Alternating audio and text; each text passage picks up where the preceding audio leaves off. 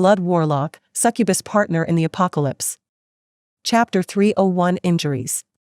When Xietain activated gravity manipulation in reverse, what he expected was that a scene similar to when the first-order blue-scaled snake he killed a couple of hours ago spat out its poisonous mist was to occur. However, things don't always turn out the way you expect them to. Swoosh. The speed at which the blue flare of fire was traveling certainly slowed down, and several flames shot up into the sky, lighting up the dark night.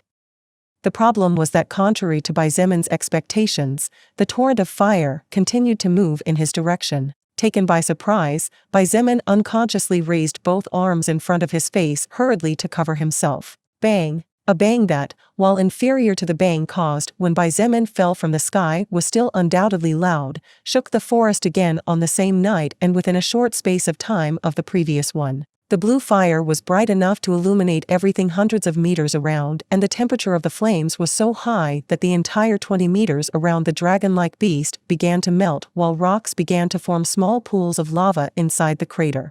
Swoosh! Xietain leaped hurriedly and rose high into the sky with his arms still covering the front of his body, mainly focused on protecting his face. Fuck man. Xietain didn't know how many times he had already cursed in just one night. A grimace of pain involuntarily appeared on his face, and as he activated gravity manipulation in reverse on himself and the surrounding area to slow down the falling speed, he looked at his body to confirm his current condition. His fingers were moderately burned, while nothing dangerous, it still hurt a lot. His gloves received severe burns, and it was quite obvious that their durability had dropped to a point where they would not be able to withstand 2 attacks more of that magnitude. As for his bloodthirsty wolf full-body armor rank 2, some minuscule marks could be seen on the top and especially on the arm reinforcement. To be able to affect even my rank 2 armor, that flame is definitely very dangerous. Xietain thought as a spark of caution was born in his heart. If not for the fact that he had forged equipment of considerably good quality, his entire body would have received burns worse than when he fought the first-order blazing beetle, and if not for the fact that the leather and materials he used to forge his equipment were of the highest category considering that the apocalypse had just begun on Earth, everything would probably have already caught fire or melted into a pile of useless junk. Just because Xietain was basically invincible among first-order existences didn't mean that he couldn't be injured if he wasn't careful. Fortunately, it's merely a first-order beast. If he were a second-order, I could have been severely injured. He muttered as his gaze met the monster's cold stare. The dragon-like beast had already stood up, pushing its full height to maximum splendor. The monster was definitely a massive existence comparable to the reinforced iron boar in terms of height reaching over 30 meters.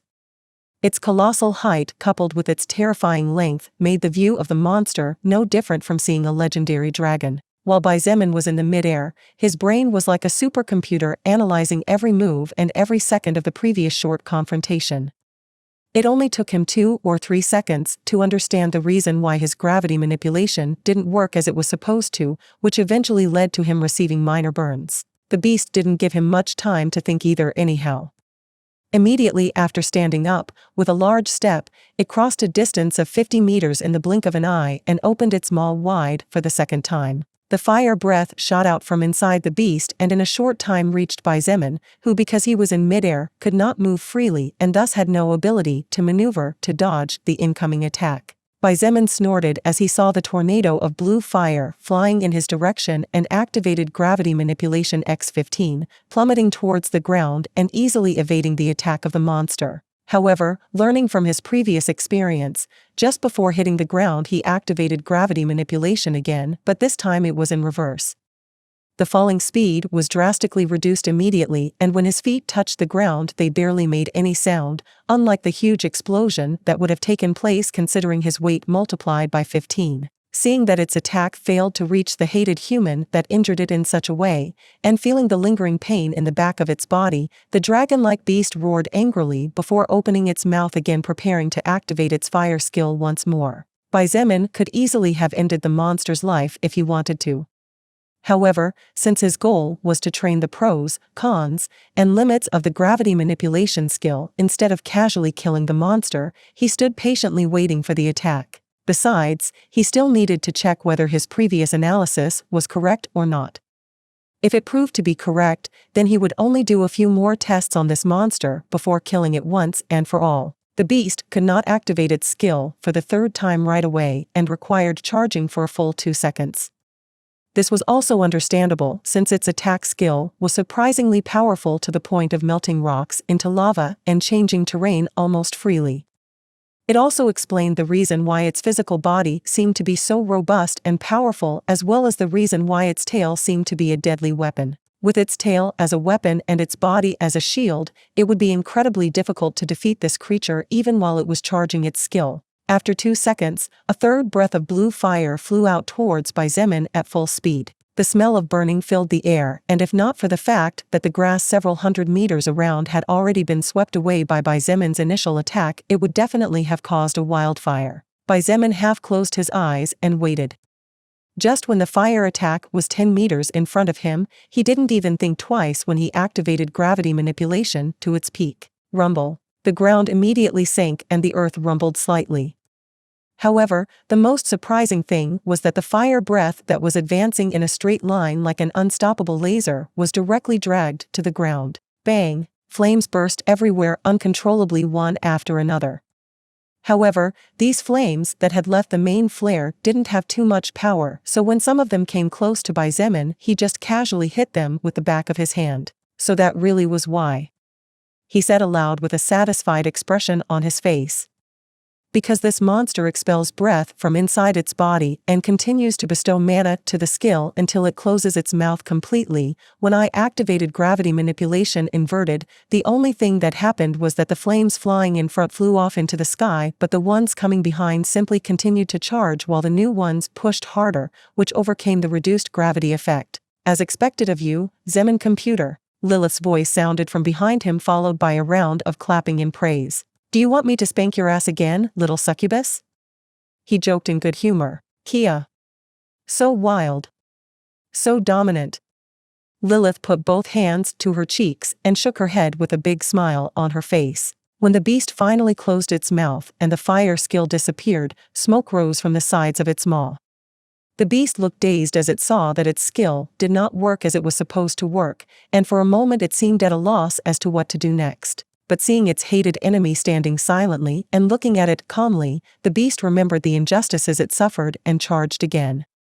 3 seconds later, the blue flame shot out once again from its mouth and burned everything in its path with seemingly unstoppable power. Xietain had kept his gravity manipulation skill active by 15 since that way the mana consumption was considerably less, and since he didn't have to make any changes to the power or the way he used the skill, it wasn't necessary anyway. Therefore, when the fire flare entered the range of effect of the skill, the same thing that happened in the previous case was repeated. Once, twice, 3, 4 times. Xietain tried a couple more times to be sure how the skill worked in these cases, to prepare well against fire-type monsters with sustained skills like the beast in front of him. Just like when he played video games as a kid, Xietain really liked to test his strength and limits with weak enemies, since only that way he would have the ability to fight to his full potential against a powerful enemy while experiencing as few unpleasant surprises as possible. I guess that's enough for now.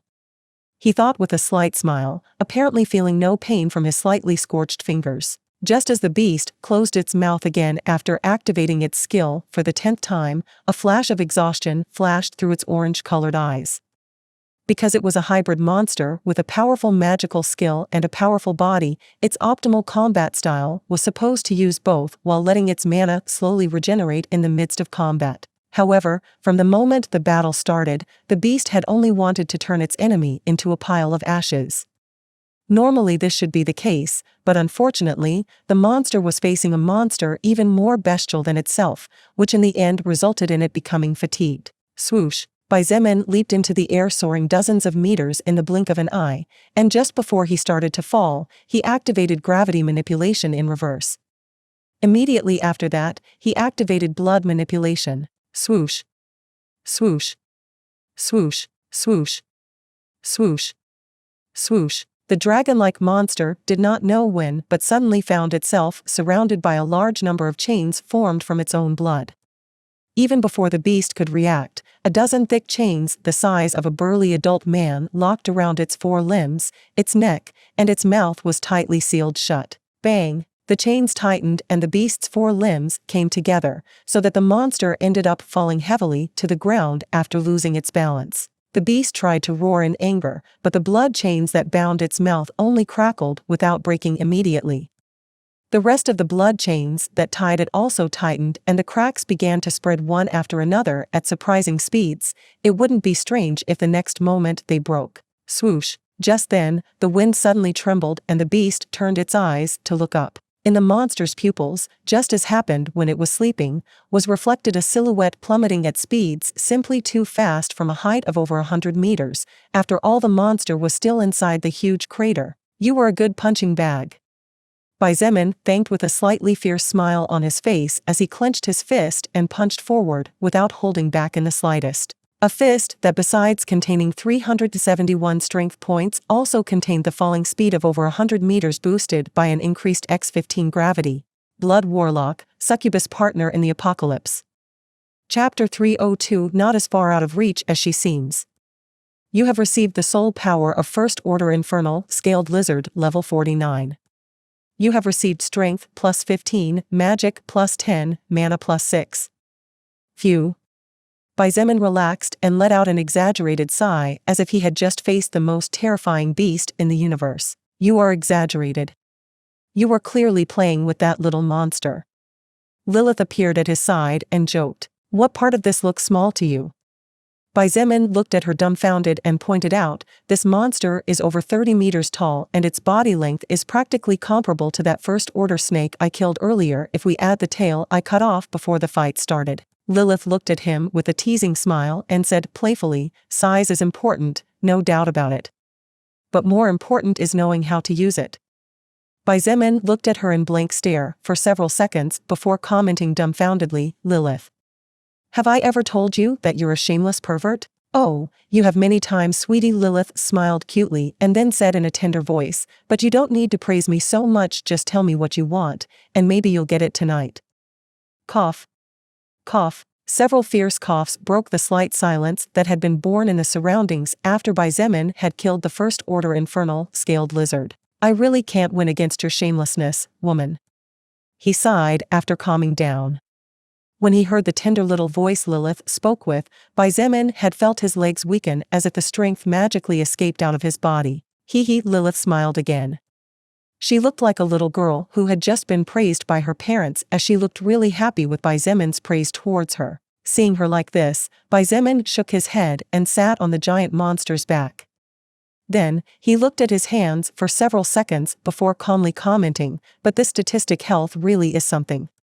Look, my scorched skin and burnt flesh started to fall off while the tissues are moving at such a high speed that I can see it with my naked eyes. Lilith put a bit of strength into the tip of her foot and with an elegant leap brimming with grace, she elevated dozens of meters in a second before landing softly on the lifeless beast's back.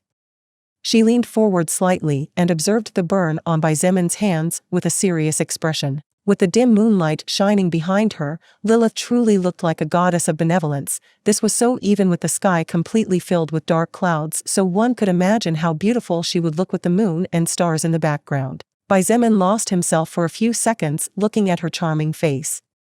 No matter what part of her very existence he looked at, he had to admit that he would probably never be bored. From the definition of her fragile jaw to the tip of her small forehead, everything was simply perfect beyond all possible description. Although your health stat is monstrously high, considering your current level, you'd better be more careful in the future. Lilith's voice brought Xietain out of his inner thoughts in a second. He quickly looked at his own hands and acted calmly as he said, "Oh? Why is that so?" Lilith didn't seem to notice that he was looking at her with unfocused eyes as she continued, from a certain level within the Second Order, some beasts will begin to control their own vicious mana well, while humans will also gain more knowledge about the mana inside their bodies. As a consequence, battles will become a lot more dangerous as the enemy's mana will start trying to corrode you from the inside out. Do you know what this means? Xietan's expression froze upon hearing this. He suddenly no longer felt like worrying about the beautiful woman in front of him. With a deep frown, he said in a serious voice, the affected body and soul will have to work overtime not only to heal the wounds suffered but also to calm or eliminate the enemy mana attacking from the inside. Yup. Lilith nodded calmly before turning her back to him and looking up at the dark sky above her head. But, you don't have to worry about it for now. What do you mean? Xietain asked as he looked at her back. It looked so fragile. So small. So weak. Who knew that in reality, the woman he was looking at right now actually possessed one of the most dreadful strengths in the current universe. However, as he looked at her small back, Xietain didn't know why he suddenly got the feeling that Lilith may not be as strong as she pretended to be, nor as out of everyone's reach as he egotistically assumed. As he stared at her jet black dress swinging gently in the swaying of the cool night breeze, while occasionally catching a small glimpse of her legs that seemed as perfect as crystal ivory, Xietain felt that the woman in front of his eyes probably carries a burden no less than the one he was carrying right now. It may even be even heavier and harsher. Lilith naturally neither knew nor had the slightest notion about Xietan's thoughts. Her gaze was lost beyond the high clouds in the sky, and she said in her always calm and demure voice, "What I mean is, since the Earth is advancing considerably fast and so are its inhabitants, it is likely that the Second Order will not be enough for the beasts and humans to learn to control the mana to use it as a form of indirect attack. While there could be exceptions to this rule, I believe that most will only be able to start doing such a thing from the Third Order onward." Xietain nodded without saying anything more about it. Since that was the case, then there was really nothing to worry about. He hadn't even advanced to level 50 to realize his mission to advance to Second Order, so there was no need to think about such distant matters as the Third Order. Still, it was good to know in advance the problems he might face at any moment. Besides, he suddenly felt a bit uncomfortable about that strange feeling that suddenly appeared all over him, so he didn't feel particularly eager to talk about such matters either. Perhaps realizing that something was wrong with the atmosphere, or maybe worried about the lack of an answer, Lilith slowly turned around and looked at him before asking in confusion, "Everything okay?" Xietain looked at her and his two dark eyes met her bright red eyes. He hesitated for a moment but finally said firmly, "Lilith. Even though I don't know what's so important that you need my help. Considering how powerful you are, it definitely shouldn't be easy if even you can't accomplish it. But I promise that I will do everything I can to help you grant your wish." Lilith looked surprised for a moment, and she simply stared at him with a dazed and surprised expression. It was only after a great breeze of wind hit the forest that she finally seemed to wake up and smiled bitterly as she muttered words that even being so close to her, Xietain could not hear. "I guess that's enough for now."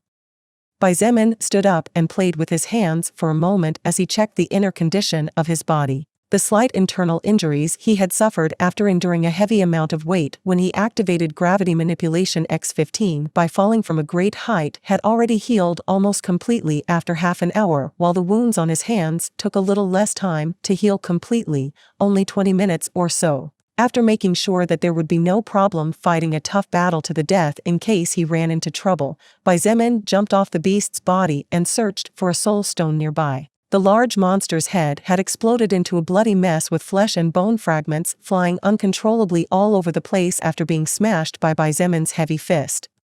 At that moment the beast had lost the natural mana protection surrounding its body as it was too exhausted after attacking with its magic skill constantly without rest, so, despite its defenses, it could not take even a single fist from him. It was a bit challenging to search for a soul stone in the midst of such a huge mess of blood and flesh as they were two small objects in comparison, because the beast's head alone was roughly the size of an average house. One could imagine how disastrous the scene was after such a thing completely exploded. Unfortunately, this time he was not as lucky as when he killed the blue-scaled snake, since the infernal scaled lizard had not formed a soul stone inside it.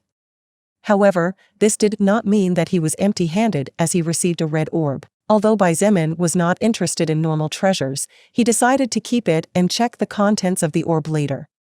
It probably meant that the treasure inside was destined for some soul evolver with certain merits. Xietain lifted the giant beast's body after activating gravity manipulation again. But even then it was not an easy task to lift the monstrous weight of the infernal scaled lizard, as it easily weighed at least 10 times more than the blue-scaled snake. When Xietain arrived at the western gate of the base, he was greeted by a large team of armed men along with several cargo vehicles and a group of 20 survivors with sturdy bodies and some of them experienced in controlling machinery. Regardless of whether it was the gunmen or the survivors, they all gasped at the sight of the massive body of the beast in front of them. Unconsciously, they looked at Zeman's body right next to the headless monster and could not help but compare the sizes between the two beings. How could one person lift such a gigantic thing? Everyone had the same doubt. That monster definitely weighed at least 5 times more than a war tank. Of course, if it weren't for the fact that he had reduced the gravity around him and the monster, he definitely wouldn't have been able to lift it. Even with his monstrously high strength, Zeman had not reached that level yet. Leader. A middle-aged man approached Zeman with a respectful expression and eyes glittering with veneration. After exchanging a few words, the middle-aged man said a bit worriedly, "I'm afraid the crane won't be able to lift the weight of this beast. Besides, even though the trucks were properly modified following Miss Shangguan's orders and instructions, I'm afraid it might collapse as well." While the wheels of the vehicles had been changed to hard and tough mutated beast bones that were strong enough to support the weight of a monster on the level of the blue-scaled snake, the First Order Infernal scaled lizard was on a completely different level. Zeman frowned slightly when he heard this.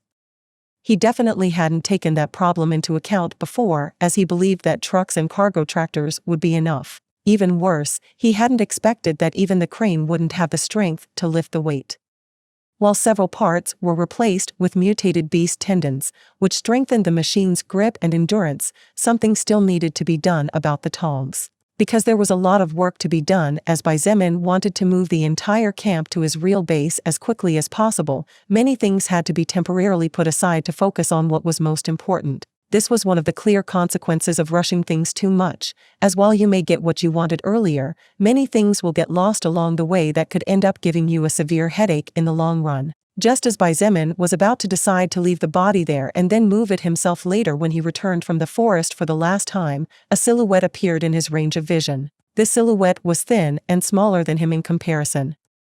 However, the charming and seductive curves of its body made it clear that it was a woman. Dressed in deep blue armor with a beautiful light blue sword at her waist, Shangguan Bingshui approached with her characteristic cold and indifferent expression that seemed to suggest everyone stay as far away from her as possible. Even though she was just walking, her speed was fast enough to close a few meters with each step she took, and from the point of view of the survivors and militants who were just normal humans, it was as if she were teleporting short distances.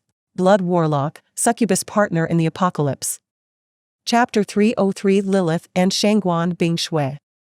Shangguan Bingshui's distinctive silver-colored hair that most of the time fell free and unrestrained all the way down onto her lower back. At this moment was tied in a high ponytail, exposing her slender neck like that of a beautiful swan that shimmered under the glow of the moon and the artificial light bulbs. The survivors and the armed men stood stunned as they looked at her passing by as if she were a goddess from another world, and it was only after several seconds that everyone finally managed to snap out of their daze before bowing hurriedly in respectful greeting. Everyone knew perfectly well that this beautiful goddess, who was as cold as ice, was basically the second in command just below the highest leader. Technically, she was the real representation of just below one but above all the others. While everyone was stunned and flashes of lust and desire passed through the eyes of all the men regardless of their ages, the only one who had no visible reaction was Zeman. But how could he react like the other humans? After all, next to him was a woman who was not only more beautiful but also exuded seductive charm from every pore of her body. In a few seconds, Shangguan Bingshui emerged from the walls of the base and in a few blinks of an eye appeared before Zeman. As she looked him up and down as if studying something, he asked in confusion, "What are you doing here?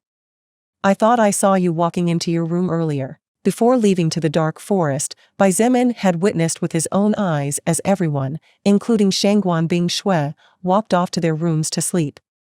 Considering that it was already past 2 a.m. and it had already been several hours since he left the mansion, everyone should be sleeping comfortably in their beds. Shangguan Bingshui finally looked at him with her two beautiful blue eyes and answered his question calmly, "I just couldn't sleep. I woke up in the middle of the night and since insomnia was stronger than me, I decided to go out to level up.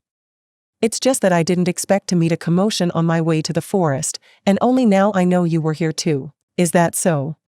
Zeman frowned slightly and felt that something didn't make sense, but he couldn't put his finger on what it was. Besides, it was also true that Shangguan Bingshui had fallen behind with her level due to all the logistical work that needed to be done at the base, so it was reasonable that she would want to take every opportunity to absorb soul power from different creatures. Of course, although Shangguan Bingshui had stagnated around level 40, this did not mean that her strength had stagnated by any means.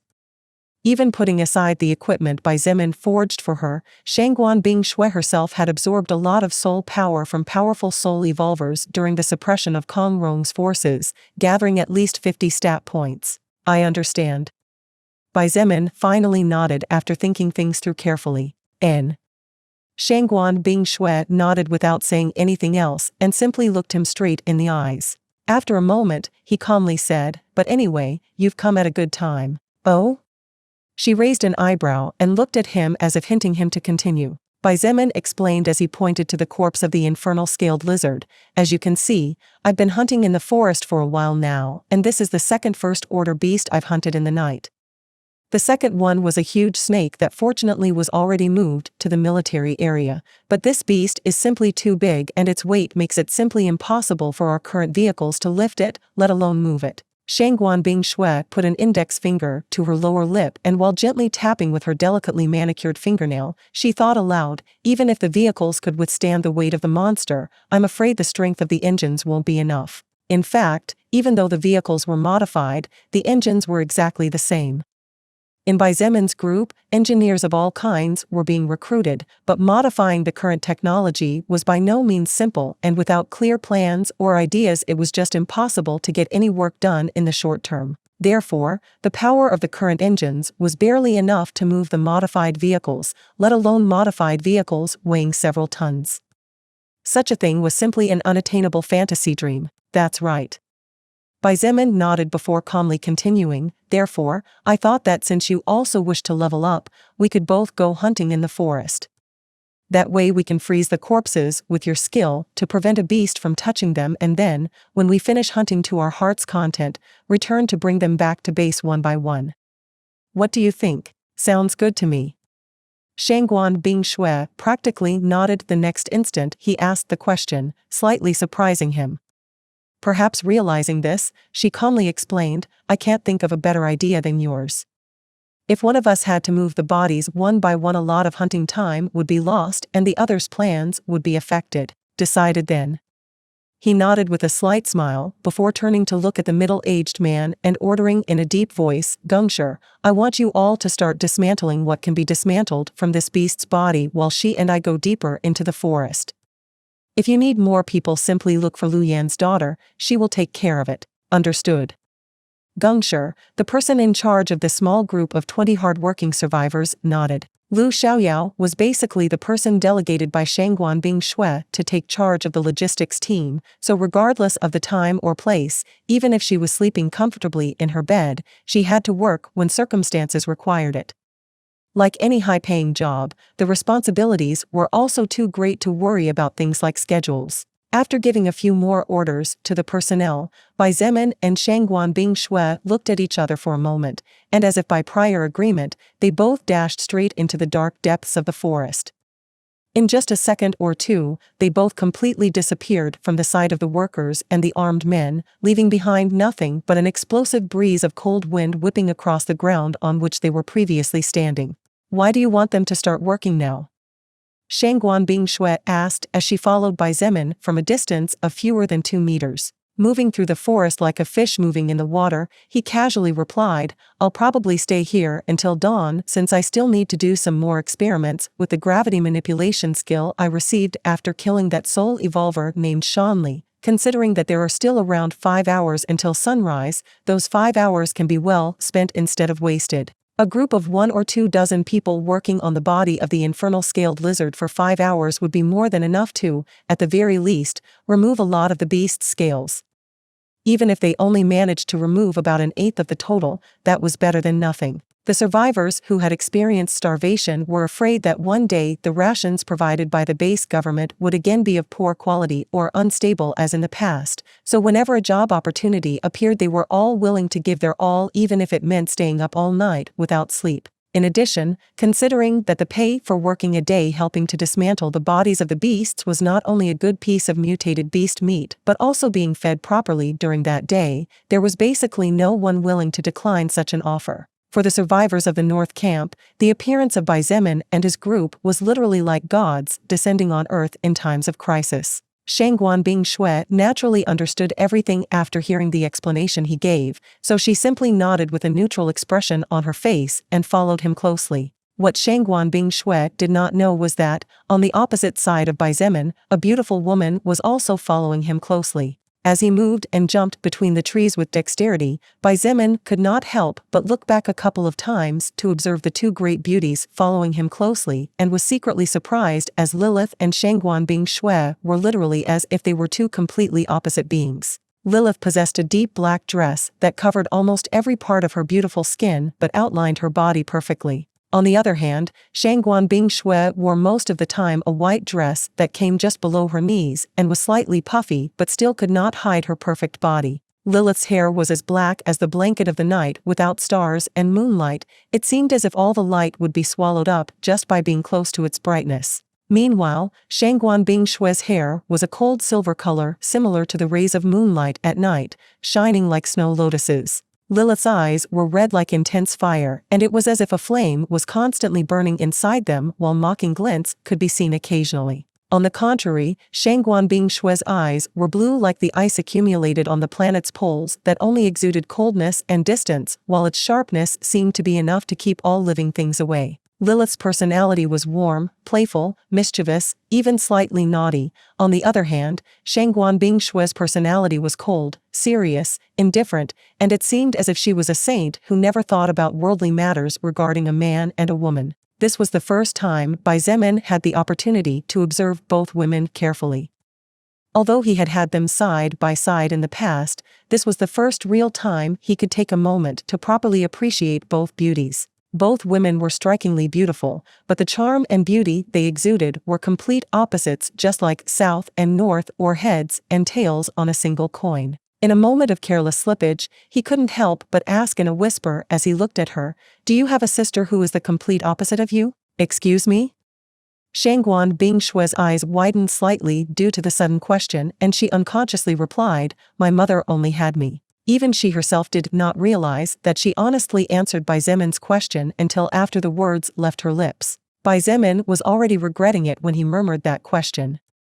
Although the two of them got along relatively well, and it could even be said that the trust between the two of them had grown a lot, he by no means believed that his relationship with her was close enough to talk about such personal matters. However, little did he expect to receive an answer. When he looked back in surprise, he saw the same stunned and surprised look in Shangguan Bingshui's eyes. Apparently, even she herself did not expect to answer.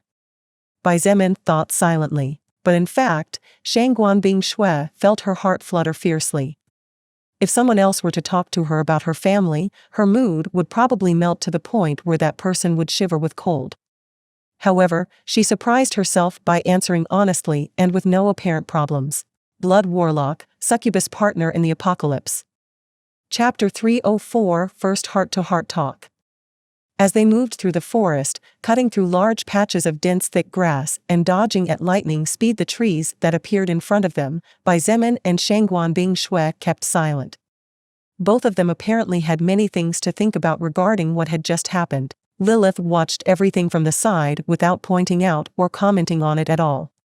In fact, there was a faint, seemingly amused smile on her face as she watched the interaction between the two people, which indicated that she was having a good time that could only get a little better if she had popcorn on her. After approximately a minute, Xietain finally broke the silence and said what he thought was correct at the time. "I'm sorry for asking a strange question completely out of the blue. Who in their right mind would ask a strange question like the one he asked just before while they were in an area plagued with danger where the scythe of the god of death could fall at any moment?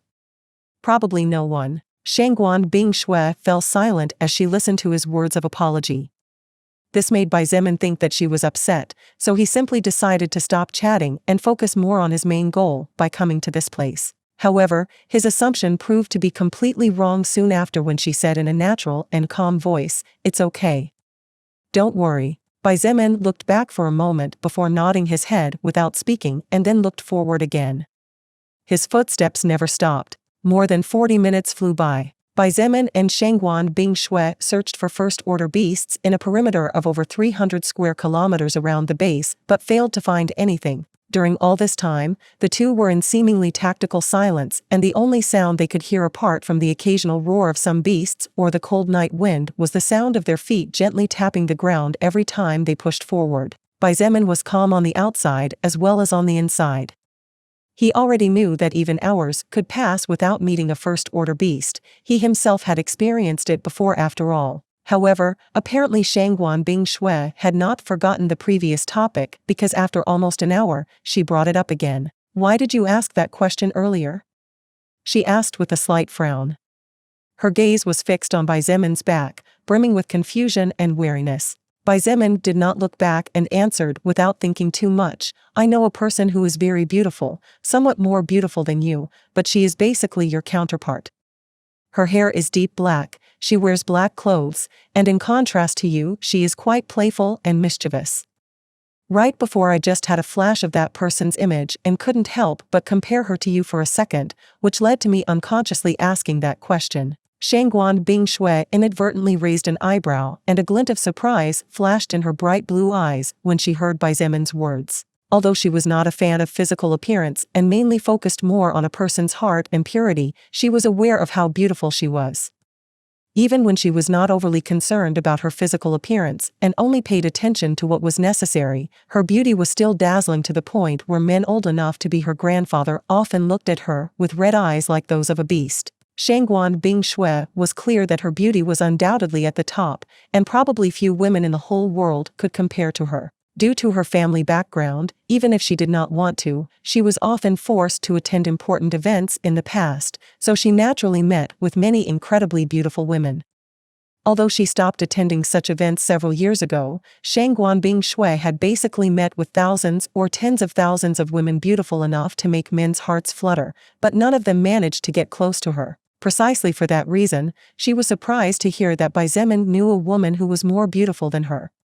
She was not hurt by any means, however, due to her own experience over the years, she could not help but feel doubt in her heart. Of course, Shangguan Bingshui did not know that in reality, Baizemin was already giving her too much credit by saying somewhat more beautiful than you, since although Shangguan Bingshui was undoubtedly beautiful, she still lacked quite a bit in comparison to Lilith, who even with all her monstrous charm suppressed was still more beautiful. She unconsciously blurted out, "Well, I hate the color black." Baizemin was dumbfounded and unconsciously looked at his current outfit. Black armor, black cloak, deep dark brown boots, black gloves, black shoulder pads. The corner of his mouth twitched a couple of times as he said lightly, "Yeah, that's understandable. Considering your personality, I think white and blue suits you better." Although Baizemin's words seemed to be praising her, for some strange reason Shangguan Bingshui felt that he was mocking her. "What do you mean by my personality?" she asked, without noticing the slightly grumpy tone that she was using for the first time in many years. "Let me tell you that even though I don't like the color black, dark clothes don't suit me bad at all." Baizemin really was at a loss for words regarding the current Shangguan Bingshui. Where had gone that ever-rational woman whom he had met in the past? Where was that reliable woman with whom even someone like him could relax around? The current her was not much different from any other young adult girl who had left adolescence not long ago. "Don't you know how the title everyone gave you at the base?" he finally asked as stopped his steps to turn around and look at her face to face. Shangguan Bingshui also stopped almost at the same time and her eyes met his.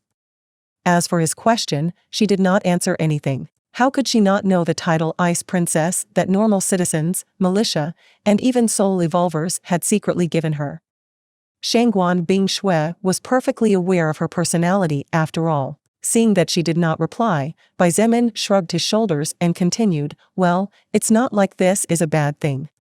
I know behind my back there are some people who call me a dictator, a mass killer, selfish, cruel, and many other things more.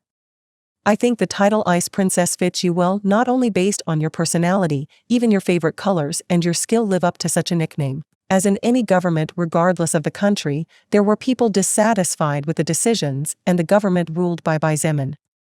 After all, each mind was a world apart with infinite thoughts and ideals. It was simply impossible for everyone to be happy. Moreover, Xietain was also aware that he was far from being the perfect leader. He was just another human, a young man in his early 20s. However, he was doing the best he could based on the current world situation. Also, he was not forcing anyone to stay in the place he and his subordinates secured. Everyone was free to leave peacefully. But as long as they were under his standard, they would have to obey by hook or by crook. It was as simple as that. As long as those who were in some way or another important to him understood that everything he did was with good intentions, that was more than enough. But even if no one understood, he would probably continue to act this way. After all, this was the kind of being that the existence called Xietain was. I guess so. Shangguan Bingshui sighed and rested her delicate back, protected by her leather armor, on the surface of the trunk of a large tree. She looked at him and asked, "That girl you speak of, could she be your girlfriend? Maybe it was the fault of the dark night, maybe it was the dangerous place they were in that forced them to trust each other more, or maybe it was that Shangguan Bingshui's guard was especially low after being protected by Xietain for a full day without him taking the slightest chance to do anything improper, but the mood had lightened and the atmosphere between the two had become a lot more intimate. She? My girlfriend?" Xietan's eyes went wide at the truly unexpected question. He unconsciously glanced over to where Lilith was previously, but was once again surprised to see that at some point, she had disappeared. As to whether she was around or had gone somewhere, Xietain was betting more on the second option since he could not detect her fragrance in the vicinity. Shangguan Bingshui looked at him and asked in confusion, "She isn't?" Xietain didn't know whether to laugh or cry and said a little tongue-tied, "How did you come to that conclusion?" "Just a thought." She shrugged her shoulders with a demure expression. Xietain sighed and shook his head as he said softly, "She's not my girlfriend. She's more like a great friend whom I can trust with all my heart. A person to whom I owe a lot, and I hope I can ever reimburse her for it." A flash of great surprise and disbelief shone in Shangguan Bingshui's eyes. She was well aware of the kind of person Xietain was, a young man who, although smiling in reality, always kept a respectful distance from everyone, proud and arrogant as to be unwilling to owe anyone anything, but above all, someone who even in his sleep kept a firm grip on his weapons for fear of being stabbed in the back by those who were supposed to be his allies. She did not know who such a person might be. As for Lily, she did not even pass through Shangguan Bingshui's thoughts, as although Lily and Xietain seemed to be very close, she did not believe that the two of them had reached such a level of trust. Without knowing why, the curiosity in her heart only grew bigger, and she unconsciously asked another question, "She is a person you have known for a long time?" Xietain leaned his back on the surface of the tree in front of the one Shangguan Bingshui was using as a backrest and chuckled as he said, "Not at all, not at all. In fact, she and I met not long before you and I knew each other.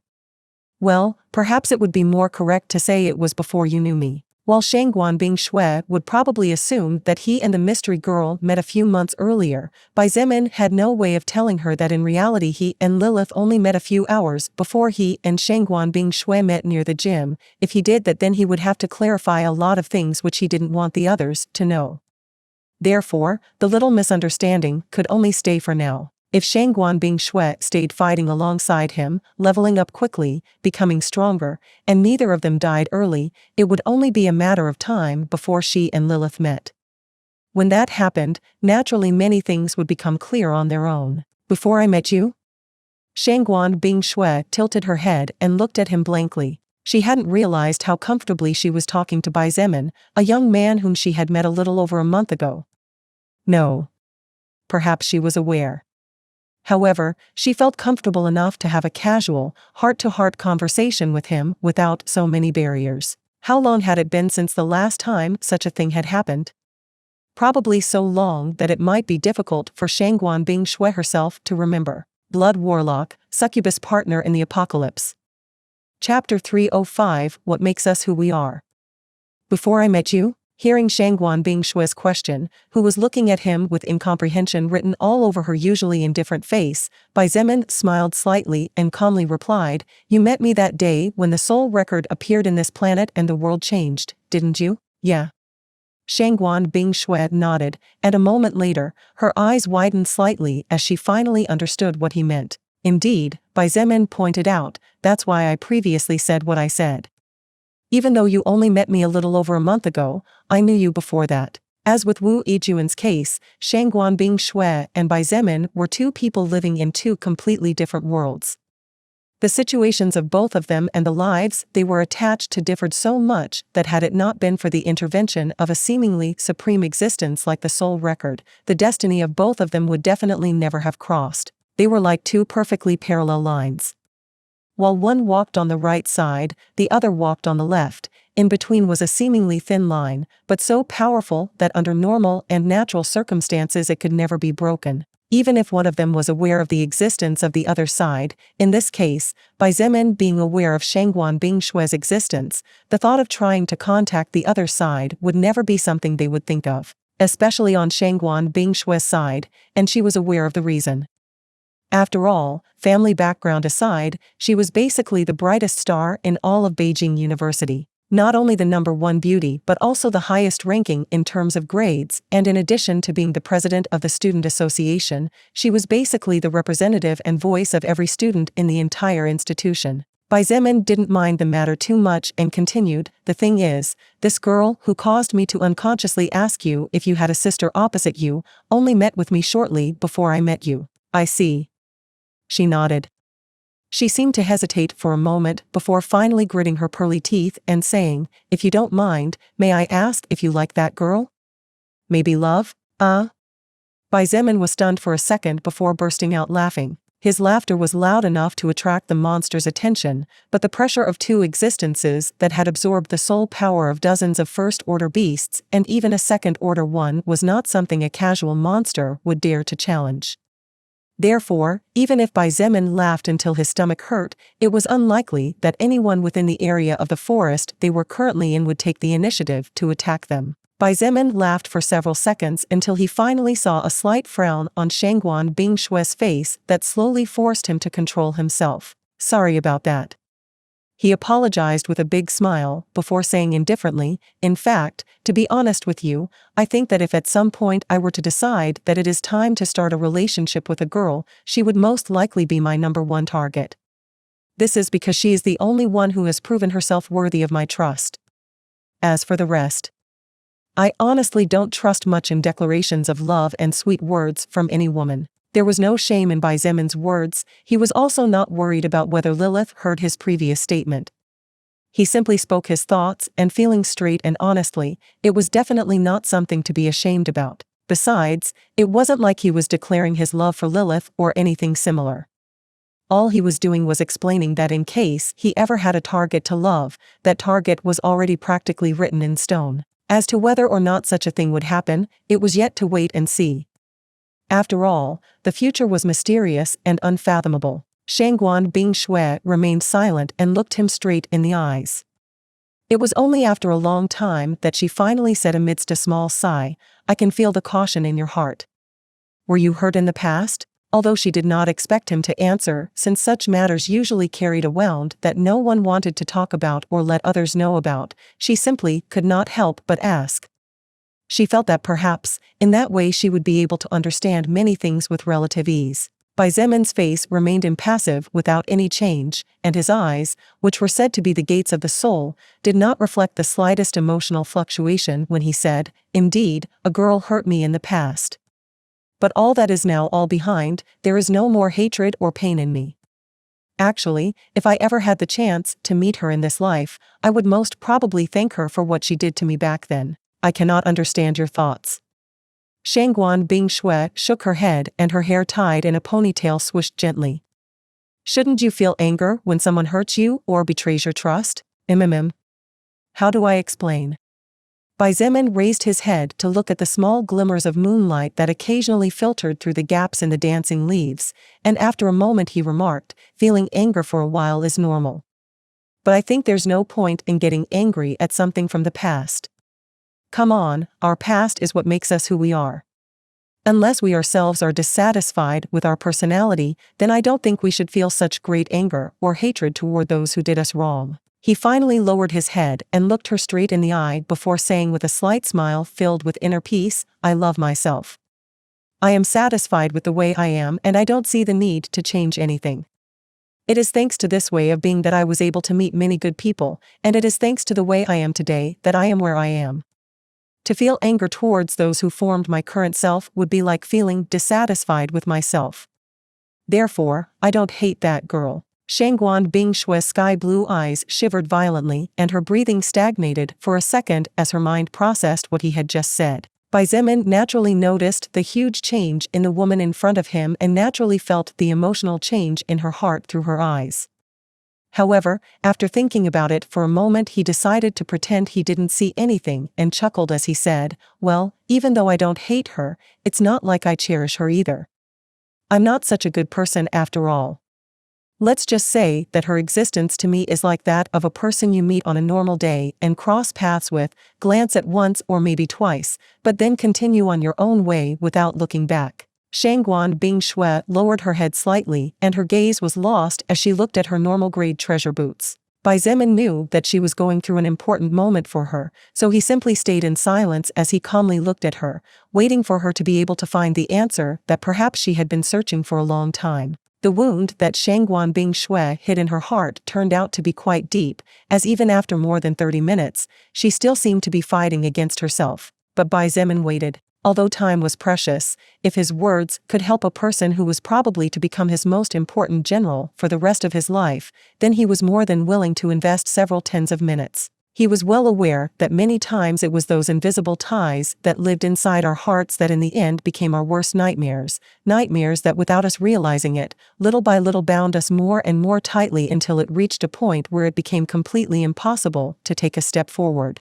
Therefore, it was better to free ourselves from those knots and break the ties as soon as possible. After an unknown period of time, Shangguan Bingshue finally raised her head to look at him, and Bai Zemin was surprised when he found that those beautiful pair of usually sharp and ice-cold blue eyes were now far softer and even slightly warmer. "Even though I can't completely agree with your way of thinking, let me thank you with all my heart." The following surprised Bai Zemin even more. After saying such kind of words, Shangguan Bingshue actually moved away from the tree on which her body weight was resting and bowed before him.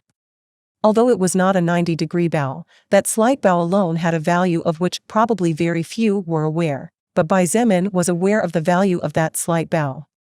Because although he did not truly know who the woman named Shangguan Bingshue was, he did know enough about her to be able to say with certainty that she was an extremely arrogant person and proud enough to feeling disdain towards others. "You."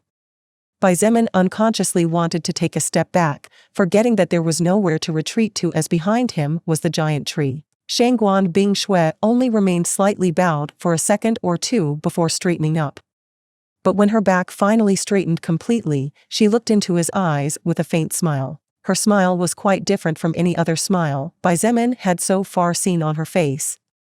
It was a grateful and real smile that came from the bottom of her heart, a smile that contained a bit of unfamiliar but reassuring relief. Seeing the incredibly surprised expression on Bai Zemin's face and how his eyes were wide open as he looked at her as if he was staring at a ghost in broad daylight, she chuckled and unconsciously joked, "Why? You didn't expect someone arrogant and proud like me to ever be willing to bow down?" "Yes." "Well?" Unconsciously, he nodded and pointed out in slow motion, "Besides, I'm a man after all." Shangguan Bingshue smiled with a hint of bitterness this time after hearing his last words. "You probably think I hate all men, don't you?" "Well, I can't say I don't feel some adversity towards the male gender in general. But it's not the kind of hatred you imagine. At the very least, I'm someone capable of distinguishing between a good man and a bad man." "Good men and bad men?" Bai Zemin repeated without knowing what else to say. In the world, there were naturally good men and bad men just as there were also good women and bad women. But who decided who was good or who was bad was oneself. For some, a certain person could be bad, but for others, that same person could be good. Bai Zemin believed that such things varied too much to talk about. However, Shangguan Bingshue naturally did not think the same way he did. "That's right. Good men and bad men." She nodded, and after looking deeply at him for a moment, she said with absolute certitude, "As for you, you are definitely a good man." Bai Zemin's mouth opened very slightly, so slightly that it was imperceptible due to the darkness of the place. His eyes stared at her, but at the same time seemed to be dazedly staring at a fixed point. Bai Zemin was never a person who received many compliments from people other than his family, but this compliment was completely different from any other. Moreover, the emotion with which it was said and the meaning behind it was also completely different. Blood Warlock, Succubus Partner in the Apocalypse. Chapter 306. Shangguan Bing Shui unwilling to finish the talk. Putting aside all the compliments or praise that two parents or a sister might say to their son, big brother, Bai Zemin was never a person who stood out too much. In fact, the brightest spot in his life was probably when he was still in high school during his senior years just before he entered college. During that time, Bai Zemin could focus on his studies since there was no need for him to work, so not only were his grades the highest but he was even the top scorer in the Xietain after finishing the Beijing University admission exam, achieving a score very close to perfection. Unfortunately, being the top scorer in the Xietain meant nothing if one could not keep their grades up to par. When Bai Zemin began working to support his own life and give his younger sister the opportunity to live at least a little better, his grades plummeted seemingly unstoppably. While his grades were enough to graduate in the future, he was barely average, just above the minimum. As for him being the Cietain's top scorer, Bai Zemin believed that only the teachers and management were aware of it, but probably they forgot about it as time went by. After all, every year there was a new batch of incoming freshmen, so this meant that every year there was a new star. What was the point of paying attention to all of them? Leaving aside that golden period of time for him, it could be said that the most praise Bai Zemin received came from Lilith. Genius, never before seen talent, future second to none, etc. They were all high praise, there was no doubt about it. However, the praise Shangguan Bing Shui had just given him was by far the most meaningful until now. This was so not because he was really a good man or anything similar. The truly great meaning of those two words was in the fact that the person who said them admitted by herself to have an aversion towards the male gender. How hard was it to praise something or someone you hate, dislike, or simply don't approve of? To do such a thing one had to have a very clear and sober mind, mature enough to know how to separate personal matters, and this was not something that many were capable of doing nowadays. Bai Zemin looked at Shangguan Bing Shui for a few seconds before a faint smile automatically formed on his face. Apparently, I still have a lot to know about you. He shook his head and raised both hands, causing the iron plates embedded in his leather armor to make a slight clinking sound in the middle of the silent night before saying, to be honest, I never thought to hear such words from the person I had so many clashes with not too long ago. Shangguan Bing Shui's little mouth opened slightly, seemingly stunned by Bai Zemin's words. Memories of the first few weeks of the apocalypse when they were still stuck inside the university campus flashed in her memory, rekindling all the emotions she felt back then, all her past thoughts, and many other things. In the end, a big smile appeared on her face for a moment before she started to laugh out loud.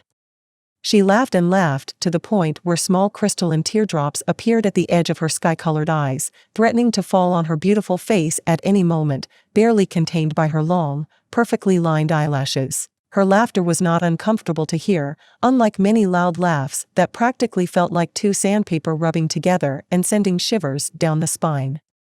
On the contrary, Shangguan Bing Shui's laughter was extremely pleasant to listen to. If Bai Zemin had to compare her laughter to something, then it would probably be to the small wind bells that were used as decorations near the windows of many traditional Chinese houses. These small wind bells generated a soft melody during the summer days when the breeze blew that felt extremely good to listen to. Her laughter was like the feeling students felt in their hearts during summer vacation when they were at home enjoying their well-deserved rest, or when workers came home after a hot day to enjoy sitting on the couch with an ice cream bar while enjoying the calm and silence. After laughing as if she could not control herself for a couple of seconds, Shangguan Bing Shui's laughter gradually softened until she finally managed to speak while gently wiping away the tears in her eyes. She said, still unable to wipe the smile off her face, now that you mention it, back then I really didn't like you at all. Oh my. How long has it been since I laughed heartily? I can't even remember it anymore. Bai Zemin forced a smile and said somewhat wordlessly, well, welcome to my club. Excuse me? She looked at him in confusion, still smiling. Bai Zemin coughed and then said in a somewhat awkward voice, while you didn't like me, back then I thought that. Well, I thought of you as an arrogant little bitch who thought she was the best in the world. Shangguan Bingshui looked at him dumbfounded. Just as Bai Zemin wondered if he had been too honest with his thoughts and feelings, she laughed again for the second time in less than a minute. You really are different from the other men I've met before. Shangguan Bingshui shook her head and sighed.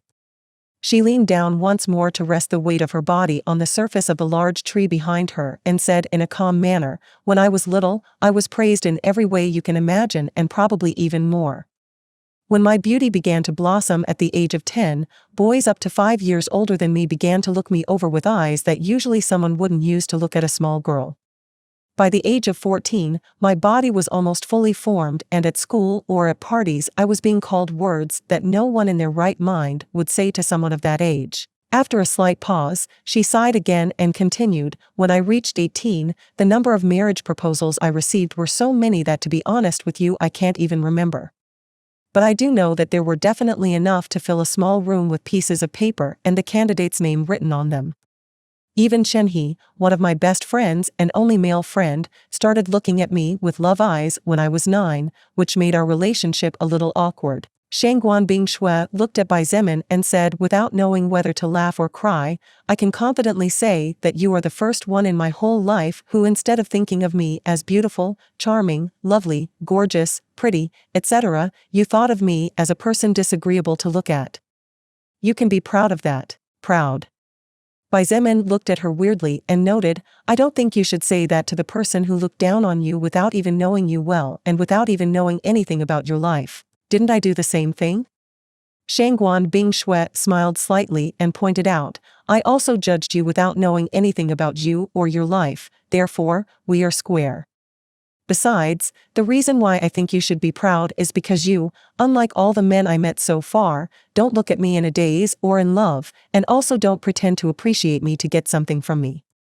On the contrary, you say your true thoughts and feelings without hesitation, which for someone like me is very valuable." Bai Zemin looked at her and thought about her words. He tried to understand her by putting himself in her place. If all he received from a very young age were pure praise based solely on his physical appearance or false appreciation based on his family's social status, he would probably also find it very difficult to trust people, more so than it already was for him. Therefore, for a person to appear who fearlessly and without a care in the world spoke about his true feelings, without being swayed by emotions such as love and only basing it on the rational side of what they knew, would probably be very much appreciated after all. "I see."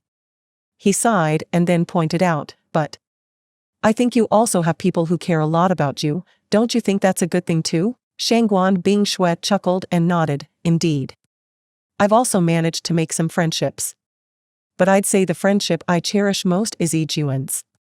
That girl is the only person in this world that I can say with complete confidence that regardless of what happens in the future, she will definitely be honest with me, not because of her friendship with me, but because she is that kind of person." Hearing this, Bai Zemin hesitated for a second on whether to ask anything.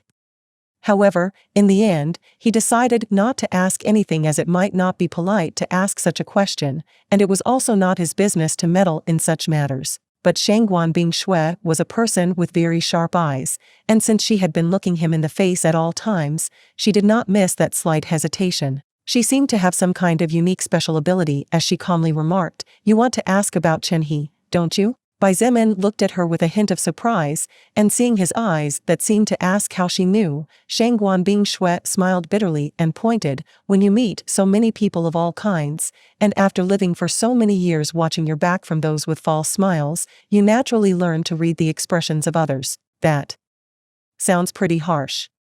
Bai Zemin forced a smile and shook his head. Such a life. It was definitely not one he wanted. Regardless of whether Shangguan Bingshui had all sorts of luxuries and facilities due to her birth, only now did Bai Zemin understand that not everything for her was all colors and roses. Perhaps, as with everything in this life, when we get something we are also losing something without realizing it. You get used to it, just like everything in this life. Shangguan Bingshui shrugged and said as if it were nothing, "Just as you managed to overcome your own problems, I managed to overcome mine in my own way." "I see. That's good to hear." He nodded with a slight smile and then looked at his surroundings. Although he didn't have a watch with him, just based on the approximate amount of time he had spent here with Shangguan Bing Shui added to the time they spent hunting earlier, it was definitely past 4 in the morning. If they didn't start moving soon, they probably wouldn't be able to hunt anything. Seeing that he was silent and seemed to be preparing to leave, Shangguan Bing Shui suddenly felt a little anxious in her heart. How long had it been since she had been able to have a heart-to-heart conversation like this with a person? Moreover, that person was actually a man. Even she could not believe what was happening tonight, although she somehow felt that it was only a matter of time before it happened. Therefore, she did not want the conversation with Bai Zemin to end so soon. So her quick mind quickly came up with something that could keep him standing in his place. About your doubt regarding him, M? Bai Zemin looked at her again, slightly confused at first. However, he soon realized that she was talking about Chen He. It's okay, you don't need to tell me anything about that. He waved his hand casually. Besides, apparently you guys had already talked about this crush in the past. As a third party in the matter, I don't think it's my place to give opinions. But you can at least listen, can't you? She smiled and practically sealed any possible way out. Blood Warlock, Succubus Partner in the Apocalypse. Chapter 307, A Hard-to-Find Woman and a Weirdo. Hearing what Shangguan Bing Shui was pointing out, Bai Zemin could not help but smile bitterly in his heart and remained silent with a somewhat hesitant expression on his face. He really had no intention of interfering too much in other people's private business, as it would be difficult to know if the other person would not take it in the wrong way.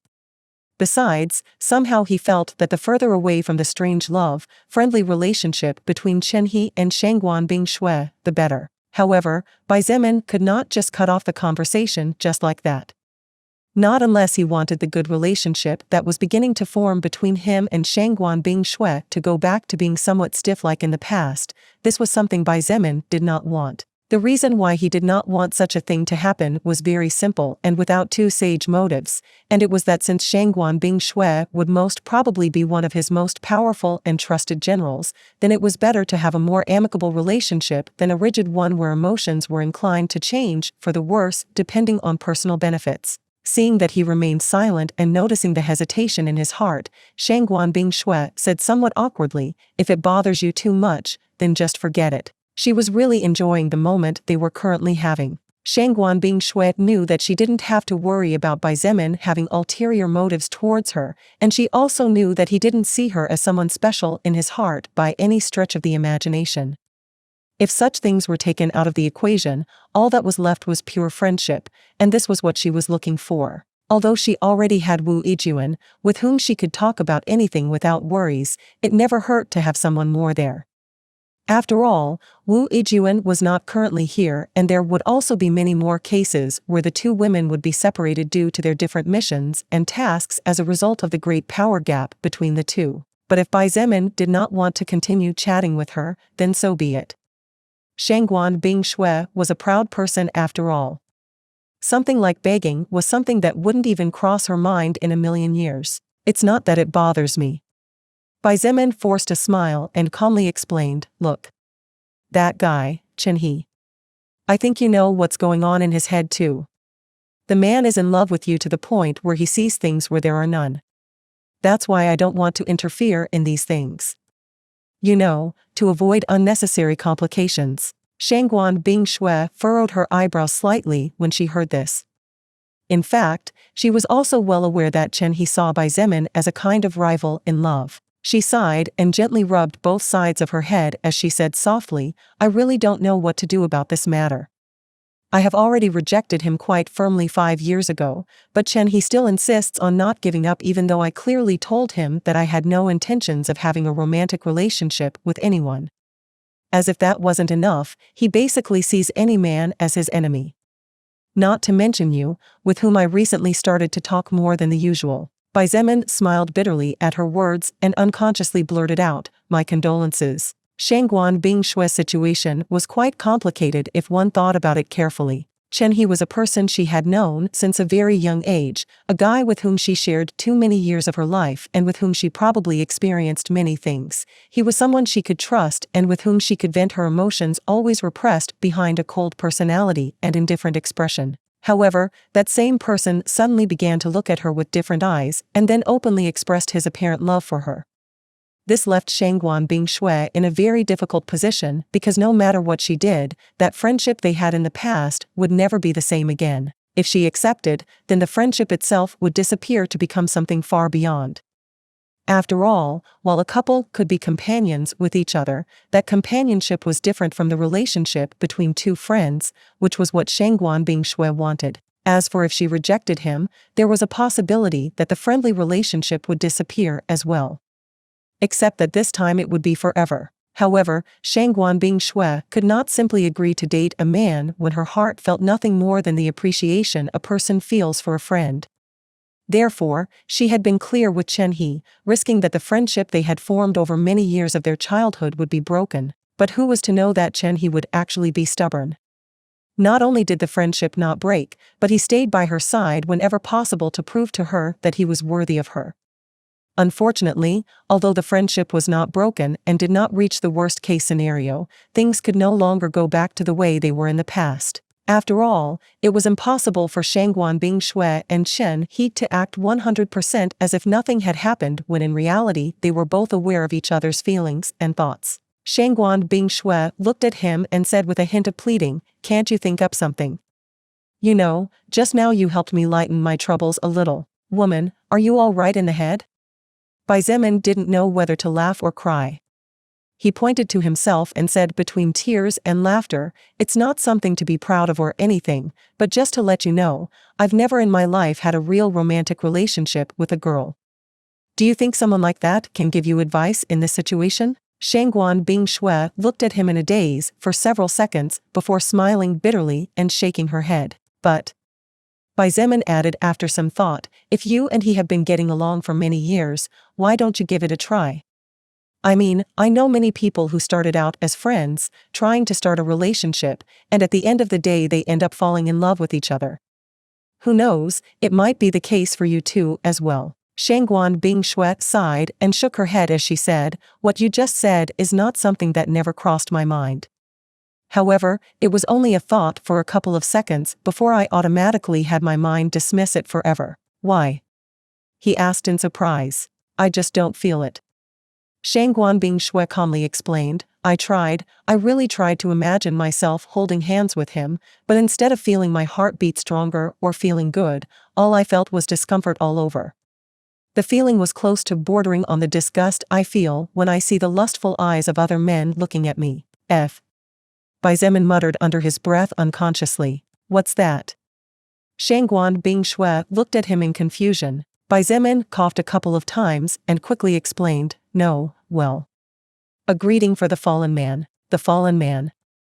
she muttered with a frown before a flash of realization shone in her heart. Shangguan Bingshui smiled bitterly and said, "I cannot do what doesn't come to me.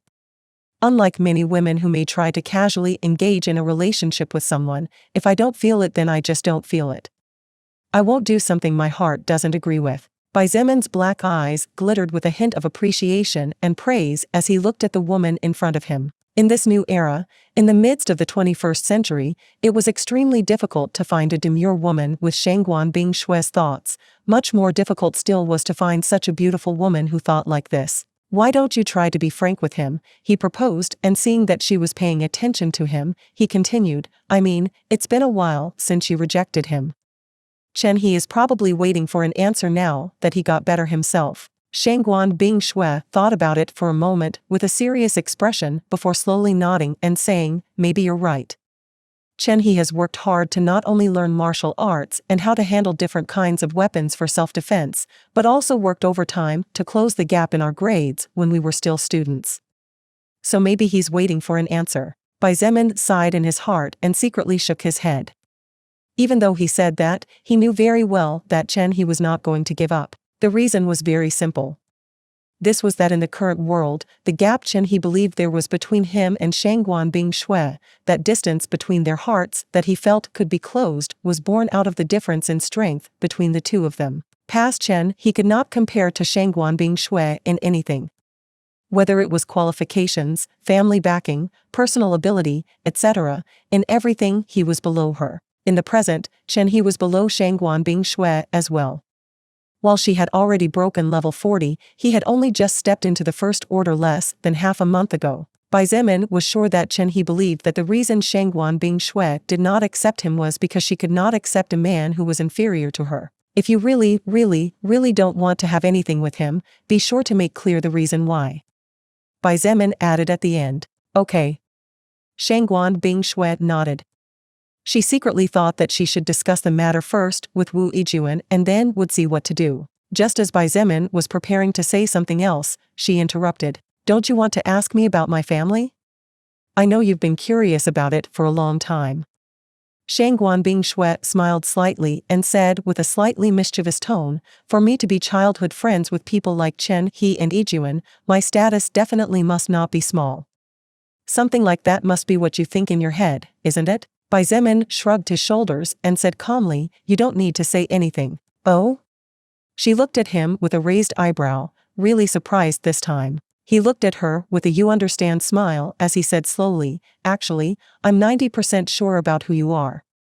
That 10% doubt is because of your surname, but that's all. Shangguan Bingshui stared at him for a couple of seconds before smiling bitterly and saying, has anyone ever told you that men who are too smart aren't very popular? With this, Bai Zemin's slight doubt was completely swept away and he was now completely sure of the identity of the beautiful woman in front of him. Unconsciously, the image of Lilith flashed in his mind and he couldn't help but chuckle as he said, don't worry, a beautiful woman has told me that in the past. I'd like to meet her sometime if possible.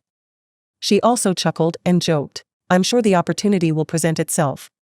Bai Zemin nodded with a smile. Seeing that his attitude towards her did not change in the slightest even though he was aware of her identity, Shangguan Bingshui could not help but stare at him some more.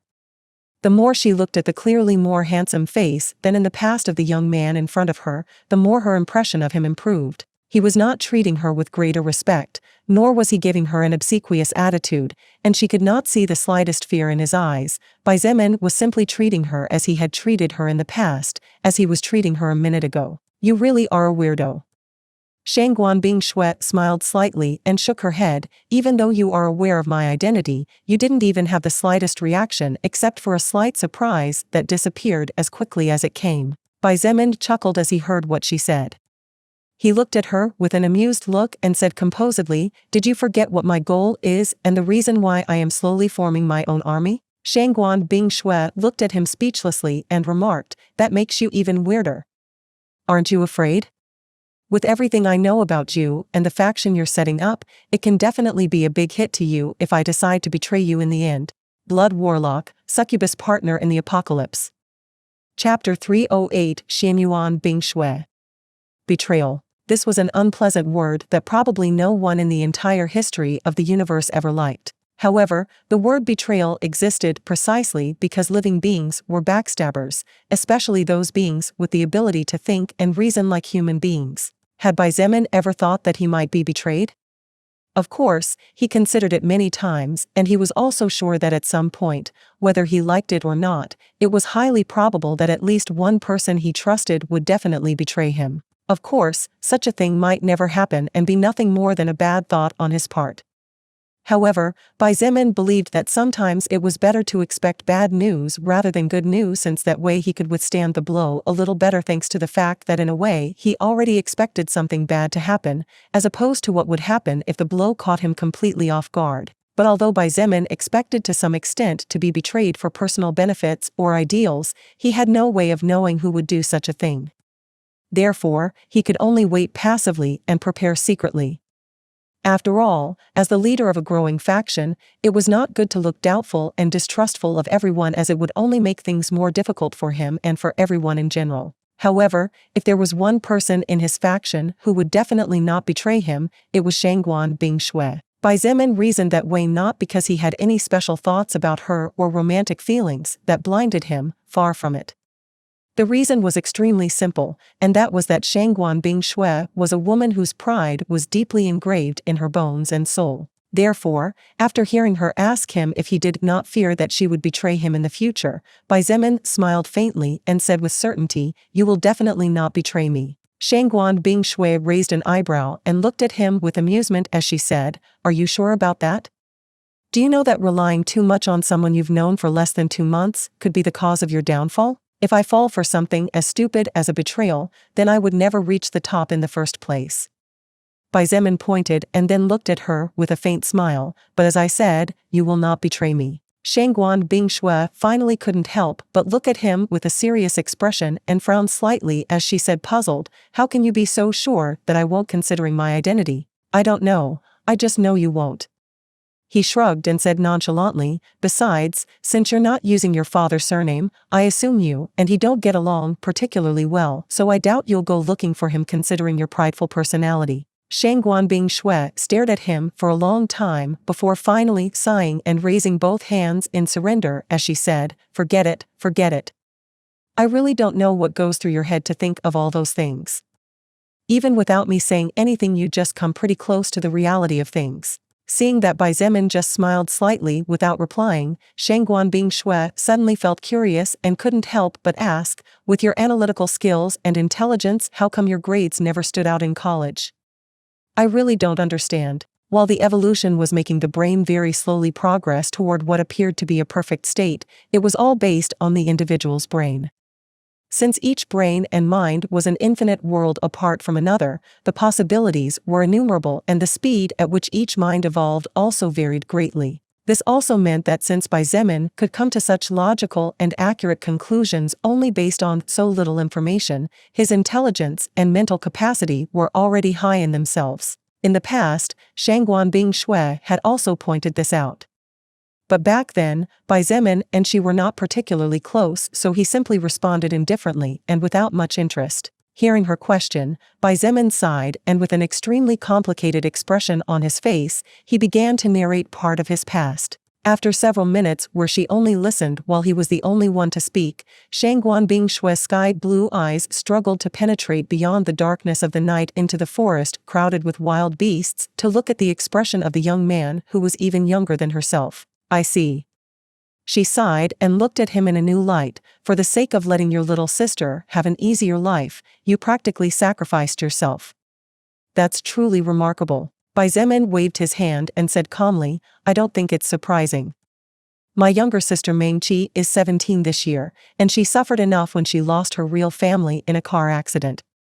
Since she is now my family, as the elder brother, it is natural for me to do my best to make her happy. Don't belittle yourself.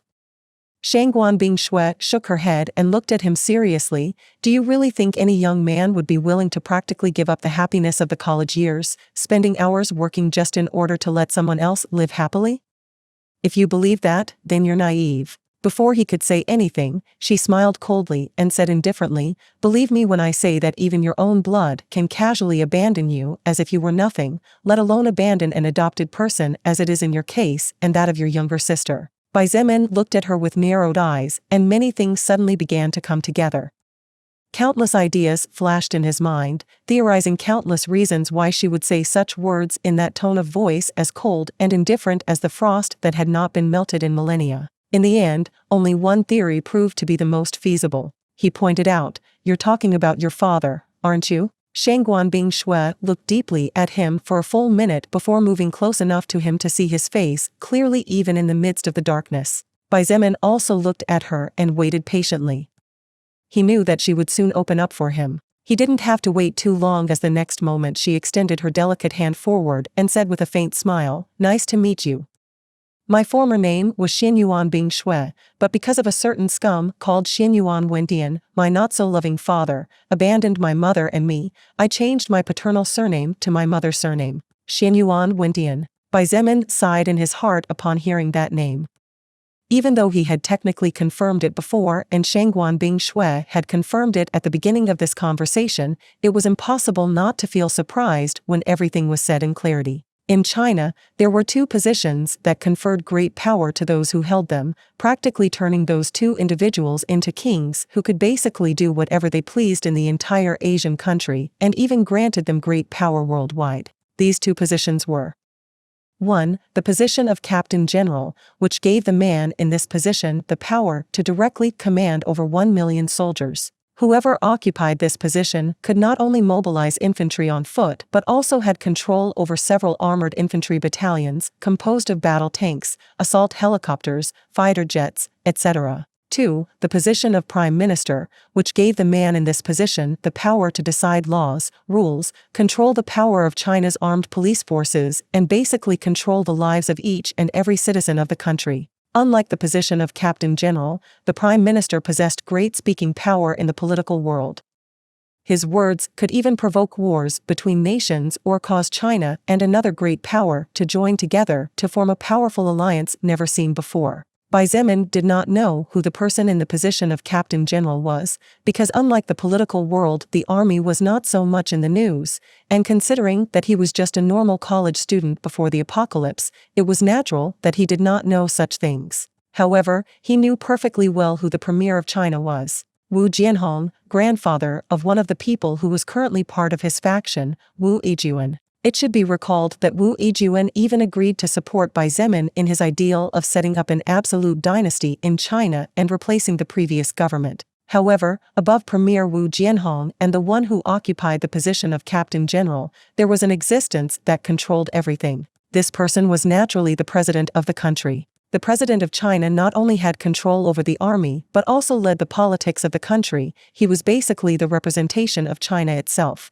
As the highest authority and as the person in charge of leading one of the world's greatest powers, the President of China was also the only person who had his own briefcase, which allowed him to activate nuclear bombs without reporting to the launch base. Xietain looked at Shangguan Bingshue's outstretched hand and reached out to take it gently. To think that a normal person like me would ever have the opportunity to hold the hand of the daughter of the president of a global power like China.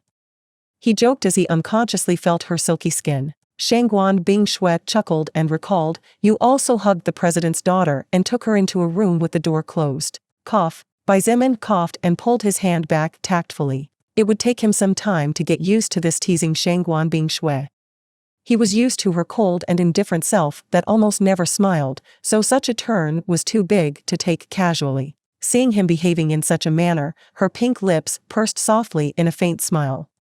Even Shangguan Bingshue herself was surprised to find that it was quite amusing to tease him, who was always calm and indifferent to everyone. After a moment of silence, Xietain asked while acting casually, "So, your father abandoned you and your mother when you were a child?" Shangguan Bingshue shook her head and explained in a slightly mocking voice, "Surely you know the cliché about the maid who sleeps with the master, right?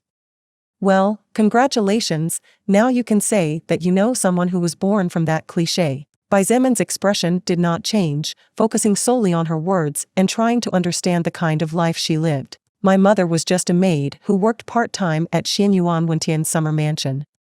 However, she was very beautiful from an early age, so it was natural to attract looks. In the end, she and that man had a secret relationship, which would eventually have a consequence." Shangguan Bingshue said with slight self-deprecation in her voice, "That consequence naturally is me, an unwanted, undesired daughter, and a bastard who would never get anything." After a slight pause, she continued, "Even though Xianyuan Wendian brought up the idea of getting an abortion to my mother, she immediately refused, saying that she wanted to have me no matter what. Besides, my mother was very smart and had gathered evidence of her romance with him, so if anything happened to her or me, all of China would find out that the president was having an extramarital affair. Since he was a man who was always under the spotlight of the whole world, that scum naturally didn't have the courage to do anything bad to my mother, so eventually she gave birth to me." Blood Warlock, Succubus Partner in the Apocalypse. Chapter 309, Shangguan Bingshue's Past. As he listened to the story of Shangguan Bingshue's past, the commotion inside Xietan's heart only grew more and more for every sentence that came from her lips. "After I was born, my life was not as simple nor was it as bright as the daughter of the man with the highest authority and greatest power in all of China should have enjoyed." Shangguan Bingshue seemed to mock herself as she narrated her past. "While that man gave me his surname, that was all I had. My mother and I were sent directly to the other side of Beijing's Central District on the orders of that scum's wife, and I basically grew up without a parental figure. Since the central government was located between Chongping District and the surrounding districts, Shangguan Bingshue's mother should be around that area if she was still alive. Of course, even though my mother and I were thrown into a corner like a trash bag, Xianyuan Bingshui was still Xianyuan Wentian's daughter regardless of whether she was a bastard daughter or not. Shangguan Bingshui explained with a composed expression on her face. Therefore, it could be said that many high society people approached me at a young age to try to get my favor. However, my mother was treated as if she was a lowly prostitute only seeking power when in reality she never asked for anything. Fuck the love. Bai Zemin could not help but spit out those words. Shangguan Bingshui smiled slightly and nodded before continuing. When I was growing up, I naturally didn't understand all of this. However, when I finally reached old enough to realize that my mother was suffering, the hatred in my heart towards the man named Xianyuan Wendian reached such an intense level that my chest hurt just thinking about his name. In the end, Shangguan Bingshui's voice was indifferent and did not seem upset or hateful toward her father, the man who abandoned her as if she had no value. It was around that time when all men began to look at me differently, even one of my best friends. Shangguan Bingshui seemed to have lost herself in old memories as her eyes looked slightly unfocused as she narrated. Gradually, my mother's health began to deteriorate as she worked very hard to give me the best education possible and to make sure I lacked nothing. Although I was the daughter of the President of China, we never really received anything from him because his wife made sure that no one gave us much help. Therefore, our family consisted of a weak small girl and a woman who had no choice but to become strong. With slight coldness in her voice, she continued, however, even when some people like Yijuan's family or Chen He's family tried to help us, my mother refused. She wanted to show everyone that women could also stand on their own without depending on any man. And she succeeded. She raised me perfectly. Shangguan Bingshui was not only incredibly beautiful, her demeanor, her movements, every gesture she made, the elegance with which she behaved at the table, her distinguished personality like that of someone superior, her extremely high intelligence, her capacity for understanding and adaptation, her personal strength, etc. Everything was excellent beyond all words. In fact, were it not for Bai Zemin knowing a monstrously talented woman like Lilith, he would undoubtedly have to call Shangguan Bingshui the most talented woman he had ever met in his entire life. Looking at the current you, I must say that your mother did a job worthy of being called a work of art. He sighed and praised from the bottom of his heart. In the end, she proved that women are not inferior to men in any way. Thank you. Shangguan Bingshui smiled faintly and continued, however, even though she succeeded in her goal, she never received even a simple nod from the person she truly loved. In the end, my mother simply lived for me and by me, like an empty shell. Love was a very powerful, but double-edged weapon.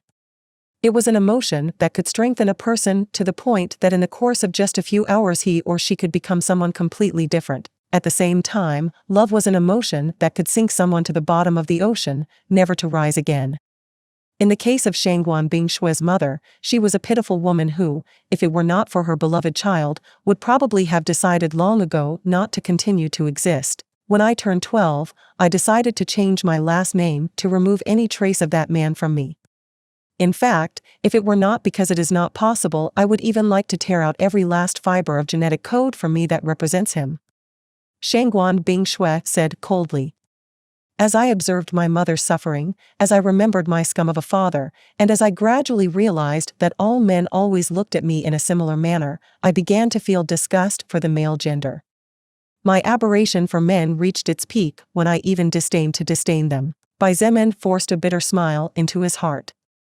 He still accurately remembered Shangguan Bingshui's gaze the first time they came face to face during the first day of the apocalypse when the world changed. She continued, in the end, I also wanted to prove my mother's point to everyone. However, unlike her, I wanted to show everyone that women can be even superior to any man. With a self-deprecating smile, she pointed out, I wanted to make the man known as Xianyuan Wendian lose everything. I wanted to make him regret making my mother suffer so much as to spend every day of her life in sorrow. Therefore, I worked really hard to improve myself in all aspects without deviating and thinking about things that girls my age usually do. However, how could it be so easy to take down the most powerful man and family in all of China? Even though I knew it was just wishful thinking on my part, I decided to live with it and for it. A 23-year-old girl wanting to take down the president of China? That was naturally impossible. Even if it wasn't impossible, it would probably be easier to ascend to the heavens than to accomplish such a feat. Shangguan Bingshui was the person with the highest grades at Beijing University, one of the most prestigious universities in the entire world. However, so what? Even if she graduated with a perfect record, in the end, she would end up working for a good company, or maybe she could have opened her own company, but that was all. Money was important, no doubt. But money could not buy real power unless one possessed enough capital to buy an entire country. It was simply impossible for her, a young adult basically on her own, to bring down the man with the most power in the whole country. Of one of the most powerful and dangerous countries in the world. Even if Chen He claimed to love her, even if Wu Yijun was her best friend, they were both just young people in a big and powerful family. It was impossible for their elders to start a takeover just because they asked them to. Besides, even if Chen He and Wu Yijun ever took charge of their families, Bai Zemin did not believe that both of them were really willing to sacrifice everything for Shangguan Bingshui. But such a thing was simply impossible. In a patriarchal country like China, it was impossible for a woman to take the position of prime minister, so Wu Yijun could never control the Wu family regardless of how much love his grandfather felt for her. As for Chen He's Chen family, unless his grandfather or someone else had a great rank within the army, they were too weak to try to oppose a person on the level of Xianyuan Wendian. After all, Chen He's father was just a regimental commander whose rank in the army was colonel. That sounds like a tough target to hit. Bai Zemin sighed and looked at her with a bit of pity. He had really judged the woman in front of him without even knowing anything about her life. Tough to hit? In the end, it was just an impossible one. Shangguan Bingshui smiled bitterly and nodded. Soon, however, her eyes shone brightly and her bitter smile turned into a sardonic one, but that was before. Times are different now. Bai Zemin looked at her with slight surprise for a moment before realization dawned within him. A faint smile appeared on his face and he nodded. Indeed, times are different now. If it was in the past, Shangguan Bingshui's dream of overthrowing the president of China, his father, could probably only remain as an eternal dream that would most likely never come to a successful conclusion. However, things were now completely different. The unknown entity that called itself Soul Record, a seemingly all-powerful entity capable of controlling the legendary energy known as mana, had arrived on planet Earth. Animals turned into terrifying beasts that ran rampant and uncontrolled. Most humans could not withstand the mana wave and turned into mindless zombies that just wandered without an apparent goal on Earth. Even plants mutated. With the society collapsing, China was no longer what it was a month and a half ago. Even if Xianyuan Wendian was strong, so what? Even if he had entire armies at his disposal, so what? At the end of the day, it was no longer the firearms one controlled that mattered, and while numbers helped, they didn't mean the absolute. Under the influence of mana and soul power, humans now gained the ability to endlessly evolve to levels never dreamed of before. With humanity evolving into entities known as soul evolvers, the rules could no longer remain the same even if one wanted them to. Soul evolvers were the new rulers of this world and of this new era that had only just begun. Coincidentally, that young adult who longed with all her might to bring down the man who abandoned her and her mother as if they were trash turned out to have become an extremely talented and powerful soul evolver. Before, her dream might be just that, a dream, but now, that dream would not necessarily not come true. Shangguan Bingshui's blue eyes, which were always as cold as ice, suddenly burned as an intense flame ignited in her soul. Do you remember my second request yet to be mentioned? Bai Zemin nodded. Naturally, he remembered how she had told him that, in case she joined his conquests, he would have to accept 2 conditions from her. The first condition was already promised by him, but the second was still a mystery. However, Bai Zemin somehow already knew what she wanted. If it was before tonight, my second request to join you would have been for you to hand over Xianyuan Wendian's head to me. Shangguan Bingshui said with a tinge of murderous intent in her voice. Surprisingly, her murderous intent soon disappeared and then she said with a mocking smile on her beautiful face, but you know what, you're right. Doing that in the end would be no different than showing that I am dissatisfied with myself, and I love myself. Therefore, I have decided to change my second condition. If Shangguan Bingshui wanted the head of the president of China to join his faction, then Bai Zemin would accept without hesitation.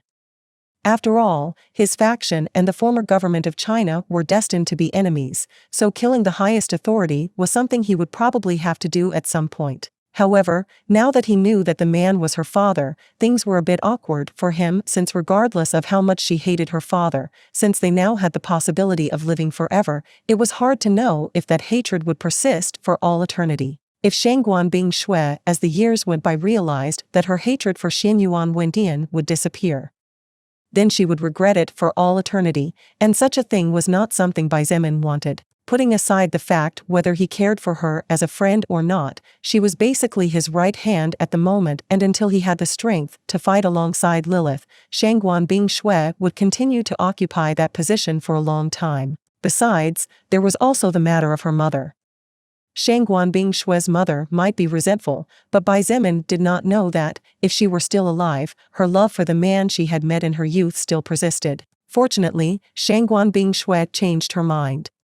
Although judging by the coldness in her eyes and the mocking smile at the corner of her lips, Bai Zemin felt that Xianyuan Wendian would probably prefer death to the future she had planned for him. Blood Warlock, Succubus Partner in the Apocalypse. Chapter 310 3 Second Order Beasts. In one of the forests of the Yancheng district, two shadows were running in the darkness as they dashed in irregular patterns at speeds impossible to follow properly with the naked eye. The wind no longer whistled and basically howled fiercely as the branches of the trees shivered furiously. Leaves that were barely clinging to the branches near to the top, which were the ones receiving the most wind, simply flew uncontrollably through the air or were barely struggling to hold on. Apparently it's going to rain soon. A male voice that was neither too deep nor too soft and was more on the magnetic side, capable of attracting as if by magic, broke the natural silence. Thankfully more wooden shelters were built. The shadow closely following the first one responded. The second shadow was clearly thinner and smaller, no matter which way you looked at it. Moreover, its voice was soft and ethereal, seeming to merge with nature like a melody coming from the heavens. These two shadows were naturally Bai Zemin and Shangguan Bing Shui, who, after having a long conversation where they both became close enough to call each other friends, decided to set out to hunt first-order beasts, not only for the monster meat or their useful materials for forging and construction, but also to absorb the soul power they had gathered so far in order to raise their levels to new heights. Each had enough confidence in the other to share their experiences, so that from a certain point of view, they could be considered quite close friends and not just a leader and his subordinate. This was especially true for Shangguan Bing Shui, since it was her life and her background that she usually kept to herself and very few knew about. After all, Bai Zemin's life had been much more normal and simple compared to her life, which was marked by political affairs and many other things. While neither of them said it out loud, in their hearts they knew that they could trust each other considerably. In fact, it was probably that after all they had been through and lived so far, Shangguan Bing Shui could have almost complete trust in Bai Zemin. Even then, I'm afraid some unfortunate ones might die. Bai Zemin sighed without stopping his steps. Shangguan Bing Shui was silent for a moment and then said indifferently, "We have already done all we can. We have even bestowed a lot of mutant beast meat to improve the physique of those who were in malnourished situations or whose bodies had become too weak. Whether they die or not, then we can't be blamed for it." I guess you're right, he replied calmly. Just like Shangguan Bing Shui said, they had already done their best. Each person should be responsible for themselves. Bai Zemin and the other top faction leaders had no obligation to take care of each and every survivor's life. The fact that they were doing what they were doing was already something that should be appreciated. Approximately 20 minutes later, icy raindrops began to slowly fall from the clouds. Although the thick crowns of the giant trees basically acted as a protective layer and prevented the vast majority of raindrops from reaching the ground inside the forest, it was simply impossible to stop each small drop from slipping through the leaves and branches. After some time, a raindrop finally reached Bai Zemin in the middle of his run. Although the weak drop of water was crushed and destroyed by the pressure of the wind due to the high speed at which he was moving, a moment was enough for his skin to feel the coldness of the water falling from the sky. This winter, I'm afraid it will be dangerous, Shangguan Bing Shui noted as drops of water gradually began to fall on her hair, face, and armor. Forget about this winter. If humanity fails to get used to these freezing nights when we are supposed to be in spring, it will already be a great achievement if 5% manage to survive. Bai Zemin said calmly. Neither of them said anything else, just concentrating on moving faster while extending their senses as much as possible in search of a soul power of sufficient quality to attract them. They were like two hunting dogs instead of humans. Another proof that humanity could never go back to what it was in the past. I found one. Bai Zemin suddenly paused for a moment and pointed forward. Shangguan Bingshue's boots slid along the ground until she finally stopped beside him. She looked in the direction he pointed and frowned slightly. Deeper into the forest? She sounded somewhat worried. Bai Zemin nodded and reasoned that beast is probably trying to complete its last requirements to evolve to second order. Give it a try to sense it yourself as well. Shangguan Bingshue nodded silently and closed her eyes as she focused her soul power to sense the soul power of the beings several kilometers in front of her. After several seconds, she opened her eyes again and nodded. In fact, even though this beast's soul power is thick and rich, it is definitely a first-order existence. I can't feel mortal danger from it. Yeah. Bai Zemin nodded and a faint smile appeared on his face. Let's go hunt it down. It's probably one of the few we'll be able to hunt before the sun rises. Are you sure? Shangguan Bingshue frowned slightly and said in a somewhat worried voice, that's quite close to the central area. I'm worried that there might be some second-order monsters there. If it was in the past, she definitely wouldn't let her voice slip out like that. She would probably camouflage everything with coldness and indifference just like she had been doing since a young age when she had no choice. However, after having a heart-to-heart conversation with Bai Zemin, she no longer cared so much about things like this. If there are any second-order beasts, then even better. Bai Zemin smiled faintly, and without waiting for a reply, he dashed into the depths of the forest. His black eyes glittered with fervent desire for battle. He wanted to test how strong he currently was, and for that he needed an enemy qualified to take at least one hit from his greatsword, something that a first-order beast could not accomplish. Shangguan Bingshue rolled her eyes and muttered a few words under her breath before hurriedly pursuing. Both of them disappeared in a matter of a few blinks.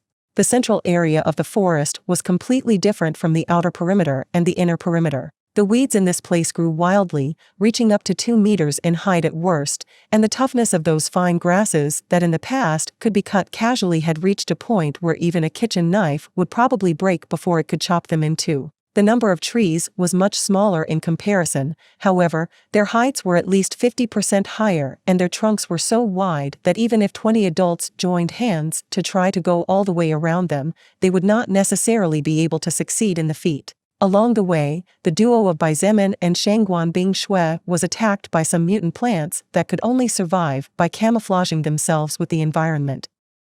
These plants were not even first-order existences, so even though they were sometimes forced to stop as these plants sometimes got entangled in their feet, it was not a challenge for two monsters like them to destroy them and then continue on their way. Approximately 5 minutes later, just as they approached the area where the beast Bai Zemin had sensed was, a thunderous explosion shook the surrounding. Bai Zemin's face changed slightly but soon returned to normal. On the other hand, Shangguan Bingshue stopped abruptly and her beautiful fairy-like face turned slightly pale as she felt the power contained behind the shockwave. That was the clash between two second orders, she exclaimed in shock and apprehension. Shangguan Bingshue had experienced firsthand how powerful second-order creatures were. Even she, who was frighteningly powerful among first-order beings, could not fight against the archaic bear back then. After absorbing a tiny bit of the second-order archaic bear soul power, Shangguan Bingshue naturally understood a little more about the soul power of this kind of terrifying existences. Therefore, she was able to quite accurately distinguish between the soul power of a first-order being and a second-order being. Just based on the power contained in the previous shockwave, she was almost completely certain that two second-order beings were fighting 2 or 3 kilometers ahead. What do we do? She looked at Bai Zemin waiting for an answer, but was surprised to see a sly smile on his face. What are you planning to do? She asked, a little apprehensive. You know, sometimes even we can make mistakes. He replied mysteriously and then said with a hint of confusion, that beast we sensed earlier is actually already a second-order creature. Shangguan Bingshue gasped when she heard this. If what he said was true, then didn't that mean there were 3 second-order beasts up ahead? Xietain looked at her and said calmly, "It's very likely that this beast we confused earlier is barely level 50, recently advancing to second order, or what?" She pressed on. "Or otherwise, that beast must be a kind that uses cunning to attack since its overall strength actually isn't very high." He reasoned chillingly. Cunning or not cunning, second order is second order. Shangguan Bingshui shook her head and pointed out, "If your guess is correct, then there must be at least 3 second-order beasts fighting up ahead there. Just one archaic bear was enough to bring us to the edge of the abyss once, let alone what 3 similar beings can do. We should back off." "Back off?" Xietain chuckled and a glint of cunning shone in his black eyes. "Why don't we better go and kill them all?" Xietain. "You're stupid or mentally Shangguan Bingshui scowled at him, but just as she was speaking suddenly thought of something and her blue eyes lit up. "You. Really, what a despicable person." Xietain shook his head and said with a determined look, "This is the law of the jungle. Survival of the fittest. I don't know about you, but I plan to survive until the end regardless of what I need to do." "Well, it's not that I don't like that way of thinking." Shangguan Bingshui giggled softly and looked at him sideways. "Let's go then?" Xietain did not reply. His body transformed into a whirlwind, crossing dozens of meters in an instant, being followed by her closely. In just a few blinks of an eye, the distance between them and the battlefield was closing closer and closer. Boom, boom, bang. The closer they got, the louder the explosions became and the earth shook harder. It was as if 2 mythological beasts were fighting for supremacy in the middle of the mutant forest. Instead of moving closer, after reaching a distance where they could already make out the flashes of light coming from the distance in front of them caused by the skills of the beasts fighting each other, Xietain and Shangguan Bingshui jumped swiftly between the branches of the trees and in a matter of seconds soared several hundred meters high. Standing on the top of a tree, Xietan's dark cloak danced fiercely and uncontrollably as his hair became disorderly due to the strong wind from the heights after losing the natural protection of the forest. Shangguan Bingshui was no different.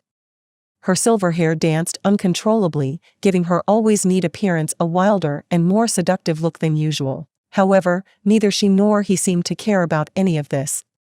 Both of their startled eyes focused on the battle scene unfolding about a kilometer ahead. Blood Warlock, Succubus Partner in the Apocalypse. Chapter 311 Terrifying Confrontation Between the Second Order. Roar, roar. 2 earth-shaking roars echoed from the center of the battlefield used by the 2 second-order evolver beasts, causing the surrounding trees to shake and terrorizing the beasts that were several kilometers away but could still hear the wrath coming from 2 of the supreme lords of the forest. In the middle of a clearing with a diameter of about 1.5 kilometers, 2 huge beasts were engaged in a fight to the death. The resulting shock waves alone were enough to kill a normal human being countless times even if they did not approach close to the center area. The earth was torn to shreds with cracks spreading like dragons across the ground. The width of the cracks had reached a size that even a normal vehicle could easily slide into them. Right in the center of the clearing was an area that was devoid of any destruction, and it seemed that the 2 terrifying beings facing each other were deliberately trying to avoid that area as it differed greatly from the rest of the field. Even the trees near the area were untouched, indicating how careful the 2 beasts were being about whatever was there. From the top of a thick branch of a huge tree, Xietain narrowed his eyes trying to take advantage of the dim moonlight to see what was hiding there. Unfortunately, from a distance of 1 kilometer, it proved to be impossible for him to clearly make out whatever was there even when the area was not completely dark. Since he could not check the area that the 2 beasts were trying to avoid, Xietain turned his gaze and focused on the 2 beasts that were fiercely fighting each other. One of them was a huge 8-meter-tall ape that was coated with a large mass of fiery red fur and ripping muscles. Its claws swung endlessly as it slashed at its enemy, and its fists made the earth rumble every time they fell. The other beast was actually a white tiger with blue patches. The beast was only half the size of the ape, about 4 meters tall. However, its 4 legs were powerful enough to move at terrifying speeds to the point where its enemies' attacks had difficulty reaching it. Both beasts had varying degrees of injuries. The giant ape had several cuts all over its body, and Xietain could make out stains of dried blood stuck to its fur. Meanwhile, the white tiger looked like it had received some kind of powerful attack as there was a large burn right on one of its sides where burnt flesh and scorched skin could be seen. The 2 beasts fought with their lives on the line. with bloodshot eyes, refusing to admit defeat or turn around to make a tactical retreat. Both evolved monsters clashed with everything they had, making use of everything within their reach. Shangguan Bingshui shuddered as she watched the battle from a near distance. Her blue eyes were wide open, shining under the faint silver glow of the moon. Really, two monsters? She muttered to no one in particular. Boom, boom. Each blow of the giant ape flattened the earth, and its power was definitely more than enough to crush a tank and turn it into a pile of steel scrap. Even more incredible, although the beast was gigantic and looked too corpulent, it was actually fast enough for Bai Zemin to barely keep up with its movements. Bai Zemin was sure that if one of those punches hit him, he would definitely not come out unscathed and several of his bones would be pulverized in a heartbeat. But the one Bai Zemin was most afraid of was not the giant ape with insane strength. His real fear was the white tiger. Bai Zemin's natural agility was 292 points, but if you added the extra 40 stat points he had in agility thanks to his various equipped treasures, the total immediately rose to 332 points. This meant that he was 33 times faster than the average person before the evolution. Such agility was already surprisingly high.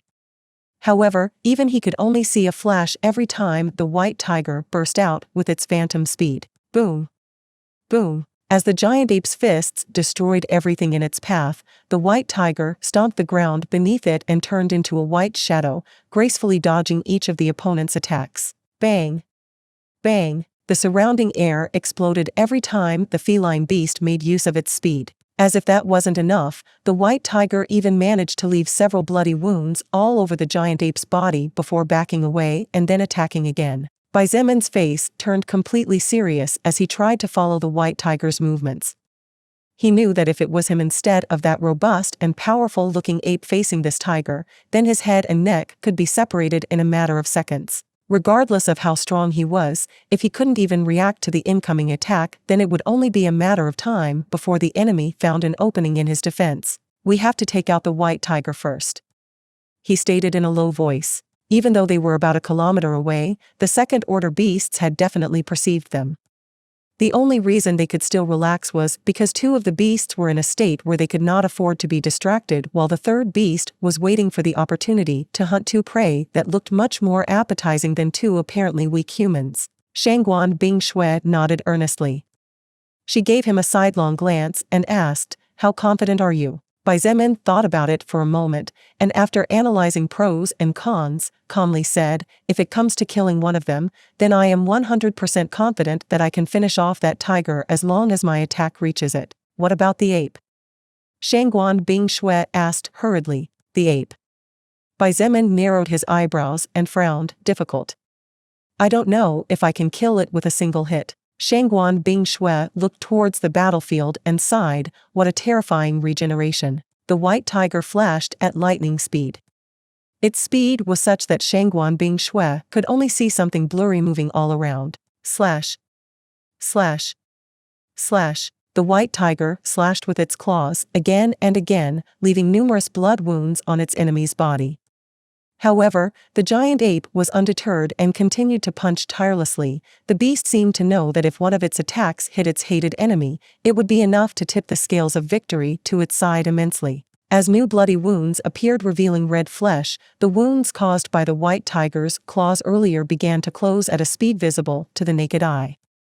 Not only was the flesh beginning to close the wound, but the blood was drying up as if a volcano were burning inside the ape's body, causing scabs to form which helped seal the wounds even better. The white tiger soon began to lose its patience as suddenly jumped backwards to widen the distance between itself and its enemy. The ape did not chase and looked at the white tiger with bloodshot eyes as it exuded two thick columns of steam from its nose. The two beasts looked at each other for a moment before the white tiger made the first move.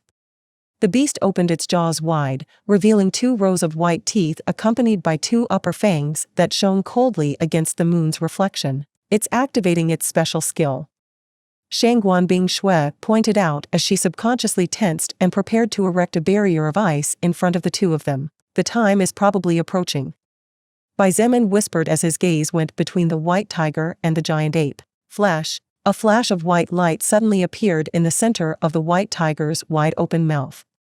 The white light soon began to spread out of the beast's mouth, and in a few blinks its entire body was covered by a bright white flash that illuminated everything within 300 meters around the creature. The giant ape did not stand still as well.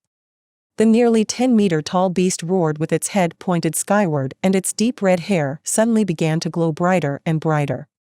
The temperature around the ape increased explosively in a matter of seconds, and the ground beneath its feet melted into a pool of lava. In just a couple of seconds, the white tiger had turned into what appeared to be a beast covered in white flashes similar to small lightning snakes, while the giant ape looked like a fire golem whose flame soared high into the sky and repelled the darkness. Roar! The two beasts roared at the same time, and their roars joined to form one of a magnitude never before seen.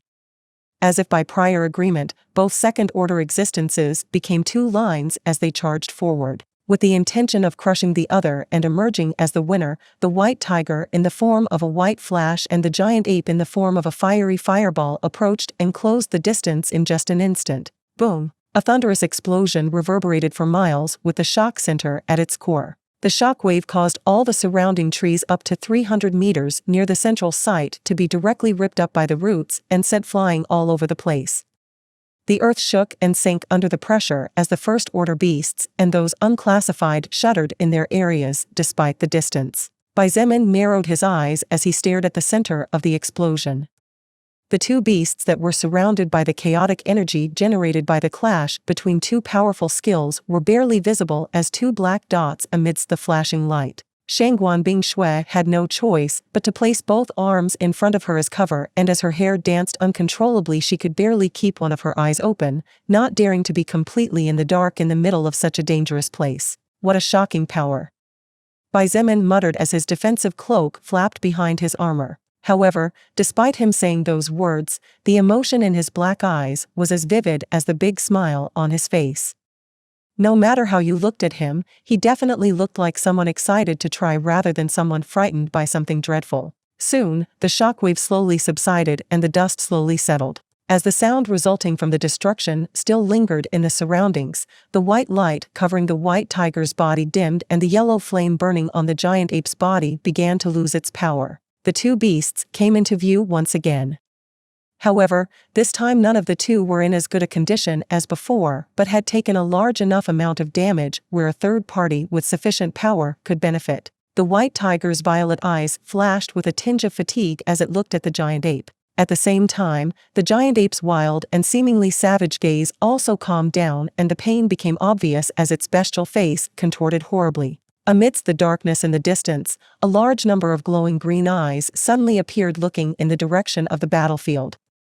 In the monster's pupils, the silhouettes of both exhausted and wounded beasts were reflected. Slowly, emerging from the darkness hidden among several trees and bushes several meters high, a huge spider approximately 3 meters high with 8 long legs advanced.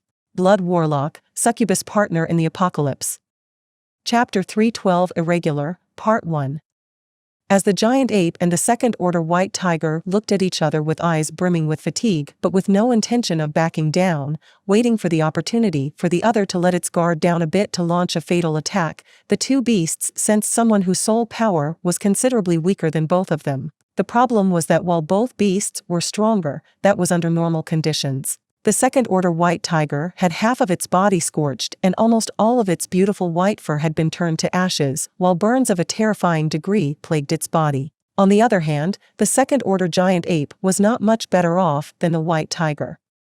The beast was covered in blood from head to toe, and its terrifying natural regeneration ability did not seem to be working as before, since its wounds only continued to bleed steadily while flesh frozen into white ice cubes could be seen beyond. Both beasts seemed to have control over completely opposite elements, so they were both strong and weak against each other. The mutated spider emerged from beyond the darkness and stood as it stared with its wide bulging eyes at the two wounded beasts.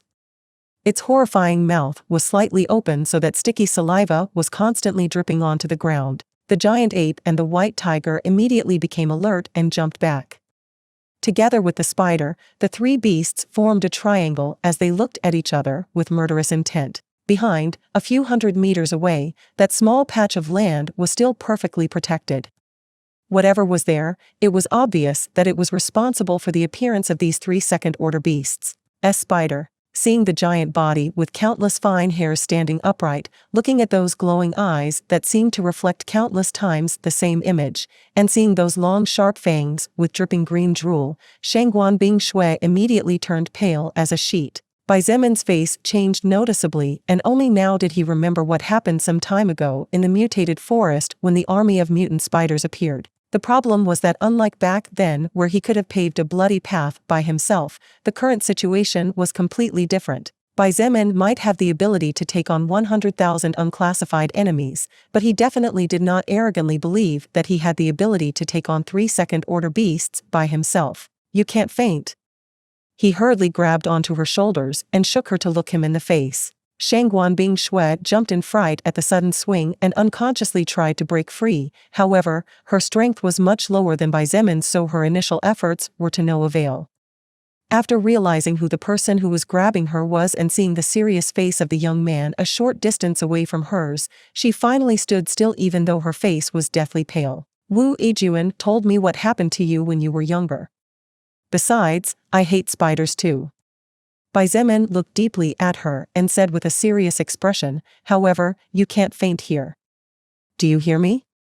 If any other second-order beast appears or my attack fails, then it will be difficult for me to protect myself, let alone protect you." Fainted. Shangguan Bingshui shook her head and said with lingering fear, I'm sorry. I really can't do anything about spiders." Bai Zemin frowned tightly. The fact that a spider appeared out of all possible creatures was something he definitely did not expect. After thinking about it for a moment, he calmly said, You ride on my back and wait." Shangguan Bingshui did not hesitate and gladly accepted his offer. Since it was not the first time she had ridden on his back, nor were there few times the two of them had been forced to have physical contact, she had no rejection towards him. Less so now that she was aware that he didn't see her in any lustful way at all, far from it. "What are you going to do?" she asked after settling onto his wide back. Even though it wasn't too comfortable due to his huge sword being in the way, she somehow felt much safer now, and her fear unconsciously receded enough to allow her to speak naturally. "Since things are like this, I have no choice but to make some changes to my initial plan." Bai Zemin looked down at the battlefield and noticed that the spider seemed impatient and about to make its move. "Sorry." Shangguan Bingshui sighed. In the end, she became a burden to him again. She seemed to keep embarrassing herself. "Everything's fine." Bai Zemin shook his head. "I'll kill that spider first. That'll make you feel better and be able to fight, but you'll have to help me hold that tiger back for a few seconds." "Do you think you can do it? Hold back an agility-type second-order beast?" Shangguan Bingshui wanted to say that such a thing was impossible for the current her. However, since the situation they were in was mainly because of her, she gritted her teeth and said resolutely, "Even if I can't, I will definitely do it." Bai Zemin was satisfied with her answer and nodded, "Good answer. Besides, you probably won't have to worry too much about the tiger's speed by the time my attack falls." "You mean?" Shangguan Bingshui suddenly thought of something, but before she could ask more, Bai Zemin dashed into the distance. He unhesitatingly activated his second-order lightning movement skill to receive a boost of 70 agility points, and then used the second activation of the skill to create 3 clones that possessed 10% of his overall power. Swoosh. Swoosh. Swoosh. The 3 clones set off in different directions under the direct command of the main body and charged towards the outer perimeter of the forest. Although their movement speed was incomparable to the real Bai Zemin, they were still fast enough to reach the outer perimeter in a short time. Bai Zemin himself rushed at a much higher speed than his clones, disappearing in a few blinks of an eye. Appearing and disappearing in the middle of the dark forest amidst the dense foliage. With his movement speed pushed to the maximum possible, he could cover a kilometer in roughly 5 seconds. The problem was that he could only sustain this movement speed for a couple of minutes before falling down unconscious due to the explosively fast loss of stamina. After reaching the outer perimeter of the forest, Bai Zemin began to slaughter all the beasts he encountered regardless of their levels. His passive skill, originating from his unique class Blood Berserker, Blood Will, began to slowly but surely charge up. After charging the skill to 20%, Bai Zemin timed that the first activation of lightning movement would soon run out, so he would have to spend 40 stamina points again if he wanted to activate the skill a second time. Sweating uncontrollably, he dashed back into the depths of the forest. On the way, he crossed paths with his clones, who were close to reaching the outer perimeter. Shangguan Bingshui noticed that Bai Zemin's breathing was extremely labored and his black hair was beginning to stick to the sides of his face due to the accumulated sweat. She did not take long to realize that this was the result of excessive stamina loss in a short time. Little brother Zemin, calm down and think with a cool head. Don't let the panic get the better of you or it's all over. Lilith's soft, soothing voice rang in his head. Bai Zemin blinked in confusion without pausing. When Lilith's voice sounded in his mind again, you could have summoned the clones when you reached the outer perimeter of the forest. Bai Zemin's pupils shivered when he heard this. The second activation of lightning movement consumed 1 stamina point per clone every second. In short, Bai Zemin not only lost 40 stamina points to gain 70 agility points, but he had also lost at least 200 stamina points so far, since the consumption of 3 clones was equivalent to 3 stamina points per second. However, Lilith was right. This happened because Bai Zemin was too nervous and could not think things through clearly, leading him to act imprudently. Regardless of how powerful he was, regardless of how many survivors revered or hated him, and regardless of how smart and calculating he might be, at the end of the day, Bai Zemin was just a 20-year-old young man. With all the burdens he carried on his shoulders, coupled with the enormous pressure of having to face 3 second-order beasts, it was simply impossible to ask him to act as if nothing was going on. After all, Bai Zemin was a flesh and blood human being as well. Fortunately, Lilith helped him realize that he was actually not as calm and composed as he appeared to be. Otherwise, the consequences could have been very heavy when the time came to fight the second-order beasts. Bai Zemin took a deep breath and the look in his eyes became sharp as the blood flow inside his body slowly began to become stable. Bang! He said nothing and increased the speed at which he advanced even more, becoming a flash of blue light that flickered in the middle of the darkness. Floating high in the sky, Lilith's gaze seemed to be able to go beyond the treetops. As she watched the young man in black armor and the young woman in blue armor on his back, a smile formed on her red lips and she murmured, "That's why taking care of kids is such a headache." She didn't seem too disturbed no matter how one looked at her. When Bai Zemin finally reached the vicinity where the 3 second-order beasts were, he felt earth-shaking explosions and roars along with terrifying shrieks that sent shivers down his spine. They are already fighting. Shangguan Bingshui muttered, "It will soon be our turn. Get ready yourself too." Bai Zemin jumped up and activated gravity manipulation in reverse, soaring hundreds of meters and gently landing on the treetop they were on before. Shangguan Bingshui said nothing and nodded silently. She closed her eyes and began to adjust her state. Regardless of whether Bai Zemin could kill the second-order spider fast or not, she knew that she had to fight no matter what, and that was what she was going to do even if she had to face one of her greatest fears. Bai Zemin took out a bottle of blood he had in the leather pouch tied to his waist and casually tossed it into the air. He then activated second-order blood manipulation and the blood belonging to a first-order blazing beetle glowed as if it were a precious gem. The blood floated in the air and twisted constantly. As if countless hands were pulling at them, the blood turned into thousands of thin threads that soon began to merge together, spinning in midair and slowly taking a new shape. Bai Zemin had his eyes closed and as the lightning from the clouds illuminated his face a slight frown could be seen. He didn't seem to be aware that the rain was getting heavier and heavier, or he simply couldn't be bothered to get soaked at the moment. In his mind, he tried to picture the whole forging process, every detail, every tool, every material needed.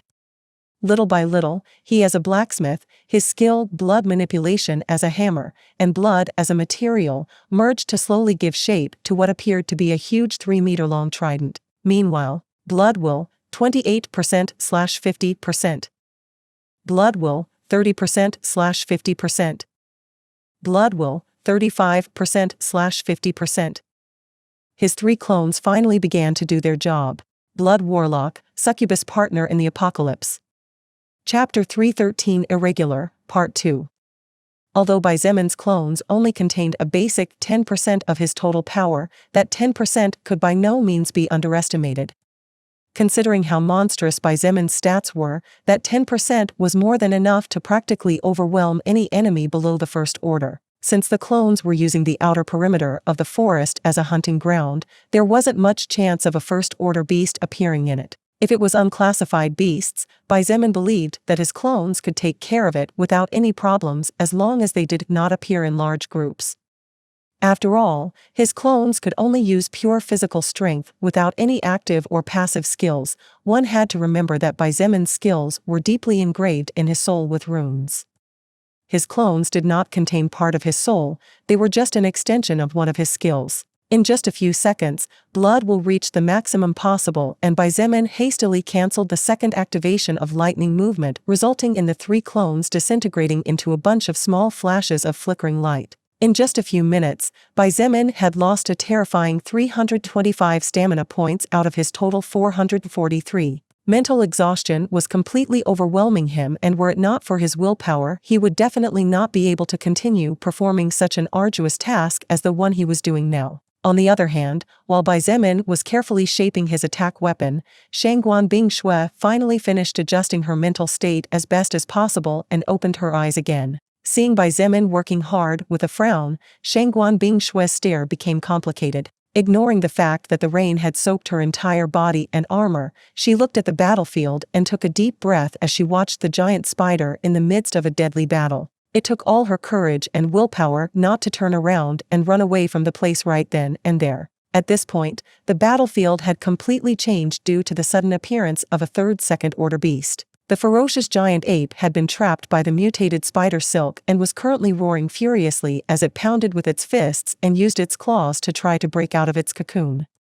The silk threads broke with some difficulty, but before the beast could feel some relief, several new layers of threads began to surround it. The mutated spider jumped all over the place as it swung its long legs to propel itself through the trees.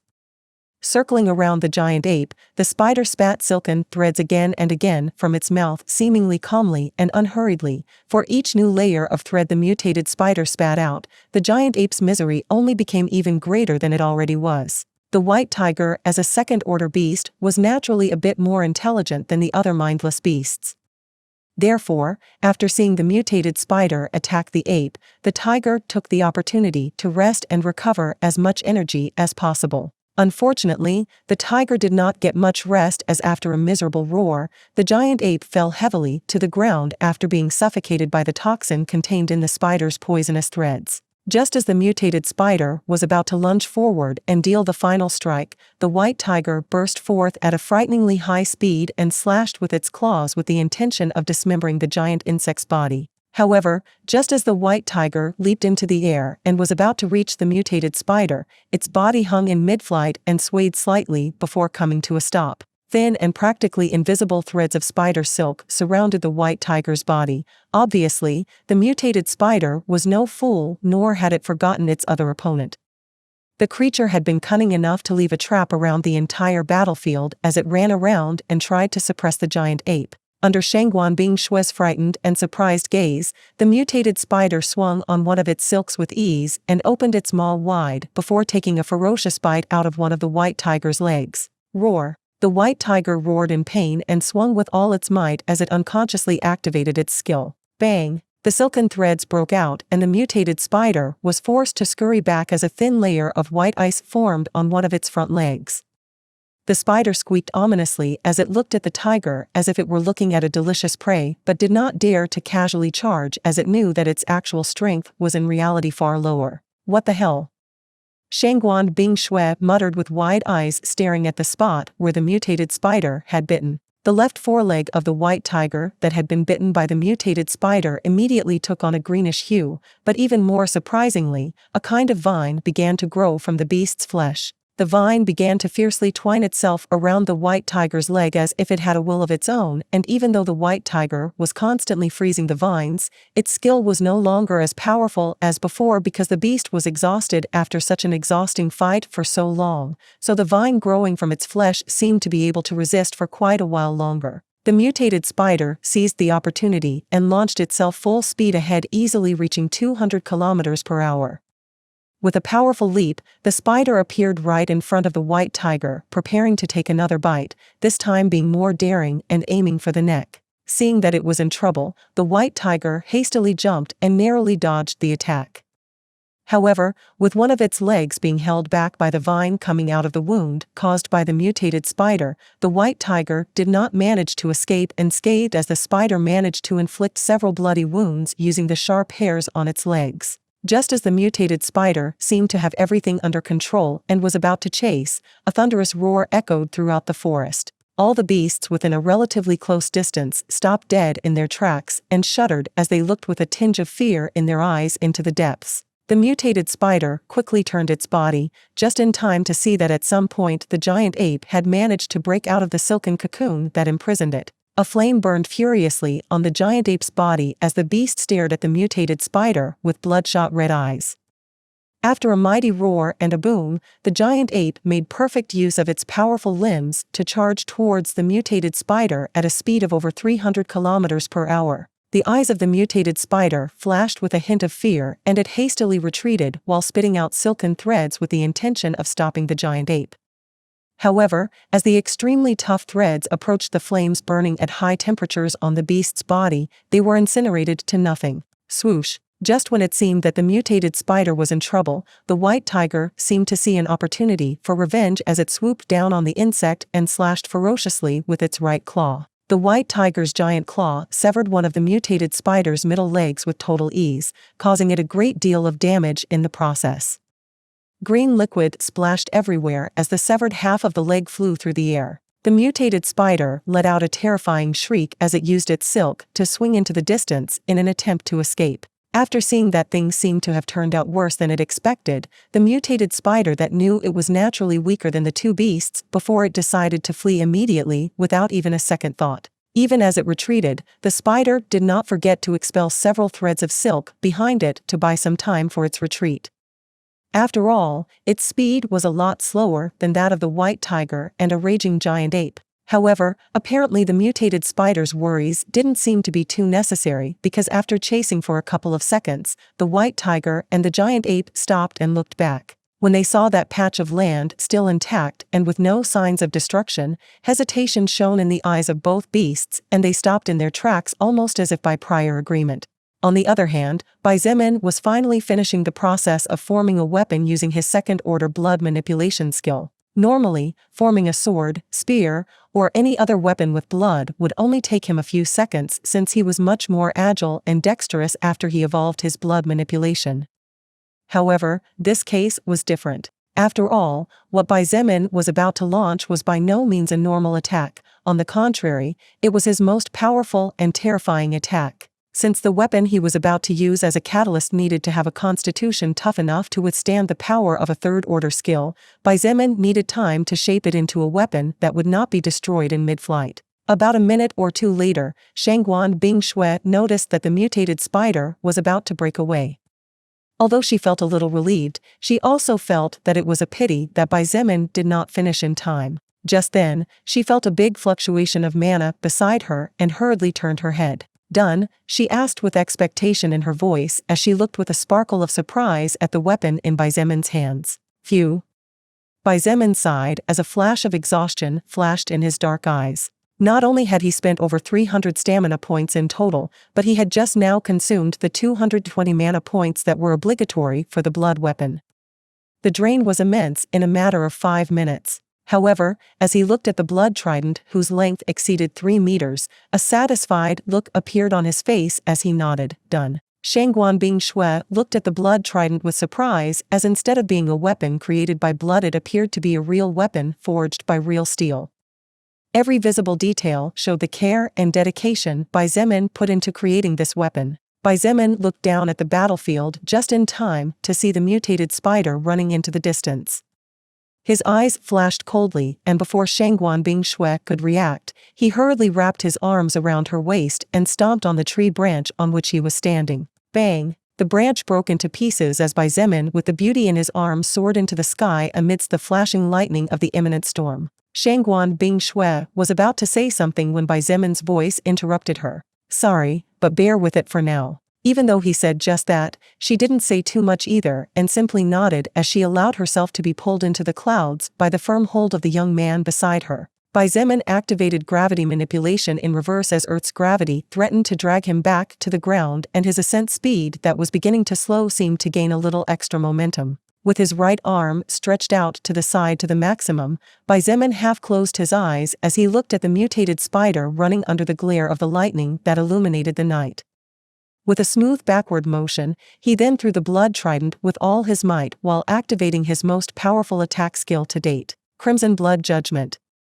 However, apart from this, Xietain activated yet another skill. Just as the trident escaped from his firm grip, he activated Gravity Manipulation X15. Blood Warlock, Succubus Partner in the Apocalypse. Chapter 314 Irregular, Part 3. Bang! The trident seemed to break through all possible barriers as more than 20 Mach cones appeared across the night sky. At the same time, a thin crimson line of fire seemed to join the heavens with the earth just before a powerful explosion shook everything for over 50 kilometers around. Boom! The earth shattered, the trees were swept away, the beasts that were 3 kilometers around the impact would have been annihilated had it not been for the fact that only the kings of this forest lived in the central area. Xieain's face changed as he realized that he greatly underestimated the effect his 386 strength points plus a 15 times gravity increase would have on Crimson Blood Judgment. A huge sphere of fiery red fire grew from a small luminous point to a degree where it swallowed everything within a kilometer like a raging flame beast. The top of the fire dome reached over 200 meters high, and the heat alone made Xietain feel how his rank 2 armor seemed to have difficulty keeping up. Shangguan Bing Shui hurriedly activated Ice Maker unconsciously and formed several ice barriers in front of both of them. However, each ice wall only managed to resist the heat for a moment before melting into nothingness. I can't hold it back anymore.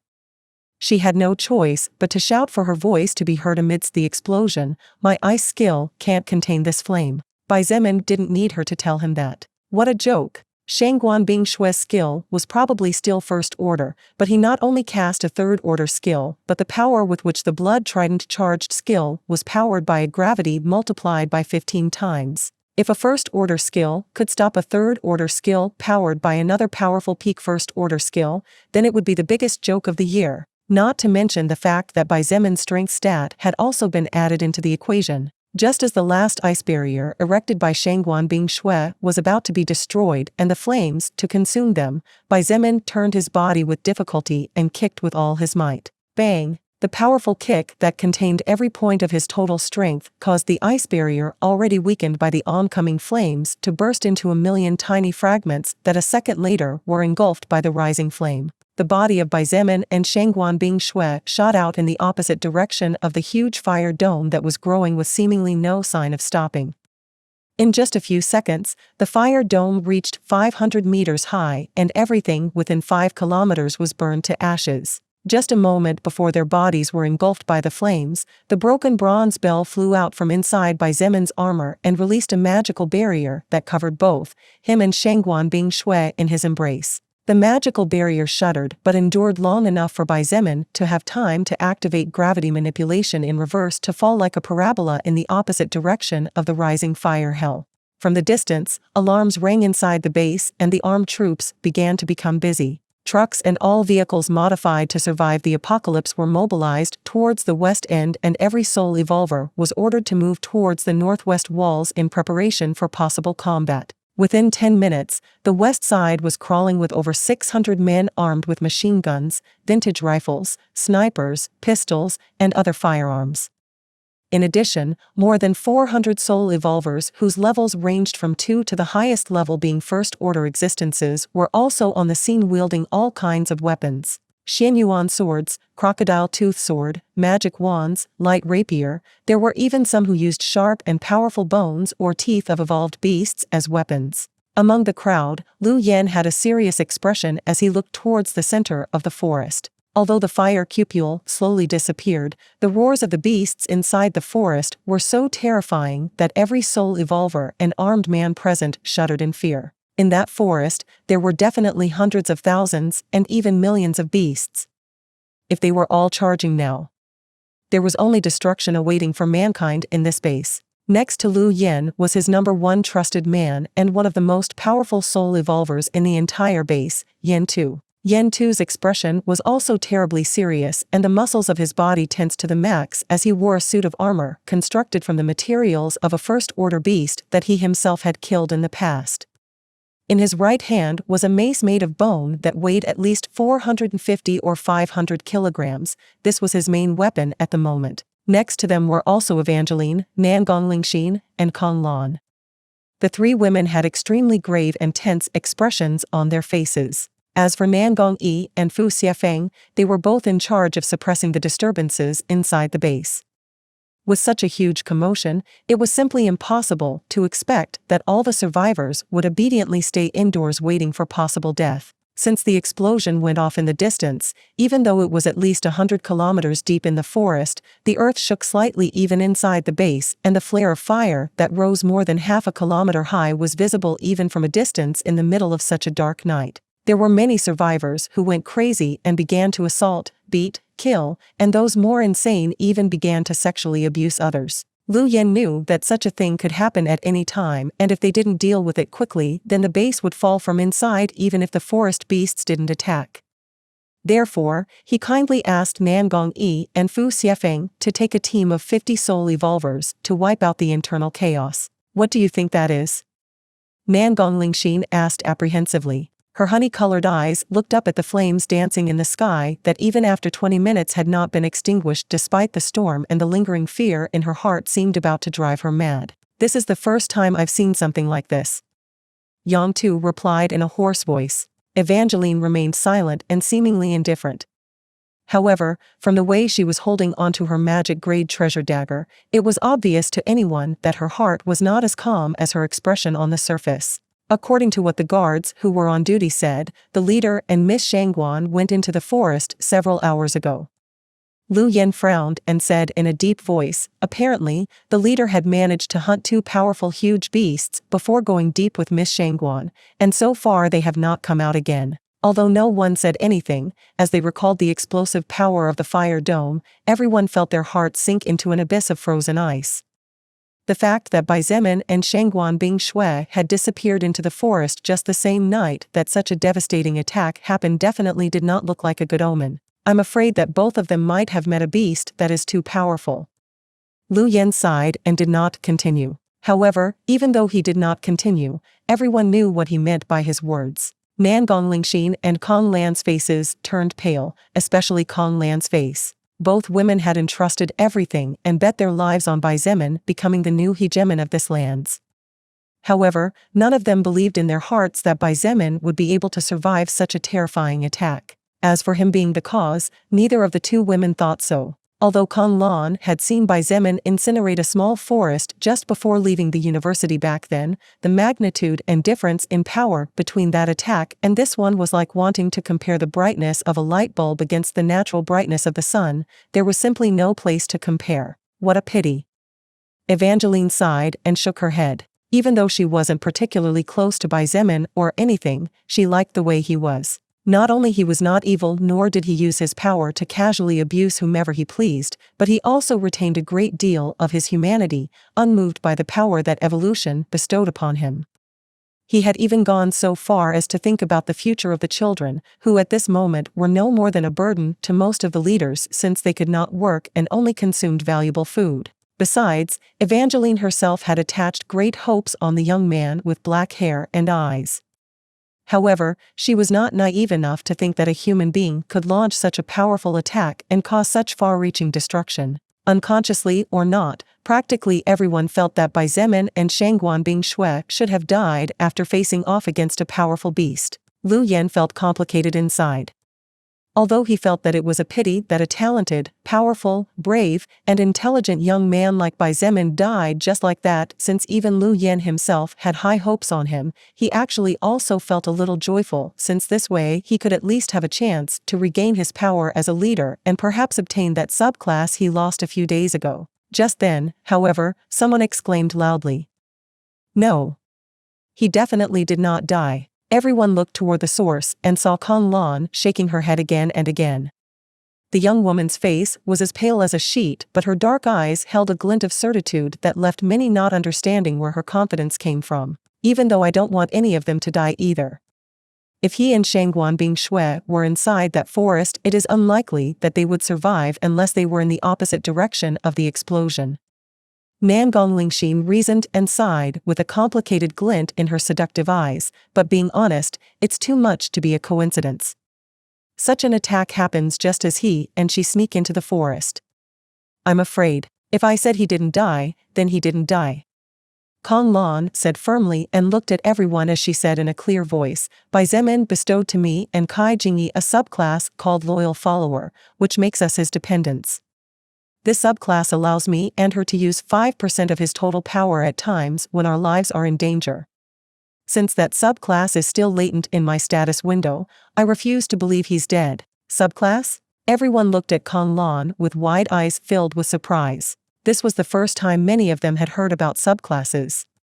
In fact, Evangeline and Yin Tu were the only first-order existences among those present, and even though they both had their classes, this was the first time they heard the term subclass. Subclass? Lu Yen muttered and looked at Kong Lan in disbelief. The leader has the ability to bestow a subclass that grants 5% of his power to others? How strong was Bai Zemin really? None of those present were aware. However, just from what they had seen, and from what he had demonstrated, his overall strength had definitely reached a frighteningly high degree. To those who had seen the attack where Bai Zemin annihilated all the troops led by Wang Zedong with a single wave of his hands, controlling hundreds of blood spears, he was basically the graphic representation of a superhuman. Blood Warlock, Succubus Partner in the Apocalypse. Chapter 315 Irregular, Part 4 Last. Even if it was only the 5% of his total power, the person capable of utilizing that 5% would definitely receive great security for their life. Therefore, everyone looked with a tinge of envy at Kong Lan. She confidently said, Therefore, I refuse to believe that he died no matter what. This time no one said anything. Although they did not know whether what Kong Lan said was true or not, the truth was that she was the person with the highest rank among those present, more so if Bai Zemin had trusted her enough to grant her such a valuable subclass. Kong Lan took her radio and ordered, to all team leaders, pass my order. All troops move back 2 kilometers and fire the flares at 10-minute intervals. The different leaders of each team or squad passed the order to those below them, and soon they all retreated 2 kilometers back, creating some distance between them and the forest. Bang! Bang! Bang! Bang! Several light flares flew into the sky and exploded, joining the lightning to illuminate everything within 2 kilometers. From afar, several wild beasts could be seen peering out of the forest as if they were hesitating while occasionally looking into the depths. One of the beasts finally couldn't take it anymore and after roaring charged towards the exit. Like dominoes falling one after the other, the beasts behind also roared and charged towards the exit of the forest, unwilling to stay there any longer to wait for death. Although it was not all the beasts that charged, and it was only a tiny part of all the beasts inside the forest, at least 5,000 beasts charged towards the little more than 1,000 humans. There were wolves, there were wild cats, there were tigers, there were lions, there were elephants, etc. All kinds of beasts charged like a stampede. The earth rumbled and the lightning in the sky roared as it illuminated the fierce expressions on the faces of the monsters that ran towards the clear minority of humans with the intention of crushing them all. Chief Lu, you take over from here. Kong Lan passed the command to Lu Yen. After all, she had no military knowledge to command such an important operation. Lu Yen said nothing and waited. Even though there were around 5,000 beasts attacking and they were all close enough together for the bullets to hit them even from over a kilometer away, the power of the shot would be greatly reduced and would probably not be enough to end the lives of those with especially tough skin. 700, 600, 500 meters. Fire at will. Lu Yen roared and raised his own light machine gun as fired with uninterrupted bursts. The armed men, who were already frightened to the point where they were on the verge of collapse, finally let go of all their fears when they heard the command. Each of the 600 or so men raised their guns and fired furiously as they stared at the incoming beasts with bloodshot eyes. The sound of gunfire joined the already chaotic situation and all silence disappeared in its entirety. As tongues of fire and metal rained down on the beasts, many of them were filled with holes in a second before falling heavily to the ground to not get up again. Those at the front took the worst of it as they immediately became sieves and collapsed in their own pools of blood. However, although hundreds were slaughtered in a few moments, the tide of thousands of beasts did not seem to fear in the least. On the contrary, they fought more fiercely to charge forward. When one beast fell, another immediately took its place, and when that one fell, a different one appeared. Moreover, the bullets could not kill them all. Among the crowd, there were some snakes with tough scales, elephants with rock-hard skins, and other creatures with defenses powerful enough to resist the firepower the base had. Every time the bullets hit them just bounced off uselessly, leaving only faint white marks and causing pain that only served to enrage the wild beasts even more. When the beasts finally reached within 200 yards, at least a few thousands had fallen to never stand up again. Armed troops retreat. Soul evolvers step forward. Liu Yin shouted and immediately discarded his light machine gun and drew a sword clearly forged from some kind of unnatural material from his waist before charging forward without visible fear. Faster than him, Yen Tu stomped hard on the ground and leaped tens of meters into the air in the blink of an eye. As his body began to fall right in the middle of the crowd of beasts, he activated his second-order gigantic skill and increased the size of the mace in his hands to 3 times its original size. Although the power behind the weapon increased, Yen Tu could still wield his mace as if it were the same as before he activated his skill. With a powerful swing from the top to down, Yen Tu powerfully smashed his bone mace against the ground. Boom! The earth shook and dust rose up. But more terrifying, over 100 nearby beasts were turned into blood mist, while a dozen of those weaker ones in the far reaches of the shockwave flew into the air with missing limbs. Right behind him, Evangeline charged through the crowd of beasts with elegance. Her agility allowed her to get in and out with ease, without even suffering the slightest scratch, despite being surrounded by hundreds of enemies. The dagger in her hands was like an unstoppable whirlwind, and when it seemed to cut once, at least a dozen beasts were cut into several pieces. Wherever Evangeline went, all the other soul evolvers and gunmen could see were lines of hot blood rising into the sky and splattering everywhere as the beasts roared in pain before collapsing lifelessly. Kan Lan didn't take too long to join in the fun as well.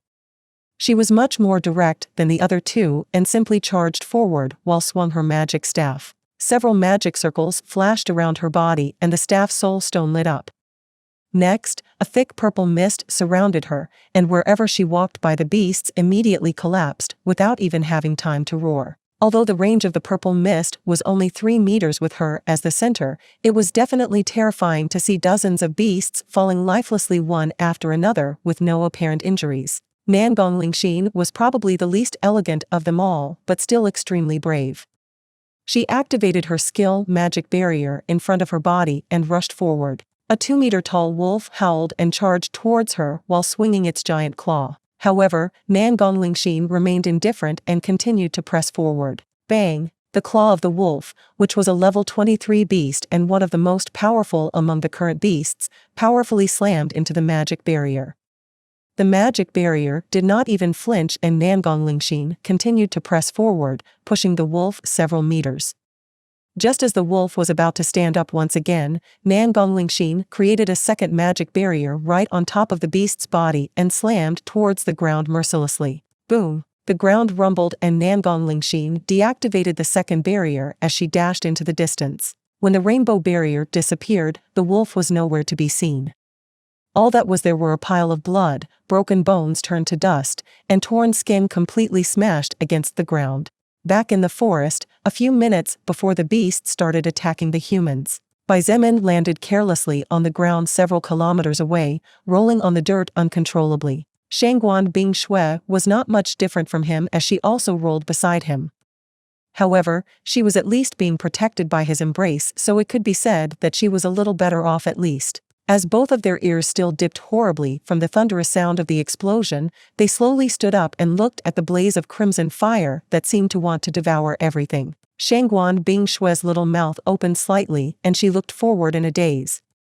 Her inner feelings out of control and her ability to think seemed to have gone flying away for a few seconds as she found it hard to believe that a human being would ever be able to cause such massive destruction. But she was not the only one surprised. In the skies, Lilith looked stunned at the scene before her eyes and shock was visible on every part of her seductive face. How can this be possible? She muttered to herself. Forget initial second order, Lilith believed that even a level 100 existence on the verge of breaking third order would definitely not come out unscathed from an attack of such magnitude. The reason for her surprise was that all this was caused by a first order existence. Even though she already knew that Xietain was powerful, even though she knew that Xietain would one day achieve great things, the speed at which he was growing was completely out of her original estimation. It wasn't about levels, it wasn't about order at all, it was about the fact that each one of Xieain's skills seemed to complement themselves in a frighteningly high manner. It was precisely that which caused this whole disaster. Everything was getting out of control. At the same time, Xietain opened his eyes and his face constricted in pain as several messages flashed across his retina at the same time. You have obtained the soul power of second order poisonous bloom, spider level 51. You receive strength plus 80, agility plus 152, health plus 70, stamina plus 251, mana plus 102, magic plus 105. You have leveled up and reached level 47. You receive 2 status points to distribute freely. You have leveled up and have reached level 48. You receive 2 status points to distribute freely. You have leveled up and reached level 49. You receive 2 status points to distribute freely. Xietain already expected the second order mutated spider to die with a single strike. After all, it was simply impossible for a beast that had just broken through the second order to take his most powerful attack. He was so confident. As he felt his body grow stronger and his stamina and mana recover to their maximum again and even more, a joyful look flashed in his eyes. However, little did he know that this was just the beginning. You have obtained the soul power of second order Ice Light Tiger level 73. You receive strength plus 190, agility plus 285, health plus 100, stamina plus 201, mana plus 183, magic plus 180. You have leveled up and reached level 50. You receive 2 status points to distribute freely. You cannot level up to level 51 before obtaining your second class and advancing to second order. All soul power acquired during the evolution process will be recorded and calculated once you have successfully advanced to second order. You have received the title, Irregular. Irregular, an existence that should not exist. You exceed the growth rate of your own world. Once a year, you can open a door to an unknown lower world whose state of evolution far exceeds your own.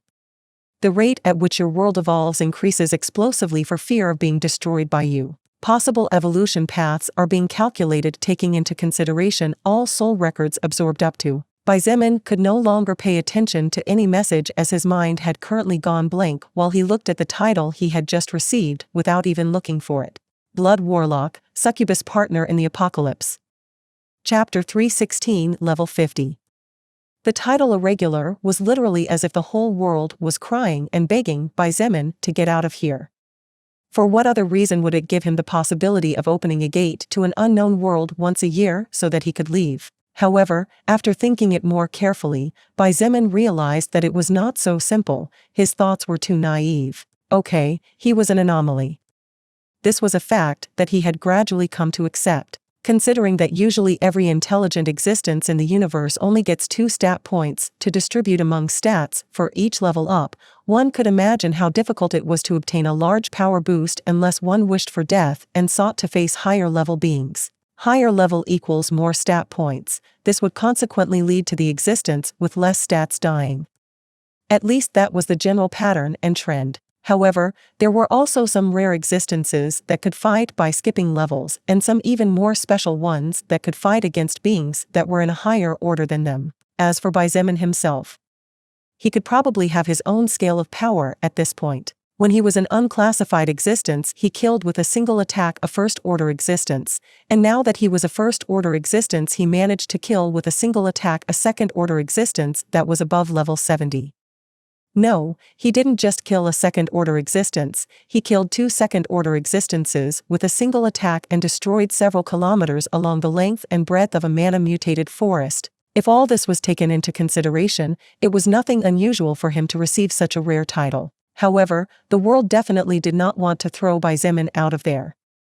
After all, although his existence represented an enormous danger, the world was also benefiting from him. The evolution of the entire Earth would accelerate, which would consequently lead to the beings that inhabited it also growing faster than normal. Instead of saying that the Earth wanted Xietain to leave, it would probably be more correct to say that the soul record was opening a new door for him. If Xietain stayed on Earth, with his current growth rate, he would definitely end up being stuck for years waiting for third-order or fourth-order beasts to appear. After all, in the past he could previously fight against second-order existences, let alone the current him who would have received a boost of roughly 70% in his overall stats. However, by suddenly gaining the possibility of opening a gate to another world, the fear of having to wait years for the other living beings on Earth to evolve could be partially ignored by Xietain. Of course, there were many things to analyze about the strange skill of the rather unique title he had just acquired, but this would be for when everything calmed down a bit. Xietain took a deep breath and closed his eyes as he felt the inside of his body. More specifically, he focused on his soul. If Xietain visualized the human body as a vase, then the soul would be the water inside. Only when the two joined to form a perfect team could the rose, which would be the representation of the life, continue to exist. At this point, his soul was something vaguely visible to him. His soul was like a quantity of liquid that circulated through every part of his body, tirelessly nourishing and strengthening it. After absorbing such a monstrously high amount of statistics, that liquid inside his body became noticeably thicker than before, its quality improved, its purity increased, and there was even a slight radiance in the center that he could not comprehend. These were all changes that probably all sentient living beings in the universe had ever experienced or would experience at some point. It was also very plausible that at higher stages it represented the path of evolution that one would walk for the rest of one's life. Unfortunately, the current Xietain was only a first-order being who had only just reached the peak of his stage regardless of how strong he was. He squirmed in pain for several minutes as his body was reshaped to fit his much stronger soul. He felt his flesh being cut and then regrown. He felt his muscles being torn again and again to grow stronger. He felt his bones seem to crush and then reform with a stronger quality. It could be said that this was the first time Xietain felt this, although in the past he had also experienced it when he acquired a huge amount of stats after killing his first ever first-order enemy while he was just a level 15 unclassified existence. Back then the pain he felt had made him indifferent to more pain and the exhaustion had made him faint as soon as the battle concluded. Therefore, this was the first time he had experienced firsthand what it felt like to receive an abrupt and unexpected boost out of nowhere. The rain continued to fall nonstop as lightning crackled through the clouds. The sound of thunder together with the roar of the mutated and evolved beasts running in fear throughout the forest created an extremely suffocating atmosphere capable of driving even the bravest man on Earth crazy. As the violet-blue light of the lightning struggled to illuminate the world, the huge dome of fire that had risen more than half a kilometer high slowly began to recede. However, the heat of the crimson flames that composed it was high enough to cause all the raindrops that fell a kilometer or two around it to vaporize even before they touched the ground, transforming into a great cloud of steam that rose silently into the sky to merge with the dark clouds that covered the stars and the moon. Shangguan Bingshue's leather armor was soaked and due to its special freezing characteristic, a thin layer of ice had formed on and around the surface. Her silver hair was completely wet, losing its luster and giving it a darker appearance compared to when it was dry. She brushed away a strand of hair that had stuck to her left side cheek and looked at the young man next to her, who appeared to be in a great deal of pain as his eyes were closed and his teeth clenched. While she was close to 24, this young man was barely 20. While in other parts of the world a difference of 4 years was no big deal, in a country like China 4 years was quite a considerable age difference. Therefore, to her, Xietain would be similar to a junior that if on normal university days he had any doubts, she as the senior would usually have to help and answer for matters of morals and respect. However, it was impossible for her to look at Xietain as someone junior. His determination, his actions, his prowess, most of his decisions, his strength, all were far beyond what Shangguan Bingshue could ever have expected to see in a person not only of his age but of any age. Bang! A flash of lightning followed by a rumble of thunder illuminated the area of the forest they were in, and during that brief flash of light, Shangguan Bingshui thought she understood a little bit of the reason why a beautiful, kind, clever, talented, and with a great backstory person like Wu Yijun turned out to be attracted to the person she had in front of her. Just at that moment, Bai Zemin finally opened his eyes and a small sigh escaped from his lungs. Looking next to him, he saw Shangguan Bingshui looking at him calmly, and he gave her a faint smile as he said in a somewhat stiff voice, "Well, apparently, I killed the spider." "You killed the spider?" Shangguan Bingshui looked at him weirdly, and the corner of her mouth twitched once or twice. She said a little wordlessly, "Just the spider? Well." Bai Zemin coughed and added, "I might as well have accidentally killed the tiger. And I knew it." Look shone in her eyes as she said with a raised eyebrow, "And you almost killed us too." Cough cough. Bai Zemin coughed softly once more and said quietly, "About that. To be honest with you, I don't know what happened. This is the second time I've used that skill, but its power is something completely different from what I remember." Even though he knew it was probably his fault for activating gravity manipulation X15, he didn't say it out loud and kept it to himself. After all, Crimson Blood Judgment was one of his most powerful trump cards, and the fewer others knew about the skill, the better for him and everyone else. Shangguan Bingshui sighed and shook her head without commenting on it. She actually thought for a moment that they were going to die there when she saw the fiery dome that seemed to want to devour everything approaching them. Fortunately, the worst did not happen thanks to Bai Zemin's life-saving treasures as well as their skills, his body control, and his quick reaction. Otherwise, both of their bodies would probably have turned into ashes at this point. As if realizing something, she suddenly asked, "By the way, that giant ape also died?" Bai Zemin shook his head and calmly replied, "That giant ape had an innate skill of fire. I'm afraid it must have survived the impact and the remaining flames weren't enough to kill it. Still, I refuse to believe that it came out of something so huge intact." As the huge sphere of blazing crimson fire reflected in her sky-blue eyes, Shangguan Bingshui unconsciously nodded. She also didn't believe that anything could come out of such a terrifying attack like this unscathed. Approximately 10 minutes later, the huge fire dome had finally been suppressed. The fierce storm raging in the area had managed to mitigate the fire and the scattered flames, which prevented the forest from going up in flames in its entirety. Bai Zemin and Shangguan Bingshui looked at each other, and without the need for words, they rushed into the depths of the forest once again and, hopefully, for the last time tonight. They had both had enough for today. What a pity. As he knelt on his right leg, Bai Zemin sighed as he stroked the white bones in front of him. These bones were shaped like a feline, and from the aura they exuded definitely belonged to a second-order beast. Since Bai Zemin only received the message from the soul record informing him of the absorption of the white tiger's soul power, it was obvious who the owner of the skeleton was. I'm sure it would have been good forging material. Shangguan Bingshui understood what he meant and could not help but smile bitterly. Except for the bones, the flesh, the blood, the fur. Everything of the white tiger was either turned into a pile of scattered ashes or had evaporated. Something is something. Bai Zemin shook his head and stood up. He would take the bones with him when they left this place. After looking around the corpse of the white tiger for a while, Bai Zemin found what he was looking for. His eyes lit up as he saw 3 treasure orbs, a skill scroll, and even an ancient sheepskin scroll. Back then, right after defeating the second-order archaic bear after an extremely tough battle to the death, Bai Zemin managed to obtain an ancient scroll made of what appeared to be sheep or goatskin. This scroll actually contained the prescription for creating a new kind of gunpowder called magic gunpowder that in the future would definitely be the basis of mankind's new weaponry. Therefore, he was incredibly excited to see that he had obtained a second sheepskin scroll and hoped to get a recipe or something similar this time as well. Blood Warlock, Succubus Partner in the Apocalypse. Chapter 317 Lesser Energy Generator. Bai Zemin rushed over and was immediately disappointed when he saw the color of the treasure orbs. All 3 were yellow orbs. The yellow orbs represented magic-grade treasures. Unconsciously or not, Bai Zemin was actually hoping to obtain at least 1 light green orb, which would represent an epic-grade treasure.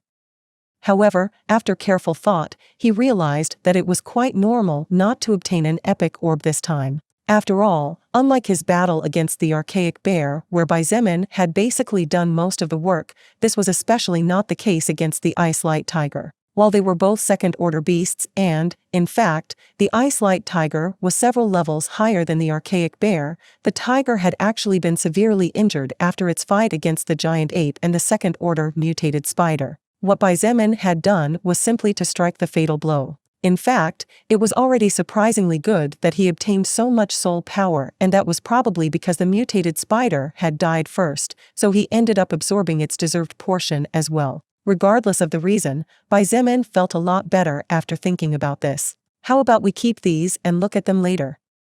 We can divide them up depending on our needs and fighting styles.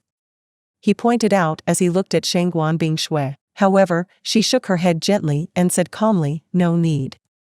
You keep all of them. Anyway, I didn't do anything here." That was what Shangguan Bingshui meant. No matter how much she wanted such treasures, Shangguan Bingshui had her own principles and rules to follow as well. She would not feel comfortable taking something undeserved. If she had participated in the battle, no matter how slight her contribution was, she might not refuse it. But since that was not the case, things were different. Xietain naturally understood what she meant. But he also had his own thoughts on the matter, so after a moment's thought he proposed, "If all three are treasures I do not yet possess, then I will keep them all. If there are any that I already have, then you can have it." How about that? He already had some magic-grade treasures on him, and since he couldn't have two exactly the same since the attached stats or skills didn't stack, then he might as well give it to someone else instead of letting them gather dust uselessly inside his backpack. Shangguan Bingshui was currently his most powerful fighter, and if Xietain wanted her to be of use to him in the future, then not only did he need to prevent her from dying before she grew up, but he also needed to help her as much as possible. Besides, since they could currently consider themselves as friends or something similar, then he didn't feel bad about it by giving her something that wouldn't be of any use to him anyway. After a moment's thought, Shangguan Bingshui really could not find a reason to say no to Xietan's words. Besides, if she continued to refuse, she might end up looking like a pretentious woman acting humble even though in reality her inner thoughts were different. "Okay. Let's do as you say then." Seeing her finally given even though she clearly looked hesitant, Xietain nodded without saying anything and put away the 3 yellow orbs in his bag. After putting away the treasure orbs, Xietain picked up the skill scroll dropped by the white tiger and the information naturally flowed to him. Luminous Ice Armor, second-order active skill, level 3, uses the power of the purest frost to form a tough and resilient magical defense around the user's body. The armor can block magical attacks to some extent depending on how high the user's magic stat is. While Luminous Ice Armor is activated, magic spells of skills lower than first order are automatically repelled with no effect. Secondary effect, decreases agility by 10%. Consumes 30 mana points to activate and 1 stamina point for each active minute. The skill has a duration of 10 minutes and needs 6 hours of cooldown before it can be activated again. It was a considerably good skill. Not only did it mitigate damage from enemy magic spells, but it even made the user immune to all magic below first order for 10 minutes. In addition, the mana and stamina consumptions were not excessively high either. However, it was not at all suited to Xietan's combat style. But even if it were, before breaking through to the second order he wouldn't be able to learn new active skills at all. "Do you still have room to learn active skills?" he asked as he looked at Shangguan Bingshui. She used ice-based skills, and somehow the skill scroll suited her fighting style. Unlike Xietain, who sought to overwhelm his opponents in seconds, Shangguan Bingshui was quite the opposite and aimed to be able to resist and exhaust her opponent before finally finishing them off. Since that was the case, this skill would indeed shine brighter with her. "I still have room for 2 more," she unconsciously replied. The next instant, however, she realized what Xietain was going to do and was about to refuse when he threw the scroll towards her. The information of the skill appeared on her retina and her words caught in her throat. "That skill is no good for me, and even Kong Lan, who is a pure mage, won't want it." Xietan's voice immediately drew her in, and as she looked at him she realized that he was looking at her as well. Kong Lan walks a path of poison and healing instead of defense. That skill will only end up taking up space in her soul. Bai Zemin was sure of this because Kong Lan had previously told him that she aspired to be able to melt the attacks of her enemies with her toxic poison someday. Therefore, he knew that she would reject the skill regardless of how powerful it was, given that learning it would mean deviating from the path she had been walking so far and aspired to. Otherwise, he would definitely have given it to her rather than Shangguan Bingshui. As for Kai Jingyi, she would probably run away from the skill the first instant the agility reduction came into her eyes. She aspired to be fast, how could she bind herself to a skill that made her slower? Therefore, she did not even cross Bai Zemin's mind. The same applied to Fu Xiefeng and Zhong De. Fu Xiefeng was similar to Kai Jingyi, while Zhong De's agility was already considerably low to begin with. If more weight was added, the man probably wouldn't even be able to take 2 steps in the future. In the end, Shangguan Bingshui ended up keeping the skill Luminous Ice Armor. She learned it on the spot, and the thought of giving it to Wu Yijuan did not even appear in her head, as Bai Zemin was giving it to her, and she believed that it would be disrespectful to do such a thing. Finally, Bai Zemin bent down and picked up the antique sheepskin scroll. Lesser energy generator, construction plan, a completely renewable energy generator with no harm to the world or the living things in it. A message with an extremely long description appeared in Bai Zemin's retina, and his mind trembled when he finally finished analyzing all the information in the content. This? A power generator. Bai Zemin was jumping for joy inside as his heart pounded like crazy as he realized what the construction plan in his hands represented. How could he not be aware that the energy humanity was currently using was not a viable path? Sure, electricity still worked, and mankind could take advantage of that so as not to lose their vision to any great extent during the night. However, it was only a matter of time before the power finally stopped working.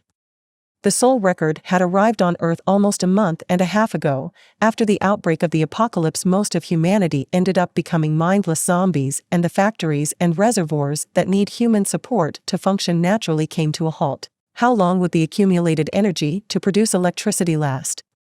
Bai Zemin did not know with certainty.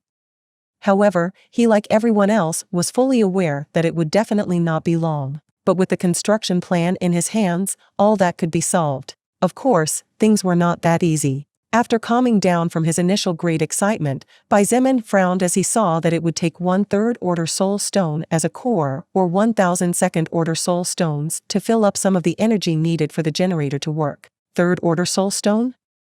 Dream on.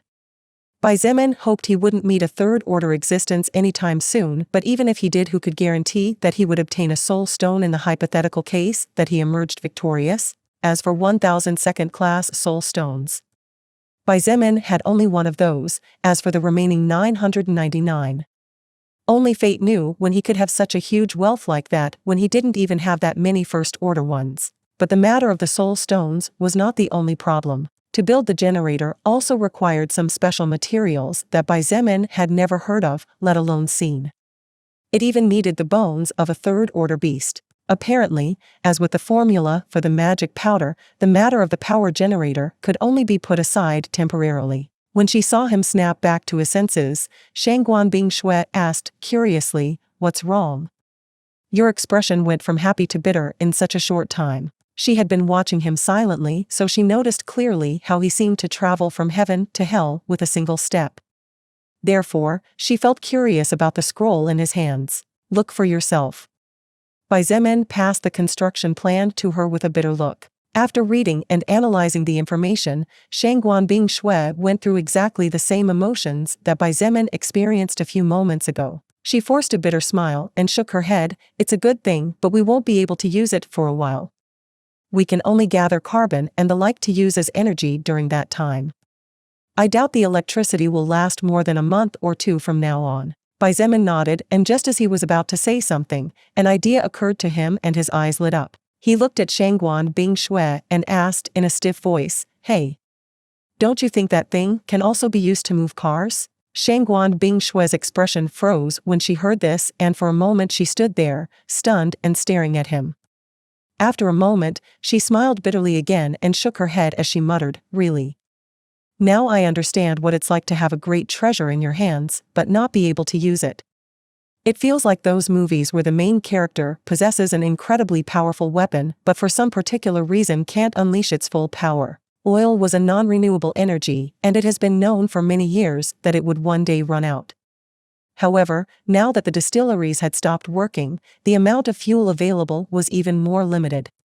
Therefore, sooner rather than later, all petroleum-based means of transportation would cease to move forever. At that time, mankind would need other means of transportation or a new source of energy. Now, Bai Zemin and Shangguan Bingshui had found a possible source of energy. Unfortunately, it could not yet be used. Fortunately, they still had time. With bittersweet feelings in his heart, Bai Zemin moved forward to search for the corpse of the second-order mutated spider, Blood Warlock, Succubus Partner in the Apocalypse. Chapter 318. Lilith worried about Bai Zemin's fast evolution. It was not easy to locate the body of the second-order mutated spider. The land was practically unrecognizable, with a large crater whose depth was difficult to describe in simple words, but whose darkness seemed to have the capacity to attract the soul of anyone who tried to look inside. Was right where the blood trident containing the skill Crimson Blood Judgment hit. Craters of varying sizes, but with depths of at least 10 meters, could be seen everywhere around a kilometer from the impact. If the distant surroundings were like this, one could imagine how terrifying the depth at the center of the crater would be. Bai Zemin could only hope that the explosion had sent the body or what was left of the body of the second-order mutated spider flying, or otherwise he would have to jump into that hole that looked more like an abyss than a crater. They both searched for more than 10 minutes until, after a great effort, they finally found a burnt area with a slightly nauseating smell and some green marks. Although there was nothing left of the spider's body, at least they managed to find a second-order soul stone. Both, Bai Zemin and Shangguan Bingshui, were ecstatic when they found the soul stone that had formed inside the mutated spider's body. This was a second-order soul stone. Until now, Bai Zemin only had one of those. The only one in his entire faction. Now only 998 more to go before we can fulfill one of the power generator's requirements. He joked. Shangguan Bingshui actually felt like laughing at how bad his joke was, but fortunately, she managed to restrain herself and just looked at him with a completely speechless expression. I wonder where the treasures fell.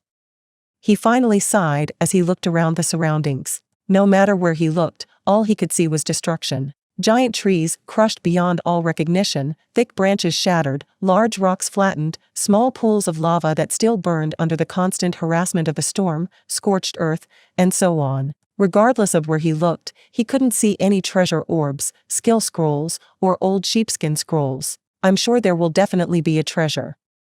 Shangguan Bingshui also looked at the surroundings before saying with a bitter smile, but with that explosion, only God knows where the orbs and scrolls flew off to. Ha ha ha. Bai Zemin couldn't help but laugh as he saw the expression on Shangguan Bingshui's face.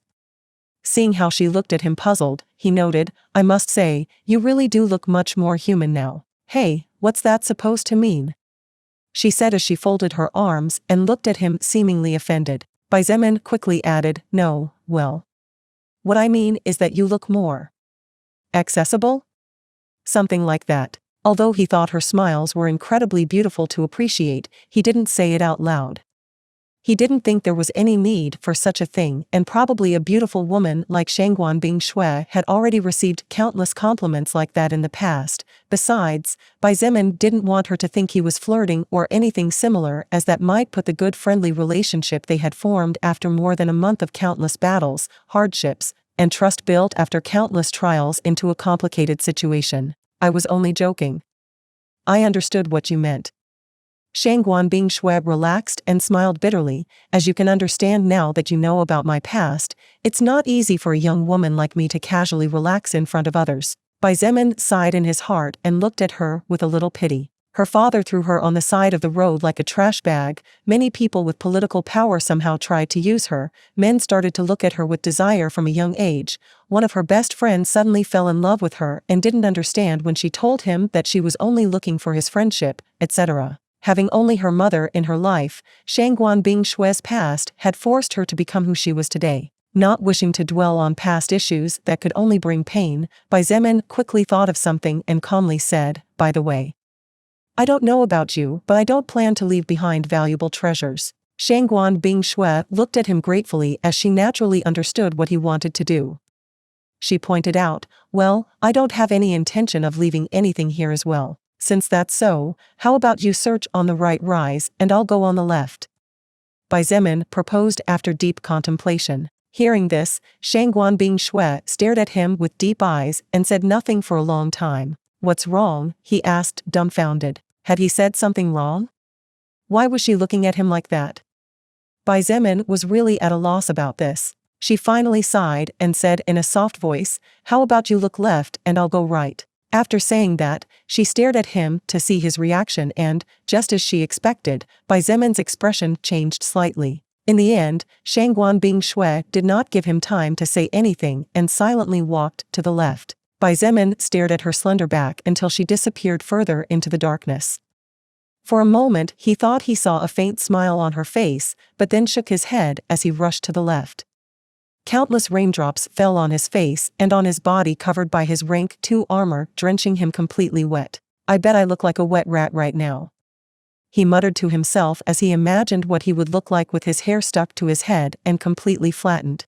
After a couple of seconds, Bai Zemin arrived in the vicinity of the ground on which the 3 second-order beasts were fighting just before he launched Crimson Blood Judgment 500 meters away and destroyed everything in its path. Because the area of effect of the shockwave and the fire sphere had destroyed everything, this area was also completely unrecognizable. If not for the unstable mana and the slight traces of active skills remaining in the atmosphere, Bai Zemin might not have recognized the area even if he wanted to. However, when he arrived there, encountered a scene he never expected to see even in his wildest dreams. Damn it. He couldn't help but curse under his breath as he walked towards the place more on the edge of the destruction. The area where whatever it was that the white tiger and the giant ape were fighting over was located and what probably also attracted the attention of the second-order mutated spider. Of course, whatever it was that was there had already been completely destroyed and not even a trace of its existence remained. However, that didn't mean that there wasn't anything in it. What the hell is this thing? Bai Zemin was dumbfounded as he looked at the material in front of him. Because in the past this area was covered by earth, this object was not visible from the outside. However, now that the area had been swept from left to right by the aftermath of Bai Zemin's attack, the earth had been destroyed and a large crater big enough to reveal what was previously hidden had been formed. Swoosh! An unnatural breeze hit Bai Zemin's face, but just as his expression turned serious and he was about to launch his attack, that unmistakable scent of sweet, fresh roses flooded his senses all at once and his body automatically relaxed as if by reflex. "Hey, Lilith. Do you know what this is?" he asked curiously as he looked at the strange material in front of him. Even though he already had a rough idea, Bai Zemin didn't dare to casually touch something he wasn't sure about. Who knows if a powerful monster would actually come out of there, or worse yet, maybe he would end up activating something like a natural bomb strong enough to blow his little body into a million pieces? Better safe than sorry. Fortunately for him, next to him was an extremely powerful being who, despite being young, had a lot of knowledge about the universe and the earth in general. If it were someone else, perhaps that person could only take the risk. However, even after several seconds of waiting, the seductive and sweet voice of the one and only existence he trusted with all his heart and was willing to put his hands in the fire for, did not come. "Lilith?" Bai Zemin turned his face to look at the woman standing next to him and looked at her with a hint of doubt as he saw the look in her eyes. Lilith was standing 2 meters away. Her ruby-colored eyes were fixed on him, but the look in them was extremely complicated. There was surprise, doubt, uncertainty, and many other emotions that alone had the capacity to make one's heart tremble, not to mention now that they were joined. However, the most notable emotion would be the worry that practically seemed to overflow from her eyes. Her always sharp eyebrows had curved slightly and the normally playful shape of her eyes was slightly decayed, just like a crescent moon, but completely opposite from that crescent moon that automatically formed when a person was very happy. "You." Lilith looked at him and seemed to want to say something but hesitated. After a moment, she finally could only utter a few words, "You are growing up too fast." Bai Zemin looked at her for a few seconds and blinked as a bitter smile formed on his face. "Don't even tell me. Look, even the soul record and earth had to devise countermeasures for me." After those words, he stretched one of his hands forward and with his gaze urged Lilith to take it. Lilith looked at his hand for a second before extending her delicate arm forward and letting Bai Zemin take her small hand gently. Immediately after, she could see the records engraved in his soul that he allowed. What Xietain showed her was his newly acquired title, irregular. She mumbled softly, and her gentle voice was like a tender whisper amidst the crackling of lightning and the dripping sound of rain falling from the clouds. Lilith looked at him with extremely complicated eyes to the point where Xietain couldn't understand and said with mixed feelings, "Really?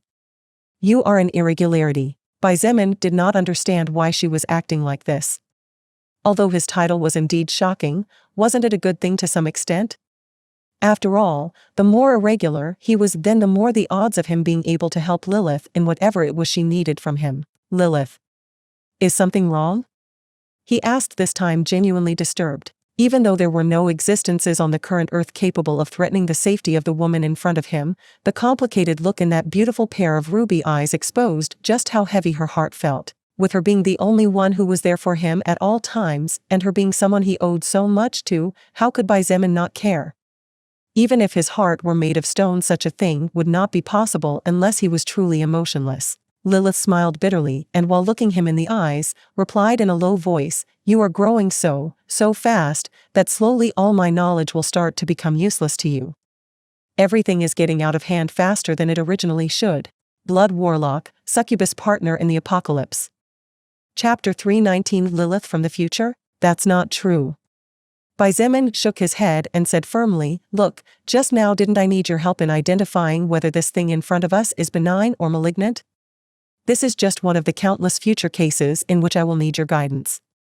Without you, I would probably have died by now in some unknown corner, without alarming anyone and without raising waves." Lilith looked at him with complicated eyes and shook her head as she said, "You don't understand. It's not that simple." "Then what's the problem?" Xietain looked at her and took a step forward. "Lilith, I really want to help you. Even though my strength is still lacking and I can't do much for you, I'd at least like to be a person with whom you can vent your grievances, someone whom you can maybe ask for an advice or two." Even though Lilith's life was more extensive than the years lived by Xietain, and probably had not only much more knowledge about the universe than him, but must also have more knowledge about life itself, she was after all a considerably young person, since even though Xietain did not know her exact age, she was not yet even 100 years old. For someone so young, many times the advice or opinions of other trustworthy people could be of great help in freeing oneself from bonds that were actually not as powerful as one initially assumed. Xietain hoped that he could ease Lilith's worries, even if it was just a small notch. It was the least he could do for her, and, unfortunately, it was also the most the current him could do. "You don't understand?" Lilith shook her head, and a nostalgic, but with a hint of unfamiliarity, expression flickered across her face as she looked at him. "You diverted too much. My arrival on day one when the soul record reached this world might have been too rushed. Even though it's undoubtedly good that your strength is increasing so quickly, I don't like it when things get too out of my hands." Xietain looked at her silently, trying to process what he had just heard. As the only two living beings in this clearing of land completely overwhelmed by the destruction of an off-scale attack looked at each other, the rain continued to fall like a seemingly unstoppable and inexhaustible waterfall. Thunder roared beyond the clouds and roared across the skies, illuminating the world with powerful flashes of blue and violet light for tiny flickers, shining on the handsome man's face and the beautiful woman's face for mere seconds before fading again and leaving the world in total darkness as it was before. "Lilith." Xietain finally broke the silence. She looked up at him, and when she noticed that particularly serious look on his no longer so normal face, her blood-red lips curved imperceptibly upward as she waited for his next words. After taking a deep breath, Xietan's deep black eyes filled with resolve, and he finally asked a question that had been bothering him. You ever met me in the past?" A look of "that's how it is" shown in Lilith's eyes as she nodded slightly to herself. She looked at Xietain with a faint smile that, intermixed with her still lingering worried look, gave form to an extremely complicated expression and said in a clear voice, "No." Bang! A flash of lightning illuminated the area, followed immediately after by a mighty thunder that shook the earth. As the natural light illuminated her face, Lilith's expression remained unchanged. Although it was impossible to know whether she was lying to him or not, Xietain for some reason felt that what she was saying was true. But that strange feeling simply made him feel even weirder inside. "No?" As he looked at her in a daze, thousands of questions and doubts filled his mind. Just then, however, Lilith continued. But I do know someone named Xietain from a long, long time ago. The complicated expression on her face became even worse after saying this. Her slight smile turned into a slightly bitter one before it returned to normal, and she asked, "Why? You think I came from the future?" Xietain jumped in surprise upon hearing the question she had just asked him. In fact, that was exactly what he was thinking. After all, every detail presented so far on Lilith was too strange and her words implied too much, therefore, he came to that conclusion naturally. In the end, little did he expect that Lilith's answer would end up making him even more confused than he already was. What did she mean by she knew Xietain a long time ago but didn't know him? With his mind in a mess, he awkwardly asked, "This Xietain. Is he someone with my name?" Even though somehow the answer was already there, he still asked. And Lilith's answer only confused him even more. "The Xietain that I have known for a long time in a way is also you, but at the same time, you both are two completely different existences. You both look alike, but at the same time, you are nothing alike. I knew that you existed somewhere, but I didn't know you. The first time I and you actually met was on day 1 when the earth changed after the intervention of the soul record. You. Just, who are you?" Xietain looked at her in a daze and with a blank mind unconsciously blurted out that question. "Didn't I tell you already?" Lilith suddenly smiled sweetly and said as if it was obvious, "I am called Lilith, a 6th order existence belonging to the faction led by the 8th order existence called Lucifer, the demonic army. I am also a holder of 2 firmament fragments, and my current race could be considered a succubus among the demon faction." Xietain sighed when he heard this and slowly closed his eyes, allowing the pristine water to hit his face uncontrollably. It was too obvious to him that she would no longer say anything regardless of how much he inquired, and he did not wish to inconvenience her any further either. However, it was not as if he had gotten nothing out of this conversation. At least he managed to learn that Lilith had known about his existence for a long time, but that they definitely did not know each other before she appeared in front of him when the apocalypse broke out. This completely left out the theory of her coming from the future, but while it cleared up one doubt, it left much more hanging. Besides, another thing he managed to silently pick up on was that, perhaps, Lilith's race was not always a succubus. They were small details, almost useless, and if one didn't pay attention to them they could easily be overlooked. But since Xietain really appreciated Lilith a lot and really wanted to help her in any way possible, those small details could not slip through his fingers and get lost. Seeing him open his eyes once again and noticing how his mind finally stabilized, Lilith encouraged him a little by saying, "You don't need to overthink it. At your current growth rate, it won't take much more than a couple of years for you to know the answers to most of the questions you have today." Xietain chuckled and said in a joking tone, "I will probably have more doubts by that time than I do today though.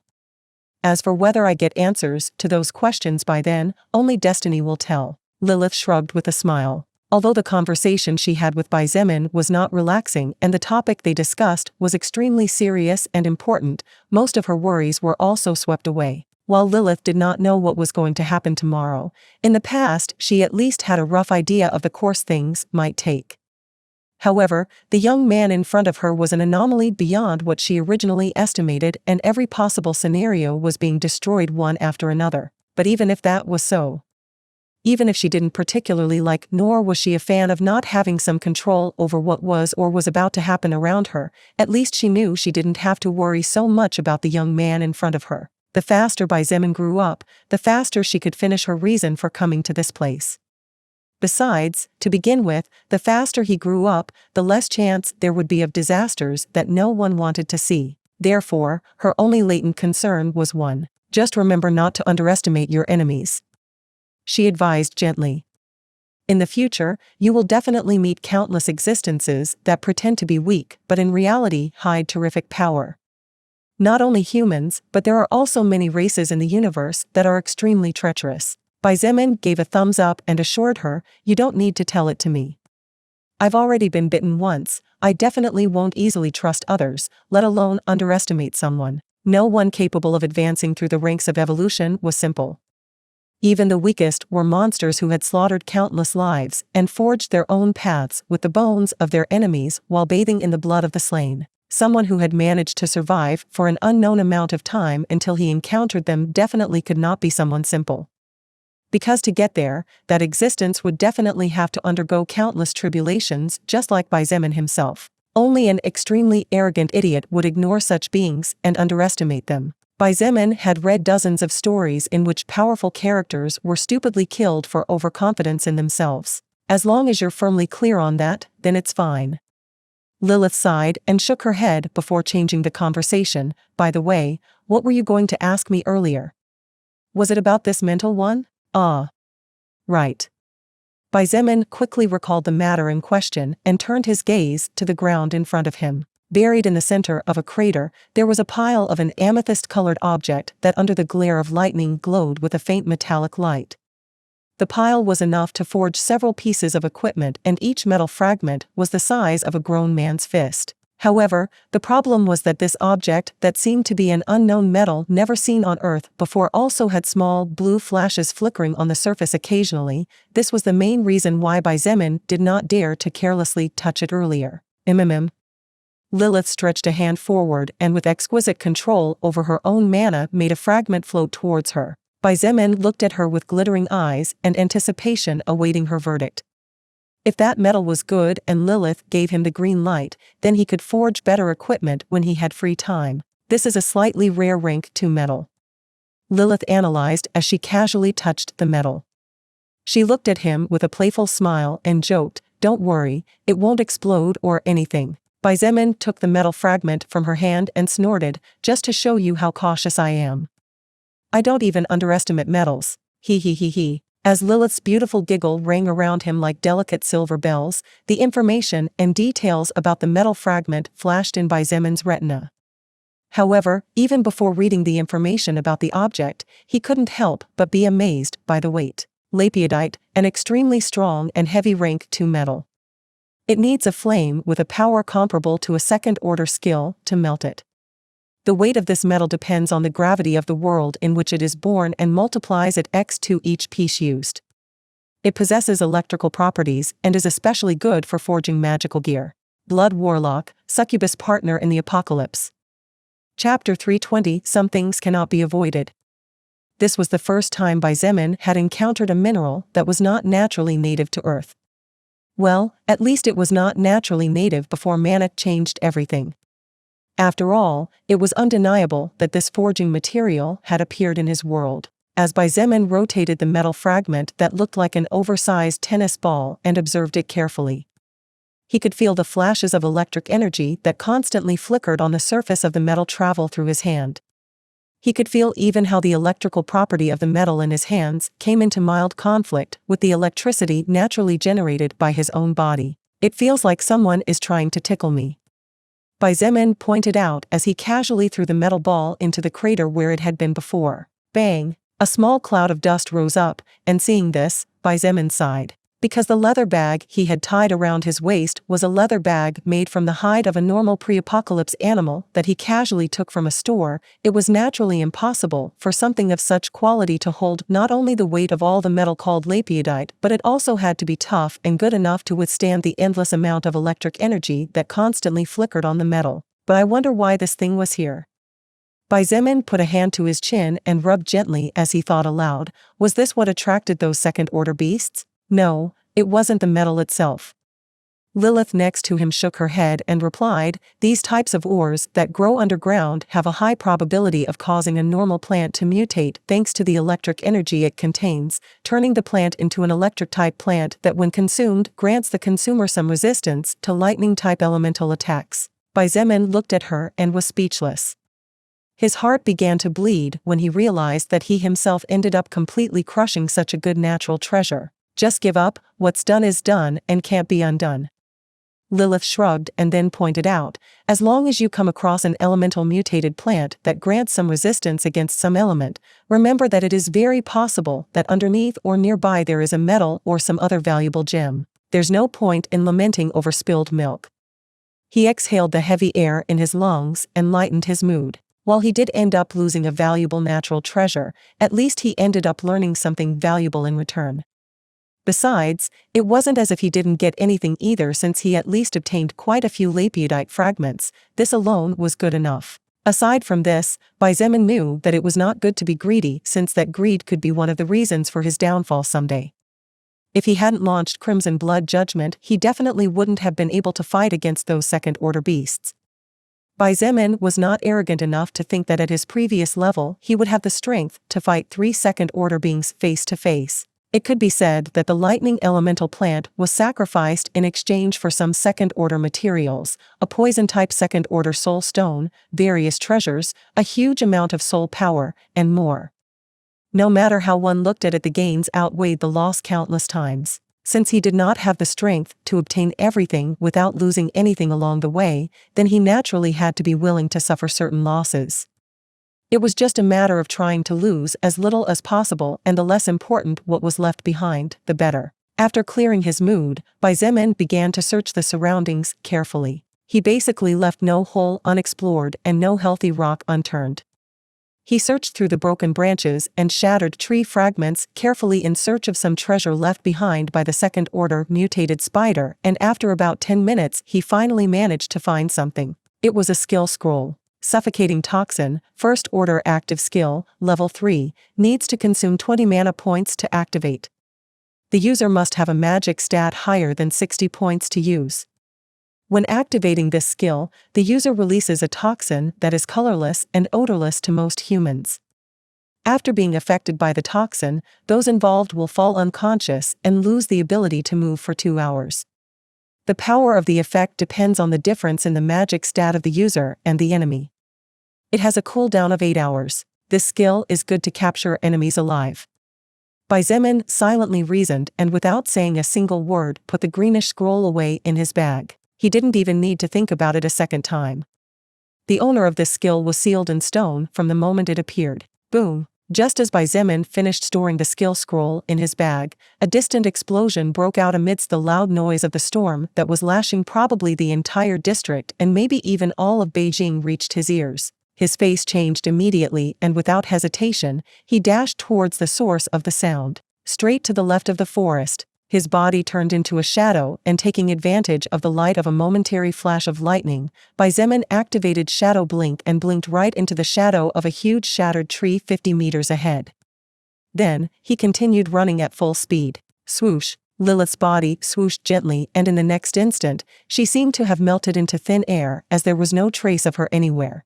About 2 or 3 kilometers away from where Xietain was conducting his search, Shangguan Bingshui was also doing exactly the same. As she held her frozen winter sword with her right hand firmly gripping the hilt while cautiously and carefully looking at her surroundings, Shangguan Bingshui sighed in her heart. Her armor was soaked, the light clothing she wore below it had also gotten wet as raindrops seeped through tiny slits around her neck and the joints of her limbs. Her hair was soaked, and when a strong breeze of icy wind hit it would be stuck to her face, making her very uncomfortable, etc. Water had even slipped inside her combat boots. I really should have stayed in bed instead of coming to this dark forest packed with monsters and disgusting insects.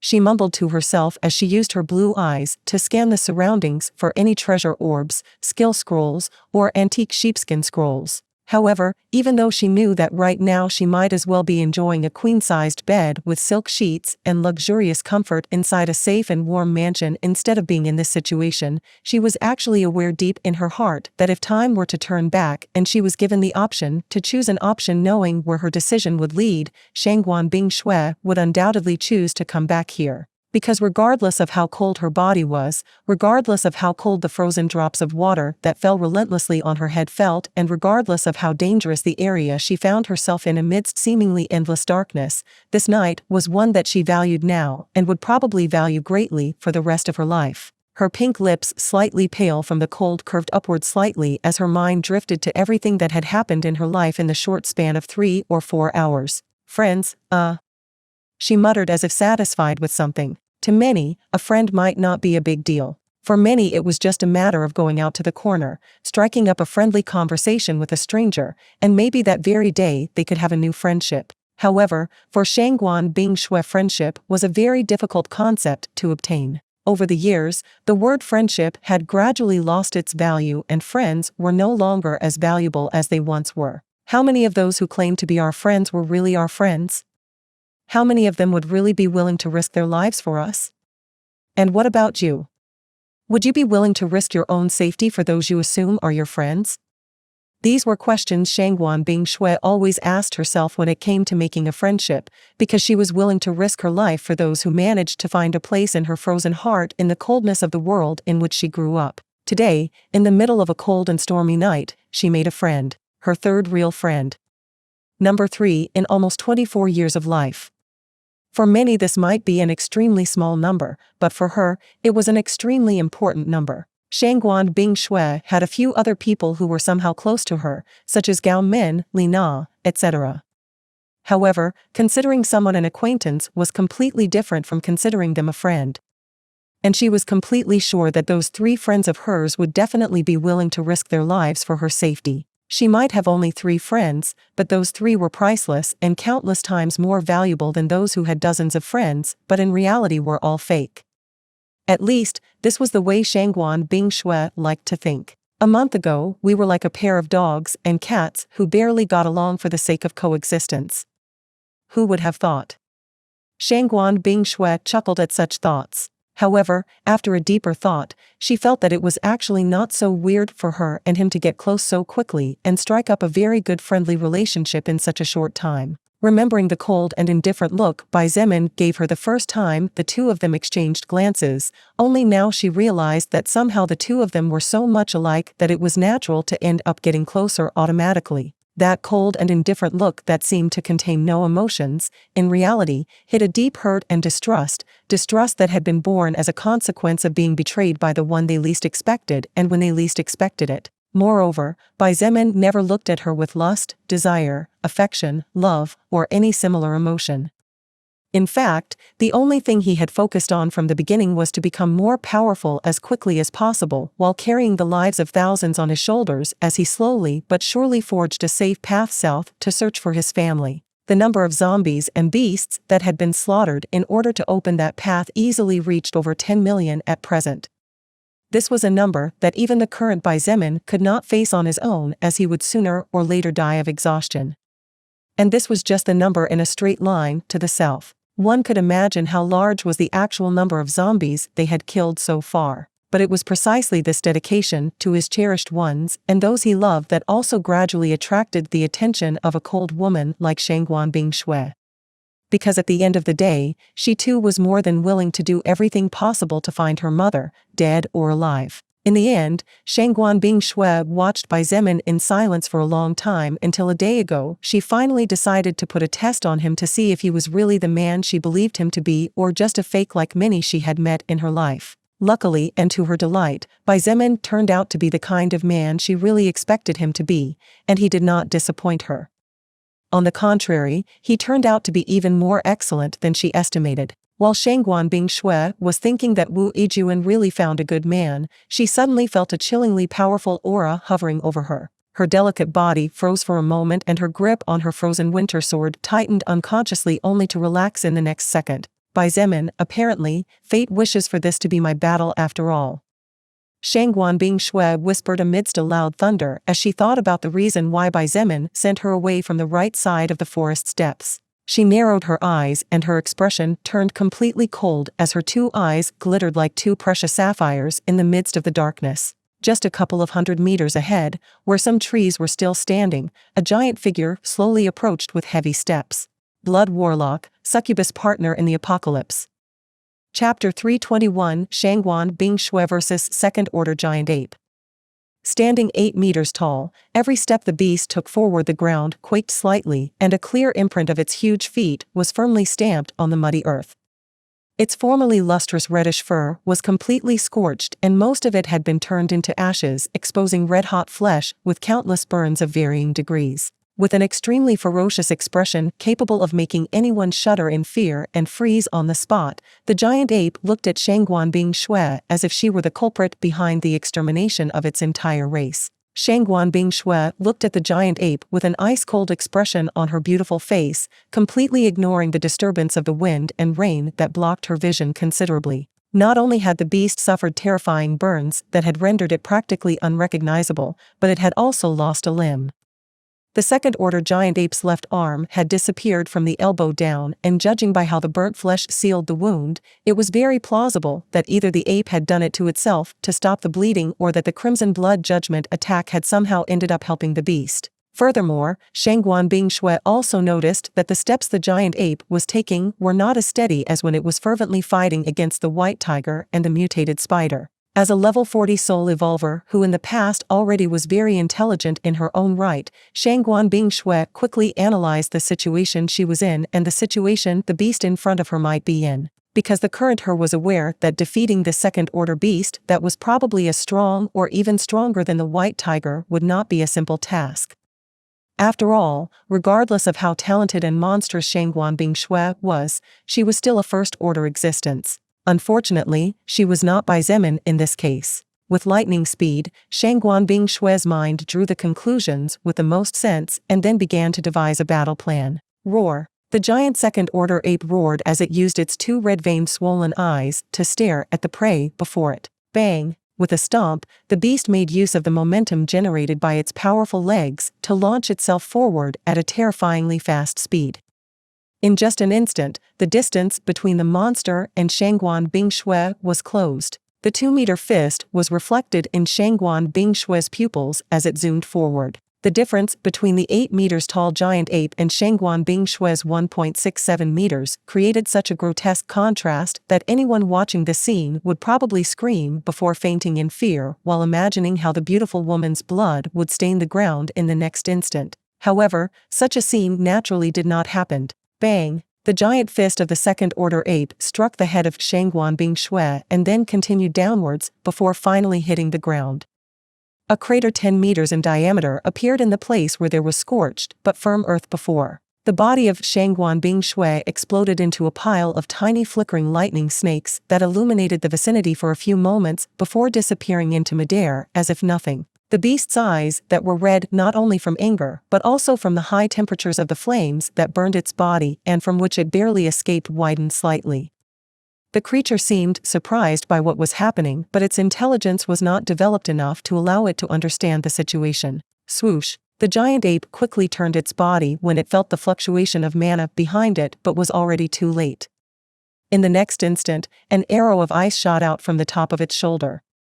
A bloody wound approximately 50 centimeters long and 5 centimeters deep appeared just above the ape's right shoulder. 20 meters away, Shangguan Bingshui looked at the wound practically insignificant compared to the beast's overall size, but her expression remained as cold as ice and her eyes filled with an unwavering battle will. On her slender but curvaceous body, tiny blue flashes flickered steadily around her deep blue armor. This was the first time Shangguan Bingshui activated her recently acquired second-order level 5 lightning movement skill and was naturally surprised by the terrifying boost her movement speed received. At this moment, Shangguan Bingshui had activated 2 skills. One of them was naturally lightning movement. The other was another movement skill, one that she had had for several weeks now, and the skill that allowed her to prevent the second-order archaic bear from escaping back then when Xietain momentarily stalled due to exhaustion. The name of the skill was Frozen Slide, and it increased her agility by 30 points when she moved on ice. Usually, Shangguan Bingshui did not use it because the skill needed her to consume too much mana to make ice platforms. However, with a storm as large as this one, Shangguan Bingshui's mana consumption was practically negligible. Frost rebuff. Her cold voice rang out amidst the lightning, and the frozen winter sword in her right hand shivered for a moment before a faint azure glow appeared on the blade of the weapon. Raindrops falling on the sword or nearby froze into small ice cubes before falling onto the ground with light tinkles at the same time as a light mist of frost was released from the blade of the sword. Frost rebuff, first order active skill, level 5, increases the speed of your slashes and the strength behind your attacks depending on the amount of mana and magic of the user. Wounds inflicted during the active effect of frost rebuff cannot be regenerated. The effect works against creatures up to 50 levels above the user and can be applied on sharp weapons. It consumes 60 mana points to activate for 20 minutes and has a cooldown time of 2 hours. Roar! The giant ape roared again and completely ignored the wound that had been inflicted on it. In fact, the beast did not even feel Shangguan Bingshui's cut, as the amount of pain and damage was negligible compared to what the ape experienced after receiving the heavy aftereffects of Baizemen's Crimson Blood Judgment attack. After roaring, the beast charged forward again like a cannonball. In its enraged eyes, there was only one image: the woman before it. It only wanted to vent the anger it felt, and the beast could still remember how the soul power of the human before its eyes was very close to the user whose soul power caused all its pain. Shangguan Bingshui hastily backed away and waved her sword backward while silently activating the rune of her Ice Maker skill. Swoosh! Swoosh! Swoosh! Over 20 ice swords formed from the storm and then flew at full speed towards the giant ape. The beast simply shook its right fist fiercely, and a powerful air bullet shot forward to meet the incoming attack. Bang! Bang! Bang! Bang! Bang! Bang! Half of the ice swords were crushed with ease, and only about 10 of them managed to continue forward, striking the beast's chest and abdomen mercilessly. Having lost the protection of its fur and with its skin and flesh exposed, it was naturally impossible for the giant ape not to feel pain when struck by such sharp ice objects. However, even though the beast roared in pain, its steps did not falter and it continued to chase. Shangguan Bingshui created several ice weapons at the same time as she used her frozen winter sword to apply part of the frost rebuff effect on her creations formed from her Ice Maker skill. As the giant ape chased after her, she managed to inflict several hundred wounds that slowly began to bleed, and that blood began to be washed away by the rainwater before more blood came out. However, the wounds were too small. The giant ape was a monster over 8 meters tall. If Shangguan Bingshui wanted to defeat it, she would need a lot of work, and it was highly likely that her mana would be drained early at the same time as her skills would go into cooldown time. If my Ice Maker skill were second order. Shangguan Bingshui lamented in her heart as she agilely made perfect use of her martial arts knowledge to gracefully dodge the enraged ape's explosive attacks. But thinking about the last remaining requirement to complete to evolve her main skill, Shangguan Bingshui became even more resolved that she definitely had to defeat the creature before her. After chasing for almost a full minute, Shangguan Bingshui realized that in a few seconds she would be overtaken as her agility was still far below that of the second-order giant ape. She hurriedly pointed to the ground behind her, and the bracelet on her wrist momentarily glowed. Swoosh! A 2-meter earth spike flew out of the ground aiming for the giant ape's heart, but the beast didn't seem to notice as it simply continued to advance. Bang! The magical earth spike struck the monster's chest, but for the first time, the attached skill that possessed enough power to pierce a small armored vehicle failed to damage its target. Even so, Shangguan Bingshui's objective was partially met as the giant ape was forced to retreat 2 steps back and pause for a moment before continuing to chase. This gave her the opportunity to increase the distance between the two. Gradually, the giant ape began to feel exhausted. Not only had it been severely injured before the battle started, but it had also previously been fighting 2 second-order beings like it.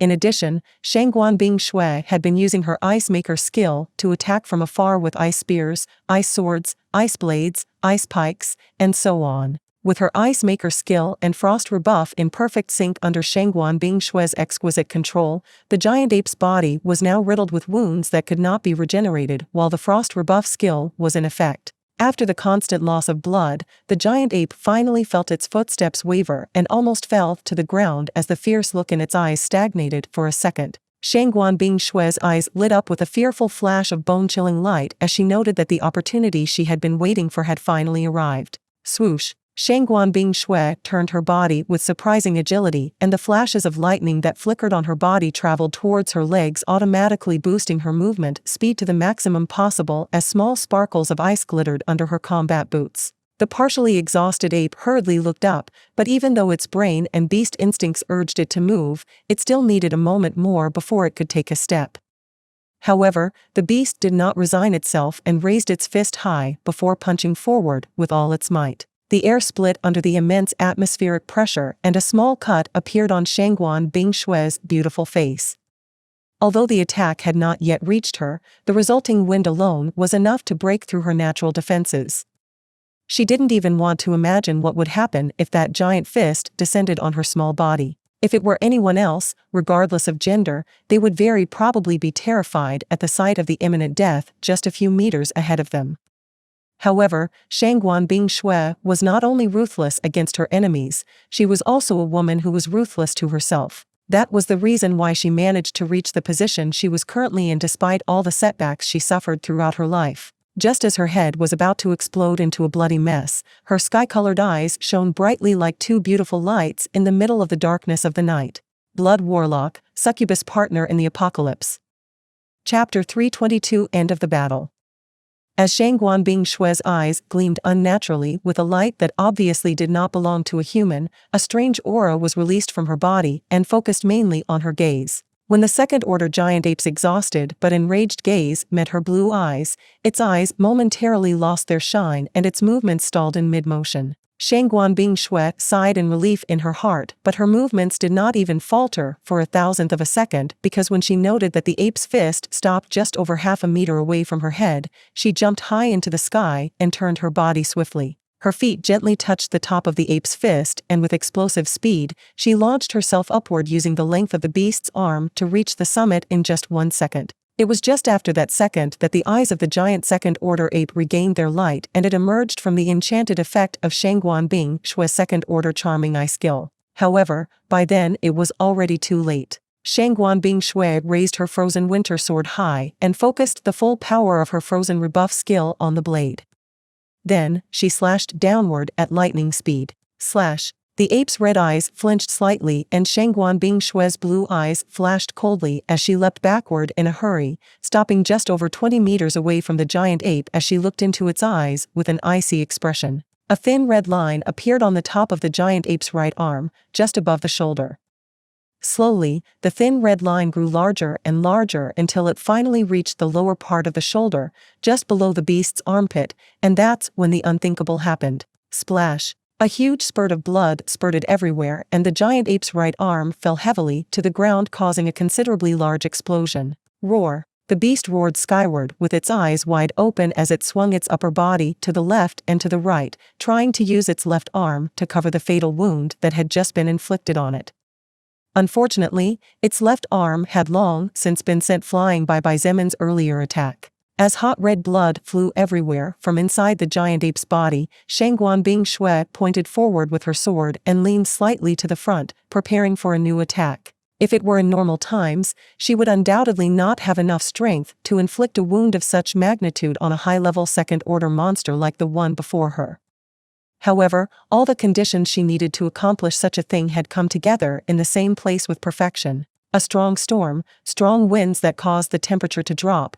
This made Shangguan Bing Shui's elemental ice-like attacks at least 3 times stronger than normal, and at the same time the mana consumption was reduced by 70%. The giant ape had been severely injured and weakened by the monstrous attack launched by Zemin previously, which not only caused the beast's speed and power to decline terribly but also caused its attacks to be messy and easy to predict. Thanks to this, Shangguan Bing Shui was able to continue fighting with her long-term fighting style. Everything had worked out perfectly as if fate itself had willed it.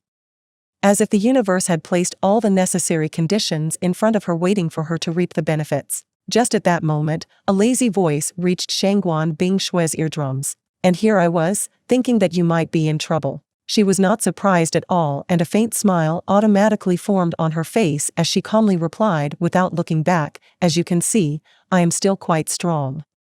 And the parts one am still lacking in, I can complement them by using my intelligence. This person who had just arrived was naturally Zemin, who only took a few seconds to reach the scene after the giant ape's arm fell to the ground and its roar spread far and wide amidst the thunder and lightning. With his top speed now exceeding 700 kilometers per hour after absorbing a large amount of soul power, a few kilometers meant nothing to him.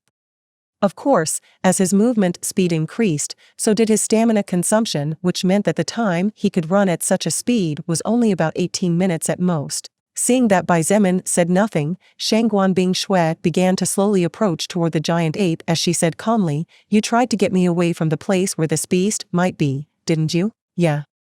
Zemin didn't hide it. There was no point in doing so since he was aware that she had realized his intention when he asked her to explore the left of the forest while he explored the right. Since the battlefield of the 3 second-order beasts had been the right side, Zemin naturally estimated that the giant ape should still be around that area. Therefore, to prevent Shangguan Bing Shui from suffering unforeseen injuries, he sent her to the left. Being as smart as she was, Shangguan Bing Shui naturally realized it back then. However, she said nothing and did not reject his goodwill. Although she was not comfortable with being treated like a weak lady, she also could not deny that she silently appreciated the care with which he treated her. Unfortunately or not everything goes as one would expect in most cases, and this case was no exception. Not only was the giant ape not on the right side in the depths of the forest, but it had also managed to silently move away and sneak in through the left side, taking Shangguan Bing Shui by surprise. "I will kill it myself. I need to do it to evolve my skill," she declared before dashing forward in a whirlwind of icy wind. Shangguan Bing Shui was moving very fast, but in the eyes of Bai Zemin, whose agility had already surpassed 700 points, was no big deal. Therefore, he could see her movements and those of the exhausted giant ape clearly. The giant ape roared once again. Only this time its roar was not only of anger but also of pain and a tinge of fear. It was just that the thought of fleeing never crossed the beast's mind, as it instead raised its foot high and then kicked towards Shangguan Bing Shui fiercely. Shangguan Bing Shui snorted and gently kicked a huge puddle of water under her feet. Swoosh! The water froze, and then a huge ice block over 20 meters high lifted her high into the sky in a heartbeat. Bang! The ice block was crushed like nothing when the second-order ape's kick connected. Shangguan Bing Shui began to plummet from the sky, but she did not panic at all. On the contrary, she took the power of the Earth's gravity to her advantage and slashed downward. Just then, however, the giant ape opened its mouth wide and Shangguan Bing Shui had a bad feeling. She rescinded her attack and hurriedly shouted in a delicate voice. "Ice shield!" The endless raindrops began to freeze at speeds that even Bai Zemin couldn't follow with his eyes, and in just a blink of an eye, they merged together to form a thick round shield whose diameter easily exceeded 10 meters. The giant ape roared and a 3-meter fireball flew out from its mouth like a cannonball. Boom! The distance between the two was so close that the ice shield and the fireball collided in less than a blink of an eye, and a thunderous explosion echoed everywhere. As the fiery flare spread all around under the raging storm, Shangguan Bing Shui took advantage of the shockwave to move away from the beast and rejoiced that the storm greatly weakened the giant ape's power, or else it would have been difficult to come out of the previous attack unscathed. "Are you sure you don't need help?" Bai Zemin frowned from a distance. He was standing about 100 meters away with his blazing scale greatsword stabbed into the ground as he clung to the hilt with a reverse grip. "No need. I said I'll kill it myself." Shangguan Bing Shui indifferently declined and then directly spent 80% of her mana, deciding that it was time to end it all. So far, Shangguan Bing Shui's mana consumption had mainly come from activating her skills. However, over the course of the fight, that mana had been slowly recovering. Therefore, her mana was almost completely full. All this was only possible thanks to her being able to make ice from the countless raindrops around her. Therefore, 80% of her mana was an amount that even Bai Zemin should praise. "Ice arrows!" She delicately yelled and waved her sword in a spiral, releasing auras of frost back and forth from her body. Swoosh! Swoosh! Swoosh! Swoosh! Over 2,000 ice arrows filled the sky. Bang! Lightning flashed for several seconds, illuminating the icy glow of the frozen tips of the 2,000-plus ice arrows. What a powerful skill! Bai Zemin muttered in surprise as he looked at the frost aura contained within the tip of each arrow. Each frost arrow exuded the aura belonging to Shangguan Bing Shui's frozen rebuff skill. High above the clouds, Lilith watched the ongoing battle with indifference.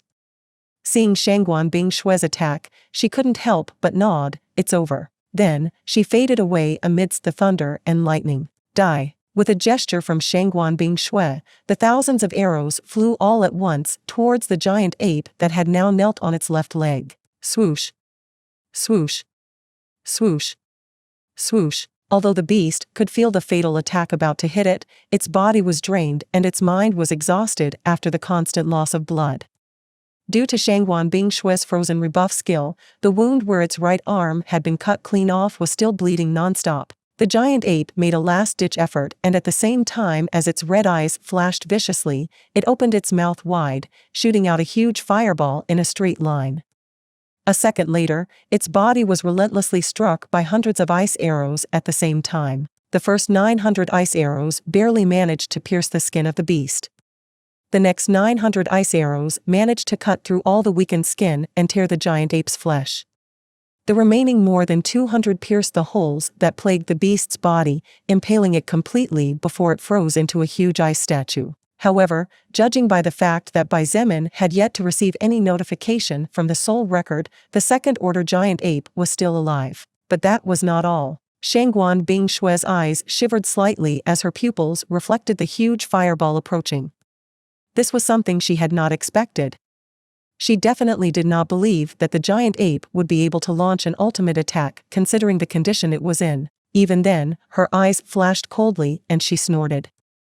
Her soft waist swayed like a female snake and the lightning on her body flickered as several ice platforms formed under her feet. Seeing this, Xietain stopped his movements and relaxed his grip on the hilt of his weapon. Boom! The fireball over 4 meters in diameter exploded powerfully, forming a giant crater and causing several flares to fly everywhere uncontrollably. Swoosh! Like a ghost, Shangguan Bingshue appeared in front of the frozen statue of the giant ape still kneeling on one of its legs. Blue lightning flashed on her armor and illuminated her cold face just as she stabbed her sword towards the beast's throat in a swift and fluid motion. A slight groan came from within the ice statue, and a moment later, thin strands of blood began to trickle down the surface of the pristine ice. 2 orbs filled with soul power with a somewhat similar size came out from the statue. One entered Shangguan Bingshue's body and the other entered Xietan's body. You have received the soul power of second-order explosive flame ape level 71. You have gained strength plus 60, agility plus 43, stamina plus 56, health plus 60, mana plus 20, magic plus 25. Both received the same message, only with slight differences, with Shangguan Bingshue getting slightly more stats than Xietain. In addition, she also received the following messages in her retina as the records were engraved into her soul. You have leveled up and reached level 41. You get 2 status points to distribute freely. You have leveled up and reached level 42. You have leveled up and reached level 43. You have leveled up. You have leveled up. You have leveled up and reached level 46. You get 2 status points to distribute freely. Slowly, Shangguan Bingshue withdrew her sword and waved it into the wind. Blood clinging to the blade splattered on the ground and pure raindrops cleaned the edge. Only then did she elegantly sheath her weapon before turning around to face Xietain. Then, she did something he did not expect. With a happy and proud smile, she held up 2 fingers forming a V and said cheerfully, "You see? I can do it too if I put my mind on it." Xietain didn't know whether to laugh or cry as he looked at the usually cold woman's childish attitude. In the end, he simply said what he thought was right, "Congratulations. Now we can say that in our faction there are 2 beings with the power of a second-order existence.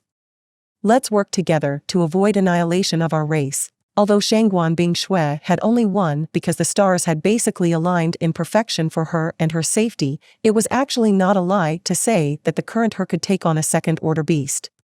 After all, she had just absorbed quite a bit of soul power from a high-level beast and added to the soul power of the archaic bear, her overall strength had increased tremendously. Furthermore, the current Shangguan Bingshue will probably also be able to evolve her main skill to second order.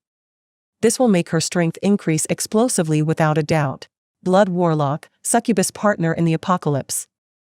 Chapter 323 Epic Grade, Liquid Storage Jewel. After Shangguan Bingshue claimed the life of the second-order explosive flame ape, the ice sculpture that sealed the creature inside finally broke into pieces and the lifeless body fell heavily to the ground. The rain began to sweep away the blood, but Xietain was naturally unwilling to let such a preciousness be lost just like that, so he hurriedly activated his second-order blood manipulation skill. Swoosh. Swoosh. Swoosh. Over 200 liters of blood separated from the rain and flew into the sky, forming a huge red sphere that soon took on a ruby radiance and hardened. Bang! The sphere of solid blood fell heavily to the ground and after shuddering for a moment finally stood frozen. The water droplets falling on the surface simply slid down the body of the sphere before falling to the ground without taking even a drop of blood with them. Seeing Shangguan Bingshue looking at him, he shrugged his shoulders and said as if it were obvious, "I can't let a natural treasure like this go to waste like that, can I?" Besides, the consumption for keeping my skill active for something as insignificant as this is nothing to me. I guess you're right. She sighed and nodded. The blood of a second-order beast was priceless right now. Just by drinking it along with their meals, it was highly probable that even she and Baizemin would gain various benefits, and even if said benefits could not compare to the power they gained from pure soul power, it was still more than welcome since it was an extra benefit they gained after the victory anyway. As for the others, probably only first-order existences could withstand the explosive power contained in the blood of a fire-type second-order beast. Baizemin and Shangguan Bing Shui would have to make sure later. Oh, now that I remember. Baizemin suddenly realized that he had forgotten something important after all the things that had happened, so he hurriedly reached inside his bag and took out a 600 milliliters bottle from it. The bottle was filled with blood. Shangguan Bing Shui was not surprised by the strange sights. She had somehow already gotten used to seeing Baizemin with several bottles of blood with him. Moreover, since his main skill was blood control, she naturally thought that he must have his own blood supply at all times. Here. You drink it. That blood belongs to the archaic bear we killed back then, he said as he handed her the bottle filled with glowing liquid contents. Shangguan Bing Shui unconsciously stretched out her hand and received the bottle. When she finally realized what Baizemin said to her, the corner of her mouth twitched a couple of times and she muttered a few things under her breath. Baizemin knew what she was thinking since he had previously thought the same thing too. Don't worry. It actually doesn't taste as bad as you think, he reassured her. Shangguan Bing Shui hesitated for a moment, but in the end, she gritted her teeth and uncorked the bottle before bringing the tip to her lips. When the first drop of blood slipped out, Shangguan Bing Shui's eyes widened slightly and she felt a bit of shock as she realized that Baizemin was actually telling her the truth when he said that the blood didn't taste as bad as it looked. The taste was a bit sweet but at the same time somewhat sour. Even though it wasn't a delicacy, it wasn't disgusting as she imagined it to be. Soon, the half-liter bottle was completely emptied and the blood inside was swallowed by Shangguan Bing Shui in large gulps. When she put the bottle down, her lips were completely red due to the lingering blood liquid, and even though that blood was soon swept away by the fierce storm, Baizemin could see it for less than a second and could not help but think that Shangguan Bing Shui looked very sexy in that manner. Of course, this thought was just a fleeting thought that disappeared at the speed of light. Shangguan Bing Shui's face shrank and it was obvious from the expression she was making that she was experiencing a great deal of pain right now. Bear it.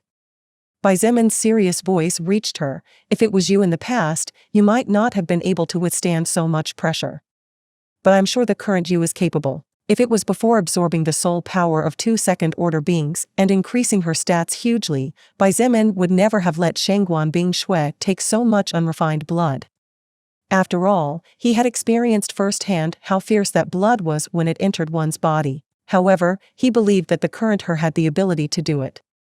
She only needed to endure while her body and soul assimilated the power contained in the second-order archaic bear's blood to gain benefits. Approximately 30 seconds later, Shangguan Bing Shui's expression slowly began to relax, and a moment later, her previous pained expression had turned into surprise. I just received 50 health points, and one of my passive skills that increase my health advanced directly to first order. She looked at him in a state of utter shock. Baizemin was not surprised at all when he heard this. At that time, he gained 29 health points and his passive skill superhuman health advanced from first order level 1 to first order level 5. As for why he obtained less stats, it was because his soul power was higher than Shangguan Bing Shui's. So, your skill evolved just as you wanted? He asked without waiting for her to say thank you. Baizemin believed that such words were useless and unnecessary. Less so between two people who considered themselves friends. Shangguan Bing Shui blinked a couple of times before she snapped out of her initial surprise and quickly began to slide down her registers as she said, "Wait a moment. Evolution requirements for the First Order Ice Maker skill level 5 dash. Kill unclassified enemies using Ice Maker 20.000/20.000. Kill First Order enemies using Ice Maker 3/3. First Order Soul Stone 2/2. Kill Second Order enemies using Ice Maker 1/1. You have fulfilled the requirements to evolve First Order Ice Maker skill. Do you wish to evolve the skill to second order? Shangguan Bing Shui mentally agreed to the soul record's question, and the evolution process soon commenced. 2 first-order soul stones, and the only 2 that Shangguan Bing Shui currently possessed, flew out from inside her leather bag and floated into the air. At the same time as the first-order soul stones exploded and the power within them began to spin in a spiral shape, slowly forming a rainbow-colored vortex, the rune representing the Ice Maker skill within Shangguan Bing Shui's soul also lit up brightly. Bai Zemin watched as the rainbow-colored light descended from the sky and covered Shangguan Bing Shui's body, making her look like a goddess enveloped by light in the midst of darkness. Her body slowly began to absorb the light surrounding her, and all that light was soon absorbed by her soul, slowly being directed to where the Ice Maker skill rune was located. As she absorbed the rainbow light, the rune slowly began to change. Its color became considerably brighter and purer, while a strange extra engraving appeared on the surface. You have successfully evolved the Ice Maker skill. Ice Maker, second order active skill, level 1, you can use your own mana to craft ice objects at will, and the power of your creations is limited by your own magic stat but can be enhanced by weapons with magical power. The power of second order Ice Maker level 1 is multiplied x2 compared to first order Ice Maker level 5. The mana cost to move your creations through the air decreases by 25%. Second activation, you can now leave traces of mana behind to form ice traps without needing to activate them immediately and without needing your presence. Shangguan Bing Shui's eyes shone like stars during a clear night when she read the description of her evolved main skill. While Bai Zemin could not create blood out of thin air, he could move blood without consuming extra mana. Unfortunately, while Shangguan Bing Shui had the ability to make ice with her own mana, she also needed to consume even more mana to move her creations. After all, her skill was not called ice manipulation. Bai Zemin's blood manipulation skill and Shangguan Bing Shui's Ice Maker skill each had their advantages and disadvantages, but there was no doubt that both were powerful. Fortunately for Shangguan Bing Shui, the mana consumption to move her ice creations had decreased by 25%, which in future battles would relieve her of a great burden. As if that wasn't enough, the power of the skill was multiplied x2, and she also acquired a new ability that still needed study and training in order to better understand how it worked. In conclusion, she was quite satisfied with the result. Seeing your happy expression, I'll assume you got a good result. Bai Zemin chuckled. Shangguan Bing Shui smiled faintly and did not deny it. Let's just say that the risks and hard work paid off. They both looked at each other with faint smiles, and after a moment, Bai Zemin pointed with his head as he said, "Won't you see the spoils of war?" Shangguan Bing Shui said nothing and crouched down, turning her back to Bai Zemin and practically leaving herself completely unprotected and open to any attack. She was already weaker than Bai Zemin to begin with, but at least she might have a small chance to survive if she tried to run away by making use of all her arsenal. However, at this point she would definitely be dead if he decided to attack her. Although Bai Zemin did not say anything and just looked at her, he could not help but be a little moved when he saw the seemingly natural and involuntary move of hers. In this chaotic world where human life was worth less than a piece of dry bread, friendship for many was nothing. One needed to remember that what Shangguan Bing Shui was currently picking up from the ground were incredibly valuable and powerful treasures. Such items were enough to make even a saint turn into a demon and betray their allies. Therefore, the fact that Shangguan Bing Shui would turn her back toward Bai Zemin under such conditions only showed in depth how great her trust in him was. Even though they had not known each other for a long time, if it was a day ago, she definitely wouldn't do something like that regardless of how well she thought of him. However, she had been unconscious and unprotected for a full day. If Bai Zemin really wanted to do something to her, then the opportunity had already presented itself, so there was no point in protecting herself against him at this point. Even so, Bai Zemin couldn't help but ask, "Aren't you afraid of me attacking you from the back? At this point, even if I kill you here, everyone will think that you were attacked by a beast." Shangguan Bing Shui chuckled and had apparently finished picking everything up as she slowly stood up. She turned her body to look at him, and seeing Bai Zemin resting his back against the huge red sword with his arms crossed in front of him, she calmly said, "In my dictionary, there is no middle ground. For me, there are only people I trust and people I don't trust in. You are one of the 5 living beings I trust in." Bai Zemin shook his head, not knowing what to say. Although he was moved by her words and felt grateful, he could not trust in her the same way she trusted in him. His stone heart skill wouldn't let him. Not so easily.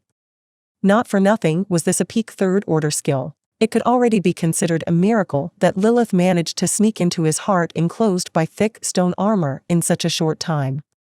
As for when someone else could do it or if anyone else would ever achieve it as long as the skill remained unchanged, it was still a mystery that only time would answer. Shangguan Bing Shui pressed the green orb in her hand, and after a slight flash of light, a small crimson thumb-sized pearl appeared in her palm. This was a precious epic-grade treasure. After reading the information of the item, Shangguan Bing Shui closed her eyes for a moment and then smiled faintly before throwing it towards Bai Zemin without hesitation. Bai Zemin unconsciously raised his hand to catch and the small pearl fell accurately into his now clenched fist. The name of the object was the first thing that flashed into his eyes. Liquid Storage Jewel.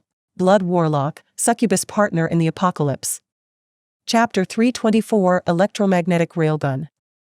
Just reading the name of the item in his hands caused Bai Zemin's heart to start beating erratically at a slightly faster speed than usual.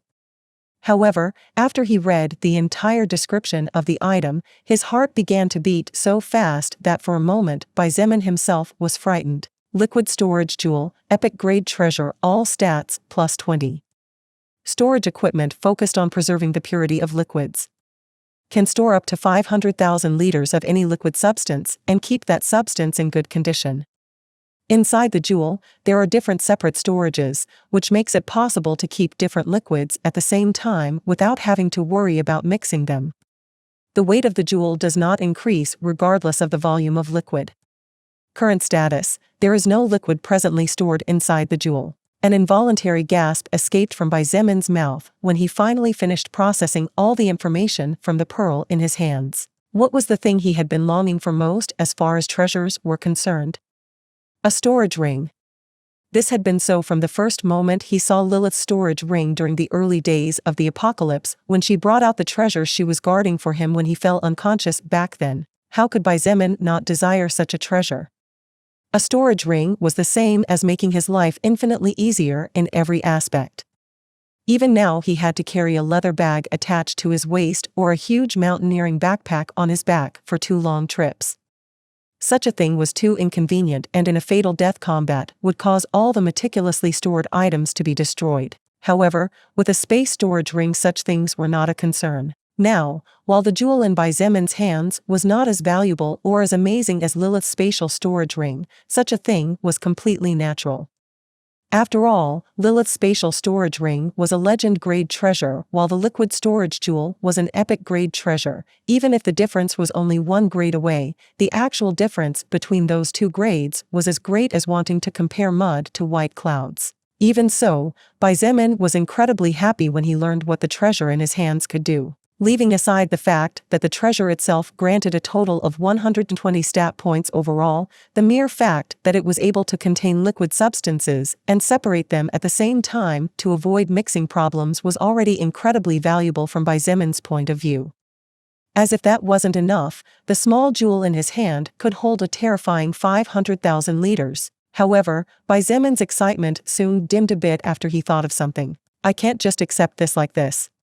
He shook his head as he looked at Shangguan Bing Shui and sighed in his heart. Although he really wanted it and had in fact indirectly contributed to the death of the second-order giant ape, the truth was that Bai Zemin was clear that he had basically made no effort at all.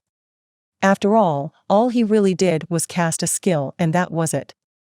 The person who actually made an effort and had a battle to the death to get this treasure was actually Shangguan Bing Shui. Shangguan Bing Shui pursed her lips upon hearing his words. She said a little annoyed, even though I already knew that you would say that I must admit that it is really annoying. Bai Zemin shrugged his shoulders and said nothing. Such was his personality and his principles, such things were not so easy to change overnight. Seeing that he had no intention of giving in, Shangguan Bing Shui fell silent and lowered her head to think for a moment. After about a minute or 2, she finally looked at him again and calmly proposed, I know you want that treasure as you will be able to store huge amounts of blood there. So how about we do something? There is a magic grade treasure here too. Added to the 3 we found in the tiger, the sum of magic grade treasures would increase to 4. Bai Zemin's ears twitched slightly and he listened to her carefully as he somehow liked where the conversation was going. For magic-grade treasures and even the treasures we must search for from the second-order mutated spider you killed earlier. Shangguan Bingshui continued while looking at him calmly, if the mutated spider dropped an epic-grade treasure, then I will have priority over that treasure before you. Otherwise, in case we don't find another epic-grade treasure and they happen to be all magic-grade, you will let me pick 3 magic-grade treasures first regardless of whether you have them or not. How about that? Bai Zemin contemplated Shangguan Bingshui's proposal, but after a few seconds, the answer he came to was obvious. If Bai Zemin managed to possess the liquid storage jewel, his overall strength would take a big step forward. This was not only due to the large amount of stat points, it was mainly due to the fact that if he were to keep this treasure, he would have the ability to instantly store 500,000 liters of blood. That's right. Bai Zemin did not plan to store water or anything similar, the only thing he wanted to store in it was blood. With the jewel's ability to divide liquids, Bai Zemin would be able to separate the blood of unclassified, first order, second order, and so on. This would make his life much easier on a level never seen before. In addition, the display of power that his second-order blood manipulation skill could show off would be much far more powerful. Bai Zemin's slaughtering ability would be raised to a whole new level. Sounds good to me. Let's do as you say then. He finally nodded without much more to say. Congratulations. Shangguan Bingshui looked at him with a slightly amused smile and joked, you are literally a walking blood bank now. Bai Zemin forced a smile when he heard this. It really was weird, but what could he do about it?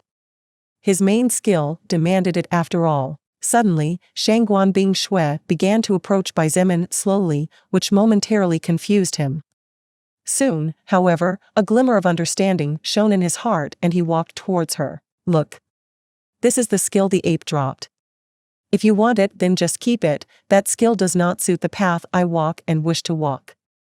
Shangguan Bingshui handed him the skill scroll without regrets. Bai Zemin took it and quickly obtained the skill information contained within the scroll. Beast Strength, Second Order Active Skill, Level 1. After activating this skill, it increases the user's strength stat by plus 200 points for a period of 2 hours and has a cooldown time of 24 hours. The description was incredibly simple, but enough to detail what the skill did, for how long, and how often it could be used. Despite the fact that the effect was very good, Bai Zemin shook his head, I don't want it at all.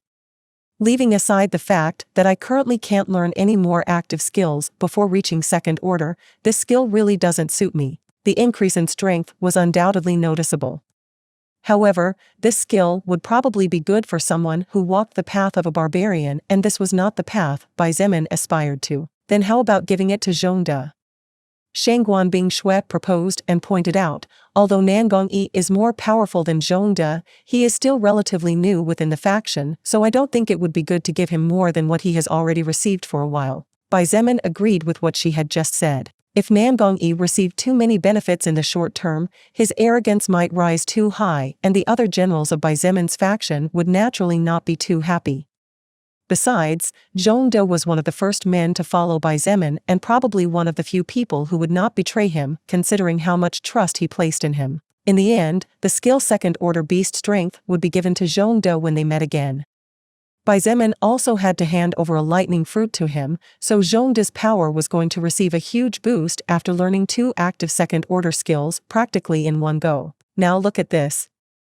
Shangguan Bingshui suddenly became serious and with slightly trembling hands handed him an old scroll made of sheepskin. She hadn't even reacted like this when Bai Zemin showed her the construction plan for the power generator, so Bai Zemin's expectations suddenly became high. Electromagnetic Railgun, Construction Plan Fragment, 1/5. The electromagnetic railgun is a weapon with the power to pierce through the defensive mana layer of a first-order existence with ease and with the power to threaten second-order beings. The information, description, and image of a construction model for a type of futuristic weapon that Bai Zemin had only seen in movies or read about in fantasy books began to flash in his mind one by one. For a moment he was stupefied and finally understood the reason why Shangguan Bingshui had reacted that way earlier. If we could craft that kind of weapon, our soldiers would receive a massive boost in strength, propelling the faction to new heights. Shangguan Bingshui said in a serious voice. Furthermore, since it is a weapon that technically comes from the soul record, everyone can absorb soul power from whatever they kill with it. Even the weakest human being could slay several first-order beasts with this kind of weaponry and become a soul evolver with ease. The power of humanity would rise to entirely new heights. We need to find the remaining 4 fragments, no matter what. Xietain said in a deep voice, although first-order and second-order existences are still relatively rare and cannot be found casually in the middle of the road, in the future that will not necessarily be the case. Humanity is too weak and most of them don't really have the courage to fight hand-to-hand. But if only they could make the electromagnetic railgun, everything would be different and mankind could finally see a glimmer of light after so much darkness. Xietain looked at Shangguan Bingshui and said with extreme seriousness, Shangguan Bingshui, remember that you cannot tell the existence of these plans to anyone. I myself will set up a gathering when we return to the main base where I will inform the higher leaders about it. The confidentiality of the construction plans had to be treated with extreme care and caution. At this point in the apocalypse, the value of those seemingly worthless papers to the naked eye was in no way inferior to Xietan's 1,000 lightning plant. Of course, the value of the electromagnetic railgun would fall in the later stages. However, by then mankind would probably have better weaponry, or they might even have found a way to improve such a weapon. Shangguan Bingshui naturally understood the importance of the matter, so she nodded. Then, suddenly, she said out of nowhere, by the way, you can call me Bingshui if you wish. Xietain blinked a couple of times and looked at her. However, he didn't think too much as it didn't seem like a big deal to him, so he simply nodded, okay. I'll call you Bingshui when we're alone then, since if a certain good-looking guy hears me call you that way he might confuse a lot of things. As for you, well, you can call me whatever you want. Shangguan Bingshui smiled bitterly as she heard this. The matter with her childhood friend was one that had been giving her headaches for quite a few years now. Blood Warlock, Succubus Partner in the Apocalypse. Chapter 325 Desperation. After the treasure matter was partially settled by Xietain and Shangguan Bingshui, he did not comment again regarding Chen He and simply moved on to his own business. Swoosh. Swoosh. Swoosh. The huge sphere of solidified blood belonging to the giant second-order ape began to turn liquid once again. With Xietain using his skilled blood manipulation with great efficiency, from the top of the sphere strands of blood slowly began to detach and automatically began to fly towards the jewel in his hands. So that's how it is. He muttered with a slight smile as he held his liquid storage jewel up high. The speed at which the blood began to turn liquid increased more, and the speed at which the glowing strands of blood flew out towards the pearl also began to increase explosively. Swoosh. Swoosh. Swoosh. As the rain poured down relentlessly and the loud claps of thunder announced the imminent arrival of the bright lightning, Shangguan Bingshui silently marveled as she watched the spectacle unfolding before her with a position that was practically unparalleled. The bright red blood of the second-order giant ape shone so brightly that it reached the point of looking like beautiful gems instead of horrifying blood. The strands of blood looked like beautiful strings of pearls that one after another disappeared into the liquid storage jewel in Xietan's hands. Everything within several meters around with Xietain as the center took on a faint crimson glow. In the midst of the dark forest, such a glow was too bright to be ignored, and in the midst of such darkness, Shangguan Bingshui could not help but feel a bit of warmth coming from that light capable of frightening any living being due to the horrifying aura it exuded. Approximately 2 minutes later, the huge globe of blood had completely disappeared, like an optical illusion that had never really existed in the first place. If one looked carefully at the ground, the only thing one would be able to find would be the mark of where the blood sphere had been in the past. Xietain looked at the pearl in his hand and noticed that the glow had turned more crimson after absorbing the blood, so that beast had 60 liters of blood inside its body. Xietain sighed as he confirmed the amount of liquid the liquid storage jewel contained inside. Truly a beast. It probably had more blood in it. Shangguan Bingshui remembered, it's just that your previous attack practically tore it apart. Xietain recalled her previous request, so he suddenly stopped just as was about to say something. Shangguan Bingshui looked at him silently and raised both eyebrows as an amused glint flashed in her sky-colored eyes. Bingshui. Xietain corrected himself and then continued with complete calm, "Can you make an ice chariot or something to carry the body of this giant ape and the skeletons of the white tiger?" The body of the mutated second-order spider had been completely destroyed after being hit full-on by the blood trident. The only thing left behind was the skeleton of the white tiger and the considerably damaged body of the giant ape. Such remains were too valuable to be left behind. Xietain would not let even the bones go. "Okay." Shangguan Bingshui nodded and pushed both hands forward. With her skill now evolved to the second order, it was an incredibly simple task for her to make a large ice chariot sturdy enough to support several tons of weight. After she finished her work, Xietain moved the giant ape's body onto the chariot. Then, Shangguan Bingshui sealed the beast's corpse inside a huge ice chamber over 15 meters in diameter on top of the chariot to prevent other beasts from touching it. "Let's continue what we were doing." Xietain and Shangguan Bingshui separated and began to search for the treasures that the mutated second-order spider had dropped but had been sent flying who knows where due to the huge explosion caused by Crimson Blood Judgment. Meanwhile, about 2 kilometers from the forest and 5 kilometers away from the base located in the north of the subdistrict. Bang! Bang! Bang! Bang! Bang! Bang! Bang! The sound of gunfire became more and more intense with each passing second. The roars and yells intermingled with the cries and growls provoked by humans and beasts as they clashed fiercely with each other. Of the army of over 5,000 mutated beasts that had come out of the forest after being frightened by Xiein's attack and the battle between second-order existences that possessed the power to crush them all, over 2,000 beasts had fallen to never get up again. Small puddles of blood spread relentlessly, joining with other small puddles of blood and slowly forming pools of blood.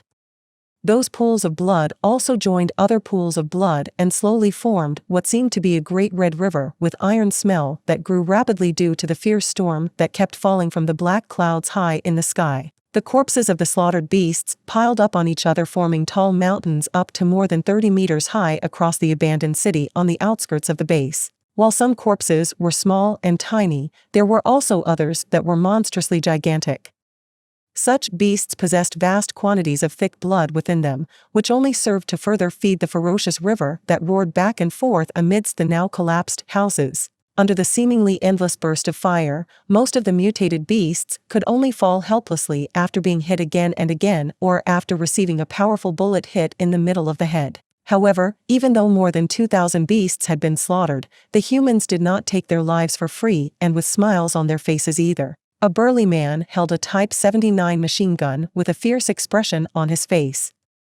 As he fired uncontrollably with bloodshot eyes and claimed the life of a wild cat that was the size of a tiger before the apocalypse, 2 level 9 soul evolvers stood several meters ahead, preventing the monsters from sneaking in and reaching the back. This was the formation that Lu Yen had moved the troops, armed men in the back and soul evolvers in the front. Each soul evolver below level 15 had the only mission to prevent the mutated beasts from reaching the rear.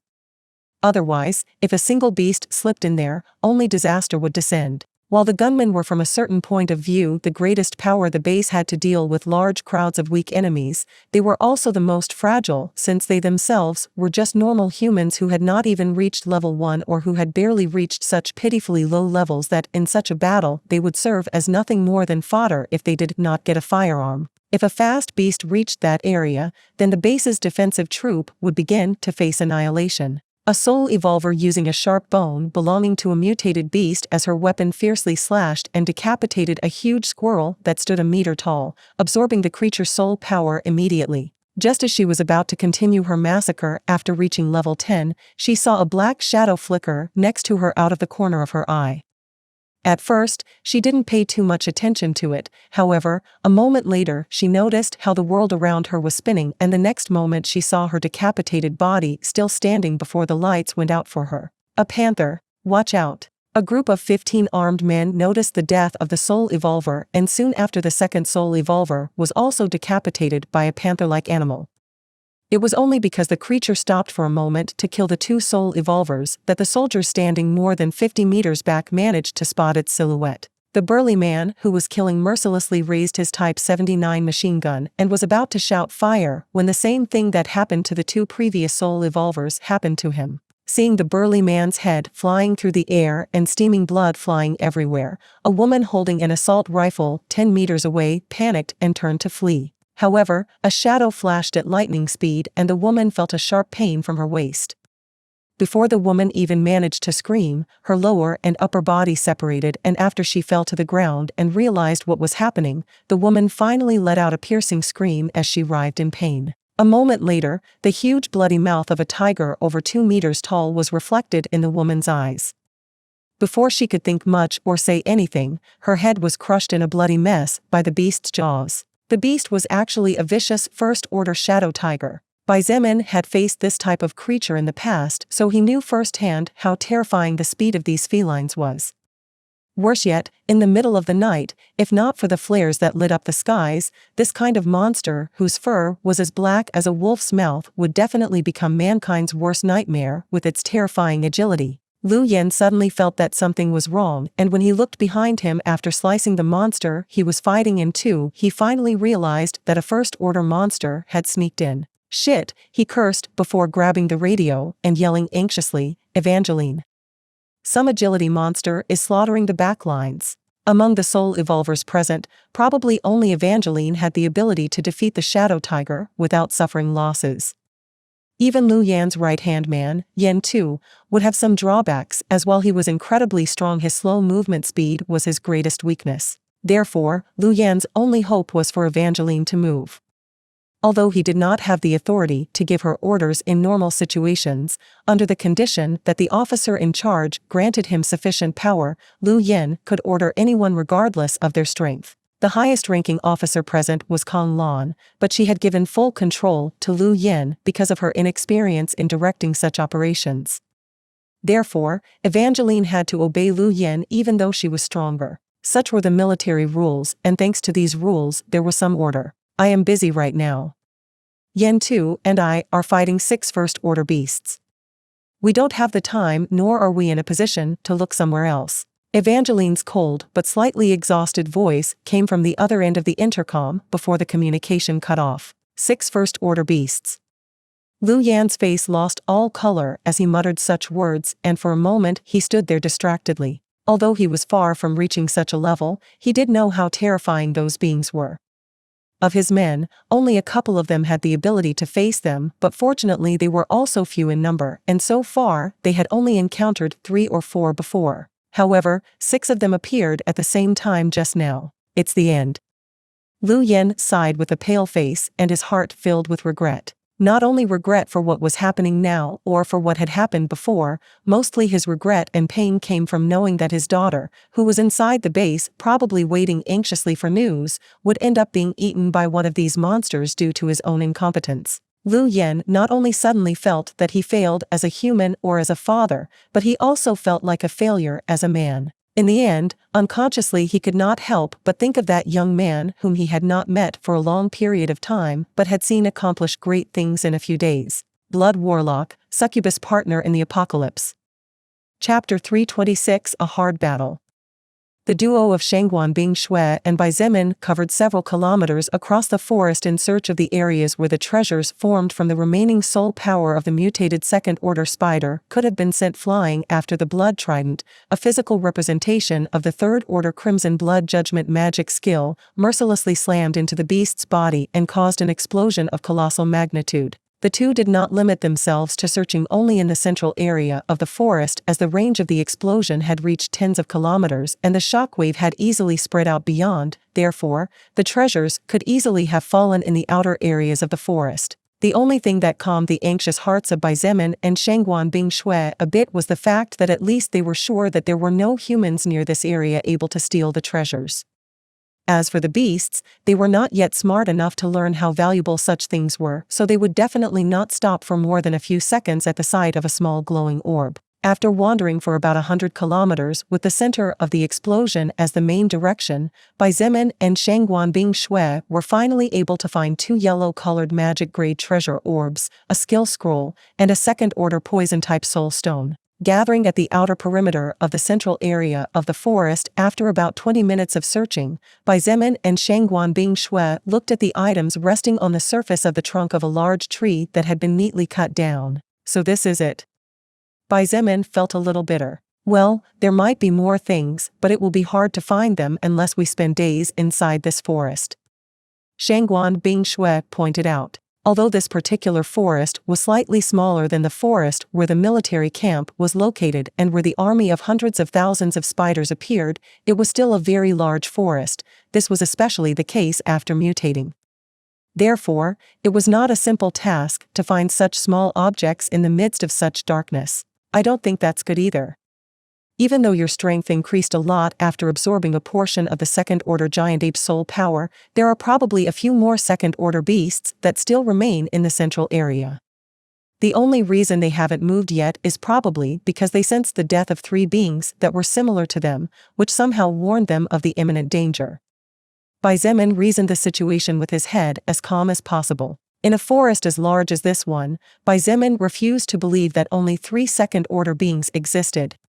Even he might end up dying if he was careless, let alone Shangguan Bingshui, who was considerably weaker than him. Yes. That's why I think we'd better settle for this. She nodded as she gently rubbed her eyes. After a pause, she pointed out, besides, according to what you told me, that second-order spider's level barely crossed the level 50 threshold.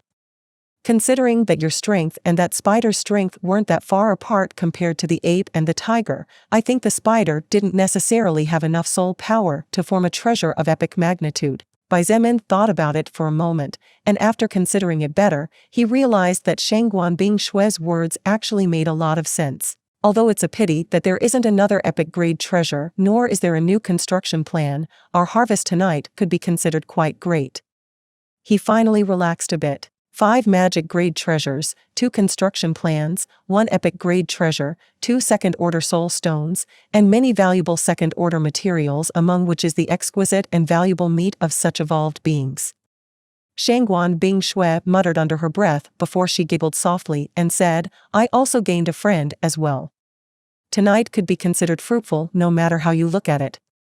Of course, that's if you leave aside the fact that you almost killed us both. Cough. Cough. At first, Shangguan Bingshui's statement was extremely logical and Bai Zemin found himself nodding automatically. However, when he heard the end of her sentence, his face turned green and he couldn't help but cough a couple of times awkwardly. Crimson Blood Judgment was already a double-edged sword from the beginning. After all, it was a skill with great power that did not know how to differentiate between allies and enemies. It simply destroyed everything in its path without any control. But not content with this, Bai Zemin added Gravity Manipulation X15. Another double-edged sword. In the end, as a consequence of using 2 double-edged swords, Bai Zemin almost ended up burying himself and Shangguan Bingshui forever in this forest crowded with wild beasts. The important thing is that the skill served its purpose. He concluded, he. I guess we can leave it like this. She covered her mouth with one hand and chuckled softly before finally deciding to stop teasing him. Bai Zemin shook his head and in his heart he forced a smile as seeing the woman's attitude to him. He would really need some time to get used to this Shangguan Bingshui. After all, in Bai Zemin's mind, she was a cold woman who talked little and generally only killed evolved beings.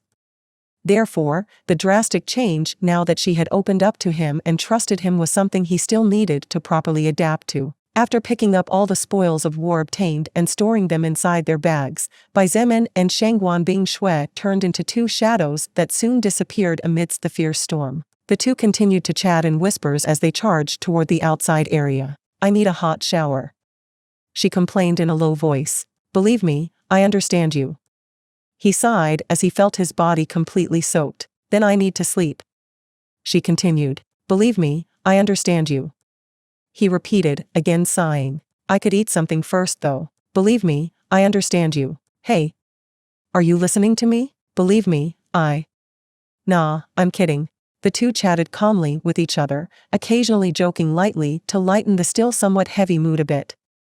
After all, they had just experienced a great deal of danger in just an hour or 2. Especially Shangguan Bingshui, who was not only almost blown to pieces by Bai Zemin's Crimson Blood Judgment but also had a duel to the death against the giant second-order ape. However, a few minutes later, and just as they reached the outer perimeter of the inner zone, the sound of gunshots and roars made the expression of both of them change at the same time. Neither of them said anything, and as if they thought alike, their bodies moved forward at a much higher speed than before, disappearing like ghosts in the middle of the night. Boom! Xietain swung ferociously with his bone mace, whose size had been tripled thanks to his gigantic skill, forcing a huge 5-meter bear to retreat several steps. However, he had no time to rest as he immediately felt every hair on his body shiver at the approaching danger. Hastily, he turned his body and slammed his mace again to stop a huge tail flying towards him like a flexible whip. Bang! The first order mutated snake hissed in pain as it hastily backed away. Several scales on its body were broken and the cracked skin allowed blood to slide down endlessly. Although the snake had been injured and slowly the wounds on its body increased with each collision, Xietan's hands were also numb and stained with his own blood because although his strength was high and the toughness of his body supernatural, after so many collisions against such powerful animals, even he was finally starting to falter, barely enduring thanks to his advanced level and combat experience. Immediately after that, an approximately 2-meter-tall monkey, whose tail seemed to have several thorns along its length, jumped up and slashed with its claws over 30 centimeters long towards Xietan's back. If this strike connected, then it wouldn't be an exaggeration to say that Xietan's body could be cut into 2 pieces. Watch out! Kong Lan exclaimed from a distance as she struggled to hold back a first-order mutated flower that was attacking from afar with tentacle-like vines. No matter how many poisonous spells Kong Lan cast, the dead vines grew back seemingly relentlessly. Xietain gritted his teeth and used all his combat experience to lean his body to the side as he took a step forward with no more time to dodge. Swoosh! The monkey's claw cut a large chunk of flesh and Xietain was sent flying 5 meters forward, falling heavily and then rolling over a huge pool of blood belonging to the mutated beasts he had killed. He grimaced in pain and his sweat-filled face was mercilessly whipped by the endless raindrops. With no other choice, he scrambled to his feet and with a quick glance saw how his leather armor had been ripped just below the ribs. As his armor barely had 110 defense points, it failed to resist the claws enhanced by the monkey's skill and he finally ended up wounded. However, he was relieved that he managed to react in time or he would be history at this moment. Flash! A sphere of white light flashed in the middle of the night, flying towards Xietain at lightning speed. Before Xietain could even react, that white light hit him. However, instead of hurting him, the white light entered his body and he soon felt his wounds begin to heal at a far faster speed than before. This ball of white light had been released by Kong Lan, who was fighting several tens of meters away. She had activated lesser healing at the first instance to support Xietain as she was well aware that if he fell then those 3 first-order beasts would unleash a one-sided massacre which would lead to the human side losing this battle. Swoosh! Swoosh! Swoosh! Although it was only a brief instant, a second or 2 at most from the moment of the skill's activation and release, Kong Lan had to look away from her enemy. The mutant plant naturally gave her no rest nor did it care if its enemy was attentive, so it immediately waved 3 vines forward and cut off the raging wind. 1 vine was aimed at Kong Lan's head, another at her chest, and the other at her abdomen. Kong Lan knew immediately that she would not have time to evade this attack with her current condition. Therefore, she hurriedly activated her strongest movement and escape skill to save her life at the last second. The lightning crackled and the vines struck the air before retracting once again. 10 meters distant, Kong Lan gasped as her hair stuck to her face. Her glasses had long ago been lost in the midst of the battle and her vision was slightly blurred, which if not for her constant evolution would have been countless times worse. On her body, blue lightning flashed one after another, which was a clear indication that she had just activated lightning movement. The problem was that she was not by Xietain or Shangguan Bingshui. Her mana barely amounted to just over 150 points at this moment, and the activation of lightning movement had directly consumed 40 points. The situation was not looking good at all for the base fighters. Blood Warlock, Succubus Partner in the Apocalypse. Chapter 327 Evangeline gets wounded in combat. Taking advantage of the huge boost in movement speed after gaining 70 agility points thanks to the power of the second-order lightning movement skill, Kong Lan backed up a few more meters as she quickly looked at the other battlefield. This battlefield was also dangerous enough for all the soul evolvers to stay at a distance. Only a few unintelligent wild beasts occasionally charged into that area, but they didn't even know what was happening before their bodies were torn apart. The stronger ones were cut down and then killed, while the weaker ones simply burst into a bloody mess when they came into contact with the backlash of the attacks. An exclusive battlefield within the battlefield, just like the situation faced by Yin Tu and to some extent Kong Lan herself. This battlefield was the area where Evangeline was fighting against 3 other First Order beasts. Unlike Yin Tu, who was facing beasts that were stronger than fast, Evangeline's enemies were completely opposite, as the power of these beasts radiated mainly in ghostly agility. The flashes of sharp claws could be clearly seen whenever lightning flashed high in the sky, and the sharp glints of a deadly dagger could be seen whenever the blade of the weapon reflected the lights of the artificial flares. Evangeline had no time to hold back at all as she faced 3 beings within her own power spectrum. Although she was incredibly powerful, her strength lay mainly in her killing ability and surprise attacks. Therefore, in direct combat, she could not bring out 100% of her real ability. Of course, this in no way meant that she was weak in direct confrontations, otherwise she would not have been able to endure almost a full minute against a monster on Zeman's level. It was just that it was simply not her style. A panther whose fur was completely violet with sharp claws that glowed with a faint blue light and whose eyes were as violet as fluorescent lights evaded one of Evangeline's dagger slashes by leaping back slightly. Swoosh! Not even in the time of a blink later, the panther slashed forward with the intention of decapitating her. The air itself was cut in 2, and even though the attack had not yet reached her, the pressure alone made Evangeline's face hurt while several blood marks threatened to appear at any moment. As if that wasn't enough, the panther wasn't the only beast that made an attack right after evading one. A 3-meter-tall, 6-meter-long tiger whose fur was completely red and whose eyes were as blue as the blue sky also launched a ferocious counterattack. The beast was enraged as several bloody wounds stained the ground wherever it passed and opened its jaws wide towards Evangeline's leg, revealing 2 rows of teeth that instead of white were red with intense flames dancing on the surface. In just an instant, from being the attacker, Evangeline found herself in a life-or-death situation where even defense was not too viable an option. However, her expression remained as cold as ice and her emerald eyes glittered with a dangerous flash of sharp, lethal light. Her body seemed to be made of rubber instead of flesh and bone as her waist twisted at an impossible angle while tilting her head back. Swoosh! The purple panther's powered claw passed inches from her neck, cutting off a few strands of her lustrous blonde hair in the process. However, Evangeline had no time to worry about such things as she could already feel the searing heat coming from the teeth, getting dangerously close to her leg. In this world, losing a leg would limit a person to the point where surviving another day would be a feat worth mentioning and one that not just anyone could accomplish.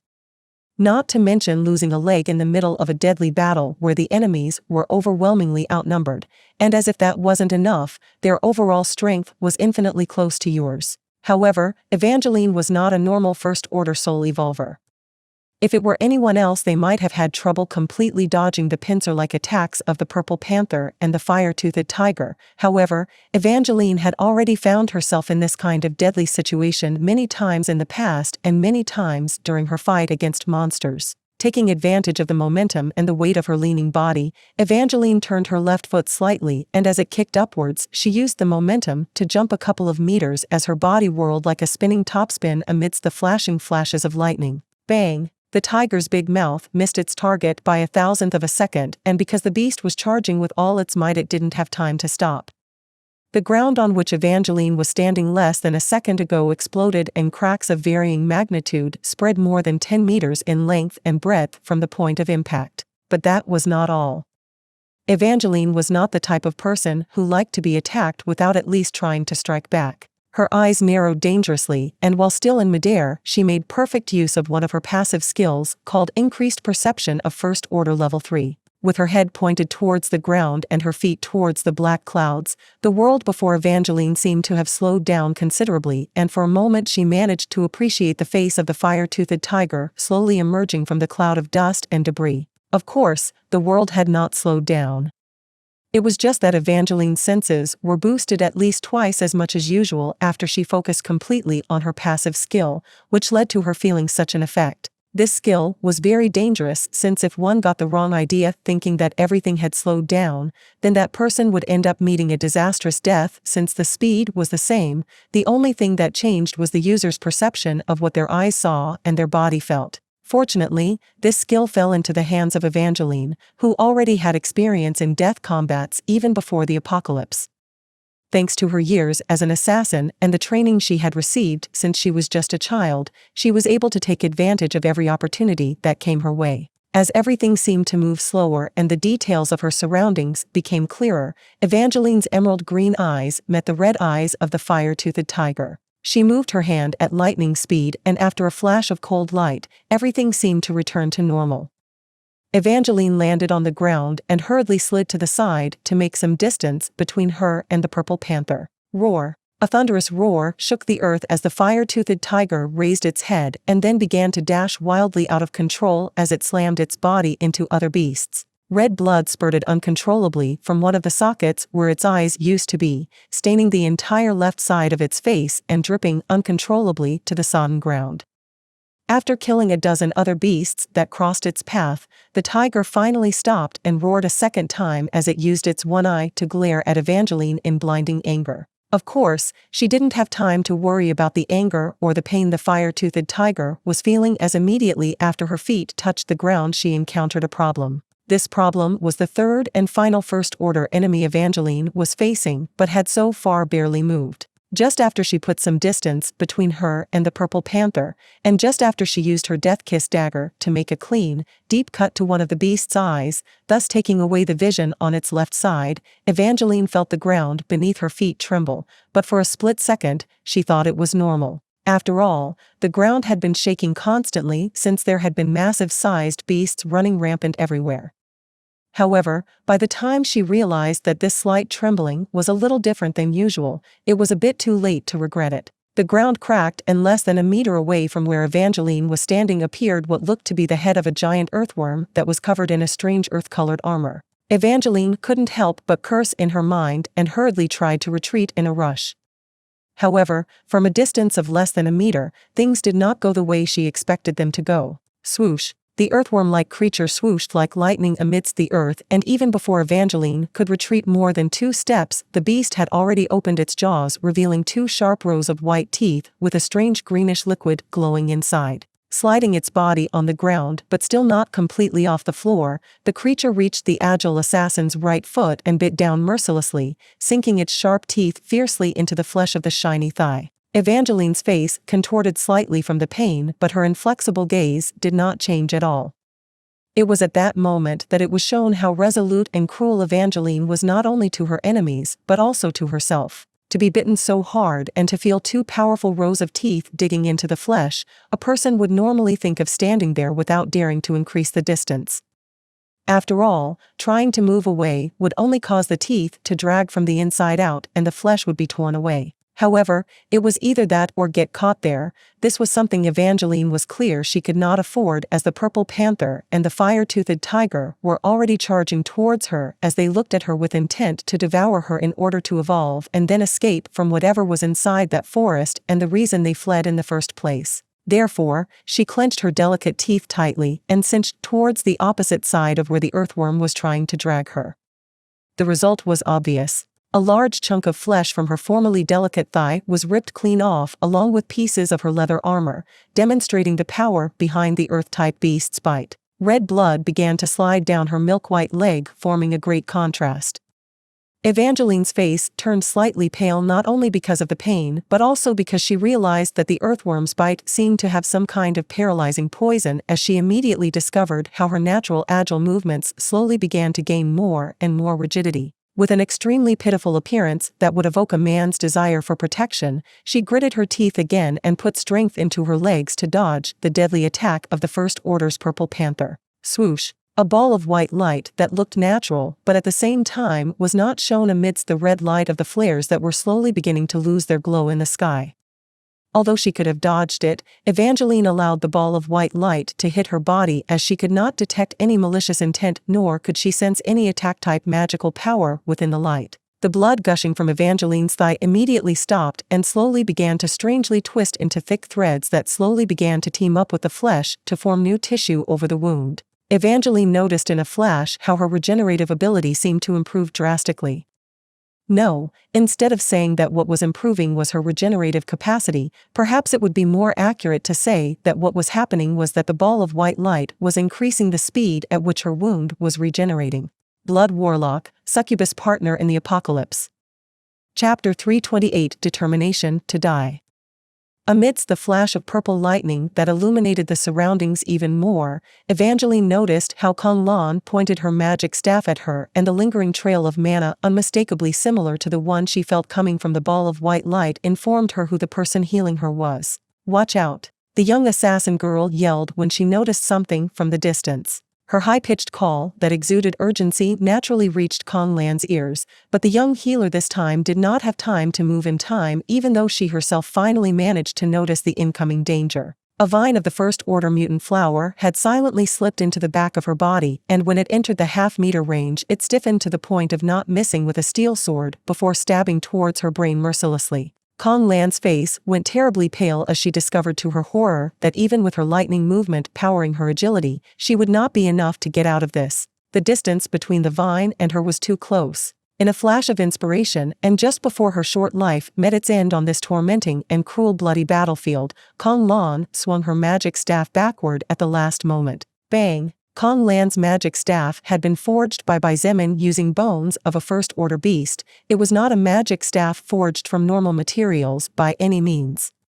Therefore, the fatal vine of the first-order mutant flower failed to pierce through it. Even so, the magic staff was sent flying away from Kong Lan's hands due to the power behind the impact, as her strength was still barely comparable to that of a strong adult male before the apocalypse, but by no means sufficient to take such a hit head-on. The fingers of her right hand also broke and a small whimper escaped her mouth as her right shoulder was struck by the vine.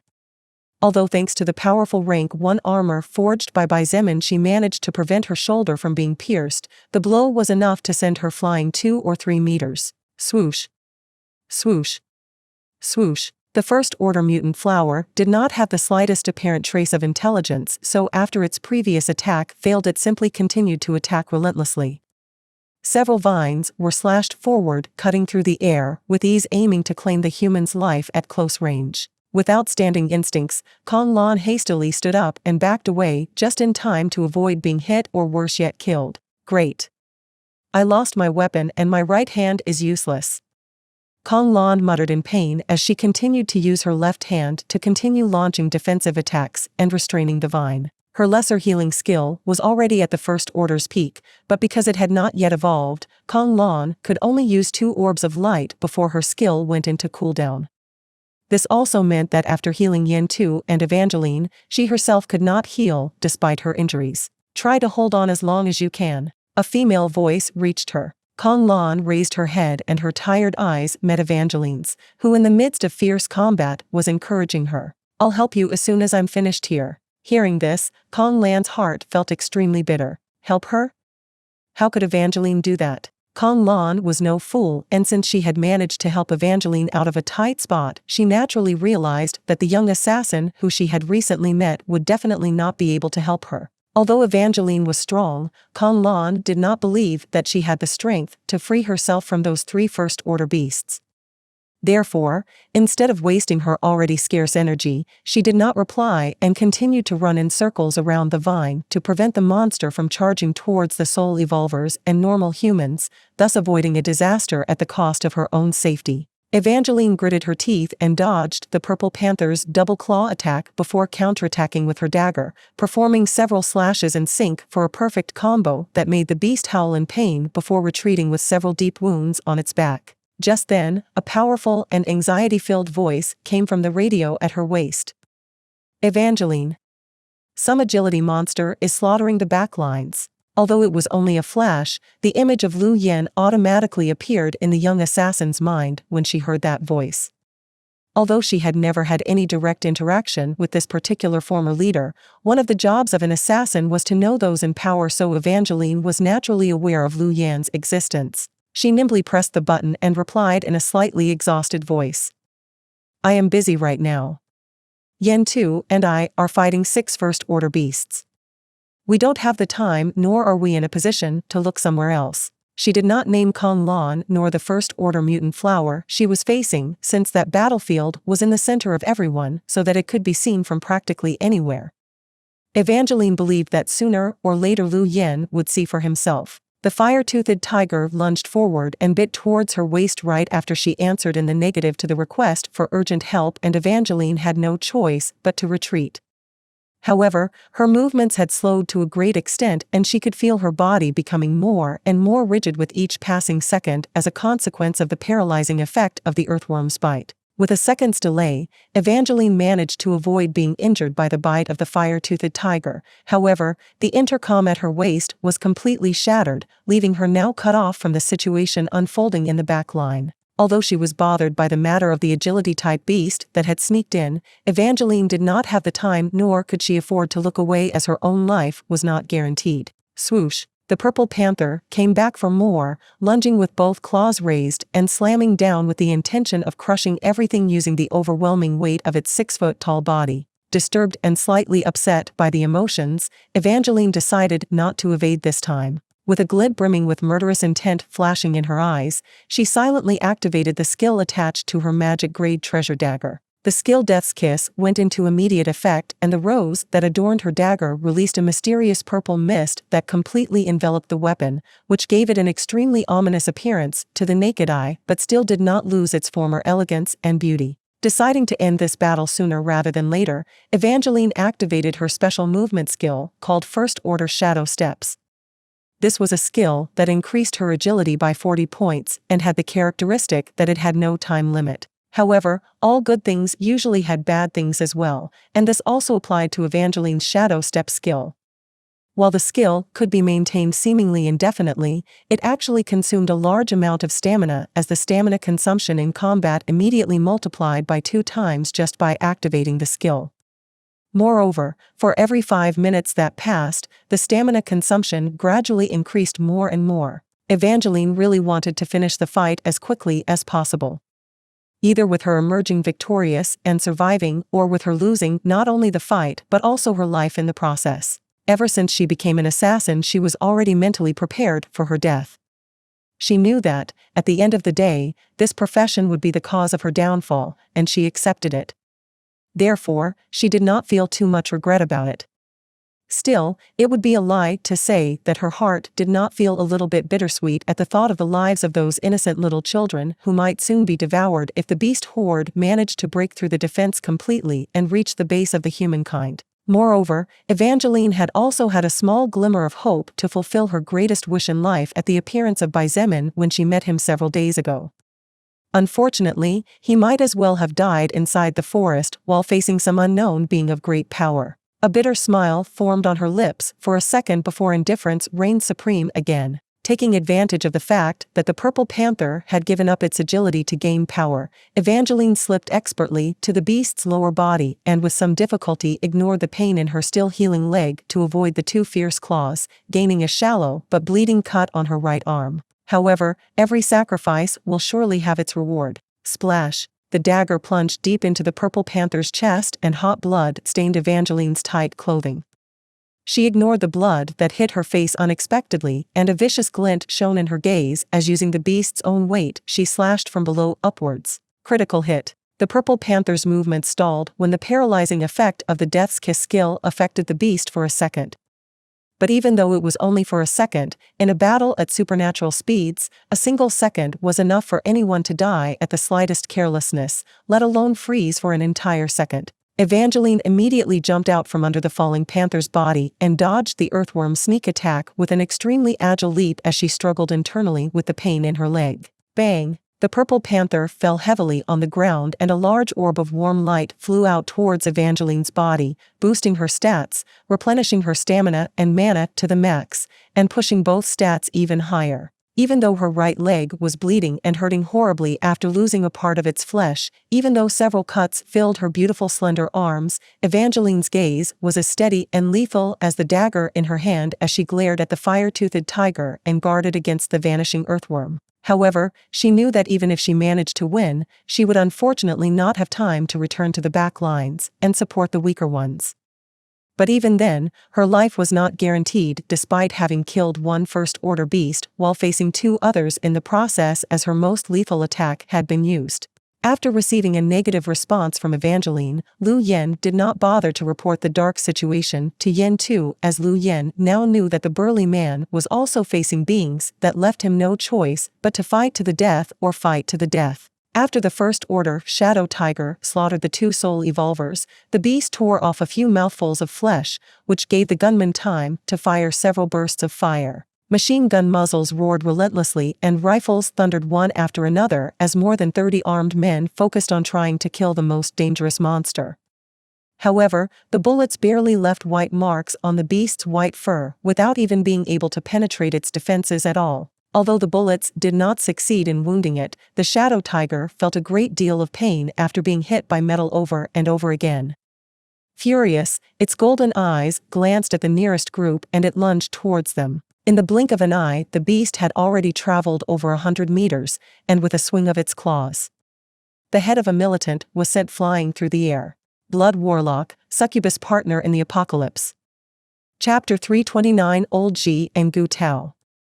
The blood that represented the death of one of the militants had not yet finished touching the ground when the Shadow Tiger stomped hard on the ground and lunged towards the second one, decapitating it a moment later. Only 3 or 4 seconds had passed, but the beast had already crossed the back lines and ended the lives of 2 militants and 2 soul evolvers. One had to know that the militants and soul evolvers were still struggling to contain over 2,000 unclassified beasts, although they had firearms to help give them some advantage from afar, and the soul evolvers were struggling to contain the unclassified beasts to prevent them from approaching. The great disadvantage in numbers was still persistent, so that with each passing second more soul evolvers were wounded and occasionally some of them were cruelly killed before being devoured. At the beginning, there were over 400 soul evolvers and around 600 or 800 armed men. However, even though the battle had only lasted for approximately 30 minutes, those numbers had dropped to approximately 250 soul evolvers. The only ones who had suffered practically no casualties were the armed men, thanks to the sacrifice of these soul evolvers who were striving to keep the seemingly unstoppable army of beasts at bay.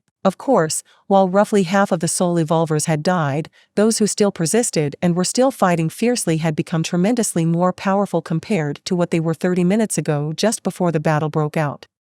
If previously the average level was about level 5, now the average level was easily over 14. This was the reward for surviving this fatal head-on collision with dangerous beings. Xietain had been experiencing this kind of fights from the first day of the apocalypse, and that was precisely why he was so powerful. While Xietain and the other main fighters of his faction were constantly facing maximum dangers, most of the surviving humans only dealt with zombies whenever they went out in search of supplies or when some stray beast appeared. But such things were completely different from facing death itself. If you failed, then death would embrace you whether you wanted it to or not. However, if by some kind of miracle, coincidence, or anything else you managed to survive such a deadly situation, you would definitely rise like a dragon to the skies. This was precisely what the soul evolvers were experiencing. In the fervor and lust of the battle, the ecstasy of feeling how they became abysmally more powerful every time they absorbed the tiniest bit of soul power from the enemies they defeated or helped defeat made these men and women completely ignore the constant danger they faced and fight tooth and nail. To grow stronger, to evolve beyond, and become much more powerful. In that sense, humans were no different from beasts. But it was precisely that madness that kept the human defense from collapsing even when all seemed to be lost and despair was right before their eyes. Swoosh! The Shadow Tiger decapitated and tore off the heads of 10 other armed men just as a group of 10 soul evolvers rushed forward in an attempt to stop him. The instinct within them told them that the monster they faced was beyond their current capabilities, but at the same time, they could feel that they would become insanely stronger if they could defeat it. Unfortunately, even though the lowest level among them was 17 and fortunately 2 of them managed to reach level 20, these soul evolvers were still far away from the power of a first-order beast. A first-order agility-type beast, which was one of the most dangerous ones. With a couple of quick steps, like those of an intangible shadow, the shadow tiger appeared in the middle of the group of soul evolvers, and with a fierce swing of its claws to the left and right, 4 of them were decapitated. Before the heads rolled on the ground, the beast lunged forward and opened its jaws wide, biting the head of another soul evolver and causing it to explode like a watermelon falling from a 10th floor. Blood, encephalic matter, skull fragments, and flesh stained the ground, and the extremely unpleasant smell filled the atmosphere, joining the smell of storm-washed blood. "Damn beast," roared a gray-haired old man, and ignoring his own safety he lunged forward to cling to the monster's neck in an attempt to suffocate it. "Gu Tao. Kill it. Even if we die here, we must take revenge for the leader." This old man was one of the lowest survivors in the past. Before the arrival of Xietain, his life was worse than hell, and he could not even eat enough to fill his stomach, let alone live with dignity. However, when the new regime came into rule after Xietan's takeover, this old man, whom everyone called Old Xi, could not only eat his fill but also gained honor, prestige, and many comrades whom he cherished greatly after losing his meaning in this life when his wife turned into a zombie during the outbreak of the mana wave. This old Xi was loyal to the death to Xietain and to his group, as they were the ones who gave him the life he was living right now. Therefore, he was more than willing to give his all for them. The shadow tiger shook fiercely in an effort to break free and even tried to bite old man Xi. However, the old man was extremely cunning, as he held on in such a way that the beast would not be able to use its claws to scratch him, nor would it be able to use its mouth to bite him. Even so, the shaking caused his internal organs to move out of place and the blood in his body began to stir. Involuntarily, Old Xi opened his mouth and spat out a mouthful of fresh blood. However, he proved to be an extremely tenacious person, as he not only did not let go of the tiger, but tightened his grip even more. Gu Tao was a burly middle-aged man. He was a husband, and at the same time, he was also a father. In the past, he and his family could only maintain a weak existence by eating the relief food provided by the previous base government. His growing son suffered from malnutrition, and his wife's physique could no longer be sustained, and they too began to lose strength. However, as with Old Xi, Gu Tao's life was completely transformed after the arrival of Xietain and his faction. To say that Gu Tao and his family went from living on the 10th level of hell to living on the 9th cloud was not an exaggeration at all. This Gu Tao was precisely the man who a few days ago was lining up to receive the new relief food under the supervision of Shangguan Bingshui. I/N, Cap 281. That same day, Gu Tao hurried to the lines where registrations were being received for all those who wished to become soul evolvers and fight on the front lines. Despite his initial fear, he soon realized that zombies were not as scary as they seemed, and when his level reached a certain threshold, even the lower-level unclassified savage beasts were no longer a major challenge for him. Now, not only could he enjoy a sumptuous meal every day, but his family had been moved from the west of the base, where there were only wooden houses, and the poorest of the poor lived to the east. From living in wooden houses to owning a luxurious villa in the privileged area of the base. Today, Gu Tao had managed to reach level 20. From a normal weak human that no one respected to a powerful soul evolver that everyone looked up to wherever he went, Gu Tao's life had also changed drastically for the better in about a week. All thanks to Xietain and his faction. Die! A piercing roar broke out amidst the lightning as he raised a bone saber and slashed ferociously towards the skull of the beast that had momentarily halted its movements. Bang! The heavy bone saber struck the skull of the shadow tiger, leaving the beast slightly stunned. Blood began to flow from the impact site, but Gu Tao's strength and the power of his weapon were not enough to break through the shadow tiger's natural defenses, because despite being an agility-type beast with low defense, a first-order beast was a first-order beast. Exhausted after so much fighting, that blow had drained basically all of the stamina in Gu Tao's body. Therefore, his saber that weighed over 100 kilograms finally fell to the ground, and he fell to his knees while breathing heavily. Old Xi also began to lose strength in his grip as his internal injuries grew worse and worse. Although the shadow tiger was briefly stopped by Gu Tao's strike, such a meager amount of time was not enough to recover from such injuries at all. Damn! A bitter smile formed on both men's lips as they looked at each other with a hint of sadness. With no strength left, Old Xi fell to the ground, unable to bear it anymore, and flew right next to Gu Tao. Looking at the tiger who was staggering and shaking its head to wake itself up, old Xi declared, "This old man is 55 this year.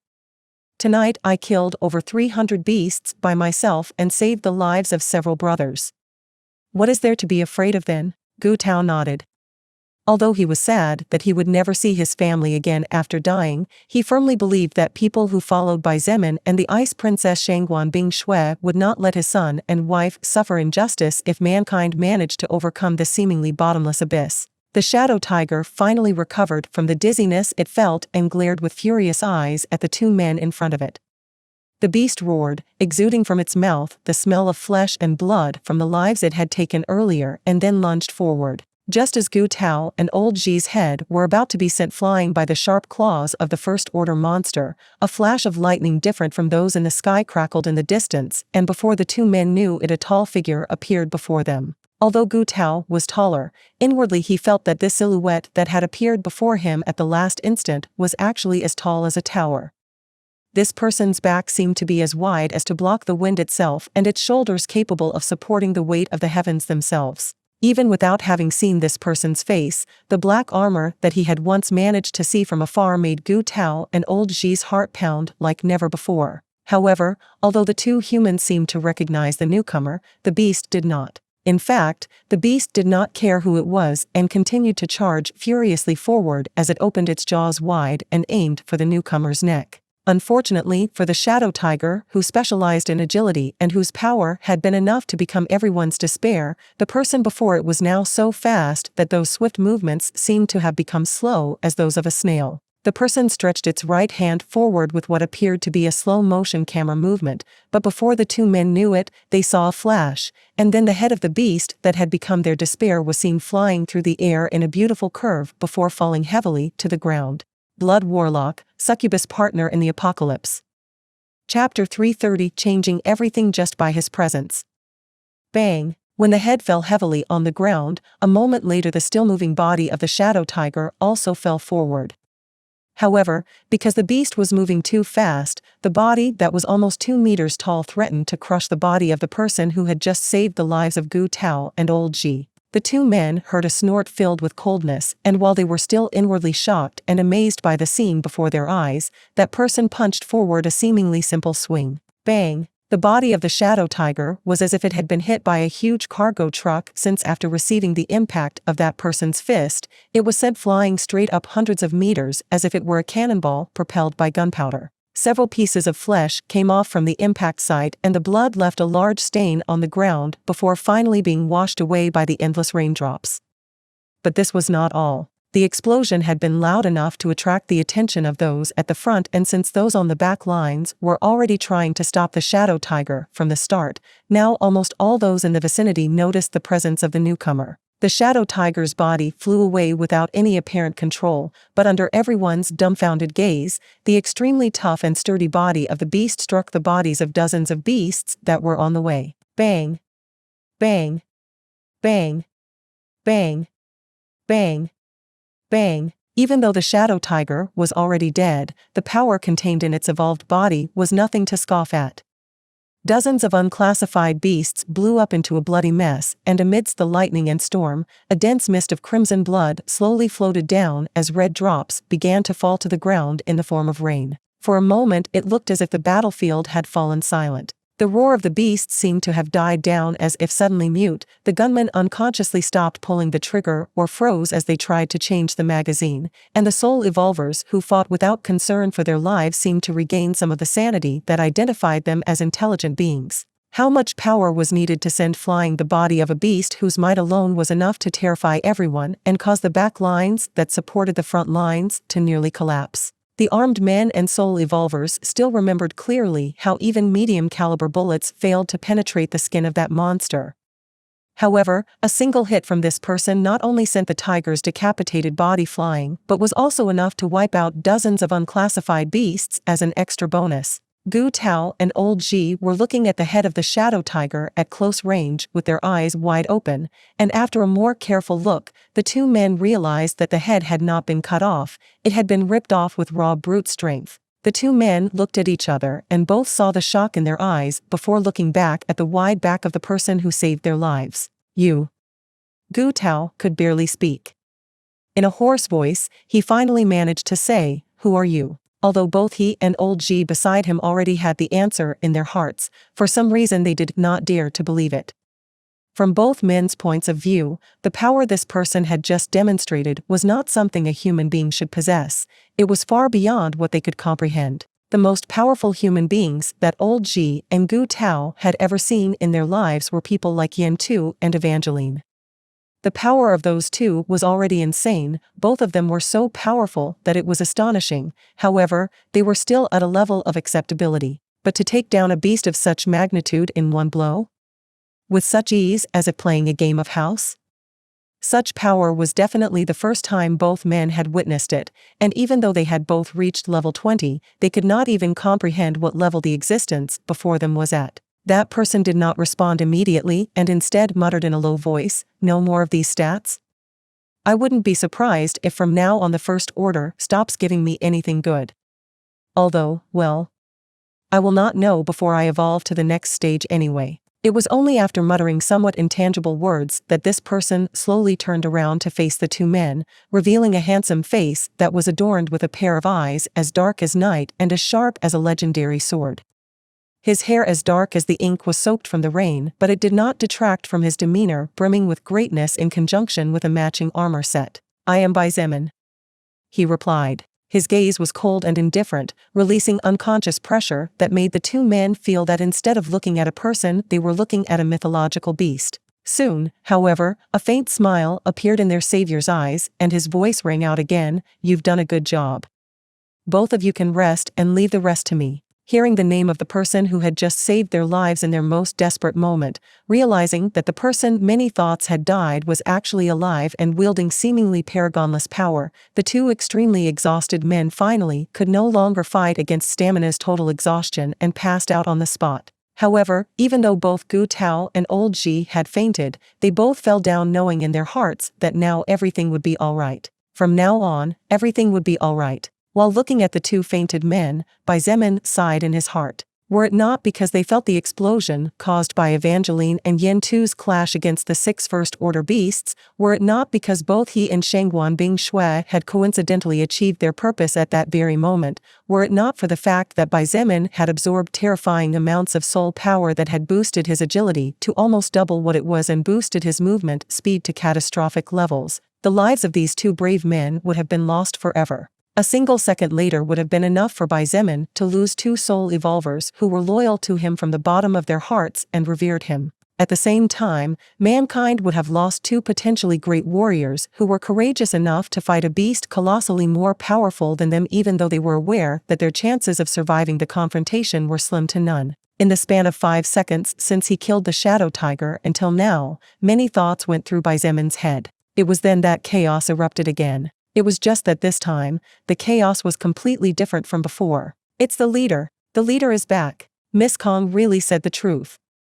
The leader didn't die. Ha ha ha, you idiot. How could the leader die so easily?" It didn't matter if it was the armed men closest to Xietain on the back lines of the battlefield or those soul evolvers who just moments ago were fighting with their lives in constant danger to cut off the unclassified beasts, they all shouted their joy and expelled their worries as they looked at the barely 20-year-old with fervent eyes. Not all of them had seen Xietain, after all, many of them were just new recruits. However, none of that mattered at the moment. The only important thing was that someone with enough power to literally completely crush a beast on the level of those beasts that had managed to stop the base's most powerful fighters had now appeared and was clearly with them. The humans seemed to receive a great boost, and those who were preparing to flee when things were getting ugly automatically stopped as hope grew within them once again. Although Xietain noticed several of these people, he did not say anything. Right now, what humanity least needed was for him, as their leader, to start killing or punishing his kind. At least now was not a good time to warn possible deserters. After all, fear was also a natural thing, and Xietain knew that he could not suppress fear with fear if he wanted to rule a worthy kingdom. Lu Yen carefully observed the surroundings, and his heart was filled with surprise when he discovered that the unclassified beasts suddenly stopped moving. These mindless beasts that all they knew to do was slaughter and feared nothing in the world suddenly stopped assaulting humans, and instead bared their fangs at the human who had just appeared.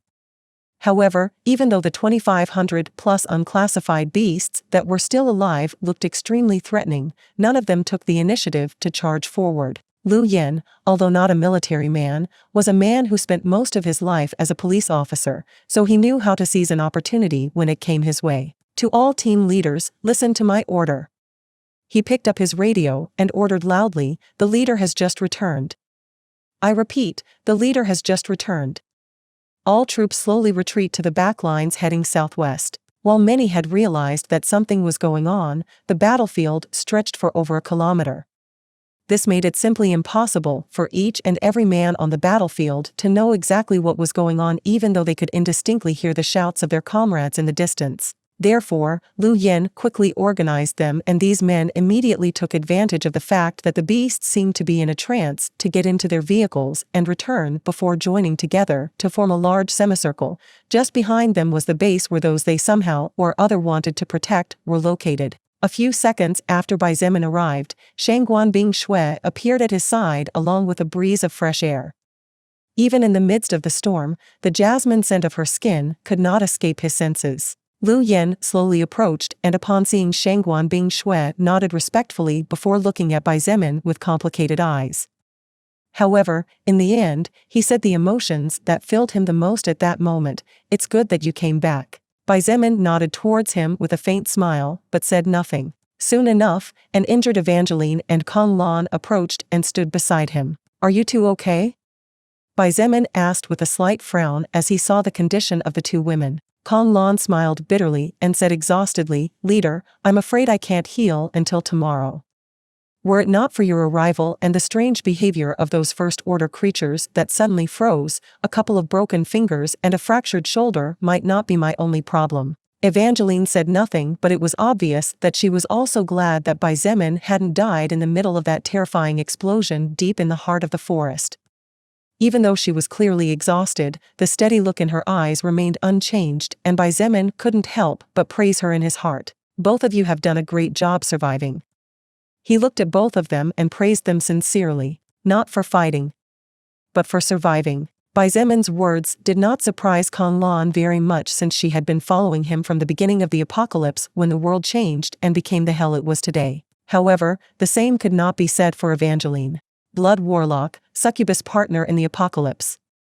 Chapter 331 All Your Lives Have Owners. Bai Zemin's words did not surprise Kong Lan very much, since she had been following him since the beginning of the apocalypse when the world changed and became the hell it was today. However, the same could not be said for Evangeline. As an assassin, from the very day she was trained until the day she carried out her last mission before the apocalypse and even after, the only thing her temporary bosses naturally cared about was whether she successfully completed the mission she was given or not. As for whether she survived in the process or lost any limbs, none of them ever cared. Of course, Evangeline knew this was normal, so although it was difficult at first, she slowly got used to it, and her personality eventually adapted to that of a professional assassin over the years. Therefore, that her immediate leader cared about her and praised her not for managing to kill a first-order beast while keeping two others at bay but for staying alive was something Evangeline was experiencing for the first time. Yen Tu also returned, and after greeting Bai Zemin and Shangguan Bing Shui, he took a step back to stand next to Lu Yen. This action alone made it clear that although he respected Bai Zemin for being the strongest, his true loyalty was to Lu Yen. This was very natural, and Bai Zemin was clear that he could never have the total loyalty of all his men. After all, humans were not outdated machines. As thinking beings, each intelligent human had their own thoughts and ideals. Bai Zemin noticed that Yen Tu also had several wounds on his body ranging from minor to moderately severe. One of them in particular revealed by its fast regeneration that Kong Lan's lesser healing skill had been serving its purpose perfectly. It was only after looking at the miserable conditions of Evangeline and Yen Tu that Bai Zemin realized that if not for Kong Lan, the human fortress would have long ago fallen. Kong Lan was not the strongest, nor was she the fastest, nor was she the one with the largest mana reserve despite her clear talent for magic. However, it was only thanks to her existence that Bai Zemin managed to arrive in time. Of course, everyone contributed, and if just one of the pieces present was missing or damaged, nothing would be the same. Bai Zemin was clear about that. "What happened?" he finally asked as he looked at Lu Yen. The latter smiled bitterly and slowly began to narrate the events. From the explosion in the center of the forest over 100 kilometers deep to the powerful rumble that slightly shook the ground beneath the base and alerted everyone. Finally, he added, we all thought you were dead when we heard that you and Miss Shangguan had gone into the forest. That explosion was too scary after all. In the end, the beasts closest to the outer perimeter of the forest suddenly started to come out as if fleeing from something, and then what you can probably imagine for yourself happened. I see. Xietain didn't need to figure too much for a complete blueprint of everything what had happened to form in his head. However, even though it was partly his fault, he was also a human being and not an omniscient existence. He had no way of knowing that the power of crimson blood judgment in conjunction with his blood manipulation now evolved to second order, and his newly acquired gravity manipulation would result in a colossal explosion of such magnitude. Xietain also had no idea figuring that tonight he would end up meeting 3 evolved second-order beasts. There were many things that even if one planned ahead they could be completely ruined. Xietain did not have the ability to control fate, and all he could do was hold on with everything he had while trying his best not to fall between stumbles. What will you do now? Shangguan Bing Shui naturally knew the difficulties Xietain was going through, and in an attempt to help him, she decided to change the subject. Many times, due to the power that Xietain displayed from time to time, most would forget that he was just a young man who was previously an ordinary college student. Perhaps, in the minds of many, Xietain felt no burden. However, as a person of great power, Shangguan Bing Shui knew that those people were terribly wrong. She herself could feel enormous pressure on her shoulders even while she was asleep. How great must be the pressure of Xietain as the highest leader then? Just thinking about it made her feel a little sorry for him. Xietain was naturally unaware of the thoughts of the woman beside him. After hearing her question, his expression turned indifferent, and as he looked at the mutated and evolved beasts that were still glaring at him with fierce but cautious eyes, he finally spoke in a cold voice. Since these brainless brute beasts came out of that damned forest, then there is no need for them to return at all. After saying this, Xietain took a quick glance at his current status window. Xietain. Status points, 20. Level, 50. Race, human. Class, blood berserker. Subclass, lower leader. Title, 1 hit to kill irregular. Strength, 716, plus 20, /agility, 772, plus 60, /health, 623, plus 20, /stamina, 951, plus 20, /mana, 674, plus 65, /magic, 687, plus 105. Skills. Active. Blood manipulation, second order active skill, level 1/crimson blood judgment, third order active skill, level 5/regeneration, first order active skill, LVL 5/shadow blink, first order active skill, level 1/lightning movement, second order active skill, level 5/invisibility, first order active skill, level 1/gravity manipulation, first order active skill, level 5. Passive. Special Forces Soldier, unranked passive skill, level 5/Stone Heart, third order passive skill, level 5/Superhuman Health, first order passive skill, level 5/Bronze Skin, first order passive skill, level 5/Mechanic, unranked passive skill, level 5/Throwing, unranked passive skill, level 5/Blood Will, second order passive skill, level 5/Blacksmithing, first order passive skill, level 1/Danger Sense, unranked passive skill, level 5. Although he was aware of such a thing, looking at the number of his stats and comparing the height they were at now compared to a few hours ago, Xietain felt that a lot of time had passed even though it had actually been less than a day. When a person experienced many things all at once, one after the other without a break, the natural perception of time could atrophy to a great extent. This was precisely what Xietain was suffering at the moment, just as Shangguan Bing Shui was probably doing, but to a probably much lesser extent. How powerful was he currently? To be honest, even Xietain himself did not know to what extent his power had expanded at this point. However, my current self should definitely be able to do it.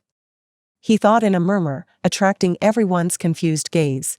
Xietain ignored the questioning gazes and simply advanced towards the army of over 2,500 unclassified beasts, 5 First-Order beasts, and the First-Order mutant plant. Seeing him approaching, the beasts roared in unison as if warning him not to come any closer. The powerful roar shook the earth and the raindrops burst before hitting the ground due to the shockwave. The faces of the armed men turned pale, and the soul evolvers who had now awakened from their battle lust finally realized what they were up against, finding it incredibly hard to believe that the ones who held off such overwhelmingly superior numbers of beasts had been them. Amidst the fear and surprise, pride naturally grew in the hearts of these people, and many of them could not wait to tell their friends or loved ones of their heroic feats this night that would mark the first great-scale war between the faction they belonged to and other evolved races. As they watched the back of that seemingly unstoppable young man, none of them thought of a possible defeat. In the past, he possessed the ability to decimate this many enemies with ease. Not to mention his current him. Therefore, Xietain ignored the warning roars and continued to advance as the aura exuding from his body increased with each step he took forward. The only reason he had not finished off all these beasts yet was because he had a better idea. As the soul power within him bubbled furiously, Xietain could clearly feel an incredibly sturdy barrier blocking something within his soul, and after some light thinking, he naturally came to the conclusion that this barrier must be the obstacle blocking him from entering the next evolutionary stage. However, even though that seemingly indestructible and power-packed barrier blocked his soul power there, Xietan's soul power had long ago exceeded the limits of a first-order existence. Therefore, when the soul power gushed out of his body, the pressure the beasts before him felt was by no means the pressure that a first-order existence could release. Bang, bang, when Xietan's pressure completely surpassed the threshold of level 50 and advanced even beyond level 70, regardless of whether they were unclassified beasts or the first-order beasts, they all immediately shut their mouths as they shuddered on the spot. Although the wild beasts had lost all sense and knew no fear, when one's power reached such a terrifying level as to shake that madness that made them unstoppable in the face of fear or pain, the beasts instinctively felt death itself over their heads. The only existence on the enemy battlefield that did not shudder or flinch too much was the First-Order mutant plant. The plant shuddered as if it was struggling with something, and a moment later finally swung its vines fiercely towards Xietain. His expression remained unchanged, and with a slow and calm movement he caught one of the vines aimed at his head. The rest of the vines hit his armor, but except for slight bang sounds, Xietan's body did not even move from its place, let alone being hurt. After catching the vine that seemed to be a bit more dangerous, Xietain turned his body 360 degrees at full speed. Swoosh! The main body of the First-Order mutant plant naturally swept over and spun. Before the plant could do anything, Xietan's overwhelmingly higher agility along with his 700+ strength points did a perfect job in sync. Boom! The main body of the mutant plant sank deep into the concrete floor, and several pieces of wood and mysterious colored leaves were torn from its body. The strange creature writhed, apparently in great pain, but no matter how hard it tried, it failed to get back on its feet. Stand obediently there. Xietain sneered with a faint smile before declaring, "All your lives have owners." Immediately afterward, his newly acquired storage treasure floated before slowly landing on his outstretched palm and releasing an ominous crimson radiance. Even the small pearl seemed to be aware that its main use in this life would be to become a lethal weapon in the hands of its master. With hundreds of liters of blood from a terrifying second-order beast, the color radiating from the object could only be described as frightening to the eye. Xietain activated second-order blood manipulation instantly, and the thick river of thick blood that swayed among the collapsed houses and trees shuddered as if it sensed his summons. Swoosh! Swoosh! Swoosh! Swoosh! Waves of blood rose high in the sky, and under everyone's gaze, the night seemed to turn crimson for a few moments. Miles of blood after miles of blood were covered by the now floating river, and the amount of mana contained within made everyone tremble in fear. Blood Warlock, Succubus Partner in the Apocalypse. Chapter 332 Blood Emperor.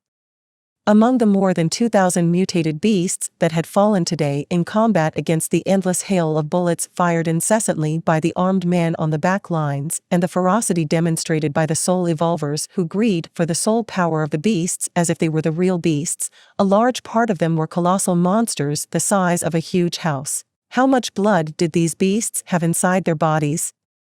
No one knew exactly. However, since the size of their bodies had grown exponentially after evolution having accepted the mana inside each of them, it was only natural that the blood circulating through each blood vessel would increase accordingly in order to nourish the body and somehow support the increased energy consumption. One could only try to imagine how much blood an elephant-like beast that was easily more than 15 meters tall or rhinoceroses that reached up to 10 meters could have. So, how much blood had been accumulated after more than 2,000 such beastly existences were slaughtered? Literally a river flowed through the battlefield as the endless rain seemed to struggle to wash away the heavy iron smell that enveloped the area. Swoosh. Swoosh. Swoosh. Swoosh. The thick heavy blood began to separate from the rainwater, and under Xietan's practically masterful control over the blood element, each drop slowly floated up into the skies. The defending troops of humanity gawked with eyes filled with surprise as the red drops slowly began to release a faint but brilliant crimson shimmer, creating a stark contrast with the purple lightning flashing behind them in the background. Raindrops were falling. Blood drops were rising. The difference between the millions of drops of pure water and the millions of drops of corrupted blood created a visual impact that would undoubtedly remain in the memories of all present for a long time to come. Flash. The beasts trembled in fright at the abrupt release of the mana belonging to the small human being before them. However, the most frightened were the beasts of the first order as they stared with terrified eyes at the drops of blood that slowly began to glow brighter and brighter as they slowly rose to higher and higher heights. The drops of blood were so many that when they reached a certain height, they seemed to merge into a single body to form a huge wave of blood that covered the skies like a crimson cloak. Lingxin watched it all with disbelief written all over her beautiful face. She had seen firsthand how a single attack from Xietain managed to decimate all enemies within a kilometer of him. However, the scale and magnitude of what she was witnessing tonight was on a completely different level, to the point where Lingxin herself had difficulty expressing how heavy her heart felt. What? He was holding back, she muttered with shock and utter disbelief in her voice. This was the only reasonable explanation Lingxin could find to associate this Xietain with the Xietain from a week ago. Because from her logical point of view, it was impossible to think of any other reasonable reason why someone would suddenly become 3 or 4 times more powerful so fast. Of course, Lingxin was aware that by absorbing soul power living beings could become more powerful. However, such a thought never crossed her mind, as such an idea was simply insane. Absorbing soul power enough to propel you to such a degree? What kind of beings must you face to achieve such a thing? When this thought flashed in her mind, however, Lingxin's eyes twitched and her heart trembled as she recalled the great explosion in the center of the forest plagued by mutant beasts. Just then, an indifferent voice replied. I don't think he was holding back then. Lingxin looked to her left and saw that, at some point, Shangguan Bingshui had arrived beside her. Shangguan Bingshui watched the endless crimson glow dancing above the clouds before slowly lowering her head to look at the young man's back 50 meters away. The cloak attached to the shoulder pads protruding from Xietan's armor flapped in irregular patterns, not due to the wind but due to the terrifying quantity of mana he was using all at once. In Shangguan Bingshui's blue eyes, his figure was reflected in the distance, and at the same time she could see a faint energy that was tinged with a slight crimson tint around him. The abundance of mana that Xietain was consuming and providing was so great that for a moment the energy surrounding him became faintly visible. It will be better for you if you just assume that this Xietain is a completely new one as far as power is concerned. Shangguan Bingshui concluded as her eyes glittered with a complicated light. Even though she was the second most powerful just below him, even though there were thousands who longed to stand where she stood, Shangguan Bingshui only felt weakness as she looked at that back on which the lives of countless rested and back on which the faith and hopes of many others lay. At this moment, Shangguan Bingshui could not help but wonder in her heart, at what point had the disparity between both of us grown so wide? Shangguan Bingshui could still clearly remember how back then the difference between her and Xietain was not wide, and even if there was any difference between their overall strength, it was not a noticeable gap. In fact, Shangguan Bingshui still remembered how back then she saved his life after a battle that exhausted him completely and left him at the mercy of the zombies. So it was around that time, she thought, and a small sigh involuntarily escaped from her lips. In fact, the inflection point of Xietain could be said to be his encounter with the first-order blazing beetle while he was still just a level 15 unclassified existence. If not for that battle, many things would be different today. It was from that moment on that Xietan's strength only increased more and more, shooting into the skies like a rocket. Although Shangguan Bingshui had also been growing more powerful and the speed at which her levels were rising was frighteningly fast, the difference in power between her and him only increased with each passing day. How can I be worthy of being his good friend if I can't help him bear his burdens? When such a thought appeared in her mind, Shangguan Bingshui felt something similar to a burning flame begin to grow deep inside her, and her eyes became filled with determination as she saw Xietain about to make his move. For a person like Shangguan Bingshui who valued friendship as much as her own life, a friend was not something just for show. A friend was someone who could be trusted and counted on. Therefore, she wanted to be a friend on whom Xietain could trust and rely. Little by little and without her realizing it, Shangguan Bingshui was growing not only as a person but also as a woman. Slowly, she was leaving attitudes that could be considered by many as childish to become a real woman, a woman worthy of reliance. Of course, Xietain knew nothing of Shangguan Bingshui's thoughts. At this moment he was putting as much concentration as possible into performing a suppression-type attack that would not kill the beasts, but would leave them weakened enough so that they would not have the ability to launch any kind of counterattack. At this point, Xietain had reached level 50 and was at the breaking point where one more step would lead him to evolve once again, becoming a second-order existence. How much soul power did he need to level up? Xietain did not know. However, he was aware that the amount was undoubtedly very high. If Xietain wanted to absorb the soul power of unclassified existences to gain enough boost that would somehow allow him to level up, then he would probably need to kill several 100,000 or even over 1 million creatures. Such a path was not feasible unless he was willing to spend years to progress from order to order. For a person like him, who sought to become a powerful existence in the shortest amount of time possible, the most viable path was to defeat and absorb the soul power of beings at levels above his own, the more, the better. Although this meant risking his life in every battle, Xietain had decided to walk this path from the day he learned that Lilith needed his help to accomplish something. Regardless of what Lilith wanted, Xietain would do his best to fulfill it. He was this kind of person. He didn't like to owe anyone anything, he didn't like to feel indebted. But above everything else, Xietain was a grateful person, and he was infinitely grateful towards Lilith. So, I'll risk my life in every step if it means to become stronger faster. He muttered in a low voice, low enough to be completely eclipsed by a fierce thunderclap that rumbled the earth. Xietain looked up at the sky, his face slightly pale due to the consumption of over 600 mana points brightened slightly after receiving head-on the crimson flash of what appeared to be a huge wave of blood floating above his head and stretching over 5 kilometers in length. This is the path I walk. He whispered to no one in particular, more as if he were reaffirming something to himself. Blood vortex. His voice echoed amidst the thunder and lightning. The heart of every soul evolver and every armed man trembled, and the enemy beasts shuddered in fear in their place. The entire world seemed to fall silent for an instant, and as if the Emperor of all blood declared it, the seemingly endless amount of crimson liquid floating in the sky twisted to form a huge vortex of blood that quickly began to whirl at speeds impossible to follow with the naked eye. Swoosh. Swoosh. Swoosh. The blood vortex whirled at such high speeds that the wind began to be drawn into the center like a black hole, and the fierce storm failed to overcome the pressure, resulting in every raindrop within 5 kilometers beginning to fly into the vortex before it even touched the ground. Sitting on top of a large building, Lilith felt bittersweet emotions as she watched this. To Xietain, what he was doing might not be a big deal, but Lilith knew that this was far from normal. Perhaps, he believed that as long as he had enough mana, he could do anything.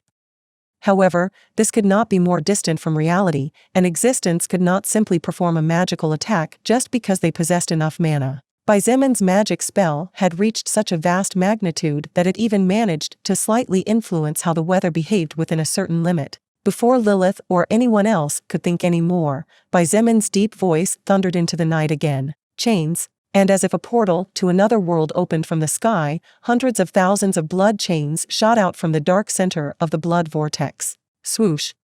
Swoosh. Swoosh. Swoosh. The thick, glowing blood chains remained attached to the vortex and twisted like snakes as they descended from the heavens and headed towards the over 2,500 beasts. Although the beasts knew they had to flee, the pressure of an infinitely more powerful soul was not something they could shake off so casually, and at the sight of what seemed to be endless blood chains sent from the heavens to punish them, they could only shudder fearfully. Blood Warlock, Succubus Partner in the Apocalypse. Chapter 333 Madman. The howling of the wind was similar to the cry of a ghost in the middle of the night as intermittent lightning flashes tinged the world in blue and purple. Thunder sounded as loud as explosions announcing the beginning of the battle. What appeared to be a huge red eye hovered high in the sky, and the crimson glow looked like the devil of the legends.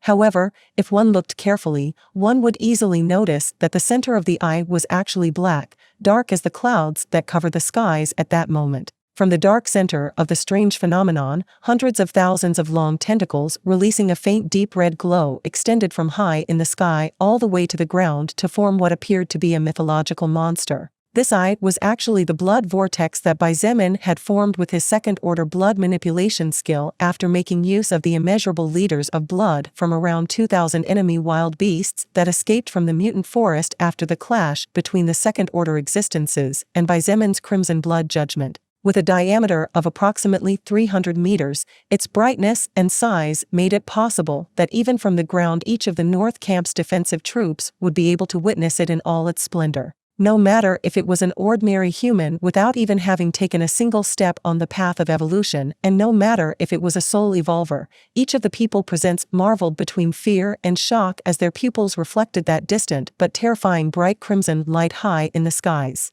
Swoosh. Swoosh. Swoosh.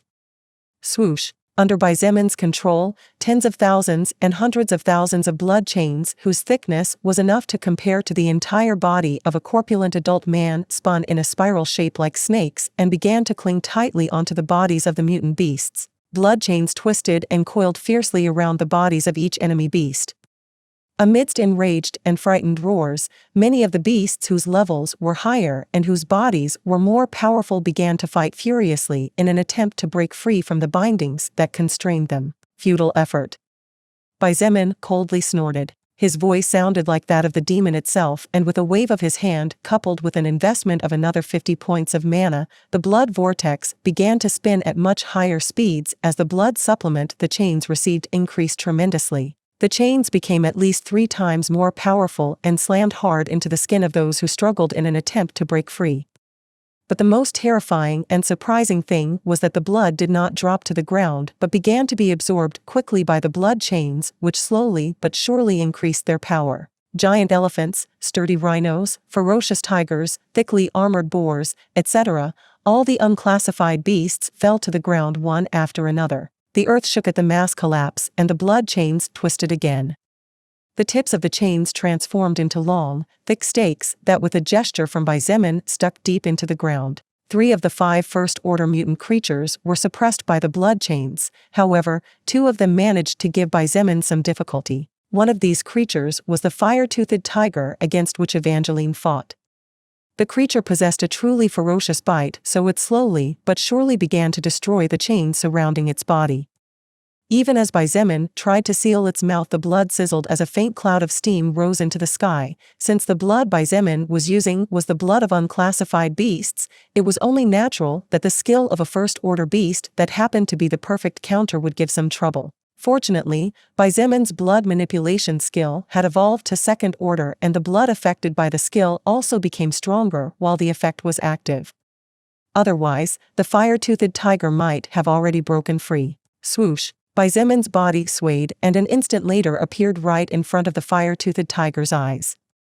His speed was so high at this point that for those soul evolvers who had not even reached the first order, it felt as if he were teleporting. The fire-toothed tiger barely had time to open its eyes any wider when a punch that seemed to weigh several tons landed heavily on the beast's skull. Bang! After the direct hit, the body of the squirming fire-toothed tiger collapsed noisily on the ground, and the blood chains clung to its limbs in such a way that even if it wanted to, it would not be able to stand up again. Moreover, the beast's roars finally subsided and a dazed look shone in its pain-filled eyes. After calming the fire-toothed tiger, Xietain looked down at the ground and frowned slightly. The other first-order creature that was giving him headaches, and on a larger scale than the fire-toothed tiger, was actually the earthworm, another beast that Evangeline was facing a few minutes ago. Although Xietain didn't know what kind of creature it was since it was hidden underground, he could feel the creature's soul power moving around underground constantly. How the hell am I going to get that sucker out from the ground? Such a thought caused the frown on his face to deepen a little more. This was the first time Xietain had encountered this type of creature, or something similar, that had the ability to hide underground. Such beings were usually the most difficult to deal with, as they could simply hide and come out to launch attacks when they pleased. That beast that was hiding had not yet fled for the mere fact that it did not have enough intelligence to realize that it could not defeat Xietain, so despite its fear it still hovered around the area waiting for the opportunity to devour that huge amount of soul power that attracted it greatly. Even after 2 full minutes, he could not think of anything useful. His blood manipulation skill was useless in this case, and the rest of his active skills were of no use for this kind of situation either. He also acted oblivious and left several openings in his defense on purpose in an attempt to lure the creature, but nothing worked. Just then, a series of soft and delicate footsteps approached closer and closer in his direction, and after turning around he realized that this person was actually Evangeline. "What's wrong?" he asked at the same time, noticing how most of the superficial cuts on her skin had disappeared after her health stat began to act effectively. Evangeline said nothing and looked at the surroundings. After a minute of silence during which Xietain looked at her expectantly waiting for her to have some sort of solution, she finally looked at him and said something that took him by surprise. "Why don't you use your sword?" "My sword?" Xietain blinked and unconsciously looked over his shoulder to catch a glimpse of the large hilt of his blaze-scale greatsword. "How do you want me to hit it if I don't even dash?" Just as he was saying this, his words suddenly stalled and his dark eyes shone brightly. A slightly crazy idea popped into his mind, but the more he thought about it and studied it, the more he felt it might actually work. With a slight smile, he looked at Evangeline and nodded before asking her to step back. Swoosh! A thin blood chain shot out from the blood vortex that was still feeding the rest of the chains.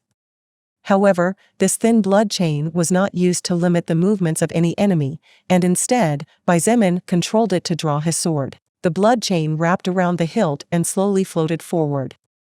Xietain took the sword with ease, surprised at how light it now felt in his hands, and the blood chain shot skyward, disappearing into the blood vortex an instant later. If previously, Xietain felt that his blaze-scale greatsword weighed about a ton, the current one, he felt as if that weight had been halved. Of course, he knew that the weight was still the same, and the reason behind this was that his strength stat had increased explosively after killing 2 second-order existences and receiving another boost from the second-order ape that Shangguan Bing Shui defeated. After Evangeline backed off, Xietain raised his sword high into the sky and then, under everyone's dumbfounded gaze, fiercely slashed downwards without holding back his strength at all. Boom! An explosion that even surpassed the loud thunder boomed, and the defensive troops felt as if their minds went blank for a second. A crater of approximately 200 meters with Xietain as its center and whose depth easily exceeded 10 meters spread out to the sides.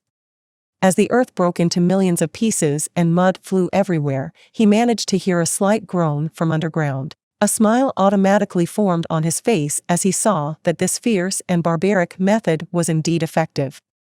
Without even 2 seconds of delay, he raised his sword again and slashed for a second time. Boom! Hearing that same groan, his hopes grew, so he slashed again. 3, 4, 5, 6, 7. 20 times. The constant explosions shook the entire half-kilometer around Xietain as a nucleus, and now a crater whose depth exceeded 100 meters was in a place that was previously flat ground. Even after all that, it is not coming out? A hint of annoyance flashed in his eyes, finally stopping his mindless and bestial attack as he realized that even though the beast underground had definitely received several injuries due to the shaking, it still refused to come out and even refused to leave. "Since you don't want to come out, then you can only die," he thought as the murderous intent in his eyes became stronger and stronger. His original intention was to let his troops of soul evolvers kill all these beasts. With such a large number, all of them should be able to at least average between 2 and 5 levels. Those who were at lower levels might even benefit more with some extra stat points if they were a bit lucky. Although it was a pity to lose such a first-order beast, Xietain didn't have all night and his patience wasn't too great either, so he decided to end the life of whatever monster was hiding like a cowardly rat. All of you, return to the base and wait behind the walls. Xietain shouted loudly as he turned around. His voice echoed throughout the length and breadth of the battlefield, so even though many did not understand what was happening, they immediately got into the vehicles and began to move back. Riding in a modified jeep in which only Shangguan Bingshui, Kong Lan, Evangeline, and Man Gonglingxin were traveling, the expression of the woman who had been conferred the title of Ice Princess by everyone at the base due to her icy personality looked extremely serious at this moment. What's wrong? Man Gonglingxin couldn't help but ask worriedly. Shangguan Bingshui hesitated for a moment, but in the end, she shook her head without saying anything. Let's hope that madman won't use that attack here again, she thought with lingering fear as the still fresh memory of the power of the blood trident thrown by Xietain seemed to flash before her eyes again for the second time. That was one of the times in which her life was at greatest risk since the apocalypse began. And it was caused by her friend, Blood Warlock, Succubus Partner in the Apocalypse. Chapter 334, Rumbling the Skies and Shaking the Earth. After driving approximately 2 kilometers away, all the modified vehicles entered the base gates and the soldiers hid behind the walls. Although the walls were barely 2 or 3 meters high, in case something happened first, the walls would receive the strongest impact and this would increase the chances of survival in the face of danger. Meanwhile, Lu Yan and the rest of the soul evolvers above level 15 climbed several buildings in an attempt to see what was happening. Unfortunately, only a few of them had binoculars, so most could only try to strain their eyes fruitlessly. That blood stuff is visible even from here, Yen Tu muttered in a serious voice as his sharp eyes reflected the blood vortex in the distance.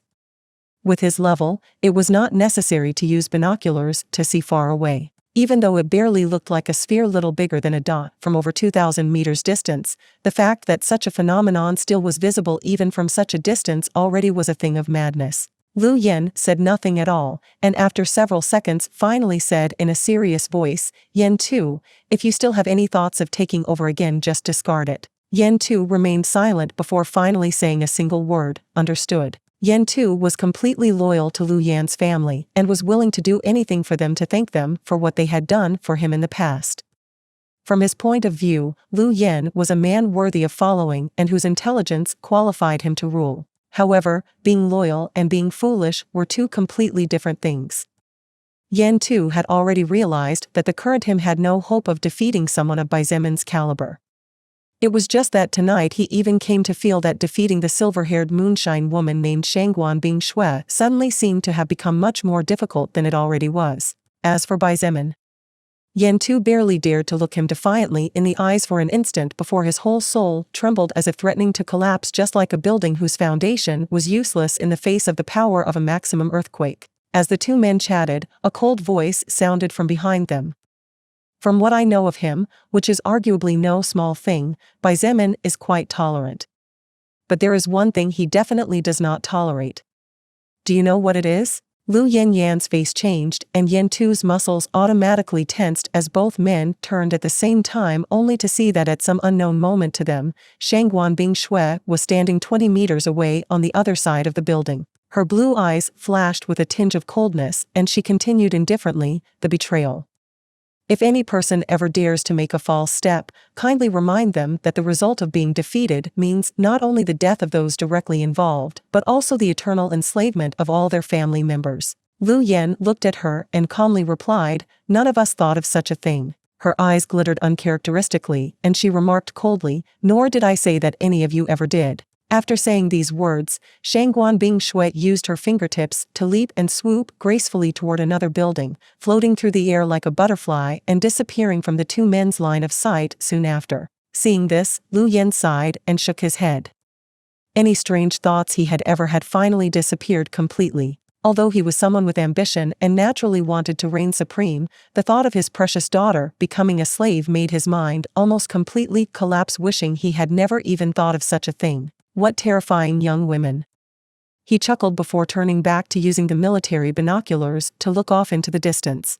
Of course, Baizemin was not going to launch Crimson Blood Judgment for the second time in the same night as Shangguan Bing Shui had thought. To be honest, he was still a little afraid of that skill. Since the beginning of the apocalypse, Baizemin's life had always been in constant danger. However, tonight was one of the few times when his life encountered extreme danger. Worst of all, the main cause of it all had been himself. Baizemin did not have even the slightest doubt that if he did not manage to timely escape from Crimson Blood Judgment's range, by this time his body would have been completely burned to charcoal or directly turned into ashes. Even if he did not know how powerful that attack was, he was not so arrogant as to stupidly believe that his physical body would be able to withstand something that even the physical body of powerful second-order beasts could not. However, the attack he was soon to launch should not be underestimated, since while this was the first time he had used it, he had already done something similar a few hours ago. He. Little brother Zemin, you sure come up with some crazy stuff. Lilith appeared high in the sky, her elegant feet resting gently on one of the blood chains, while her long black dress swayed slightly, showing off her ivory legs. Can you read my mind or what? Baizemin looked at her and marveled at the tantalizing sight in which her dress was lifted high enough to make suggestive, but at the same time without revealing anything that could be considered obscene. She really is a little succubus full of pranks. He thought to himself before shaking his head and focusing on the matter at hand. Baizemin flexed his knees and clutched his big sword with both hands.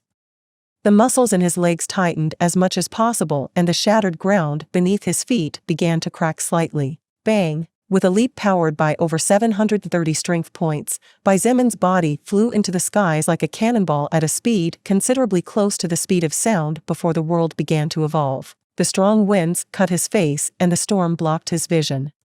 Were it not for the fact that his stamina was especially high and close to 1,000 points, Baizemin was sure that his physical body would not be able to handle the enormous pressure he was feeling at that moment. When he was about 100 meters above the ground, the Earth's gravity slowly began to pull him back down to the ground.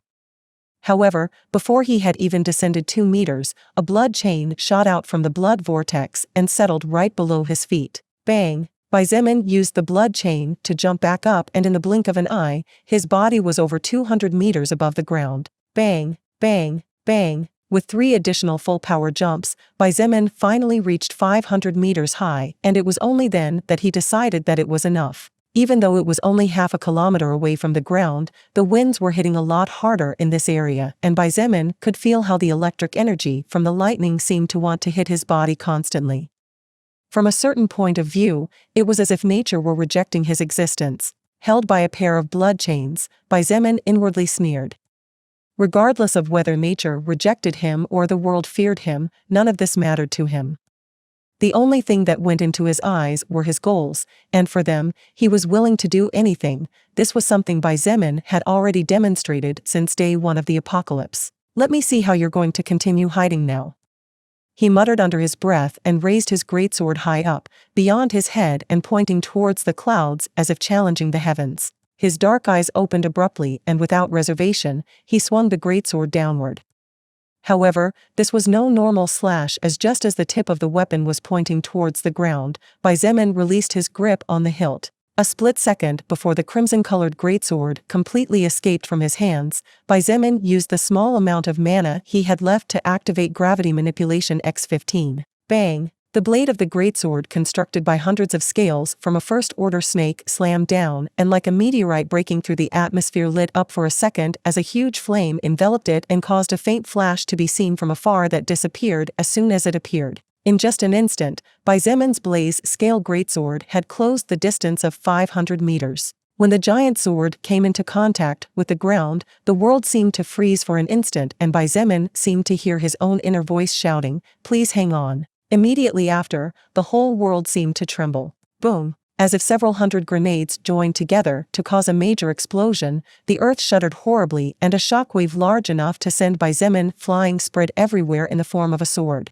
There were no flashes of light, no flames, even the sound of the storm seemed to stop for an instant. There was no sound except the rumbling of the earth. The shock wave spread so far and with so much power that all the buildings that were already destroyed were crushed, and the huge trees 3 kilometers away on the outer perimeter of the forest were shattered into millions of tiny fragments of wood. 2 kilometers away, the soldiers and soul evolvers screamed at the same time when they saw the huge shockwave forming what looked like a wind sword slashing towards them. Shangguan Bingshue's face changed slightly, and she hurriedly erected 2 thick walls of ice that stretched several hundred meters just outside the base. Such a thing would definitely not have been possible in the past, but her ice maker skill was no longer the same as before. Bang! The first wall of ice was smashed into pieces, but the power of the shockwave was greatly reduced after traveling a distance of 2 kilometers, so the defensive power of the wall weakened its destructive power even more. The second ice wall resisted for an instant before it too was destroyed by the shockwave. The shockwave continued to advance another 200 meters and hit the base wall hard. Thousands of tiny cracks spread the length and breadth of the wall. Fortunately, the power of the shockwave was already almost completely exhausted, so the stone defense managed to hold on without collapsing completely. Those closest to the wall felt their hearts seem to stop for an instant and their faces, pale as a dead man's, looked forward in a daze. Each of them felt as if a new life had been bestowed upon them tonight. If that shockwave hit them, all of them might well explode in blood mist. The only survivors of that thing would only be the soul evolvers, whose bodies were far more strong than those of a normal human. Shangguan Bingshue gritted her teeth and even with her politeness couldn't help but curse under her breath, "Damn it.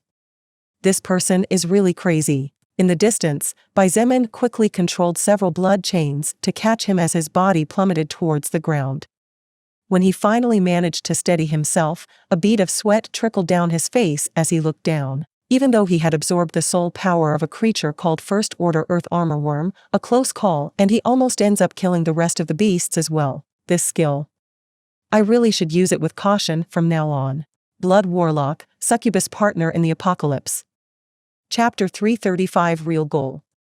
After everything seemed to calm down and the earth seemed to stop tearing up after receiving such a heavy impact with a magnitude comparable to that of hundreds or even thousands of grenades, Baizemin used his blood manipulation skill to control the chains holding him in the air to slowly head towards the ground. The blood vortex still swirled high in the sky and the black clouds occasionally sparkled with a faint blue hue from the lightning that momentarily illuminated the world. The hundreds of thousands of blood chains protruding from the center of the blood vortex were fully tensed to the maximum, imprisoning creatures that had mutated after acquiring mana and gaining the ability to evolve.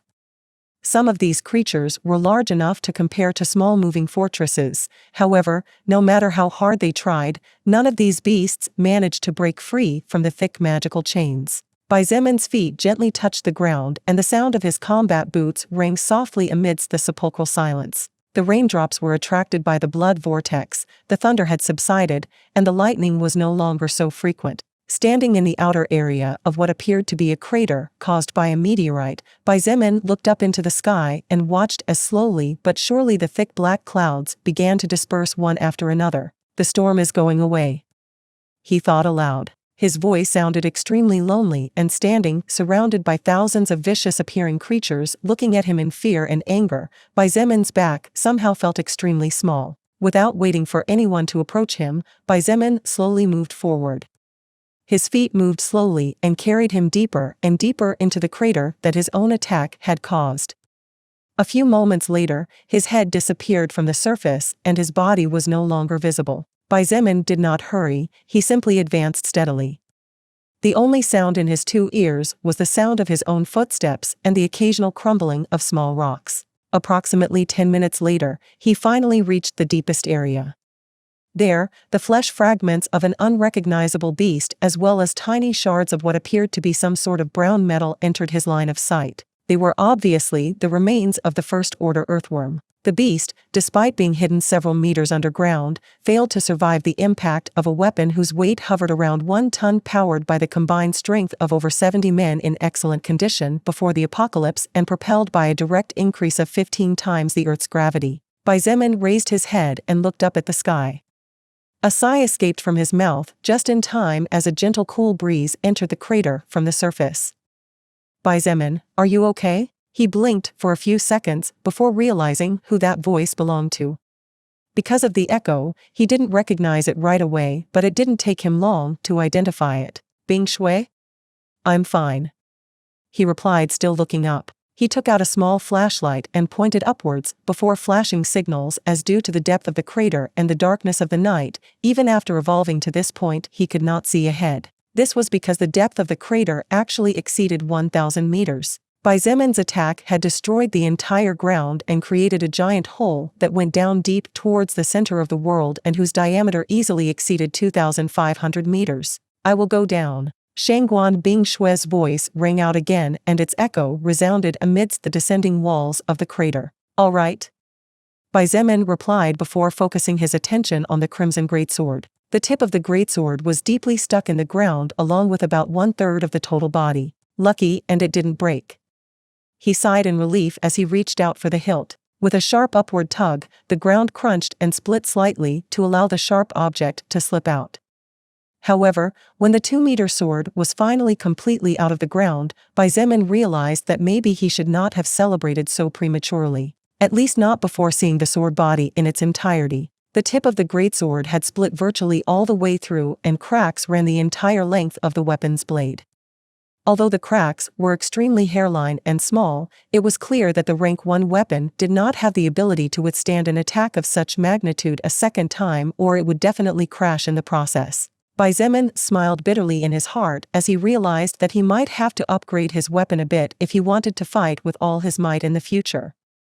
After all, while the first-order gravity manipulation skill was a double-edged skill, considerably dangerous even to his own life, it was clear to Xietain that a lot of his strength right now depended on that skill. The increase and decrease of gravity as well as the explosive power that his attacks could gain was extremely important in fights to the death.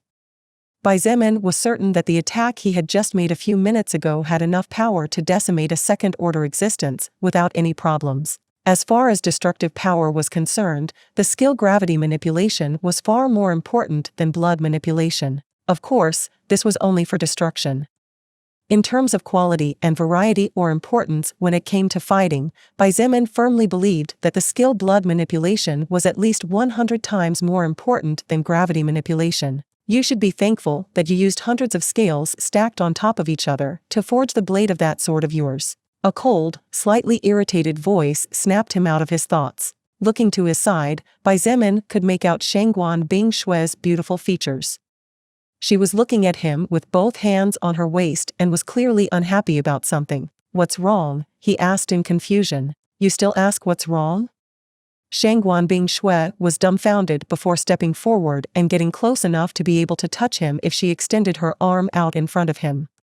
"Your attack earlier almost killed all the soldiers in the base." "Oh, that." Xietain finally lit up.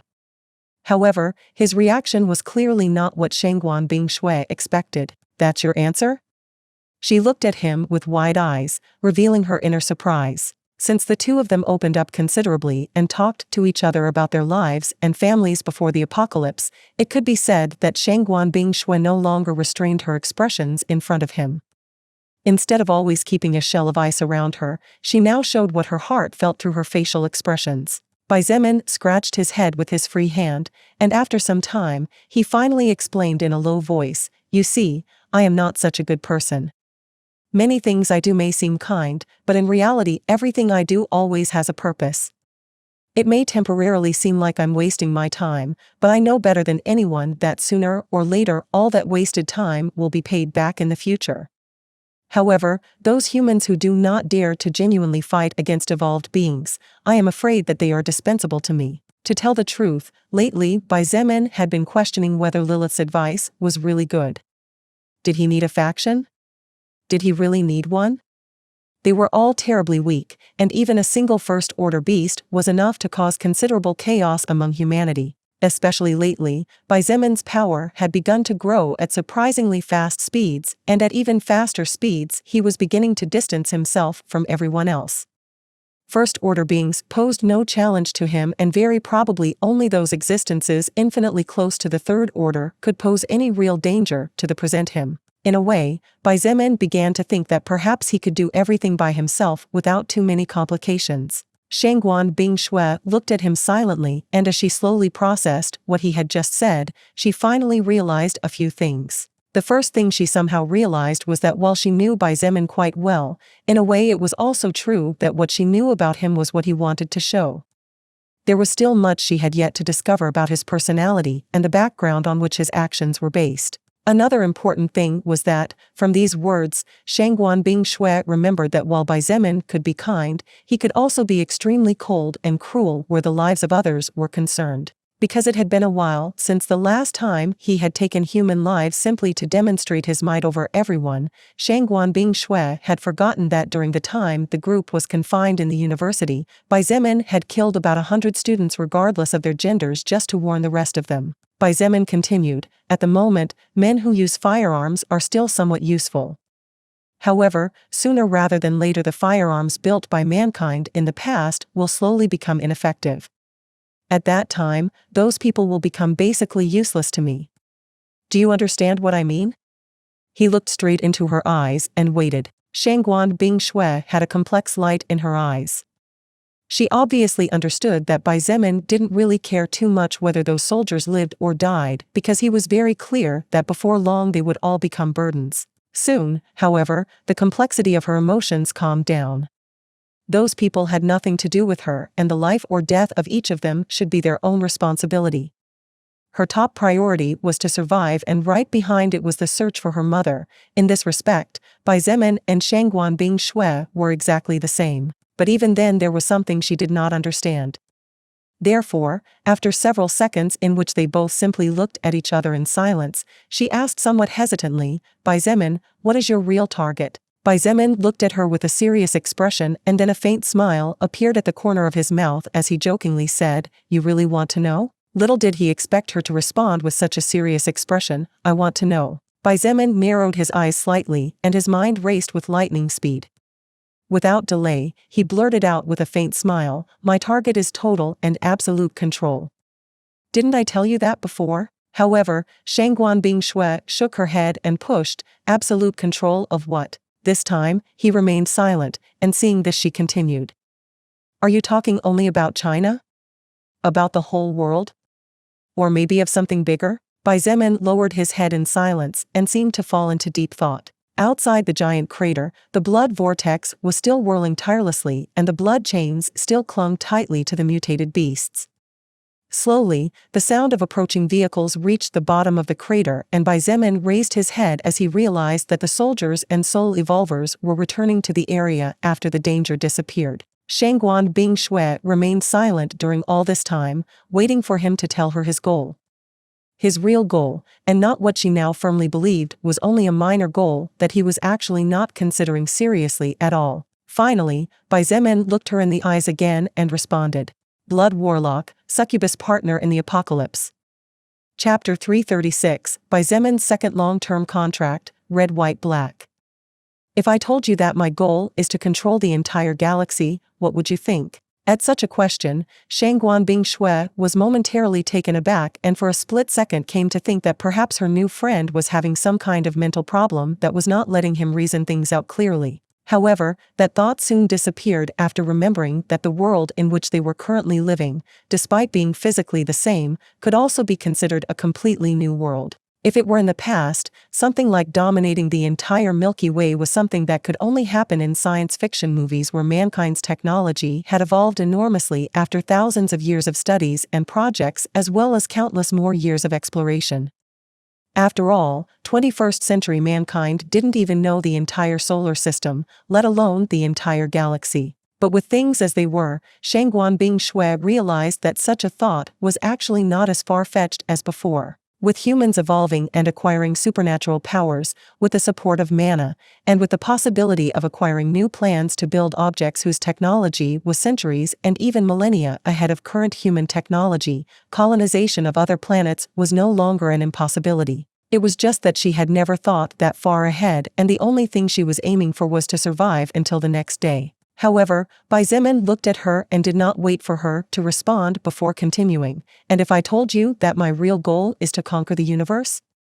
Could you accept such a thing?" Shangguan Bingshui's eyes widened and she said in a state of shock, "You're joking, aren't you?" She admitted that Bai Zemin was powerful. He was a terrifying monster, brave, and whose speed of growth even made her have no choice but to bow in respect. However, she really hoped that he hadn't been driven mad by the power he had been gaining recently. Because she really didn't want to lose a valuable friend. If it were in the past, Shangguan Bing Shui would without hesitation leave Bai Zemin's faction at the slightest sign of him showing himself going crazy or losing his sanity. But now that he and she had grown close enough to give each other permission to call each other by their first names, and even to the point where she trusted him with her eyes closed, Shangguan Bing Shui knew that she could not leave him so casually. She would very probably do everything in her power to bring him back to reality. Of course she would react in this way. Bai Zemin sighed in his heart. If he were in her place, his response would probably be the same. No, his response would probably be even more exaggerated and worse than Shangguan Bing Shui's. However, Bai Zemin's expression was extremely serious as he looked at her, and for every second that passed, Shangguan Bing Shui's heart sank more and more. Since the world changed, millions of people died. Bai Zemin began to speak out of nowhere. His usually calm and indifferent eyes, even in the face of death, revealed real emotions for the first time in weeks, shocking Shangguan Bing Shui deeply. How many elders died in this month and a half? How many couples were separated? How many children lost their parents? How many innocent babies lost their lives so far? How many families were destroyed in the initial adaptation process, and how many more will be destroyed from now on? He asked in a low voice. Rather than being a question directed at Shangguan Bing Shui, it seemed more like a question thrown into the air, hoping to find an answer somewhere. Knowing that no one would be able to answer such questions, he looked at Shangguan Bing Shui with a slight tinge of sadness that made her heart clench slightly and continued, "It has been more than 47 days since the world turned into hell, but I still don't know whether my family is alive or not. Although I can currently cover over 700 kilometers in 1 hour, my stamina is not enough to sustain this speed for more than a dozen minutes, and even if I could withstand the continuous burnout for a full hour, I would still be another 1,100 kilometers short of Yongfang town in Chongping district." Bai Zemin pointed to the sky with his free hand, and a grip on the hilt of his greatsword tightened as he said with a touch of self-mockery, "I can't even claim to be the most powerful being in that forest, let alone dare I say that I am the most powerful being in all the forests of this district or the district in general. To cross beyond Baiquan subdistrict and reach Chongping district, we will have to annihilate over 20 million zombies, and who knows how many wild beasts or mutated plants will add to the equation. Even if I want to run out right now to look for them, I know that if I try to do so I will eventually end up dying due to exhaustion in the midst of desperate battle. Which is why I can only hold on. Because I am weak." Shangguan Bing Shui bit her lower lip tenderly as she listened to his words. She had exactly the same thoughts as Bai Zemin. What more did she not want than to run to where her mother was as quickly as possible to, if she was still alive, ensure her safety and well-being? However, she was weak. So, she needed the help of a large army to accomplish such a thing. Unless she or Bai Zemin possessed infinite stamina or were monstrous enough to be able to fight off millions of enemies or the ability to somehow evade them, they could only go one step at a time, because they were weak. From the point of view of the other survivors and soul evolvers, Bai Zemin and Shangguan Bing Shui were the representation of gods in person. Only they knew that in reality, neither of them had the ability to find their loved ones even though their hearts were squirming with anxiety during the nights, let alone being the in-person representation of gods. Even if sometime in the future we manage to defeat the wild beasts and mutant plants or find some way to suppress them so that they stop attacking mankind. Even if we become strong enough to regain the peace of our lives. Who can guarantee us that this will be the first and last time something that shakes our lives and the lives of those we love will happen? Bai Zemin looked at Shangguan Bing Shui with an extremely serious expression, and a tinge of hatred flickered in his eyes for a moment. Shangguan Bing Shui's expression also changed slightly when she heard this. Indeed, did they have any certainty that this would end after they managed to regain the peace of Earth? No, they did not. Even if their loved ones survived, with mankind's life expectancy extended to several centuries and even millennia through constant evolution in elevated stages, many things could come to pass in that time. Now do you understand why my highest goal is absolute domination? Not of China, not of Earth, not of this galaxy either, but of the entire universe. Baizemin declared with conviction, I will not allow anyone or anything to ever set foot on my head again, let alone allow any entity to have the power to decide who lives or who dies. That will be me. Since this unknown entity called Soul Record gave him the ability to become seemingly unstoppably stronger as long as he absorbed the soul power of other living beings, then Baizemin was going to do anything to get to the absolute peak. Even if it led him down a desolate and blood-splattered path. So what if they call me a tyrant? So what if they call me a dictator? Baizemin sneered, as long as my loved ones and I stay well, the rest of the universe can go to hell. This was the first time Baizemin expressed his true feelings to another person. He had not even said this to Lilith yet. However, after everything that happened tonight, Baizemin understood the reason why a supreme existence like Lilith had been telling him since day one of this new era that he was an even greater genius than her. Therefore, he felt that even though he was weak, at least he had the qualifications to not be ashamed to aim big. He would help Lilith achieve her goal and then, together with her and those close to him, he would rule supreme. The God of the Bible whose real name Baizemin did not know, Lucifer, Dragon Monarch, Vampire King, Eternal Phoenix, Wolf Emperor, Zombie Ancestor, Star Devourer, these were all the leaders of higher factions known by Lilith to date. Ultimate beings who stood at the apex of the apex and whom even Lilith did not dare to face. However, Baizemin vowed to himself to overcome them all either by hook or by crook. Seeing that Shangguan Bing Shui was no longer looking at him as if she were looking at a madman, Baizemin realized that she finally understood that rather than madness, the reason behind this great goal was actually very simple. It was not about power blindness. Nor was it about greed or arrogance. It was something far simpler than this. Shangguan Bing Shui realized that Baizemin was scared. Although he looked ever so steady and his steps never faltered even when his life was on the line, he was actually terribly scared like a small child. However, that fear did not come from fearing death. Baizemin's fear was a much more noble fear. He feared that his loved ones whose life or death was still unknown would have to go through hardship again sometime in the future. In the midst of the darkness, she looked at him silently, as if she wanted to engrave every detail of his face in her memory forever. After several seconds, her lips curved into what shaped the most beautiful smile she ever had probably in her entire life. Baizemin, I must say that every second that passes and every word that comes out of your mouth amazes me more and more. More than your strength and more than your speed of evolution, your feelings are as pure as the whitest snow. Shangguan Bing Shui looked at him from the tips of his toes to the tips of his hair before saying in a voice that seemed to come from deep in her heart, I said earlier that you were a good man, but I must retract that. The word good does not do honor to an excellent man like you. Baizemin looked at her. He understood.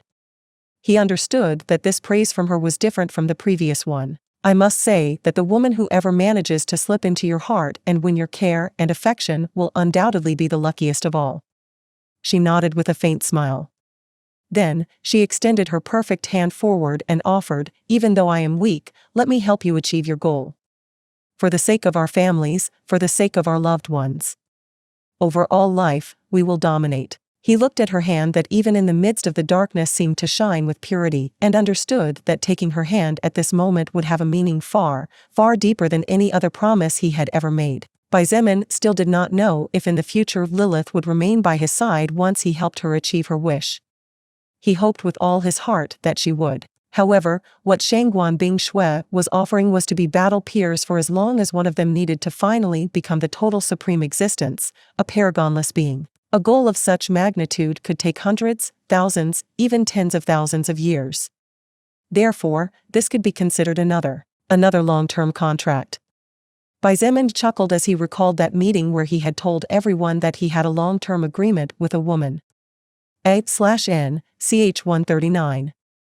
Then, without hesitation, he took Shangguan Bing Shui's hand and gently shook it to state his agreement. She smiled even more brightly and her blue eyes curved into a half-moon shape. High in the sky, two beautiful ruby-colored eyes sparkled like gems amidst the night and seemed to pierce through space to see what was happening a kilometer deep underground. A smile countless times more beautiful than Shangguan Bing Shui's smile appeared on Lilith's face as she observed and listened to the interaction between the two lower existences that were just at the first stage of evolution of the vast universe. Red, white, black.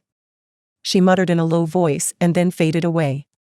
Her voice still echoed in the midst of space. I wonder what kind of beautiful painting will be born with these three colors as the main focus. Will this canvas be large enough, or will a larger one be needed? I can't wait for Blood Warlock, Succubus Partner in the Apocalypse. Chapter 337, The End of a Long Night and a Great War. After leaving the depths of the crater alongside Shangguan Bing Shui, Bai Zemin encountered nearly 1,000 humans. Among these humans, most of them were men carrying firearms such as light machine guns, assault rifles, pistols, even some country shotguns that were found in the various villages surrounding the area. The minority were all soul evolvers. At this point, each of these brave fighters who risked their lives every second to fight beasts, zombies, and plants in fierce hand-to-hand confrontations looked at Bai Zemin with eyes brimming with reverence. In fact, seeing the heat in the eyes of all of them, Bai Zemin estimated that were it not for the military rules that had been slowly imparted on each man, they would all be shouting his name out loud. Pretty normal if you ask me. Shangguan Bing Shui whispered beside him. The power and ability you showed them tonight go far beyond what the human mind can comprehend. At this point, I wouldn't be surprised if each and every one of them is willing to throw their lives away for you and your cause. It could be said that your goal in some way or another has been achieved, I guess. Bai Zemin did not reply. In fact, what he was looking for was people who were willing to fight bravely and who were willing to lay down their lives for the sake of him. Was Bai Zemin selfish? He probably was. But that was the way things were, and it would probably continue this way for a long time. Bai Zemin took a step forward and casually scanned the faces of each man in front of him before he began to speak slowly. As many of you probably know, my name is Bai Zemin and I am the leader of this base as well as the leader of a second base to which we will be joining soon. A large portion of you have probably never seen me in your lives before tonight, as many of you are still new recruits. However, let me tell you that regardless of the difference in status, in my eyes you are all brave warriors. Warriors who fight with their lives on the line every day, and regardless of the reasons each of you may have for doing it, the truth is that whether you want to or not, you are also helping countless humans, and thus making a small beacon of guiding light in the midst of so much darkness and death. Therefore, let me tell you all with confidence that each one of all of you present and each one of our fallen comrades were, are, and always will be heroes in my eyes. Upon hearing Bai Zemin's speech, many men's eyes turned red and tears threatened to fall at any moment. Even many hot-blooded men who had already forgotten when they had last shed tears were deeply moved that the highest leader of the entire base, the king of them all, not only valued their efforts but also abandoned the safety that rightfully belonged to someone of his status to fight on the front lines. Tonight, due to the attack of these disgusting vile beasts, many have died. Bai Zemin continued in an extremely serious voice, and everyone listened intently, regardless of whether we knew them or not, regardless of whether we were close to them or not. They were all our brothers in arms and will continue to be this way for all eternity regardless of how far we go in the future. Therefore, as a sign of respect to those who fell tonight, I would like everyone to keep total silence for 1 minute from the moment my voice stops. And so, silence reigned over the battlefield. The blood vortex was still whirling, slowly consuming Bai Zemin's mana. The blood chains reinforced by the vortex still clung tightly to all the mutated creatures without allowing them to get up from the ground, and the beasts seemed to be too frightened to even growl. With the clouds now clear and the storm moving further and further away from the area, the only sound present was that of the wind coming from the forest 5 kilometers into the distance. Many men could stand it no longer, and tears began to fall down their faces. There were many of them who tonight had lost friends, siblings, sons, nephews, nieces, grandchildren, grandparents, lovers, etc.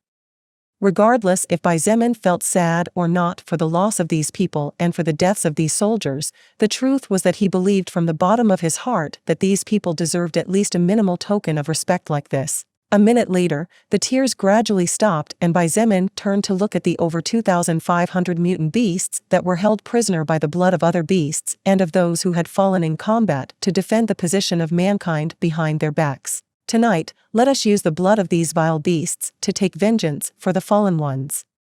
Let us use their blood to grow, to evolve, to become powerful enough to never let such things happen again. His voice echoed far and wide like a thunderclap. Under everyone's gaze, he pointed his sword forward and bellowed, "All soul evolvers, get your weapons and charge. No need to fear. No need to hold back. Just kill as much as you can." For a brief second, no one moved.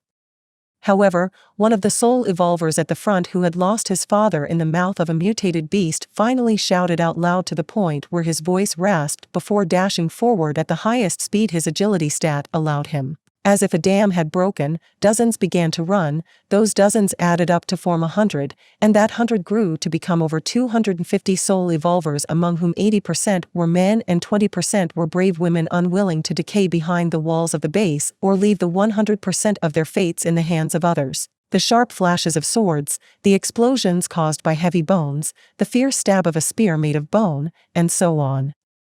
The moonlight illuminated the weapons in the hands of each soul evolver and highlighted with its silver rays the rage-filled, bloodthirsty attacks of these people. Evangeline, Yen Tu, Nangong Lingxin, and Lu Yen were not far behind either. The four charged forward and began their own massacres, with Yen Tu and Evangeline charging straight at the first-order beasts to claim what was rightfully theirs. Even Kong Lan, who had received the 2 healings allowed by Wan Jian's lesser healing skill, the second healer by Xietain, found after Kong Lan. While Wan Jian's healings were still considerably lower than Kong Lan's healings, even though they both used the same skill, it was more than enough for at least her fingers to stop hurting so much. It would probably take another 2 or 3 days for her to fully heal if she healed herself.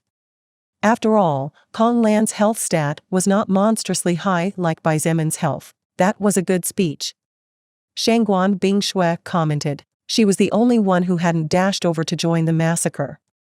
After all, she was already at level 46, so the soul power that this kind of enemy would grant her would not make any difference to her strength unless she was willing to spend months and even years killing low-level beings to grow. As for additional stats, first-order beasts could give her quite a few points, but Shangguan Bingshui would not steal other people's prey, so in the end, she decided to stand beside Bai Zieman. "But I wonder if you really felt like you said." She smiled slightly and looked at him. Bai Zieman watched as the blood of the beasts spattered the ground in large quantities and listened as the rage-filled roars of the monsters rumbled the earth. He was sure that even from the forest 5 kilometers away the shrieks could be heard, and inwardly wondered if some mighty beast would come out of there. Without looking at the woman next to him, Bai Zieman lazily replied, "Even though I was only a student from a middle-class working family in the past, I learned a thing or two simply by watching those people who were in high positions of power whenever they appeared at press conferences." "You learned how to lie?" she asked with ridicule in her voice. Anything dealing with politics of the past was not something she particularly liked. "Nah." Bai Zieman replied indifferently and pointed with glittering eyes, "I learned to put on an act." When a person held high office, they often could not simply say what they wanted and instead, to avoid controversy, had to say what the masses wanted to hear. In that way, not only could hundreds of big problems be avoided, but also the support and appreciation of others, as well as the loyalty of the people, could be obtained. It may be despicable. But to be a leader, you not only need strength, you also need to know how to understand the needs of others. He concluded. Shangguan Bingshui looked at him for a moment before turning her attention to the battlefield where the beasts were being slaughtered like pigs on New Year's Eve. She did not comment on what Bai Zieman had just said, as although it was despicable as he had pointed out, she was actually aware that his words were very real and true. Approximately 30 minutes later, the roars of the beasts had been silenced in their entirety. After 30 minutes of working as a team, the little more than 250 soul evolvers managed to end the lives of the 2,500-plus beasts without the support of firearms, so they were not only able to vent a great deal of the anger and pain they were feeling, but they were also able to absorb large amounts of soul power. Bai Zieman approached Lu Yen and instructed, "Tell your daughter to take charge of moving several squads to carry the bodies of these beasts back to the military area. If she needs more people, she is allowed to use meat in exchange for offering work to other survivors who do not yet have jobs, but want one.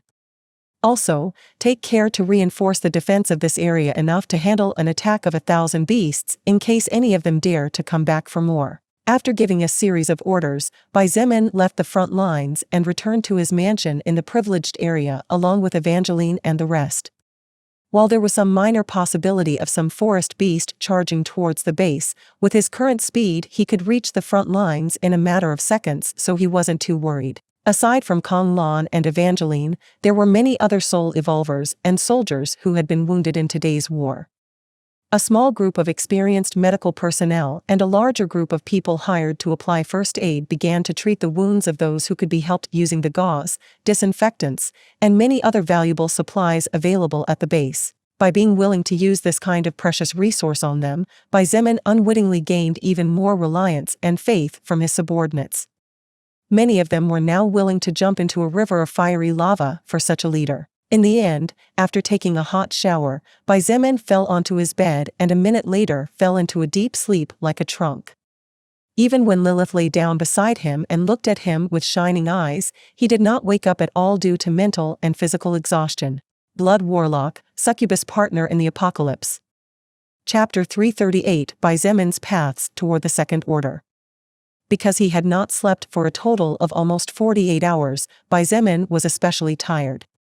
While the lack of sleep for almost 2 days had taken its toll on his body and psyche, Xietan's true exhaustion came in essence from all the things that had happened in the span of 5 or 6 hours from the time he had decided to go hunting in the mutant forest near the North Camp base to train with his newest skill called gravity manipulation. In the end, that night of training and light hunting ended up turning into a night in which his life was in danger more than once. Not only did he have to suppress his power to the minimum possible to prevent the second-order beasts from suddenly charging at him to kill them, but he also had to survive his own devastating attack. Xietain was sure before going to sleep that he was probably one of the few beings since the history of the creation of the universe who had managed to kill 2 second-order existences with a single attack even while he was still in the first order and seriously injuring another. But this was he underestimating himself again. If Xietain were to ask Lilith, she would undoubtedly shout at him, "Idiot.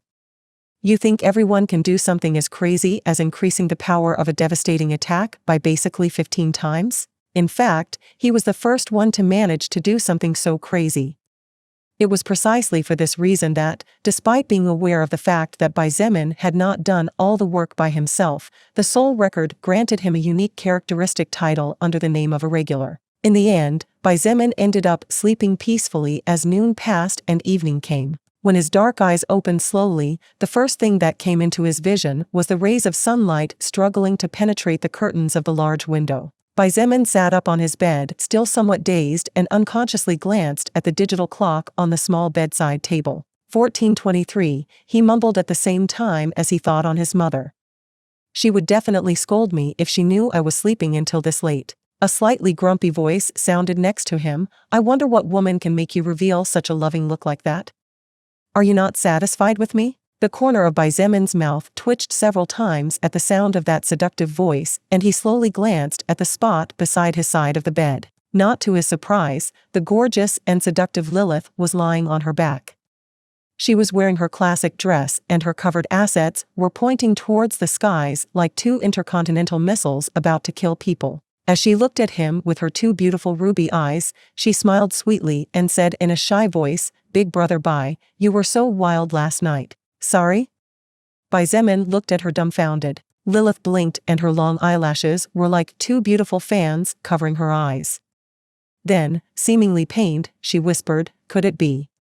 Could it be that you don't remember?" Xietain felt that it was better not to ask anything and that his best option at this moment was probably to leave from this place. However, as always, curiosity was the cat's undoing. "What exactly should I presumably need to remember?" he asked as he leaned back and eyed her warily. Lilith's eyes filled with tears, shocking Xietain greatly. She sobbed and held a hand to her heart before saying with a pain-filled expression, "Be bad, so bad. Big brother Bai, you are so bad. Even though you jumped on me and tore my dress before dash." "Nonsense!" Xietain roared. He leaped out of the bed and pointed towards her as he said, "Your dress is intact, and even if I wanted to do something like that I definitely wouldn't have the strength." "Who are you trying to fool?" Forget about second order. Xietain was sure that even if he fought against the 8 leaders of higher factions at the same time and ended up exhausted to death, he would definitely not forget the moment when his not-so-precious, but at the same time precious virginity was lost. Lilith indirectly looked at her dress and was silent for a few seconds. Finally, after realizing her little slip, she clicked her tongue and the fake tears disappeared without a trace. "Hey, stop clicking your tongue." After the above little event, Xietain washed his face and brushed his teeth before returning to the bedroom. At this moment, he and Lilith were sitting facing each other. They both looked to the other in silence for several seconds before he finally extended his right hand forward. Lilith took his hand between hers.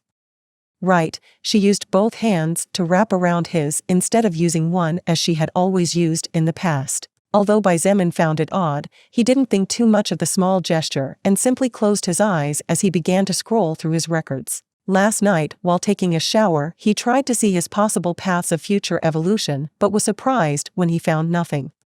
At that moment he got terribly scared, thinking that some kind of bug just like in video games was happening to him. In the reality there were no GMs. Well, maybe the soul record was the GM, but the problem here was that there was no email address to file complaints. Fortunately, Lilith calmed him down at that moment just before he had a heart attack. She said that the soul record was probably still searching for possible paths for Xietan's evolution, and the reason it was taking so long was because the records engraved into his soul were too amazing compared to his low-quality soul power. Regardless of how powerful Xietain was, he was still a mere first-order existence that had just reached the threshold of breaking through. Therefore, his soul power was naturally not of a particularly high quality even if it was exceptional among those of his power stage. After a few moments, Xietain let out a huge sigh of relief as he found some things that were previously not there in his soul. Then, he focused his attention on those particular messages and the information flowed through him, being then shown to Lilith by his will. Your possible paths of evolution have been studied and confirmed. With the achievements and the records you have earned until now, a path you can take is now seen. Please select a job. A befitting trial will be given to you. 1. Strategist of Death. 2. Tenacious Hammer. 3. Shadow Dancer. 4. Heavy Guardian. 5. Blood Mystic. After so much effort, after working so hard and defeating countless monsters among which many of them were terribly powerful creatures, the results finally came out and were scrolled before his eyes in the form of a status window just like in the video games of the past. Even though I acquired my first job around 1 month ago at most, somehow I feel like it's been a long time. Xietain sighed and opened his eyes. Well, a lot of things happened since then. Lilith involuntarily let out a sigh as well. Even for someone like her, who had already seen most of the things that the cosmos could present, she felt that her life became much more lively since she arrived on this planet and began her long journey along with Xietain. Things will only get more and more interesting from this point on.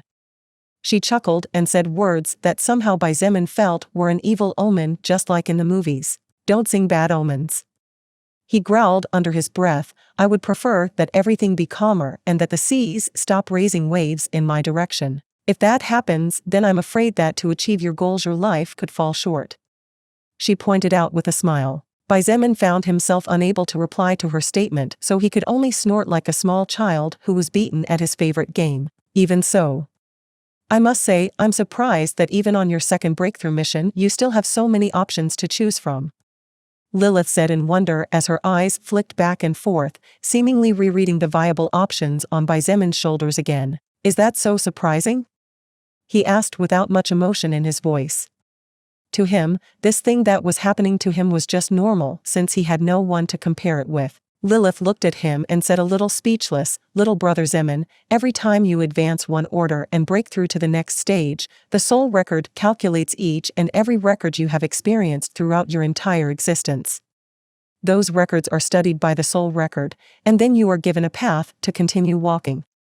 Do you understand any of what I am saying? Xietain nodded. Basically, the barrier that separates each order and prevents us from continuing to level up is the end of a path. The soul record would be the creator of a new path, and for that, it shows us new possibilities to us, soul evolvers. After proving ourselves worthy to continue, that possibility will open a path by which we can go beyond that barrier that blocks us, as expected of someone capable of receiving the option to be a strategist of death. She snapped her fingers and joked. Then, with a serious expression, she continued, "So, it's strange that there are so many junctions since basically your future should have been decided when you set foot on your first path, which in this case your first path would be your first-class blood berserker." Xietain felt that he understood everything, but at the same time, he felt that he needed a bit of time to understand the depths implied by her words. If it were before, he might have thought it was all easy to understand. But the more he knew about the soul record, the more he realized that thinking that way would only bring more harm than good in the future. "So, which one do you think I should choose?" As always, he asked Lilith's opinion even though in his heart the answer was already clear. Strategist of Death is probably a job that was born from the wide variety of existences you have killed in such a short time and from your intelligence to devise and mix skills to launch attacks of extremely high magnitudes. This job is also possibly the easiest to get out of the 5 options presented to you on this occasion. She carefully analyzed and calmly explained. "I see. Okay, pass." He nodded and looked at her hoping to be enlightened. He didn't even take into account this job to begin with as it somehow made him feel like a subordinate of death. If death really existed in the first place, Tenacious Hammer seems to be somehow or other related to blacksmithing. It's probably because in your first forging try since the appearance of the soul record on Earth you forced yourself to work practically without rest for 7 days straight, and even after many failures you persevered regardless of your low-quality tools. I think you could definitely get something good out of it if you choose this job. Passed but failed. Okay, let's move to the next one. Xietain rejected even the second option, despite having to consider it more than a few times. Regarding the matter of blacksmithing, he was naturally interested since if he ever managed to become a godly blacksmith of some kind, his strength would definitely be terrifying thanks to the quality of equipment he would be able to forge. However, that would be a long-term investment. Right now, choosing the second option would cause Xietain to lose his momentum as far as battle was concerned. Furthermore, the smithy was not at all suited to the path of absolute domination and suppression to which he aspired and which he had already begun to walk step by step. Blood Warlock, Succubus Partner in the Apocalypse. Chapter 339, Heavy Warrior and Shadow Dancer. Hearing Xietan's words and feeling the somewhat painful negative in his voice, Lilith understood what he was thinking. "Don't worry. Even if in the end you can't choose a great blacksmith class, you can still choose a subclass related to blacksmithing if you're lucky." She gently patted his shoulder and nodded towards him. "What?" Xietain somewhat overlooked her effort to lift his slightly flagging mood and asked with wide eyes, "We can choose subclasses? Yes?" Lilith tilted her head. Then, as if realizing something, she lightly slapped her forehead and muttered, "Right. You're still in the first order. Excuse me?" He looked at her dumbfounded. For a few seconds, Lilith and Xietain both looked at each other with wide eyes. It was as if their minds had gone blank for a brief moment, and if there was a third party next to them, they would probably laugh at how comical they looked at that moment. Cough. "So, can you explain a little bit what's going on here, Lilipedia?" Xietain cleared his throat and leaned his upper body to approach her and looked at her very seriously straight in the eyes. At first, Lilith was a little intimidated by his sudden move to approach her. But just when she felt that she might blush at any moment, the way Xietain addressed her made her unable to help but laugh internally. "Hey, you little brat. Who are you calling Lilipedia?" She joked. "Brat?" Xietain returned to his original position and folded his arms as he said with a suggestive smile, "I don't remember who it was that got a lesson from this brat the other night in bed. Besides, didn't you just call me Big Brother a few minutes ago? Come on, little sister Lilith, call me Big Brother like you love to do, and maybe I'll give you your favorite lollipop." This time, Lilith really couldn't stop a very slight blush from appearing on her tender cheeks. This surprised Xietain greatly, and the smile on his face grew enormously. Even if he died this instant, he could at least die smiling. Because for the first time, he had somehow defeated this naughty little succubus in a verbal game. "Aha. Now do you understand my difficulties?" Xietain was practically screaming and jumping for joy inside. However, after thinking it over, he realized that something was wrong. Lilith shouldn't blush so easily, right? After all, she was a succubus and for better or worse had lived for about a century. Zemin was infinitely sure that she must have experienced far more suggestive and direct words than what he had just said. Of course, a virgin like Zemin, who had practically no experience about women or how ladies' hearts worked, could never understand that to get such reactions out of a girl depended on who the other person was, otherwise all it would generate would be disgust, discomfort, and awkwardness. Little brother Zemin, you're getting more and more naughty all the time. Lilith tried her best to calm down and then said with a face filled with arrogance, "You want me to call you big brother? Dream on. Since I am older than you, naturally you should call me big sister. But well, if you want to be the bigger one so badly, then you'll have to beat me in combat. Oh, just so you know, I'm not talking about a sword battle." The previous thoughts flew out the window as he heard the woman's challenge in front of him. He didn't back down and said confidently, "You think you can beat me? Do you even know how high my stamina is right now? It's close to 1,000 points. I know your stats must be monstrously higher than that right now, but try comparing that to your stats when you were level 50. What? You already have a stat close to 1,000 points? Lilith couldn't help but raise her voice, and her eyes widened in shock as she looked at him as if she was looking at an alien. Humph. Zemin didn't respond, and after snorting he flashed his status window at her. Lilith gasped and her heart trembled as she saw the number scrolling in her retina. Unconsciously, she muttered, "Even though I knew you were strong and had been accumulating a lot of stats, I didn't expect you to be at this level already. Now you see?" He looked like the Emperor of the Heavens as he looked down at her and said, "It's only a matter of time before I surpass you in every physical aspect, and by that time. Humph. Just wait and see what's good for you." However, Lilith was no longer listening to him. Her surprise at seeing Zemin's stats could not be described in mere words. He might not be aware of how the soul record worked, but Lilith had spent a large part of her life studying this strange entity and gathering information. Zemin's current status window and his crazy stats were something that even someone like her could not ignore, even though compared to her stats it was effectively not worth mentioning. However, Lilith said nothing. She wanted him to figure things out slowly and gradually by himself instead of her being the one to take away all the surprises. In the end, she licked her lips and looked at Zemin's crotch as she said softly, "Maybe it's not so bad to call you big brother in the future." Zemin nodded, pleased with himself, and ignoring the slight embarrassment he felt inside, he decided to return to the main topic. "So, little minx, can you continue with the analysis?" While Zemin enjoyed these moments very much, and if it were up to him he could very well spend the whole day chatting with Lilith and joking with each other, the truth was that such a thing was not possible at present. It was already past 1440 and there was a lot of work to be done and a lot of things to finish that needed his intervention in some way or another. "Right." Lilith nodded and said calmly, "We can talk about this important matter in the future. For now, let's focus on choosing the best path for you.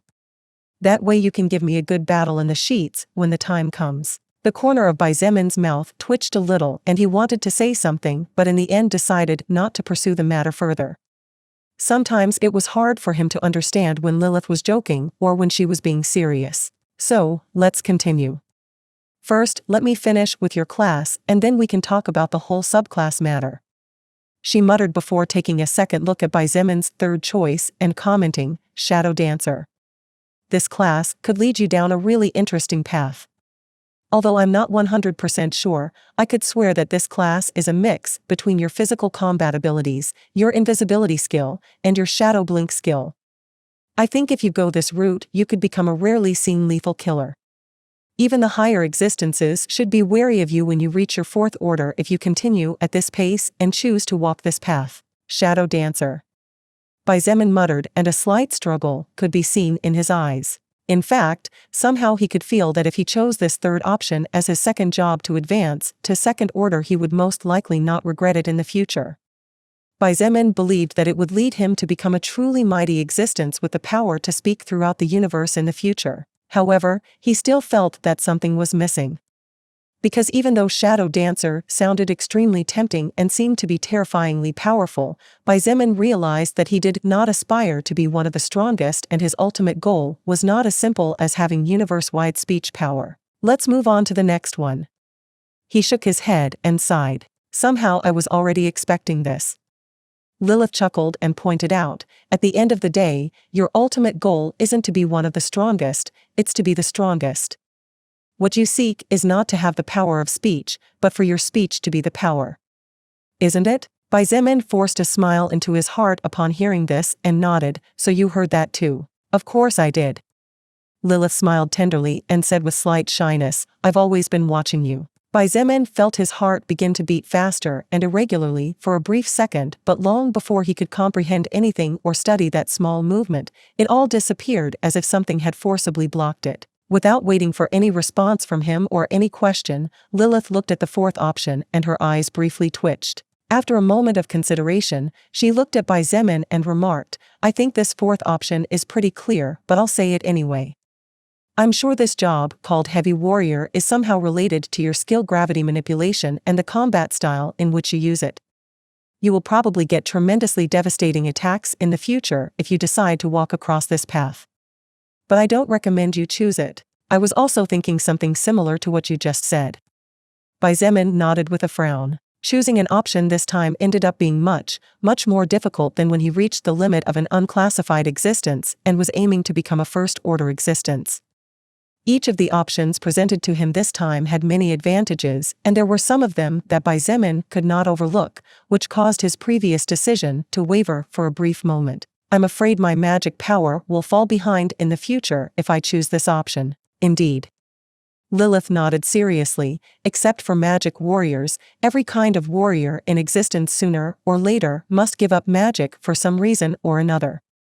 So far, you have mainly used your gravity manipulation skill to perform powerful physical attacks, but there have been few occasions when this magical skill was used to suppress enemies. This in itself is an indication that sooner or later you will have to let go of magic if you decide to walk on this path. You may as well pass to the next one as well. The reason why Xietain had not used gravity manipulation to suppress was because up until now, all he had done was slaughter mercilessly. He never thought of leaving an enemy alive. However, such a thing would not stay that way forever, and Xietain was aware that abandoning magical power would most likely turn into a great regret in the future. As if to confirm her suspicions, Lilith pointed out, if you ask me, the heavy warrior option will probably be the option that will give you the most immediate and short-term power. I'm pretty sure that when you acquire this class, a third-order existence will only be able to kneel before you or die obediently. However, in the long run, I fear you might lose a lot of that great early momentum. Pass. Xietain took a deep breath and closed his eyes as he said with slight pain in his heart. Even if the power that the heavy warrior class gave him was high, Xietain knew from his own experience that large short-term gains were not good. In the past, he had seen many people sink for temporary happiness. Hearing Xietan's rejection even in the midst of such a powerful hesitation, Lilith's fluttering heart calmed down and she unconsciously let out a sigh of relief before inaudibly saying, "Good thing you didn't choose that option." "Sorry?" Xietain looked at her and asked, "I didn't hear you. Can you repeat that?" "I said I'm glad you weren't driven by greed and power." Lilith smiled and a tinge of sadness glittered in her eyes for a wink that was gone fast enough that even Xietain didn't notice it even though he was looking at her from such a close distance. Blood Warlock, Succubus Partner in the Apocalypse. Chapter 340, Second Order, Xietan's Evolution Requirements. So far you've passed on the first four options, haven't you? Lilith asked to make sure while keeping her eyes on him and studying every change of expression on his face. Xietain hesitated for a long time before nodding. His eyes moved erratically as he scanned the second, third, and fourth options over and over again. These three had attracted his attention greatly, especially Heavy Warrior. Even if he knew it probably wouldn't be the optimal, something inside him told him that it would probably suit better to his vicious battle style where he sought to destroy and crush his enemies in the shortest amount of time possible with overwhelming power. It was extremely difficult for him to stick to his initial idea of choice. He would be lying if he said that he was not tempted to choose another job for his second order. If I could just pick and choose several jobs at the same time. How good would that be? He sighed and let himself fall onto his back. His body shivered gently from the bedsprings of the mattress and his gaze focused on the luxurious chandelier in the center of the room hanging from the white ceiling. Pfft. Lilith almost laughed when she heard his muttering and couldn't help but look at him dumbfounded as she said with a big smile, if such a thing were possible, then probably the universe would have already been destroyed by some extraordinary monster before you or I were born. Besides, do you think it's possible to walk at the same time on two completely different paths located in opposite places? At first, Xietain felt that what Lilith said made a lot of sense. After all, existences at the level of the 8 leaders of higher factions or even beings at the level of Lilith herself who possessed at least one firmament fragment already possessed the power to annihilate an entire world, so if they could choose several jobs for each order they advanced, everything would probably be destroyed in a careless move. But after hearing her last words, he couldn't help but smile bitterly. Of course, walking 2 opposite paths at the same time was impossible.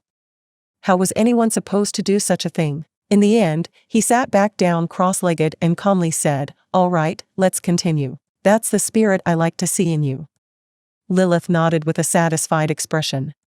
"Since you rejected the previous options, then something inside you must be guiding you to the only one still viable.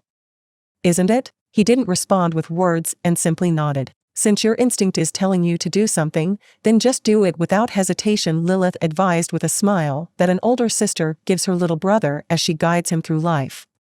"Besides, since you are willing to let go of such powerful jobs, it can only mean that somehow or other you firmly believe that the option you have in mind is not only the right one for you, but will also be the one that will lead you to victory. Right?" Xietain took a deep breath and nodded with a serious expression. "Yeah, blood mystic, huh?" Lilith whispered softly with a slight frown as she looked at the 5th and final option available to Xietain. The word mystic is related to mysticism. The default definition of a mystic person is one who aspires to achieve or who believes to have experienced the union or contact of the soul with divinity. I must say that's a pretty interesting name for a job aimed at an existence that wishes to advance to the second order. I know nothing of other worlds, but here on Earth, mystics are beings with great magical powers and whose skills have always been mysterious. Xietain pointed and said gravely, "Besides, since this 5th option has the word blood in it, I can get some idea of what awaits me. I am at least 70% sure that even if this job is not exceptionally powerful, it will be the one that will lead me to where I want to go." Each choice of job before advancing to the next order meant a new path. All these paths link to each other to guide an existence to a certain point, and a divergence from the main path would cause that destination to change completely. For example, if Xietain were to choose another job instead of Blood Berserker back then, the advancement options he would receive this time would be very different from the ones he received, because the path he would have walked on would have been completely different from the one he had walked on up to this point. A single change, a small slip or oversight, and everything would change in its entirety. Lilith nodded with a smile brimming with pride and said in a complicated voice, "You have matured a lot, Xietain." Xietain gently closed his eyes and a faint smile grew on his face as he said softly, "I wonder about that." Back then, during the early days of the apocalypse, while Xietan's choices were mostly calculated with a clear head and always based on what he believed was for the best, there were many times when he went crazy and his decisions were affected. The fact that he didn't get carried away in this moment and didn't choose the option that would give him the most power showed how much his character had grown over the course of 47 to 48 days. Lilith was naturally proud as she was well aware that she had played what was probably the most important role in such a growth stage. "I hope we can teach each other for a lot of time more." He opened his eyes after remembering the not-so-distant but strangely remote past and smiled. Lilith's eyes glittered unnaturally when she heard this, and she nodded with a beautiful smile, "Of course. There are many things I want to teach you, many things I want you to teach me, many things I would still like to live. You may not know it, but let me tell you that you are currently one of the only 2 people I consider a true friend." Xietain chuckled and said in an understanding voice, "Well, I think you already know this, but I'll say it anyway. You are my first friend, one of only 2 friends I have, and my trust in you is on the same level as my trust in my family. That other friend is that woman named Shangguan Bing Shui, isn't she?" Lilith asked with a smile, to which Xietain replied with a nod. "Indeed. She is." He replied calmly. "Isn't destiny ironic? The person I least thought I'd get along with and who I thought I'd end up killing at some point, but in the end turned out not to be as bad as she seemed." Lilith chuckled and pointed out, many times it's best not to judge a book by its cover. Who knows? Maybe we'll find ourselves in for some pleasant surprises after we see the contents. The irony here is that you and I are two very antisocial characters. Xietain laughed out loud, releasing for the first time in a long time the mental tension that filled him every day. Isn't it sad to have only two friends? Sad? Lilith shook her head and smiled gently. I don't think so. Quality over quantity. Xietain blinked a couple of times, and after a moment, he nodded. Quality over quantity. Bing Shui told me something similar the night before. Just as the two were chatting, someone knocked on the door of the room and the two immediately fell silent. Xietain, are you still sleeping? A voice came from the other side, and Xietain was quick to identify the other party. Bing Shui? I am awake. Do you need anything? He replied calmly and looked at Lilith to indicate to her not to make any sound. Lilith nodded and obediently sat there without any mischief, which relieved Xietain secretly as he somehow expected her not to behave well. Do you mind if I come in? We still need to discuss the matter of last night's loot. Shangguan Bing Shui asked from the outside. Her voice was slightly lazy, which indicated that she had probably also just woken up not long ago. Xietain suddenly realized that they still had to study the previous day's loot. However, considering the current situation, it was not good to let Shangguan Bing Shui enter the room. After thinking about it for a moment, he replied calmly, I'm not properly dressed right now. How about waiting for me downstairs or in your room? I'll be there in like 20 minutes. Outside the room, Shangguan Bing Shui was wearing a one-piece dress that reached just below her knees, and despite being considerably loose-fitting, it could not really cover the delightful curves of her body. Hearing Xiaomin's reply, she frowned slightly and unconsciously asked, Are you sure you're okay? 20 minutes? Why would he take so long to get dressed properly? Xiaomin's brain flashed with lightning speed, and in an instant, he found an answer. I still need to study the records of last night's battle. As you know, I got a lot of stat points, and I need to reconfirm my status window and stuff. Outside the room, Shangguan Bing Shui nodded and the slight frown on her face disappeared as she said calmly, I see. In that case, I'll wait for you in the living room. All right. Xiaomin replied from inside. Shangguan Bing Shui looked at the door and somehow she felt there was something wrong but couldn't put her finger on what it was. Her feminine instinct told her that things were not as simple as they seemed, but she shook her head after a few seconds and left without saying much more. Hearing the light footsteps clearly of a woman walking further and further away, Xiaomin turned to look at Lilith and said calmly, Then, I will choose Blood Mystic as the job for my second order. Okay. Do it and let's see how crazy the evolution requirements are this time. Lilith laughed softly and Xiaomin rolled his eyes. The matter of the evolution requirements was what was bothering him the most at the moment, and to be honest, he didn't want to see them. Unfortunately, it was something he couldn't escape, so in the end, he ended up letting out a big heavy sigh and finally chose the fifth and final option. Blood Mystic. You have chosen as your second advancement job Blood Mystic. The one who uses the power of its enemies against them and the one capable of controlling extremely strong bloodlines and bonds that even death can't break, that is the Blood Mystic. If you can master the skills of the unique job Blood Mystic, your enemies will be your greatest ally and your allies will be your strength. However, to be able to use the power that does not belong to you, you must first prove that you are worthy of going against the universe and its very laws. Unique time mission has been activated. You must complete the following conditions within 1 year from now on. Kill second order existence single-handedly using blood manipulation 0/2000. Evolves blood manipulation to third order, incomplete. Kill third order existence single-handedly 0/100. Third order soul stone 0/10. Get control over China, incomplete. You will not be able to advance to Blood Mystic if you do not complete the unique time mission within the set time limit, and you will be able to choose another job at that time. Oh well, I was already expecting something like this.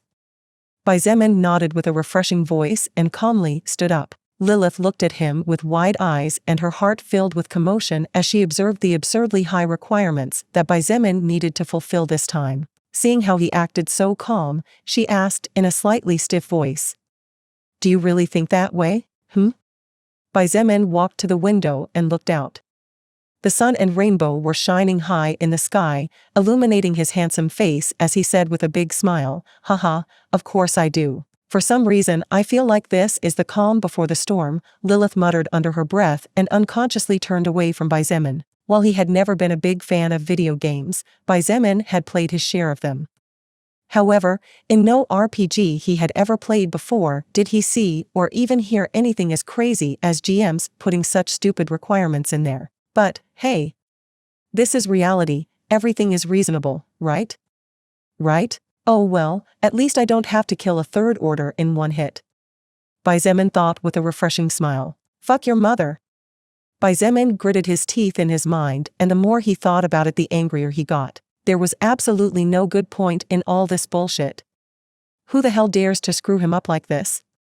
The culprit must at least lose some skin or else he won't be able to die happily. Lilith saw that the refreshing smile on his face didn't stay on for too long as his face rotted and he ran towards the balcony while screaming skyward. Shit. You want to kill me?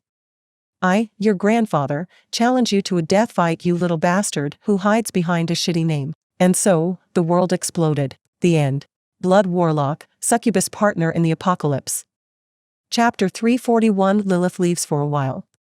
Xietan's bellow was filled with fury, but mostly filled with despair. The requirements that the soul record imposed on him this time to allow him to break through the barrier of the First Order and advance to the Second Order were too demanding.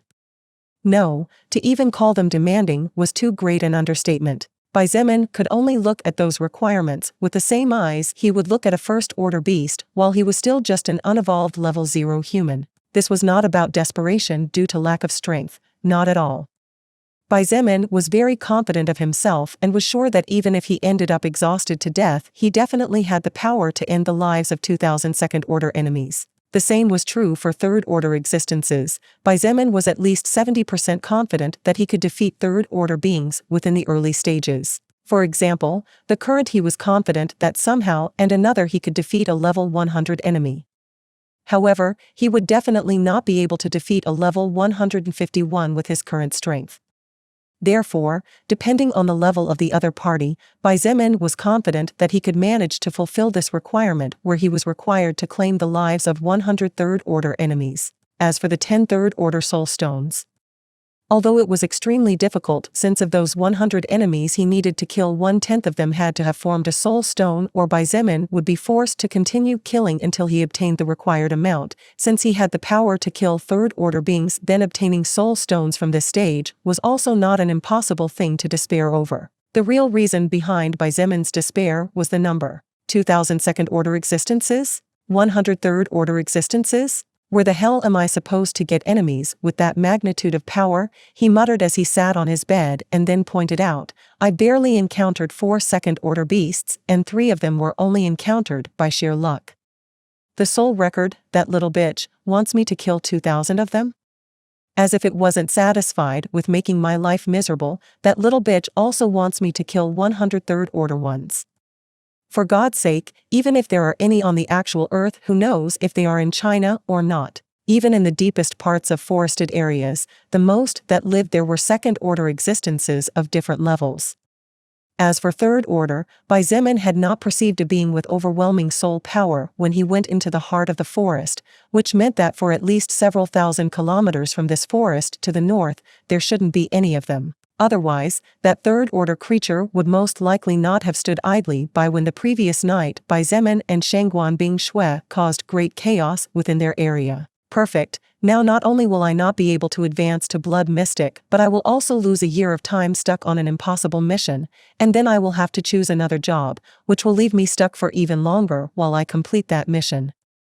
Xietain shook his head and sighed wearily. His earlier shout had attracted the attention of everyone inside the village, and if it wasn't for him appeasing them, they might have already broken down his door to see what was going on.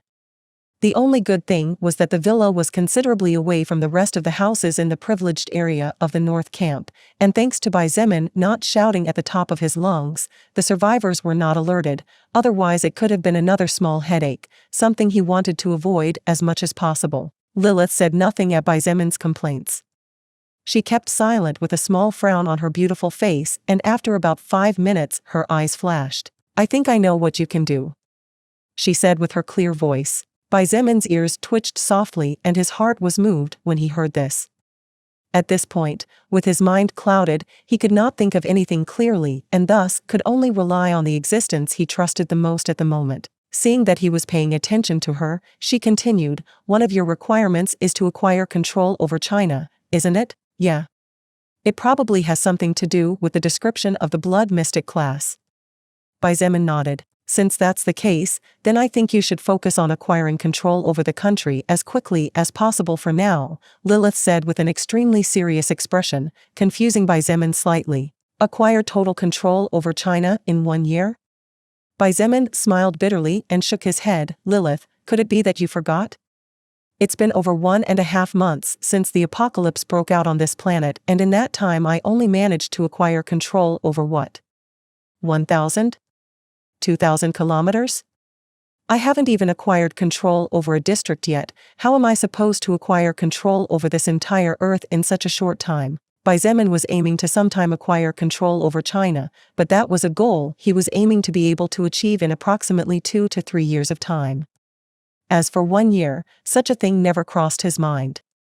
From his point of view, it was impossible to dominate humans, beasts, and who knows what else in such a short time. "That's where you're wrong," Lilith smiled slightly and pointed out, "although your requirements are indeed insane, this isn't the first time the soul record is asking an existence to control an area." "Oh?" Zemon was immediately interested. "Look, the soul record is an unknown entity but one which within the reasonable is quite fair. Let me give you a clear example of this," Lilith pointed out earnestly. "While intelligent beings receive 2 stat points every time they level up, unintelligent creatures receive a large amount of stat points when they cross the threshold from an order to the other since they are naturally unable to decide which stat to enhance." Zemon nodded silently. Indeed, he knew this and had to admit that within reasonable, the soul record was doing a good job whatever its goal was, if it had one to begin with. Lilith continued, "Over the millennia, many beings have studied the soul record, and after many years, came to the conclusion that this entity for some reason wanted to make a perfect existence. As to what a perfect existence is, no one knows exactly. However, since that is the case, it is also reasonable to assume that the soul record works differently depending on the magnitude of difference between races and the limits imposed by the birth." Seeing Zemon paying attention, she continued, "So, for example, given that beasts and humans walk different paths at least until beasts acquire intelligence and humans acquire comparable physical bodies, I believe that the requirement to control China to evolve into blood mystic refers to controlling humanity within Chinese territory. After all, China exists because humanity exists." Zemon's eyes suddenly lit up when he heard this and he slowly stood up. "Why did China exist?" "No. Better said, why did land, air, or sea boundaries exist? It was precisely because mankind marked those boundaries. Without mankind, China would not exist and the earth would be just a huge piece of land bound together." Seeing that he seemed to understand, Lilith smiled slightly and finished, "So, I think what the soul record means by acquiring control over China refers specifically to ruling over the humanity of the Chinese territory. While you will have to go all over the country to accomplish this, things are completely different from acquiring control while eliminating beasts, zombies, goblins, and who knows what." A great weight seemed to disappear from Zemon's heart when he heard this. Even if he had to traverse the entire territory of China to achieve this requirement, at least it no longer sounded as impossible as before. Then, as if a little bulb was lit above his head, Zemon's eyes glittered and he said loudly, "Then I just need to use the power of my irregular title to travel to another world, and if I am a bit lucky, that world will have enough powerful existences for me to kill to my heart's content." Here, Lilith frowned slightly and said a little worried, "That irregular title, I think it will be better for you if you don't tell anyone. At least avoid telling it to too many people." "Why?" He looked at her and the wariness in his heart immediately went up. He didn't think Lilith would say such a warning just out of boredom. Indeed, Lilith's next words confirmed it. The power to open a gate to another world means that that title in a way grants you the power to cut through space and distance to travel across the universe. The power to control space is a rarity far greater than you can imagine, and only a handful of beings have managed to grasp some of this power to build incredibly valuable portals with great difficulty. If it becomes known that such a rare title as yours appeared, you will probably have a great deal of trouble in the future. While Xietain did not have the ability to control where he traveled or where he would be transported to when he activated the power of his irregular title, since time immemorial and in any novel or movie, the control of space was one of the most powerful laws that existed. Therefore, it was not hard for him to imagine how valuable this seemingly ominous title really was. It's okay. I understand. Xietain nodded earnestly. However, the joy in his heart did not fade in the slightest. How could it? Going from despair in which all he could see was darkness to finding a clear path of light toward what seemed to be the goal of achievement had made Xietan's heart jump like crazy. Even if that path was extremely thin and the light that illuminated it extremely dim that it could disappear at any moment before being swallowed by darkness, Xietain was willing to walk it. It wasn't as if he had any other choice anyway. Of course, unless he was willing to waste a year stuck in the First Order for nothing, which was naturally impossible. For someone who wanted to finish everything as quickly as possible, wasting a year's worth of time was absolutely unforgivable. Well, let's do it that way then. I'd better get to work, the clock is ticking backwards. Xietain nodded. Just before he walked toward the door to leave, Lilith's voice sounded behind him again. Little brother Xietain, I will be gone for a while. I need to do some business, and I also can't disappear forever, or I might cause some unnecessary inconvenience. What? Xietain turned around hurriedly, but the only thing that greeted him was a room completely void of life except for his own. Lilith's voice lingered even though she was no longer there. While I'm at it, I'll try to find ways to help you study the actual capacity of that title of yours. Don't miss me too much. See you again soon. The smell of sweet, fresh roses floated silently into the room. The curtains lifted at a gust of wind and that exquisite aroma that Xietain loved so much assaulted him, leaving him standing for a long time unable to react. He didn't know if it was his imagination or not, but somehow he felt someone leave a small kiss on his right cheek. Maybe it was just himself, his brain playing tricks on him. Xietain didn't know. But the one thing he did know was that he suddenly felt a little bit emptier than he already did by default, and a confused look appeared on his face. Blood Warlock, Succubus Partner in the Apocalypse. Chapter 342 Stoneheart's Power. Xietain did not notice when he left his room or when he went downstairs to the main floor of the villa. He also didn't notice how he got to the living room, nor did he seem to notice the moment when his body rested comfortably on the expensive leather couch and when his back rested against the back of the couch. No, maybe it wasn't that he didn't notice. Perhaps he was simply too detached to worry about small and insignificant details. With his mind distracted and his spirit seemingly faint, he simply sat there without saying a word. His current condition was naturally due to the fact that the person with whom he had spent almost every minute and every second of his life from the beginning of this new era had left his side just like that. She simply said, "I'm leaving," and then she left. It sounded natural, but somehow Xietain felt that things should not be like that. Apart from feeling lost, he couldn't deny that he was also slightly angry, and a small frown on his face was the strong proof of this. However, after thinking it over, he realized that he had neither the qualifications nor the right to feel angry toward Lilith. After all, he and she were friends, but that friendship might not be as strong as he initially thought. At the end of the day, the reason why Lilith was supporting and helping him was to make him strong enough to be of use for whatever her motives were. The small frown on Xietan's face slowly eased gently, and the more he thought about it, the more he realized that he was overthinking things. Maybe he trusted her wholeheartedly, but it didn't mean that she trusted him wholeheartedly. In a matter of minutes, Xietan's emotions calmed down completely and Lilith's departure stopped affecting him almost entirely. He didn't realize that his stone heart skill was passively doing its job again. But how could he know? Passive skills worked like that, covertly, becoming part of you. It was because of this powerful third-order skill that Xietain unconsciously overlooked the fact that Lilith had told him minutes before leaving that he was one of the only two living beings she considered as friends. Otherwise, Xietain would have realized that her appreciation of him was in no way inferior to his appreciation of her. Lilith did not realize this fact either. Or maybe, instead of saying that she did not realize it, it would be more accurate to say that she had forgotten the fact that Xietain possessed a passive skill that affected his emotions and thus his thoughts. Because Xietain had acted completely normal and open with her, Lilith gradually forgot about the existence of the stone heart skill, ignoring that a third-order skill was powerful no matter what it was, especially passive skills that acted covertly without anyone noticing them, and even more so a skill that in itself was focused on suppressing the effect that the opposite sex could have on a man. That little slip ended up causing a large part of the closed distance to increase again. Although Xietain still trusted Lilith with all his heart, some of his thought processes had changed slightly. For example, he recalled the reason and basis why he and Lilith met and why they still continued to interact.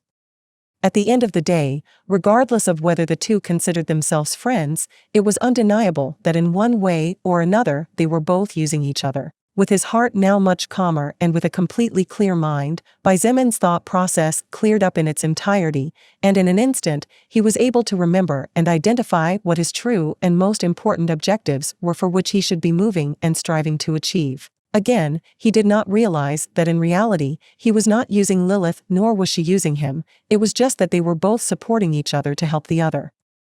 It was a big change of seeing things, which naturally could cause thoughts to change completely along with emotions. When he raised his head for the first time since sitting on the couch, his black eyes immediately met the gaze of two beautiful and charming sky blue eyes. Shangguan Bingshui was sitting on the couch opposite Xietan's, being separated only by a small glass table placed in the middle. Her bright eyes stared at him, studying his changing expression and trying to understand the reason why he was suddenly acting so peculiarly. Seeing him raise his head to look at her, Shangguan Bingshui lifted one of her smooth shining legs and with the elegance of a princess crossed it nimbly over the other. Then, she said in a somewhat perplexed voice, "Are you sure you are all right?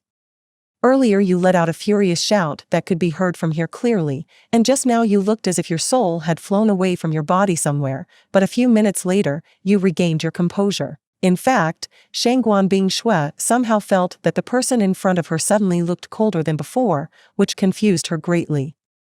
However, she denied these thoughts immediately as they did not make any sense. After all, a few hours ago everything was perfect and she didn't remember having any disagreements with him about that. Xietain sighed and after a moment's consideration decided to tell part of the truth but not all of it. After all, Shangguan Bingshui was an incredibly intelligent woman, and he was aware that if he lied to her and she realized, it would be damaging to both of them in the end. Therefore, after taking a second to think, he narrated that he had already reached level 50 and had chosen his next path of evolution.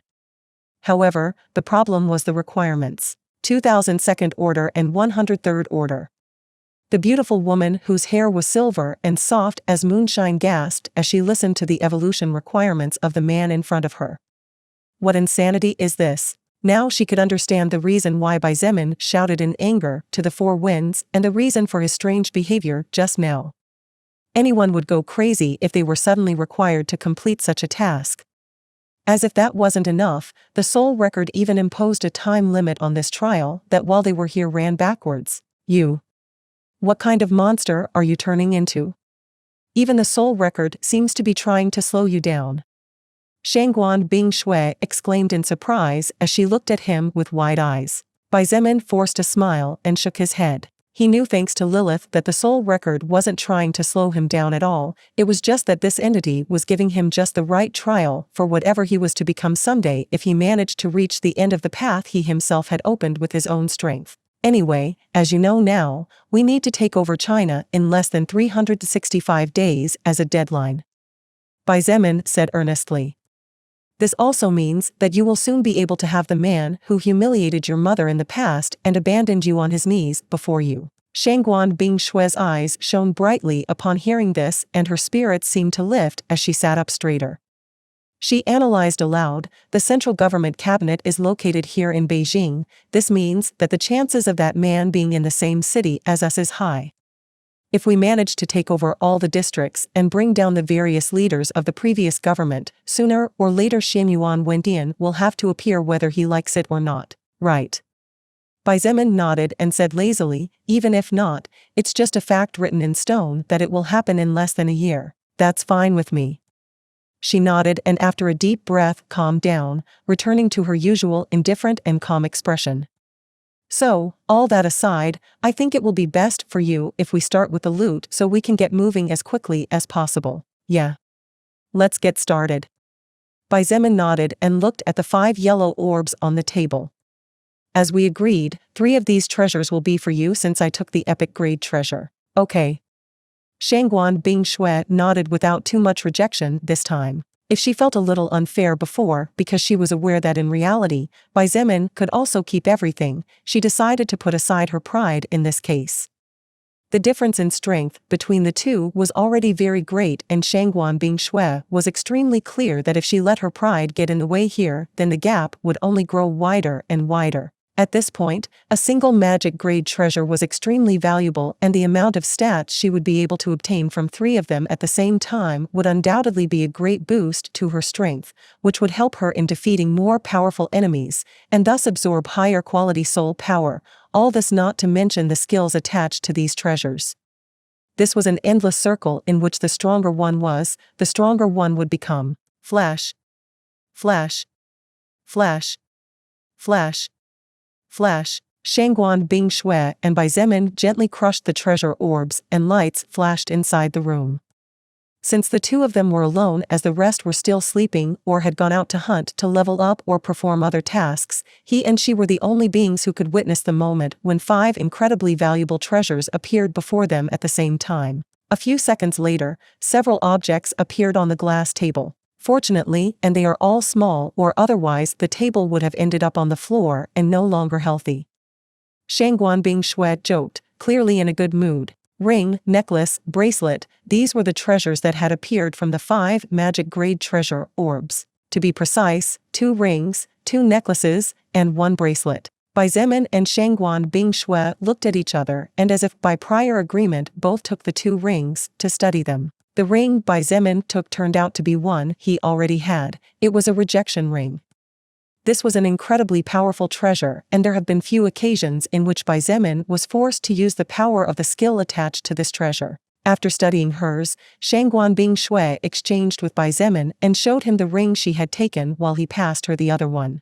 Water Animation Ring, Magic Grade Treasure. When equipped it automatically increases magic by +15 and health by +15 points. Possesses the power to create a living being from water. The living being has no emotions or feelings, and its only reason to exist is to serve the user. The power of water animation depends on the magical power of the creator and a water source is needed to work. The skill water animation can be used once every 12 hours and has a duration of 30 minutes or until the water creation is destroyed. This was a ring that Xietain did not have. However, even then the only thing that was really useful to him was actually the stats as the attached skill wasn't of much use to him considering his combat methods. I want these 2 rings. Shangguan Bingshui stated and looked at Xietain wanting to see some sort of reaction from him. Blood Warlock, Succubus Partner in the Apocalypse. Chapter 343 Treasures and Zero Mercy. However, to Shangguan Bingshui's surprise, Xietain did not have much reaction. Okay. He nodded calmly and easily put down the rejection ring on the table to indicate that she should take it. Actually, Shangguan Bingshui really wanted those 2 rings. After all, she did not possess a rejection ring that granted such a powerful defense attack skill, and the water animation ring had given her many ideas to use alongside her second-order ice maker skill. However, if Xietain really wanted one of them or if she noticed some hesitation in his expression that exposed his need for one of these rings, she most likely would have let him have it. But seeing that he didn't seem too interested in any of these 2 treasures, she felt no regret as she took them for herself and immediately equipped them. Her perfect fingers gained 2 extra decorations, now totaling 4 of them. That leaves 2 necklaces and 1 bracelet. Xietain reminded as he looked at the 3 items on the table and pointed, as per our agreement, you can choose one more at will regardless of whether it is the best. In reality, Xietain was extremely clear that he was taking the big side in this deal. However, since he had forged equipment for her in the past, he didn't feel bad about it too. Shangguan Bingshui nodded and carefully scanned the 3 accessory-type treasures one by one. Empowering necklace, magic grade treasure increases health, stamina, agility, and strength by plus 15 points when equipped automatically. It has the ability to increase health, stamina, agility, and strength by plus 100 points for a short period of time depending on the user's magic stat, where 100 points are equivalent to 2 minutes of effect. As a side effect, the user will suffer a stat loss of 20% for 6 hours when the boosting effect is over. It has a cooldown time of 24 hours. Binding bracelet, magic grade treasure, increases strength by plus 15 and stamina by plus 15 points. Possesses the ability to bind an enemy to the ground to prevent them from jumping, flying, or teleporting. It also greatly decreases the movement speed of the affected enemy in case of fighting on the ground. The power of the effect depends on the user's magic power and magic stat. It consumes 1 mana point for every 30 seconds it is active, and after deactivating the effect it goes into cooldown for 12 hours. Anti-magic necklace, magic grade treasure, decreases magic stat by -10 and increases strength and agility stats by plus 20. Grants to the user the ability to block a magic attack that exceeds its current strength or block up to 10 magic spells of equal magnitude of power to that of the user, being the amount of lower magic spells that the necklace can block after releasing a powerful anti-magic barrier around the user equal to 100. The anti-magic barrier has a cooldown time of 24 hours after its destruction or disappearance. After studying the remaining 3 treasures, Bai Zemin and Shangguan Bingshui remained silent for a few minutes. In their heads, they were both trying to imagine different scenarios, possibilities, and ways in which they could apply the power of the treasures before them, as expected of a magic grade treasure. Bai Zemin sighed and shook his head. Although he had already encountered powerful epic grade treasures, the power of magic grade treasures still did not cease to amaze him. Shangguan Bingshui nodded and said with seriousness in her melodious voice, "A single one of these treasures has the capacity to change the outcome of a battle by itself. The real limit lies in the imagination and wit of the one who equipped them. The value of these treasures could not simply be described in words." Were it not for the fact that Bai Zemin and Shangguan Bingshui could be considered close to each other, and were it not for the fact that they both needed each other for different reasons, there was a high probability that they were both plotting against the other. Human greed was always insatiable. Much less when it came to coveting real power, a power capable of granting the ability to decide who lives or who dies. "So? You've made up your mind?" Bai Zemin asked calmly and leaned back, resting comfortably. Shangguan Bingshui frowned her pretty eyebrow slightly and did not answer right away. Instead, she looked at the 3 treasures again and took several minutes to carefully contemplate which one to choose from them. Bai Zemin did not press her to hurry. After all, this was a really important decision that no one would want to mess up. About 5 minutes later, Shangguan Bingshui finally seemed to have made her decision as she unhesitatingly stretched her small hand forward and picked up a treasure. "Are you sure you want that one?" Bai Zemin asked with a raised eyebrow as he saw the option she had chosen. "I'll take this one." Shangguan Bingshui nodded and took off the old rare grade treasure necklace she was using before finally equipping the magic grade empowering necklace. "That's a choice I didn't expect, to be honest." Bai Zemin gave her a puzzled look. From his point of view, while the empowering necklace bestowed a great impulse of power momentarily, the consequence of losing 20% of all stats for 6 hours was incredibly severe.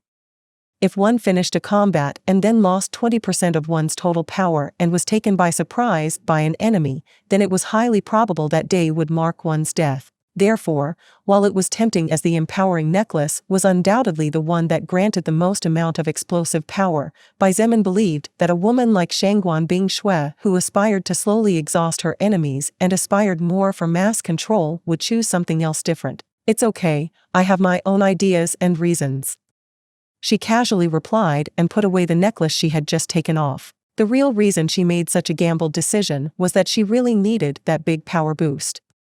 The amount of overall strength that the empowering necklace bestowed was precisely what Shangguan Bingshui was looking for right now. Seeing that she did not say much about the matter but seemed extremely firm in her decision when she looked at him, Bai Zemin did not say much more about it and silently took the other 2 accessories for himself. The first thing Bai Zemin did was to equip the binding bracelet to his left wrist right away, since on his right was the earth bracelet. The next thing he did was to remove the hurricane necklace, exchanging it for the anti-magic necklace. In a matter of seconds, Xietain lost 20 magic points.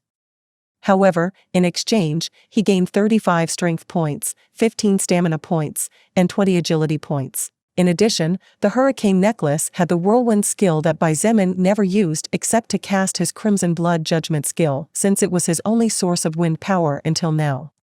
On the other hand, the skill of the anti-magic necklace was much more useful to him in combat, so it was better for him to wear it at all times. Of course, Xietain was not going to get rid of the hurricane necklace, as he would need it when he was forced to use Crimson Blood Judgment again. Xietain looked at the greenish necklace in his hands and thought he better start gathering defensive equipment for the time when he finds his loved ones.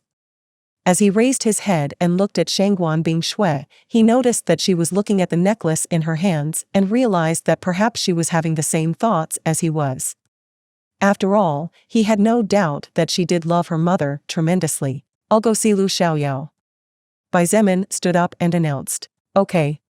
Shangguan Bingshui also stood up and commented on her plan. "I'll go check how things ended yesterday with Fu Xiefeng and Nangong Yi." Hearing this, Xietan's eyes flashed coldly. There's no need to leave survivors in case they caught those who caused trouble. Since these people were scum enough to cause trouble inside the base but did not have the courage to come out to fight, then Xietain would not be considerate to them regardless of gender or age. Shangguan Bingshui frowned slightly and said calmly, "Wouldn't it be better to just enslave them and force them to work for us? No need."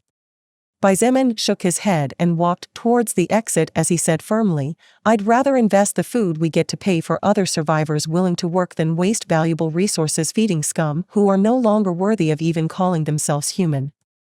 Remember, I don't care if it's male or female, adult or child, they don't need to live anymore." Shangguan Bingshui watched his back disappear beyond the corridor and sighed. Since the Lord had spoken, there was little she could do. In fact, if it were someone else who contradicted him, they probably would have received a slap in the face. The only reason Xietain took the trouble and time to explain the reasons for his decision was solely and exclusively because she was she. Soon, Shangguan Bingshui departed, as did Xietain, and the village was left in the hands of the maidens. None of these maidens were frightened at all, as during the last few days they realized how powerful their new lord was. Even without direct protection, the slightest trouble would alert Xietain, and in a second he would be able to put out the flames. Sitting in the living room of Lu Yan's mansion, Xietain was dressed in comfortable clothes while casually enjoying a cup of tea that a beautiful middle-aged maiden had served him moments ago. Opposite him, Lu Xiaoyao was wearing a nice professional woman's uniform and was currently finishing some documents. It was obvious from the dark circles under her bloodshot eyes that the young beauty had not had enough sleep the night before when she had to get to work. Seeing that she was not complaining and was working diligently, Xietain nodded secretly and was relieved to leave such an important position like this to the young girl in front of him. It was obvious that Shangguan Bingshui had not delegated the position of logistics team leader to Lu Xiaoyao casually, but had noticed the young woman's rapid speed of maturity. Approximately 40 minutes later, Lu Xiaoyao finally put down the last document and stacked everything neatly in a folder. "Sorry to have kept you waiting, leader," she said in an exhausted voice. Xietain looked at her and shook his head. "Don't worry. Instead, tell me what you have there." "Yes." Lu Xiaoyao nodded, and while looking at the summarized document in her hands she started, "In last night's battle against the mutant beasts that came out of the forest, over 160,000 rounds of ammunition were consumed. This caused the supply of bullets that was supposed to last for about half a month to plummet, and according to the reports I received from the logistics team, I'm afraid we will barely be able to last another 3 days." Xietain frowned as he heard this. But Lu Xiaoyao was not finished yet. "These 3 days will only be possible if the surrounding zombie and beast attacks will not exceed the number of 500 per day. Otherwise, I'm afraid that number will only decrease even more. Continue." He nodded without commenting. In his mind, he was already looking for countermeasures, but he didn't have to think about it too much since the only obvious solution was clear for anyone to see. "Yes." Lu Xiaoyao nodded and observed his face for a moment before looking at the papers in her hands again.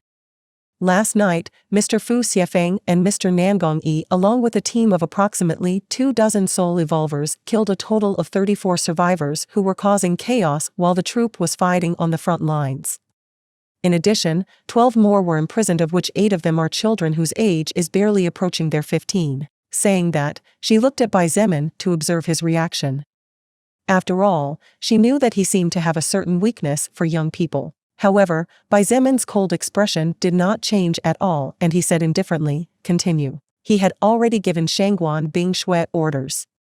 He believed that she would pass his word soon. It was true that the fact that he has an older brother and the memories of his sister when she was still little made Bai Zemin much more lax and kind to the younger ones. However, if they thought that because of that they could go over his head, then they were terribly mistaken. Lu Xiaoyao took a deep breath and said nothing.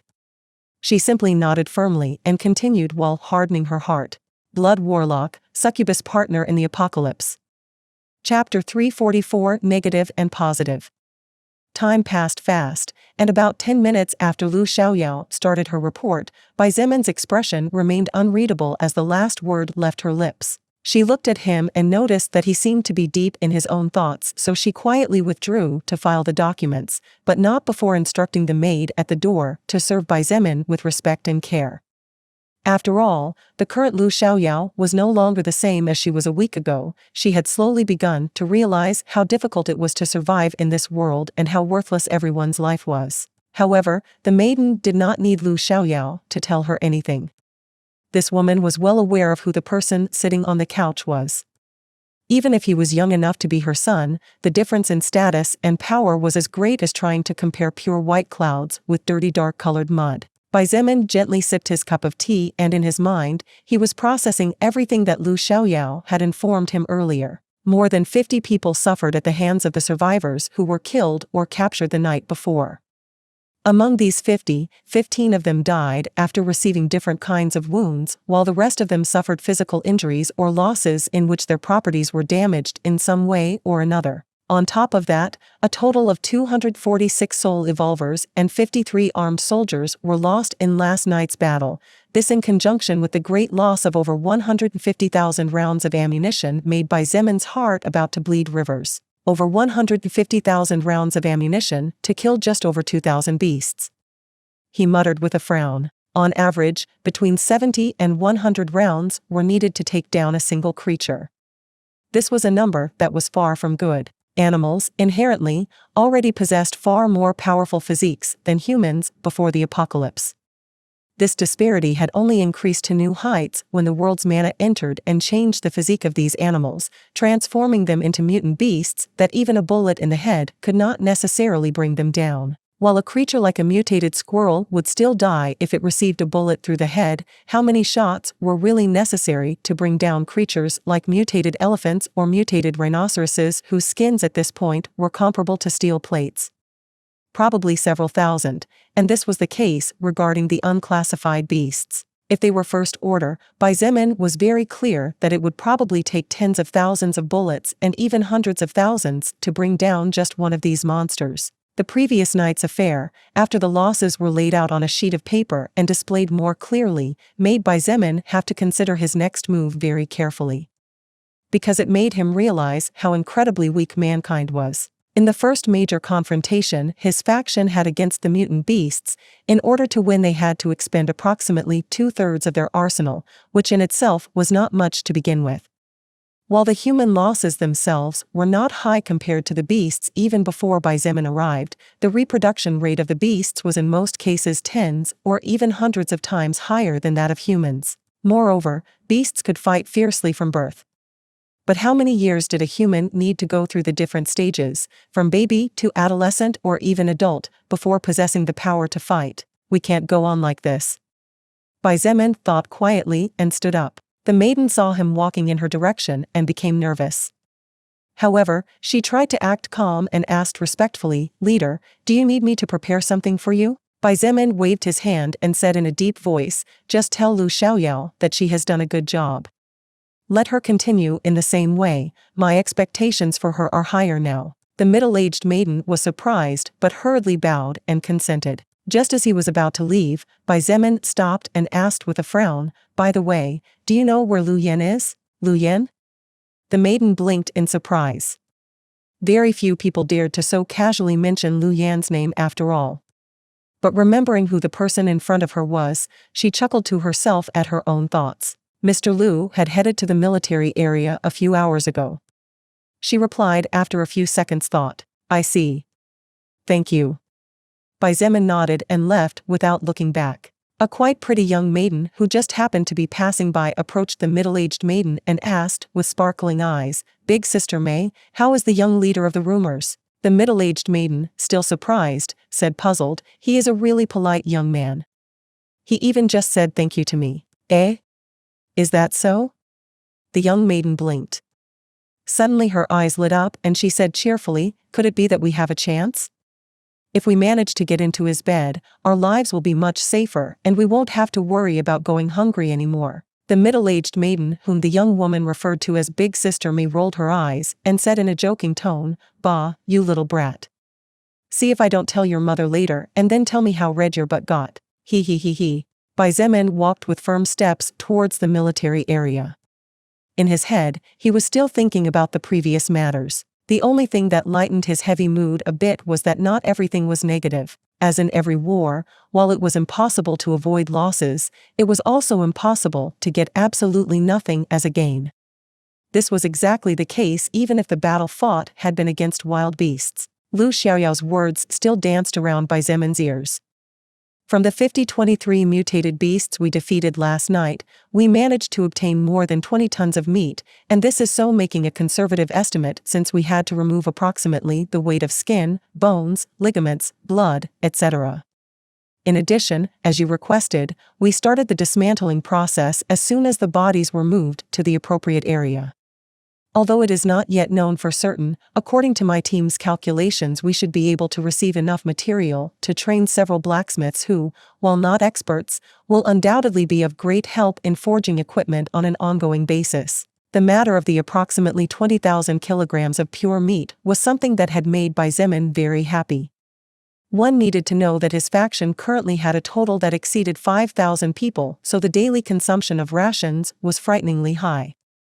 Even if it was currently still manageable, Bai Zemin did not know how long this would be the case. Although under Wu Yijuan's careful observation in beginning village several groups of food gatherers and farmers had formed, it was actually not as easy to obtain harvest as it was in the past. This was because the current farmland was no longer the same farmland than it was in the past. With the constant intervention of mana, the world was under a constant process of evolution that did not stop no matter if it was day or night. Therefore, the seeds that had been saved since before the apocalypse, seeds that naturally had not mutated, for the most part, could not withstand the abrupt and constant change of the earth, so that no matter how long they were left there they never revealed any kind of growth, much less intentions to flourish. As for this matter, Bai Zemin was also at a loss as to what to do. In the past, he had studied biology, but his knowledge was of no use to him when everything he used to know had completely changed. Therefore, he and his group could only take one step at a time and study the situation slowly until a solution to the problem was found. While the issue with the farming was being resolved, Bai Zemin needed a source of supplies large enough to support mankind, since regardless of the survival of the race, without food humans would not work, and if this happened all of Bai Zemin's efforts to rule over China would be as futile as trying to break a rock with an egg. 20 tons of meat alone would be enough to feed plus 10,000 people for a good amount of time, even more so if this was turned into soup, which was perfectly plausible considering that the meat with which the survivors would be fed was not normal meat but mutated meat. Although neither Bai Zemin nor anyone else was aware of the consequences that surviving on meat would have on the human body, at least it could not be worse than starving to death.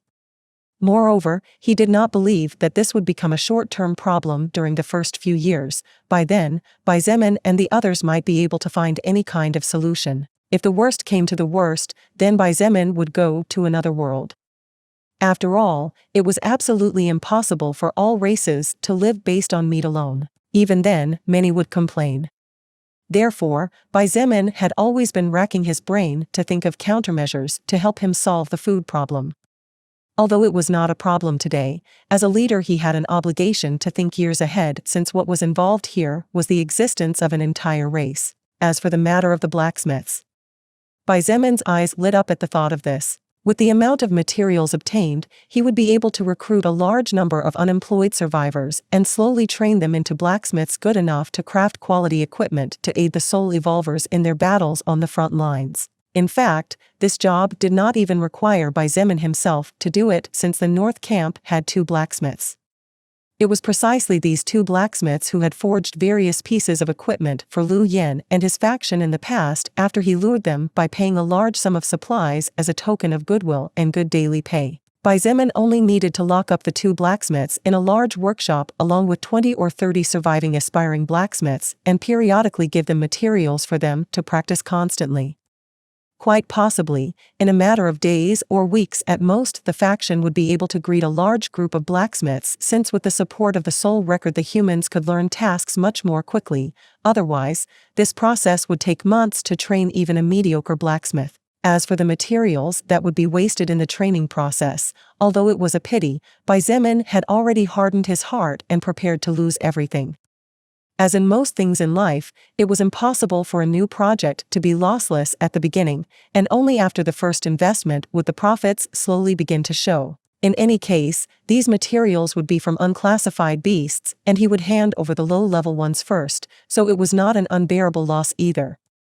The investment in the long run was definitely worth it. With his mood slightly better after thinking about all this and realizing that the future might not be as gloomy as it seemed if things were done right, Xietain arrived at the military area, and even from a distance he could feel the heavy atmosphere in the place. Blood Warlock, Succubus Partner in the Apocalypse. Chapter 345: Abuse of Power and Murder. Xietain found himself up against a pretty strong defense the moment he arrived at the military area.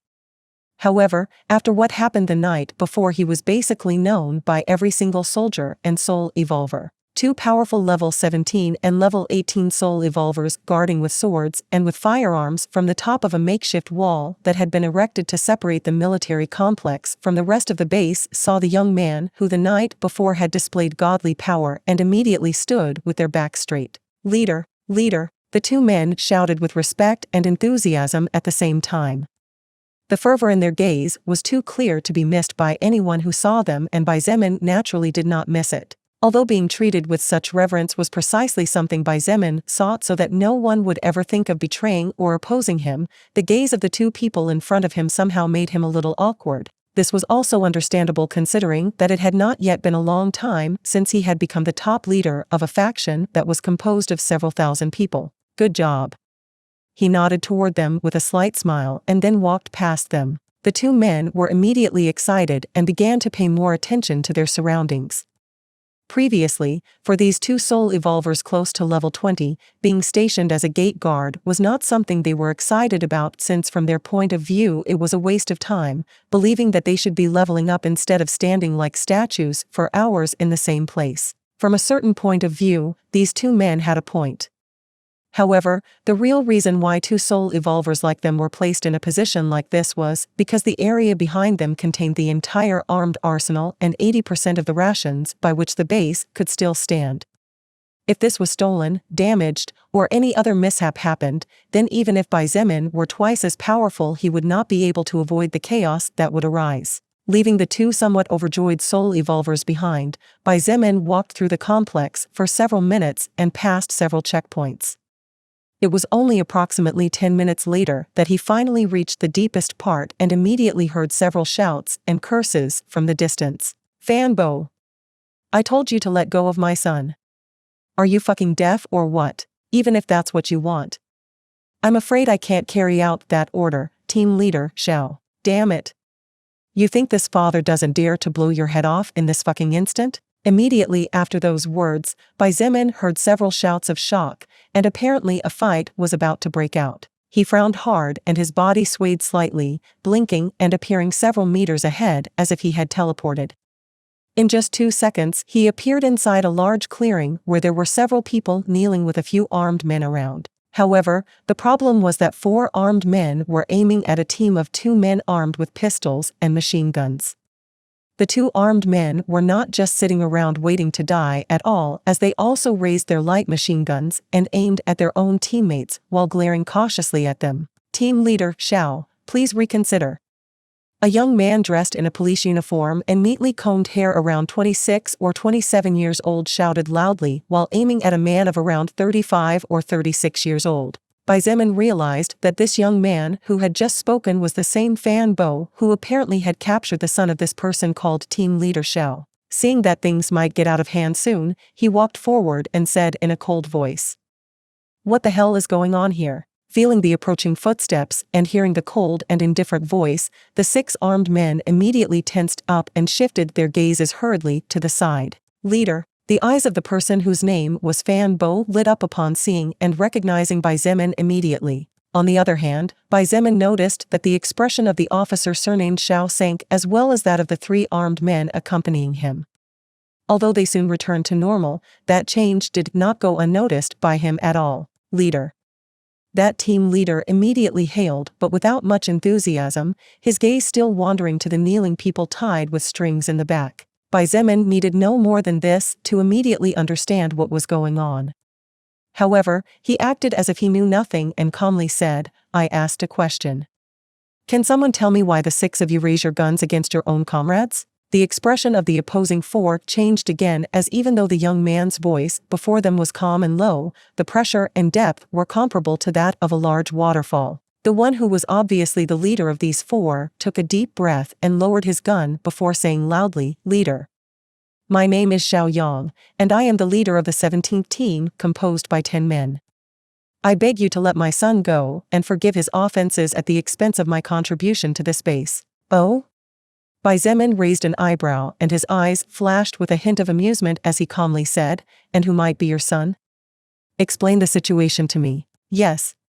The person called Xiao Yang nodded and looked at a young man of about 15 years old as he narrated the events. "My only son Xiao Meng, yesterday committed. He committed offenses that harmed public order and the safety of the survivors to some degree. However, he did not kill anyone. That's why I beg you to forgive him this time, and I will personally take care of educating him accordingly. Your son committed offenses that harmed public order and compromised the safety of the survivors and consequently the base as a whole, but just based on the fact that he didn't kill anyone, you want him to be excused?" Xietain secretly scoffed and his expression grew colder and colder. Seeing his expression sinking, Xiao Yang's heart tightened and his grip on his firearm tightened. Xietain ignored this and looked at the young man Xiao Yang had been looking all this time. The young man could hardly be considered a teenager on his way to adulthood. His face was tender like a child's. Or at least that's how it was supposed to be, since he currently had several contusions all over his face and his left eye was purple and swollen to the point where it wasn't possible to open it. "Are you Xiao Meng?" Xietain asked as he walked towards the young man. Xiao Meng raised his head and tried to say something, but all that came out of his mouth was a whimper followed by tears and sobs. Xietain looked at him and shook his head. "You can't even bear this kind of pain, but you dare to cause suffering to others?" Then he ignored everyone and looked at the armed officer whose name he had heard before. "Your name is Fan Bo, is that correct?" "Why, yes." Fan Bo replied hurriedly, finally snapping out of his daze and lowering his gun. Fan Bo was just an officer of the lowest rank whose only privilege, in contrast to normal survivors, was carrying a firearm and the fact that he could eat quite comfortably every day. Other than that, he was no different from a normal person, so talking directly to someone of Xietan's level was no different from standing before the former president of China. From his point of view, one could only try to imagine the nerves Fan Bo was feeling. What were the crimes this young man committed last night? Xietain asked and released a hint of his soul power as he said chillingly, "You don't need to lie or worry about anything. Just obey my words and everything will be fine for you." Everyone's face turned slightly pale as they felt the invisible pressure on their shoulders. This was especially the case for Xiao Yang and the 3 men accompanying him, as they could barely stand on wobbly legs. Fan Bo swallowed heavily and nodded before slowly beginning to narrate. "Xiao Meng, son of team leader Xiao Yang. This year he turned 15. Last night, while you, leader, along with the other comrades, were fighting on the front lines of the west gate of the base, this person Xiao Meng was captured alive by Battalion Commander Fu Xiefeng.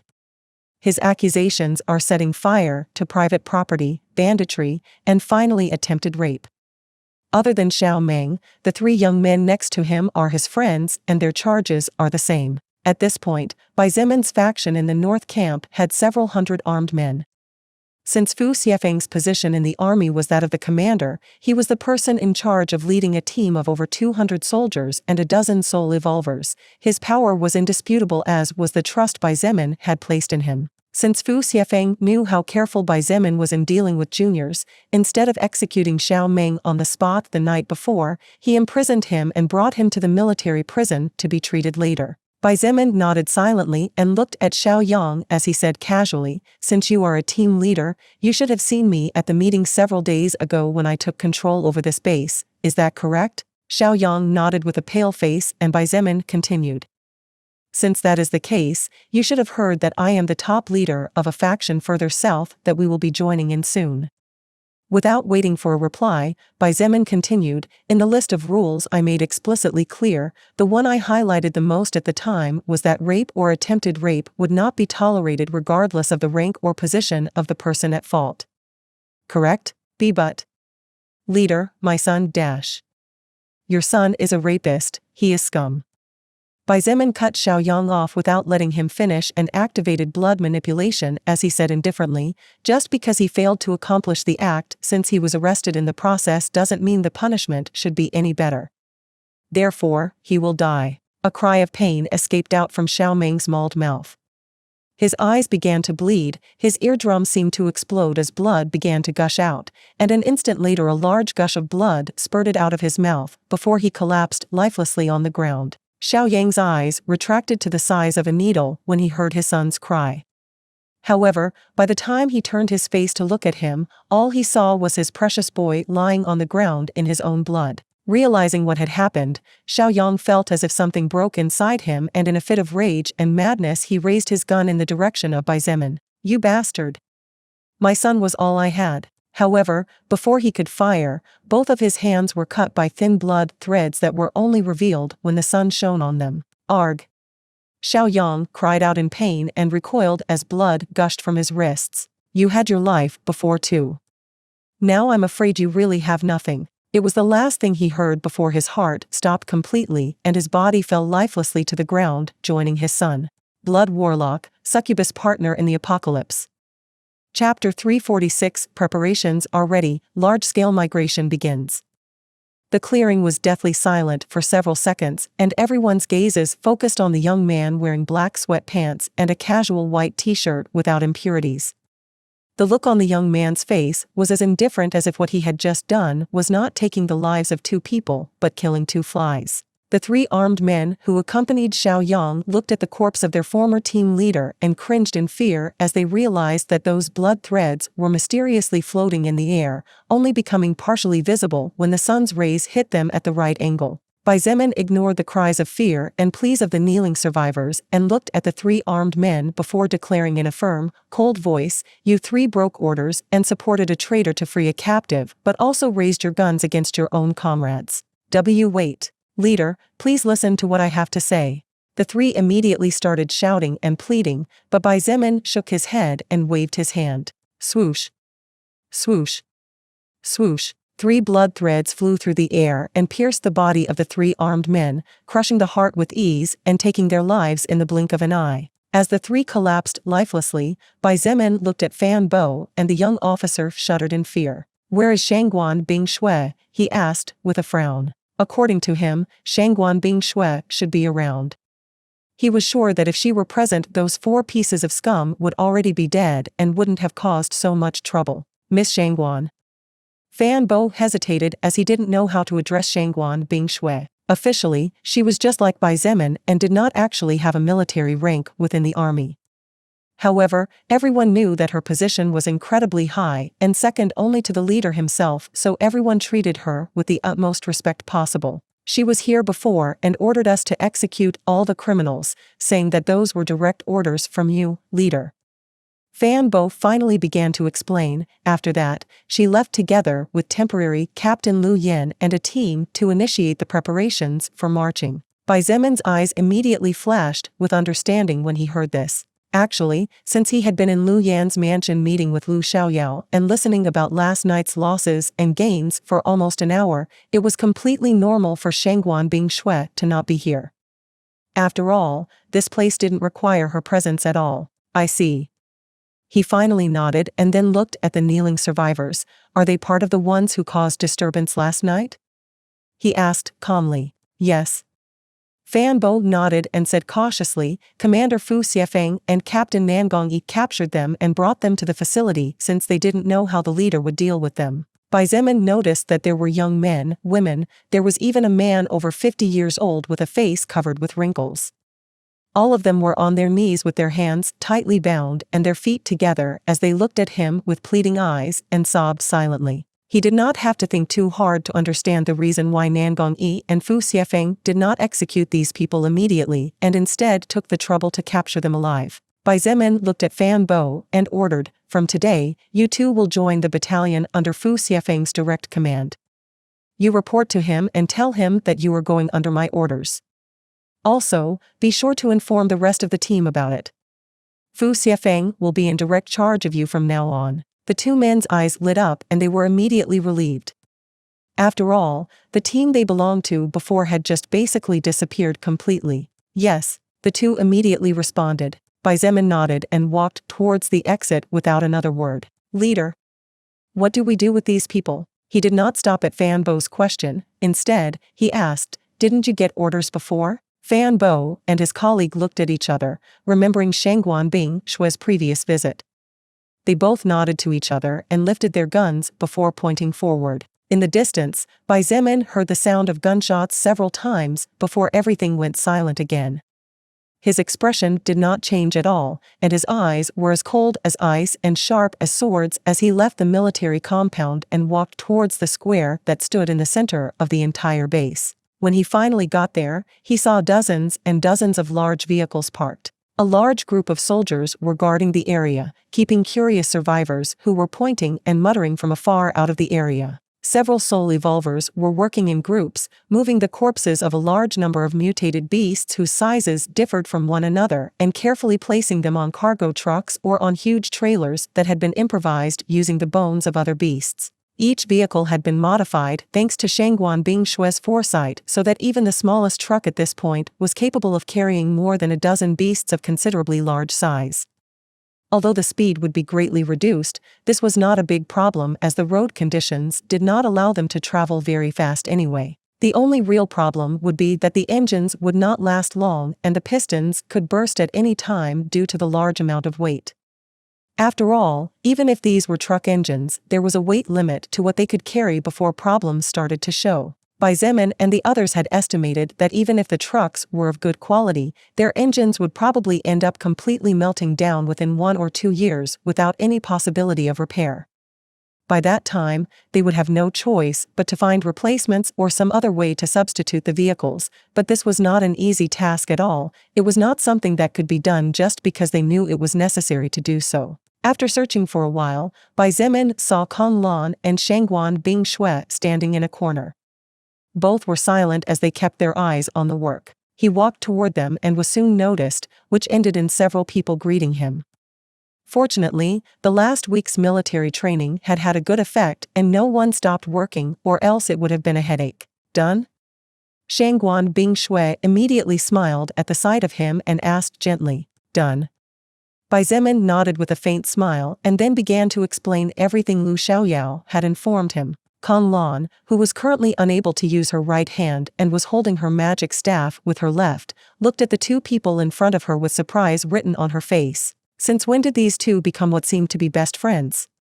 Suddenly, a playful smile appeared on the mage and healer's face as she thought that things would probably become much more interesting and fun when the group returned to Beginning Village. After Bai Zemin finished telling Shangguan Bingshui about the losses, she frowned tightly as the loss of ammunition and men far exceeded her initial expectation. Fortunately, we managed to obtain a good number of treasures last night and even got hold of a large supply of food and forging and building materials. Otherwise, I fear this loss alone might have been enough to bring the whole camp down. She analyzed quietly. Yeah. Bai Zemin nodded. Then he said calmly, "We'll have to leave for the south as early as tomorrow. The more we delay it, the worse it will be for us on the way back, as the amount of firepower will decrease more and more." Shangguan Bingshui nodded before falling silent. The two separated soon after and began to give orders. Kong Lan also joined them, and a few hours later Fu Xiefeng, Nangong Yi, and Nangong Lingxin arrived, who also began to help move things along to finish faster. By the time night fell, the survivors who would be going south had already left the warmth of their previous homes and moved into the houses around the area around the central square. That way, everyone would be able to board the vehicles first thing in the morning. As for those who were still stubborn and unwilling to leave their homes, Bai Zemin ordered everyone not to bother with those people and to continue working, since even after what happened the night before there were still stubborn and foolish people who wanted to stay, then let them stay. Bai Zemin had too many things on his hands and too little time to handle them all to be worrying about the safety or opinions of each and every survivor. This was the most he could and was willing to do.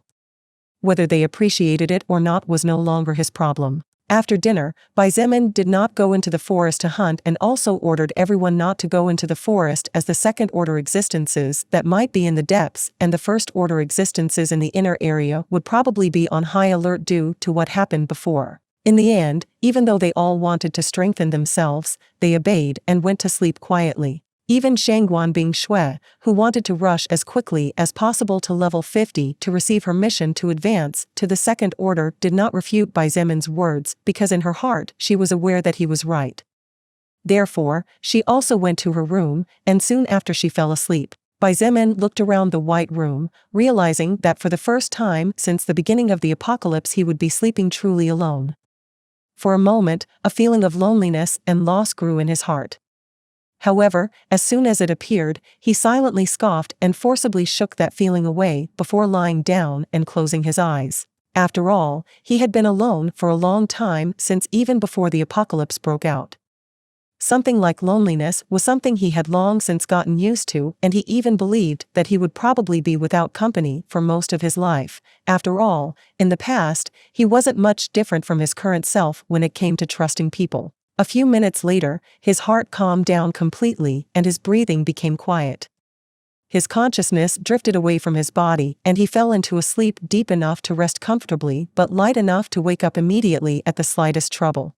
It was 5:30 in the morning and the sun had not yet risen. The sky was still almost completely dark, the only exception being the sparse starlight coming from distant stars hundreds, thousands, even millions of light years away from Earth. However, even though normally everyone would be asleep at home for at least another hour, at this point the entire base was awake. Regardless of whether it was a normal survivor or a person of power within the military, everyone was on their feet, dressed as warmly as possible as they made their way alone or with their families to the central square. Some people carried bags, suitcases, plastic bags, and even used large blankets to wrap their most important belongings. However, there were also others who only wore some slightly worn clothes, who had nothing in this world but their own lives. All of these people walked in an orderly fashion as they saw the large military lineup of several hundred heavily armed men, and none of them dared to cause the slightest disorder. Blood Warlock, Succubus Partner in the Apocalypse. Chapter 347. Enemy Attack just before departure.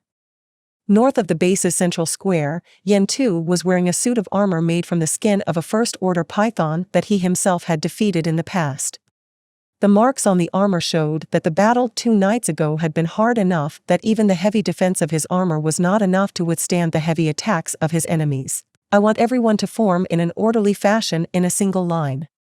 Children and women first, men next, and old men last. If anyone dares to cut the line, push, or cause trouble and is discovered, they will be whipped at the first instant and left behind without the possibility of boarding any vehicles, he shouted at the top of his lungs.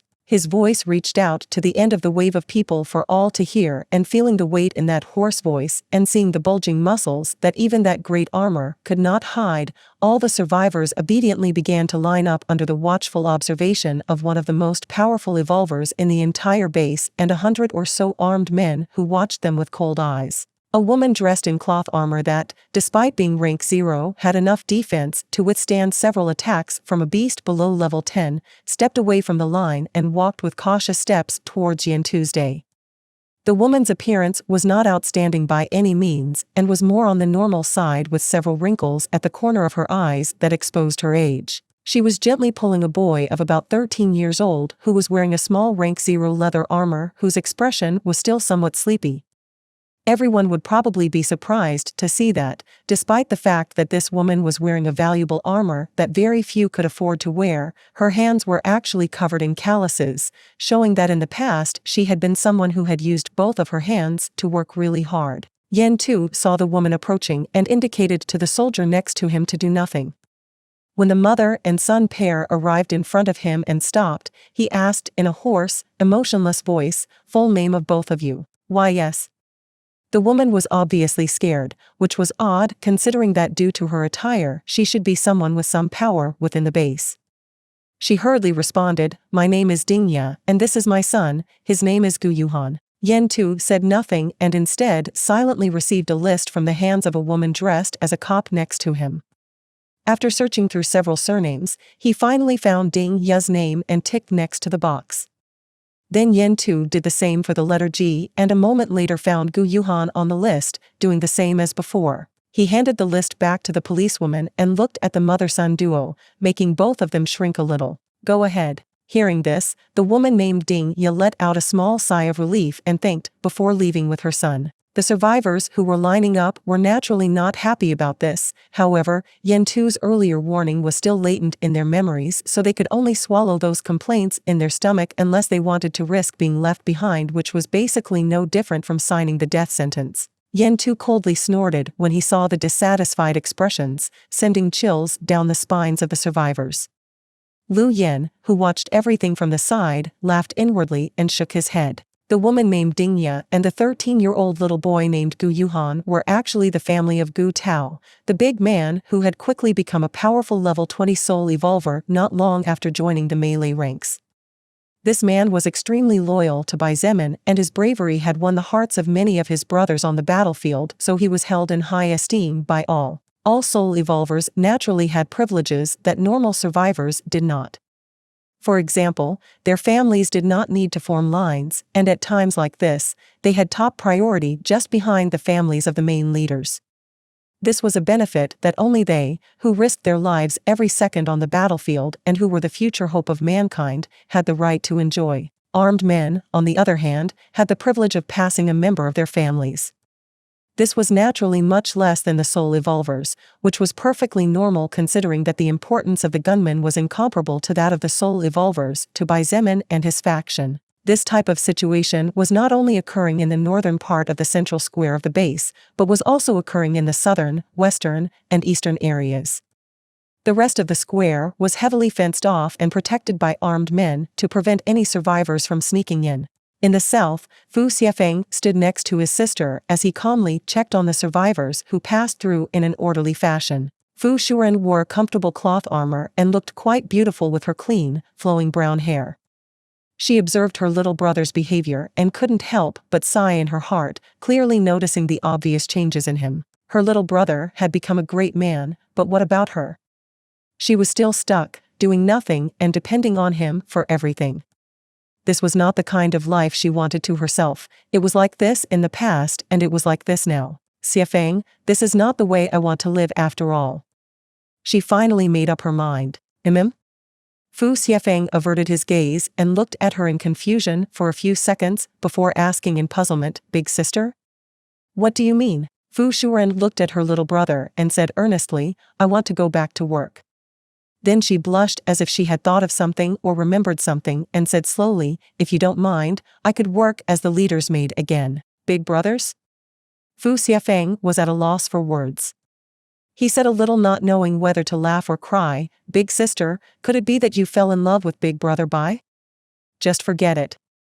There are many ladies who court him in a roundabout way or openly show interest in him, but except for a girl who is at the main base, he doesn't pay attention to any woman." Fu Shuren gritted his teeth and said with some embarrassment, "Little brat, do you think you are too brave now? Do you want me to beat you up?" Cough. Cough. Fu Xiefeng coughed uncomfortably and looked away. The family was the family after all. Humph. Fu Shuren snorted and said earnestly, forget about love. I just want to work and that's all. Fu Xiefeng rolled his eyes secretly. Still, after thinking about it for a while, he finally nodded and said calmly, okay. I'll see what I can do. But let me tell you, you'd better not think wild thoughts. Big Brother Bai doesn't spend much time at home, so even if you work for him you won't be able to see him 90% of the time. Did you say something? Fu Shuren frowned and raised her small white fist, causing Fu Xiefeng to shrink back. The armed men and soul evolvers who belonged to the battalion controlled by Fu Xiefeng wanted to laugh at the sight but did not dare. Still, nothing prevented them from looking at each other with amused smiles. In the west, Kong Lan together with Evangeline controlled the area. Both women commanded a team of over 100 armed men and several soul evolvers while they were in charge of keeping everything in order. Since they were both quite reserved with strangers or with everyone in general, neither of them spoke more than necessary. On the east side, Nangong Yi and Nangong Lingxin. The two siblings were doing a good job, working very well as a team. Even as they chatted, they managed to draw out some anxious survivors who tried to sneak in from the sides and caused some trouble as they formed the line. Standing atop the tallest building on the entire base, approximately 2 kilometers away from the central square, two people looked down with indifferent expressions. Their pupils clearly reflected how more than 4,900 people were lined up in 4 lines, forming what appeared to be 4 huge dragons that coiled along the length and breadth of several buildings that stretched down several streets as if they had no clear end. These two people were Bai Zemin and Shangguan Bingshui.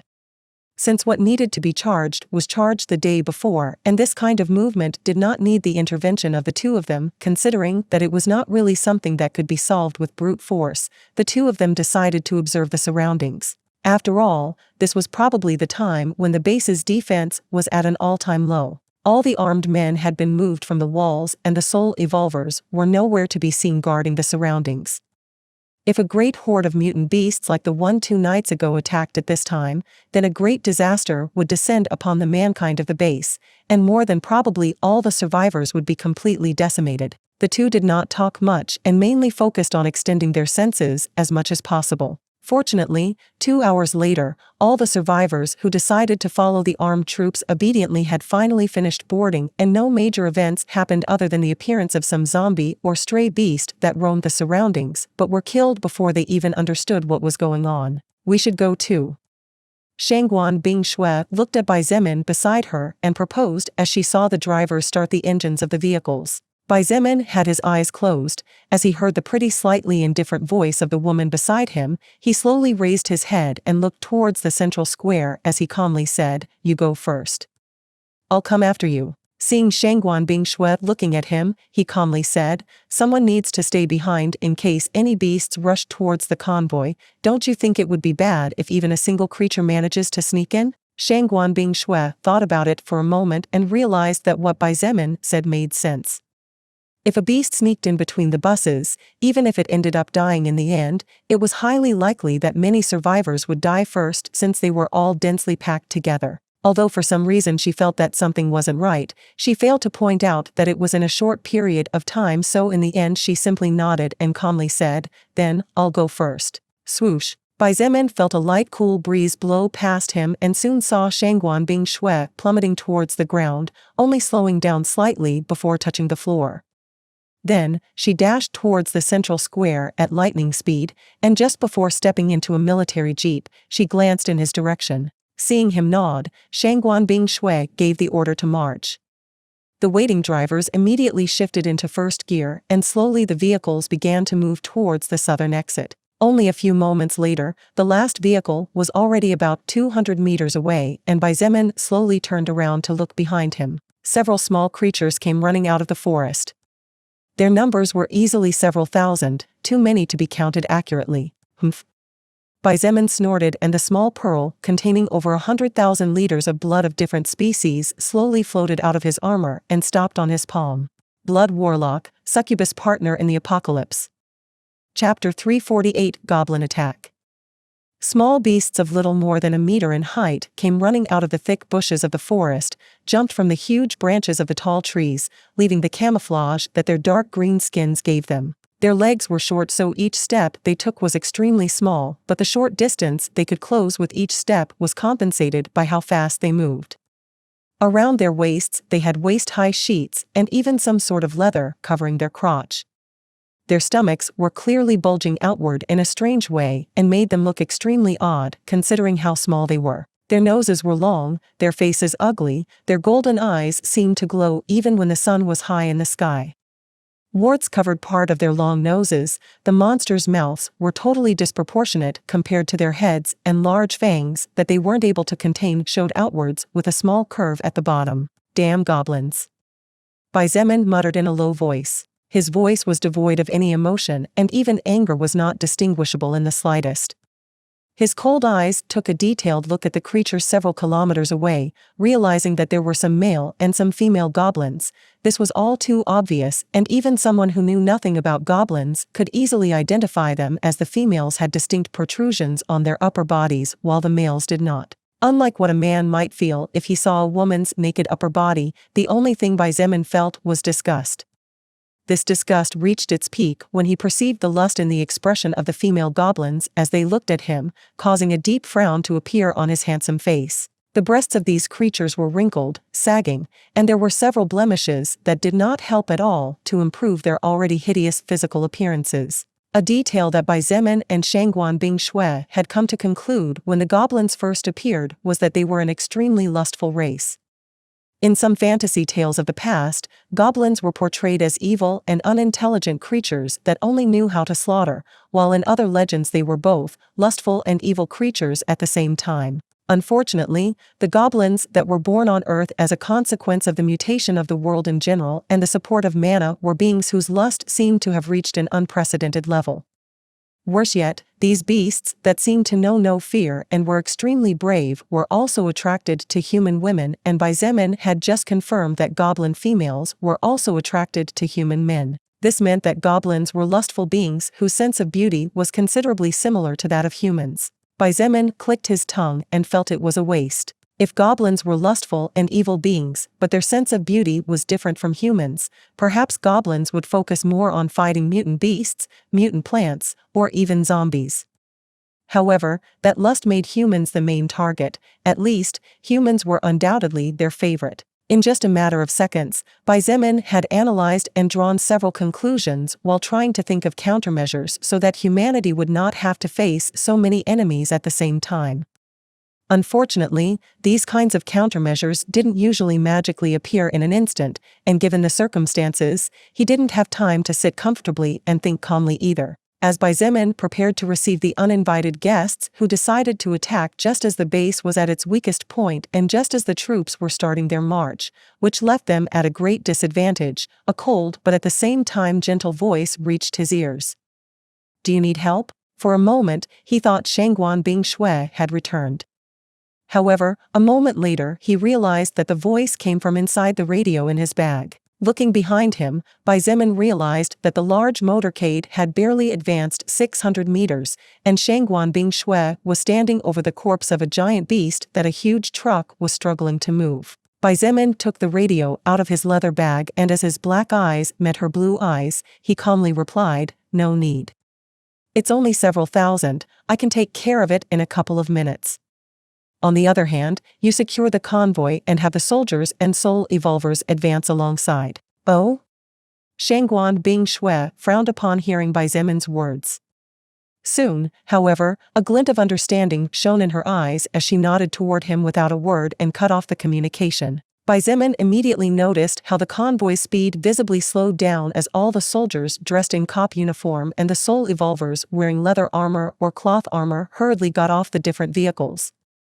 Immediately after getting off the vehicles, all the men surrounded the trucks and buses in which were the survivors and important supplies. The movement speed of the vehicles slowed down to even less than 10 kilometers per hour as the soul evolvers followed closely behind them and monitored the surroundings with maximum caution and their weapons held high. Xietain nodded as he watched this, and in his heart, he praised Shangguan Bingshui for her quick understanding, swift reaction, and wise decision. At times like this, when it was not known whether a second enemy might appear after the first one showed itself, increasing the speed of escape was only feasible in cases where your speed was faster than the enemy's and you had no obstacles. However, in this case, the speed of the vehicles was slow, and there were almost 5,000 survivors who in this situation were nothing more than a big obstacle. Fleeing under such circumstances would only weaken the defense enormously, exposing areas that the enemy could exploit to wipe them out completely. Therefore, Shangguan Bing Shui's decision was undoubtedly the best, not to stop completely and continue to advance while moving all possible defenses to create something similar to a turtle shell filled with thorns. Bai Zemin turned his attention to the enemy ahead and his eyes flashed coldly. The goblins had already crossed the 500-meter range. Many of them had already stopped and raised their bows to the sky while placing a white bone arrow on the string of the weapon. Swoosh. Swoosh. Swoosh. Swoosh. For an instant, the sky seemed to darken under what appeared to be an endless stream of flying locusts. Although it was impossible to know the exact number, Bai Zemin estimated while looking at the sky that there should be at least 20,000 more arrows flying in his direction. The arrows made from the bones of some kind of mutant beast were launched with a force that even surprised Bai Zemin himself a little, as he did not expect those little creatures whose arms were as thin as sticks to have so much power as to make the arrows fly more than 1,000 meters high. When the arrows began to fall due to gravity, even an armored vehicle would be torn apart by such firepower. Probably only the kings of the earth, the war tanks, would be able to withstand this kind of large-scale attack, and even the IFVs would turn into a pile of scrap metal after receiving several hits. Dodging so many arrows at the same time was impossible unless one had the ability to move 2 kilometers in a very short time, something that Bai Zemin could actually do. However, how could he worry about the attacks of small creatures whose power was that of an insignificant unclassified existence? Wouldn't he end up becoming a laughingstock if he couldn't even counter that much? Unless your numbers cross 500,000, you all can forget about even crossing over here. A battle-excited smile appeared on Bai Zemin's face without him noticing, completely exposing his features as a berserker born for combat. Swoosh. Swoosh. Swoosh. Swoosh. The small crimson pearl glowed at Bai Zemin's mental command, and the blood in it immediately shot outward at lightning speed, even surpassing the falling speed of the bone arrows launched by the goblin archers. A glowing red shield approximately 10 meters in diameter appeared just above Bai Zemin's head, completely covering his surroundings. In addition, a second giant shield appeared right in front of the building, protecting the structure from the attack in progress. The bone arrows fell and in a second began to hit the blood shield steadily. Many arrows hit different parts of the blood shield at the same time, but they did not even hit it at all, leaving only small white dots that disappeared in an instant as the blood moved strangely and as if it was alive covered those small marks. More than 5,000 arrows hit the blood shield raised by Bai Zemin casually, but not even a single arrow managed to pierce through its defense.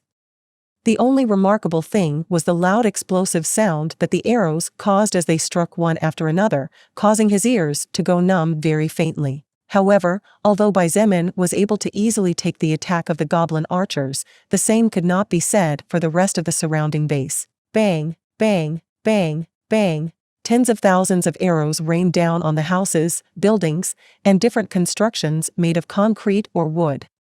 Many of these constructions managed to withstand several hits, but when the number of hits increased and reached a peak, the buildings began to collapse one after another. Help! Save me! God help us! Please! No. Of course, the buildings were not the only ones to suffer the consequences of the goblin attack. Approximately 300 survivors had stubbornly decided to stay on the base despite warnings from the armed troops. They all decided that somehow or other they would be fine as long as they avoided the periphery of the base, confident that they would be able to survive for a long time using the remnants of the mutated beasts left behind. When the goblin army appeared in the distance and became visible after breaking through the small walls of the base, these stubborn survivors finally realized how naive their previous thoughts were and hurriedly tried to flee towards the convoy that was getting farther and farther away, abandoning not only the homes they had previously decided to stay for but even losing the smallest of their personal property due to their stubbornness. Unfortunately for all of them, the speed of a normal human was incomparable to that of a goblin whose average level was between 10 and 15. Therefore, by the time the survivors had run 100 meters, the goblin archers had already stepped into firing range and unleashed their deadly arrows. A young man of about 24 was running hand in hand with his girlfriend. The desperation on the couple's faces was visible to the world, but the way they clung to each other's hand seemed to be worth mentioning. Swoosh! A bone arrow fell from the sky and easily pierced the back of a man running a meter away from the couple. The man's body was stabbed into the ground and the resulting explosion caused the ground to break apart. This tested how powerful the attack was thanks to the gravity of the earth and the height from which the bone arrows fell. The resulting explosion from the attack sent the pair flying a meter or two, causing them both to roll on the ground as the bone arrows fell one after another. Ugh! I think I broke my ankle. The man groaned as he tried his best to stand up. Unfortunately, the pain seemed to be much more than he estimated as he immediately fell back to the ground. The man looked at his girlfriend and hurriedly called for help in an urgent voice. "Howley, help me. We have to escape quickly." However, his girlfriend didn't even look at him as she instantly after crawling and standing up started running away, leaving her partner behind as if she was abandoning a sack of junk. Bang! The man stood there stunned for a brief moment, and that brief moment was what led to his death when he was finally hit by an arrow that caused his head to explode in a bloody mess. The expression on the face of the woman named Howley got even worse when over her shoulder she saw the fate of her former partner. She screamed and cried out in fear as she commanded her legs to move at speeds that even she did not know she could reach. The arrows fell one after another, and although most of them only hit the ground or knocked down buildings, there were also many others that hit the survivors who were trying their best to flee for their lives. Howley came to see the huge blood shield in the distance that easily covered the giant building, and a faint glimmer of hope shone in her eyes as she hurriedly ran in that direction. "Help! Help me, please!" she screamed at the top of her lungs. At the top of the building, Xietain watched everything taking place with a deathly cold expression on his face. Blood Warlock, Succubus Partner in the Apocalypse. Chapter 349. One sword to break up an army.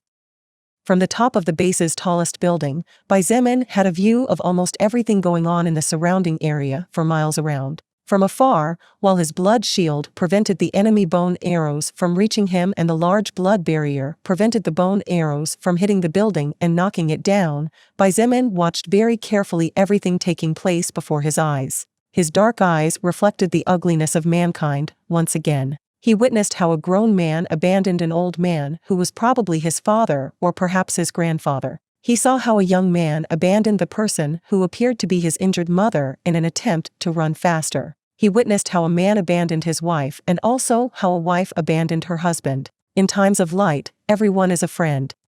But in times of darkness, no one is likely to be with us. This was a very old phrase that Xietain always liked and in the past thought he knew perfectly well.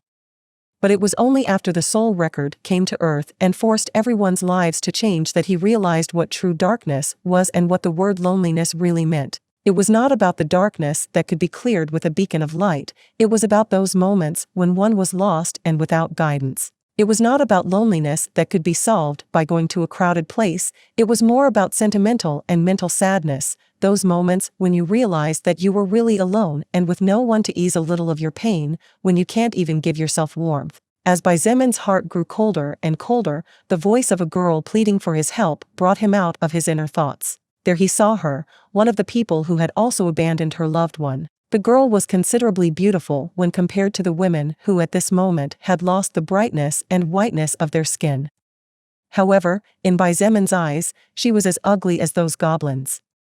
No, even uglier than those goblins. He ignored her cries and pleas, ignored her constant yelling for help. The bone arrows continued to fall and soon covered the entire area around the building he was standing on. The girl, who was just a normal average human, naturally failed to avoid the full-scale attack. Her body was hit by several bone arrows. The first arrow hit her right leg and the power behind the attack caused her entire leg to be torn off from the thigh down. The girl fell to the ground and barely had time to feel pain as she was immediately torn into an unrecognizable pile of crushed flesh. In the end, abandoning her beloved did not do much good. All she succeeded in doing was dying with a guilty conscience, leaving behind a grief-stricken man, and running a couple of meters before finally being swallowed by the infinite darkness. How ironic. Xietain spoke to himself as he used blood manipulation. You ask for help from the one you somehow or other know you will not get anything from while abandoning those who were probably willing to give their lives for you. Under his control and the consumption of a few tins of his mana reserve, which could no longer be considered small, the blood shield that covered him and the second blood shield that was like an impenetrable barrier protecting the building began to twist strangely before forming a giant sword over a kilometer long that pointed towards the sky. The goblin archers who were preparing the second round of ranged attacks stopped their movements, and strange sounds came out of their monstrous mouths. Like the goblins carrying bone swords and spears, the archers raised their heads to the sky, and in their pupils reflected the crimson radiance that the giant sword released only with their presence. Now that you have killed what you had to kill. Xieitain's voice echoed throughout the now abandoned base as he stretched his hand upward and clung tightly to the hilt of the giant sword. You can all go to hell itself. His voice was ice cold and his eyes reflected no pain at the death of over 300 survivors. Xietain did not consider himself a tyrant as many secretly called him, nor did he consider himself a hero as others believed. He also did not consider himself the savior or future savior of the human race, and even did not consider himself the greatest talent in history as Lilith had repeatedly said. His thought process was simple and the reasoning behind his actions was just as simple. As long as his interests or those of his loved ones were involved, Xietain would definitely step forward. However, if what was at stake was not his interests or did not affect him or his loved ones indirectly, then he would definitely not spend even half a stamina point. The more than 300 survivors who died here today could be said to have died because of their own decisions and actions. They decided to stay behind, which in retrospect meant abandoning the faction of Xietain and the security that living under his banner provided. Consequently, their lives no longer concerned him at all. Like those survivors who wished to leave the beginning village, Xietain never stopped any of them. But he would definitely not lend an allied hand if a zombie appeared before them after they decided to leave. You have only yourselves to blame for being in the place you shouldn't be. It was uncertain whether those words were directed at the souls of the deceased humans or towards the goblins who glared at the giant sword that seemed to want to reach for the clouds in the sky. Coo! A fat and burly goblin carrying a large bone mace let out a loud and strange cry before rushing forward. Kwawaya, kiki kiki, human, handsome man. Each goblin in the goblin army let out distinct screams, howls, and words in a human speech before rushing forward in unison as if they were a huge tsunami with the desire to swallow the earth whole. To form the great blood sword, Xietain only had to consume a little over 200 mana points, which had not exhausted him at all. He held tightly to the grip of the blood sword, and under the control of his blood manipulation skill, it was extremely simple to lift this object that under normal circumstances would have crushed him. Instead of cutting immediately, he waited and watched the goblins. 400 meters. The goblins' faces were suffused with ferocity and bloodlust. However, these beasts proved that despite being ferocious and insane, they actually had a certain level of basic intelligence that set them apart from the rest of the creatures mankind had faced so far. 300 meters. The female goblins shrieked and howled towards the sky while the naked lust in their eyes made one wonder if death would not be a reward rather than a punishment compared to falling into the hands of these beasts. 200 meters. The goblin archers again fired a second round of arrows. All of them aimed at the large building and the only structure standing for 2 kilometers around. By the time the goblins entered the 100-meter range, Xietain didn't bother with protecting the building this time and simply slashed with the huge blood sword straight ahead. Die! His bellow followed by the splitting of the wind and the constant explosions of the air bursting wherever the heavy sword passed resounded like thunder heralding the arrival of the storm in the middle of the summer day. Bang! Bang! Bang! Bang! Bang! Wherever the blood sword passed, the bone arrows were burst and turned into small white fragments that rained powerlessly to the ground. Thousands of arrows were pulverized under the power of the blood sword, but its downward speed and destructive power were not reduced at all. From the distance, the survivors riding in the buses and trucks squeezed to look through the small holes that were left open around the thick armor covering the vehicles and looked out with eyes filled with fear. The gunmen and soul evolvers unconsciously stopped their steps for an instant as their eyes widened in shock. The blue pupils reflected a huge red line representing the huge blood sword descending from the sky as if it was the punishment sent by the gods.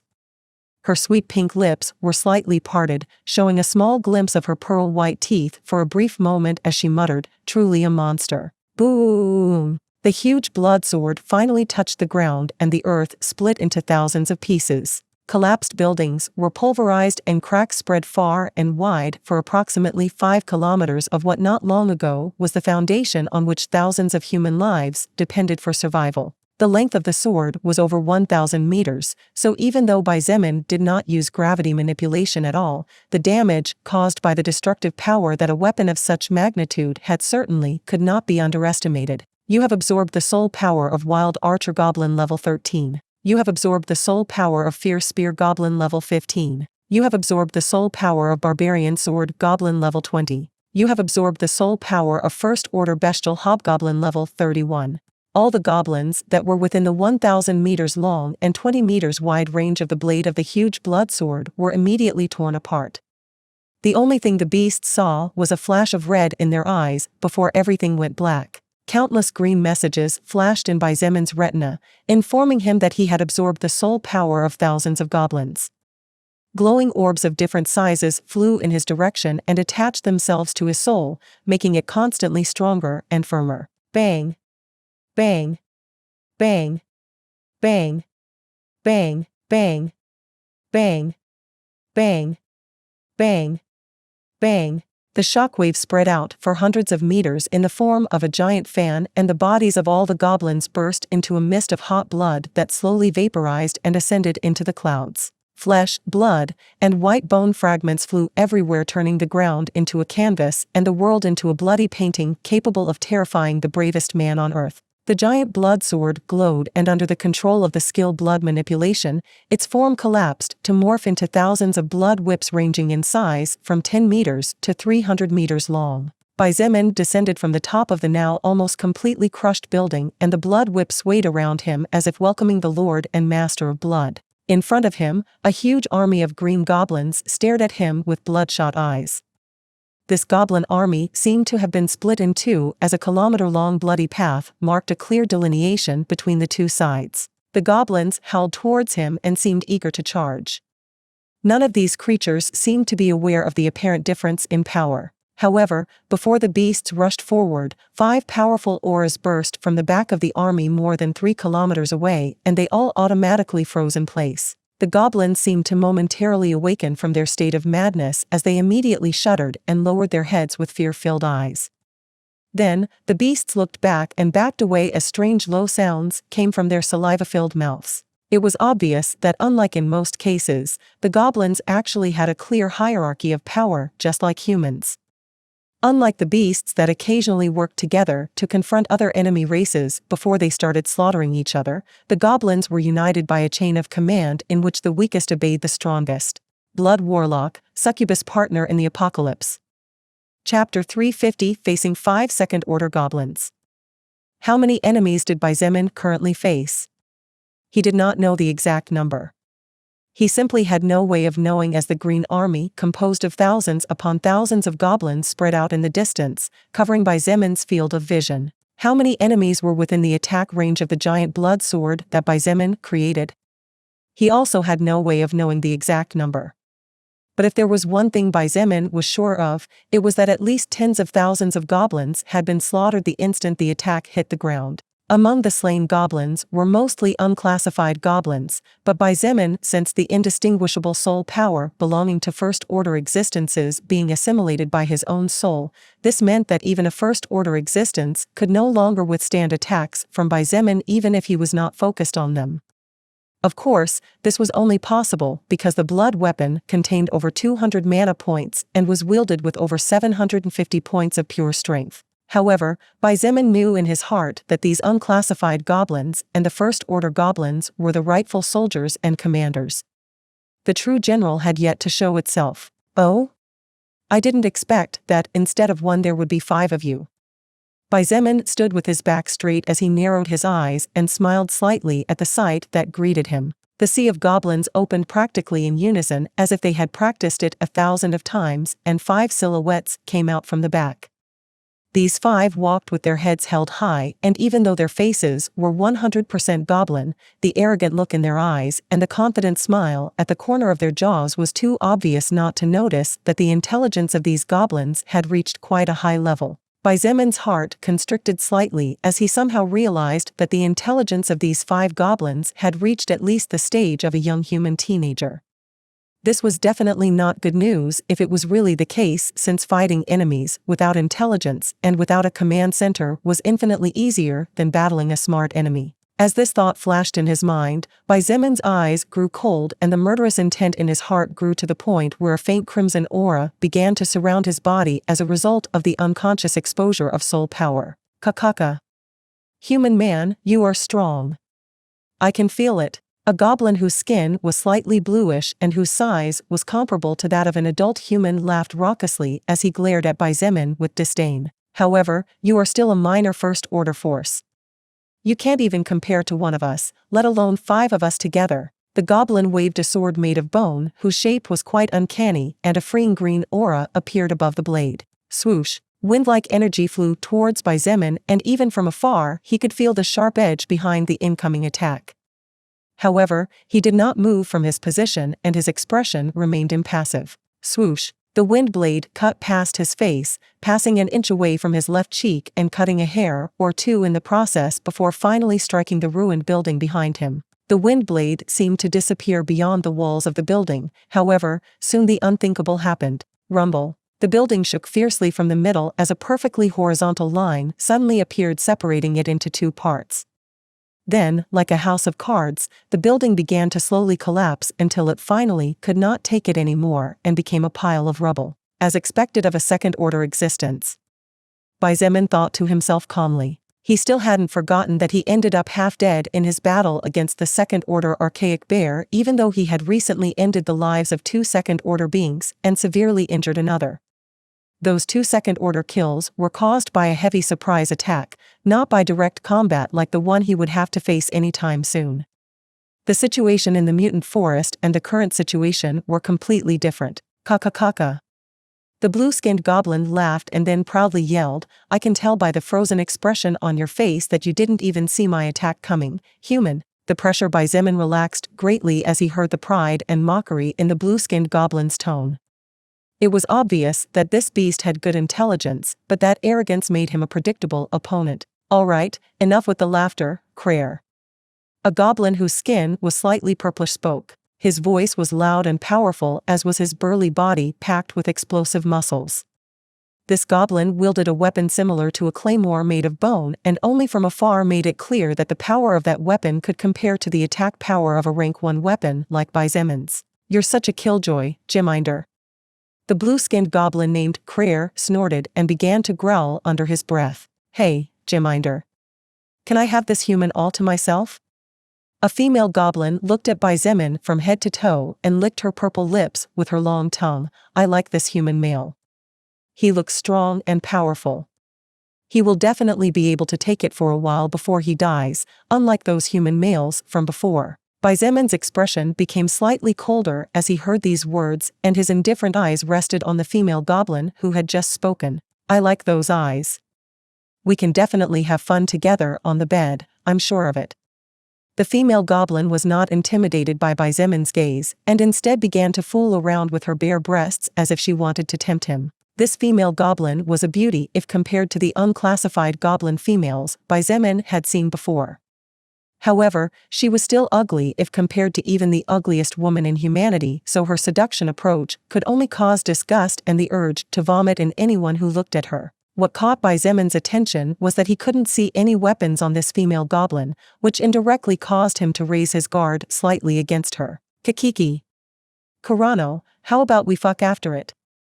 Another goblin spoke as he looked at the second-order goblin female with lust. This goblin had a bone staff in his bare hands and appeared to have a white beard similar to that of a human elder. The most striking thing was that this goblin was actually wearing human clothing and if not for his shaved green head could pass for a human being if viewed from distance and from the back. Fuck? The female goblin named Kurano looked at the crotch of the goblin who had just given her an invitation and sneered, "Abil, did you forget how your little Tang didn't even manage to make me come even once? You fucking disgusting monster. Kikiki." The bone staff goblin named Abil didn't mind and instead laughed again as if he had heard a good joke. "That's enough." The burly goblin with the bone claymore named Xietain bellowed and released a huge pressure as he said with a slight tinge of anger in his voice, "You three, why can't you be more like Anak and act a bit more serious?" Hearing Xieitain's words, the other three goblins immediately fell silent and cringed slightly as they felt the pressure exuding from the muscular goblin's body. Xieitain's pupils twitched slightly as he felt the huge pressure released by the goblin named Xietain. This beast was definitely the most powerful being Xietain had ever faced. He took a sidelong glance at the goblin that had been silent until now, the one called Anak, and noticed that this goblin carried a normal bone bow and a quiver stuffed with bone and blackwood arrows on his back. The expression on this goblin's face was serious and cold as he stared at him and fiddled with the string of his bow as if he couldn't wait to try something. When everyone was silent, Xietain looked at Xietain and said with seriousness, "Human, surrender. I know you are strong, probably as strong as me despite being one stage below." "What, Xietain, is that true?" "Kikiki. Impossible." The four goblins had different reactions when they heard the words Xietain had just pronounced. They all looked at Xietain and then looked back at Xietain and their wide eyes showed how surprised they were. "Humph."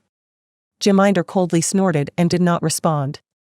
All of his attention was on Xietain as he calmly said, "If you and I were to fight in a 1 versus 1, your odds of victory and survival would probably be around 40%.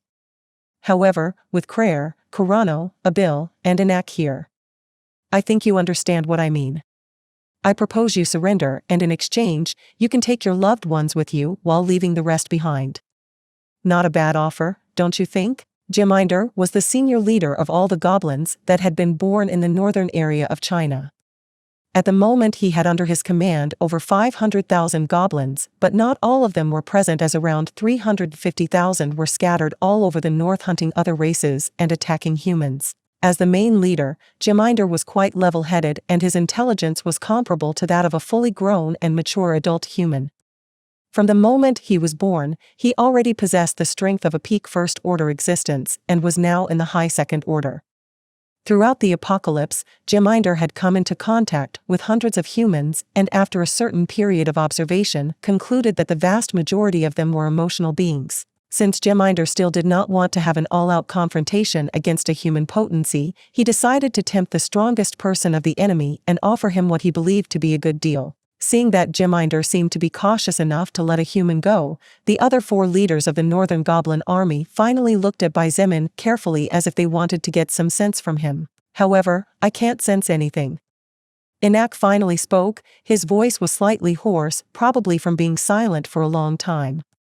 The goblin with the bow shook his head and said confused and with slight arrogance in his voice, "Even though the power within him is very pure, it doesn't seem to be enough to threaten us, proud second-order goblins." Xietain ignored Anak and overlooked the nod of the other goblins beside him. Instead, he pursued, "How about it, human? Not a bad deal, is it?" Xietain did not speak from the beginning except when he was surprised by the arrival of 5 second-order beings. He observed and studied the characteristics of the enemies in front of him very carefully. Seeing the weapons of each one, it was not difficult to imagine the type of position on the battlefield of the goblins.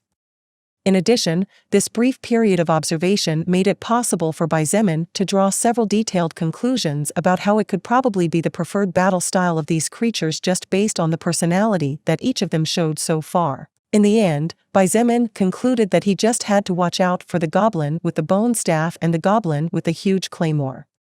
Then, he just had to be a little cautious with the female goblin and always keep an eye on the silent goblin. As for the names of these goblins, he didn't even pay attention to them, so he couldn't remember them at all. They were just a bunch of disgusting beasts that only knew how to slaughter or rape but dared to give themselves names. Xietain felt like vomiting at such a thought. His expression was as cold as ice as he said indifferently, "I don't understand beast language. How about you try again?"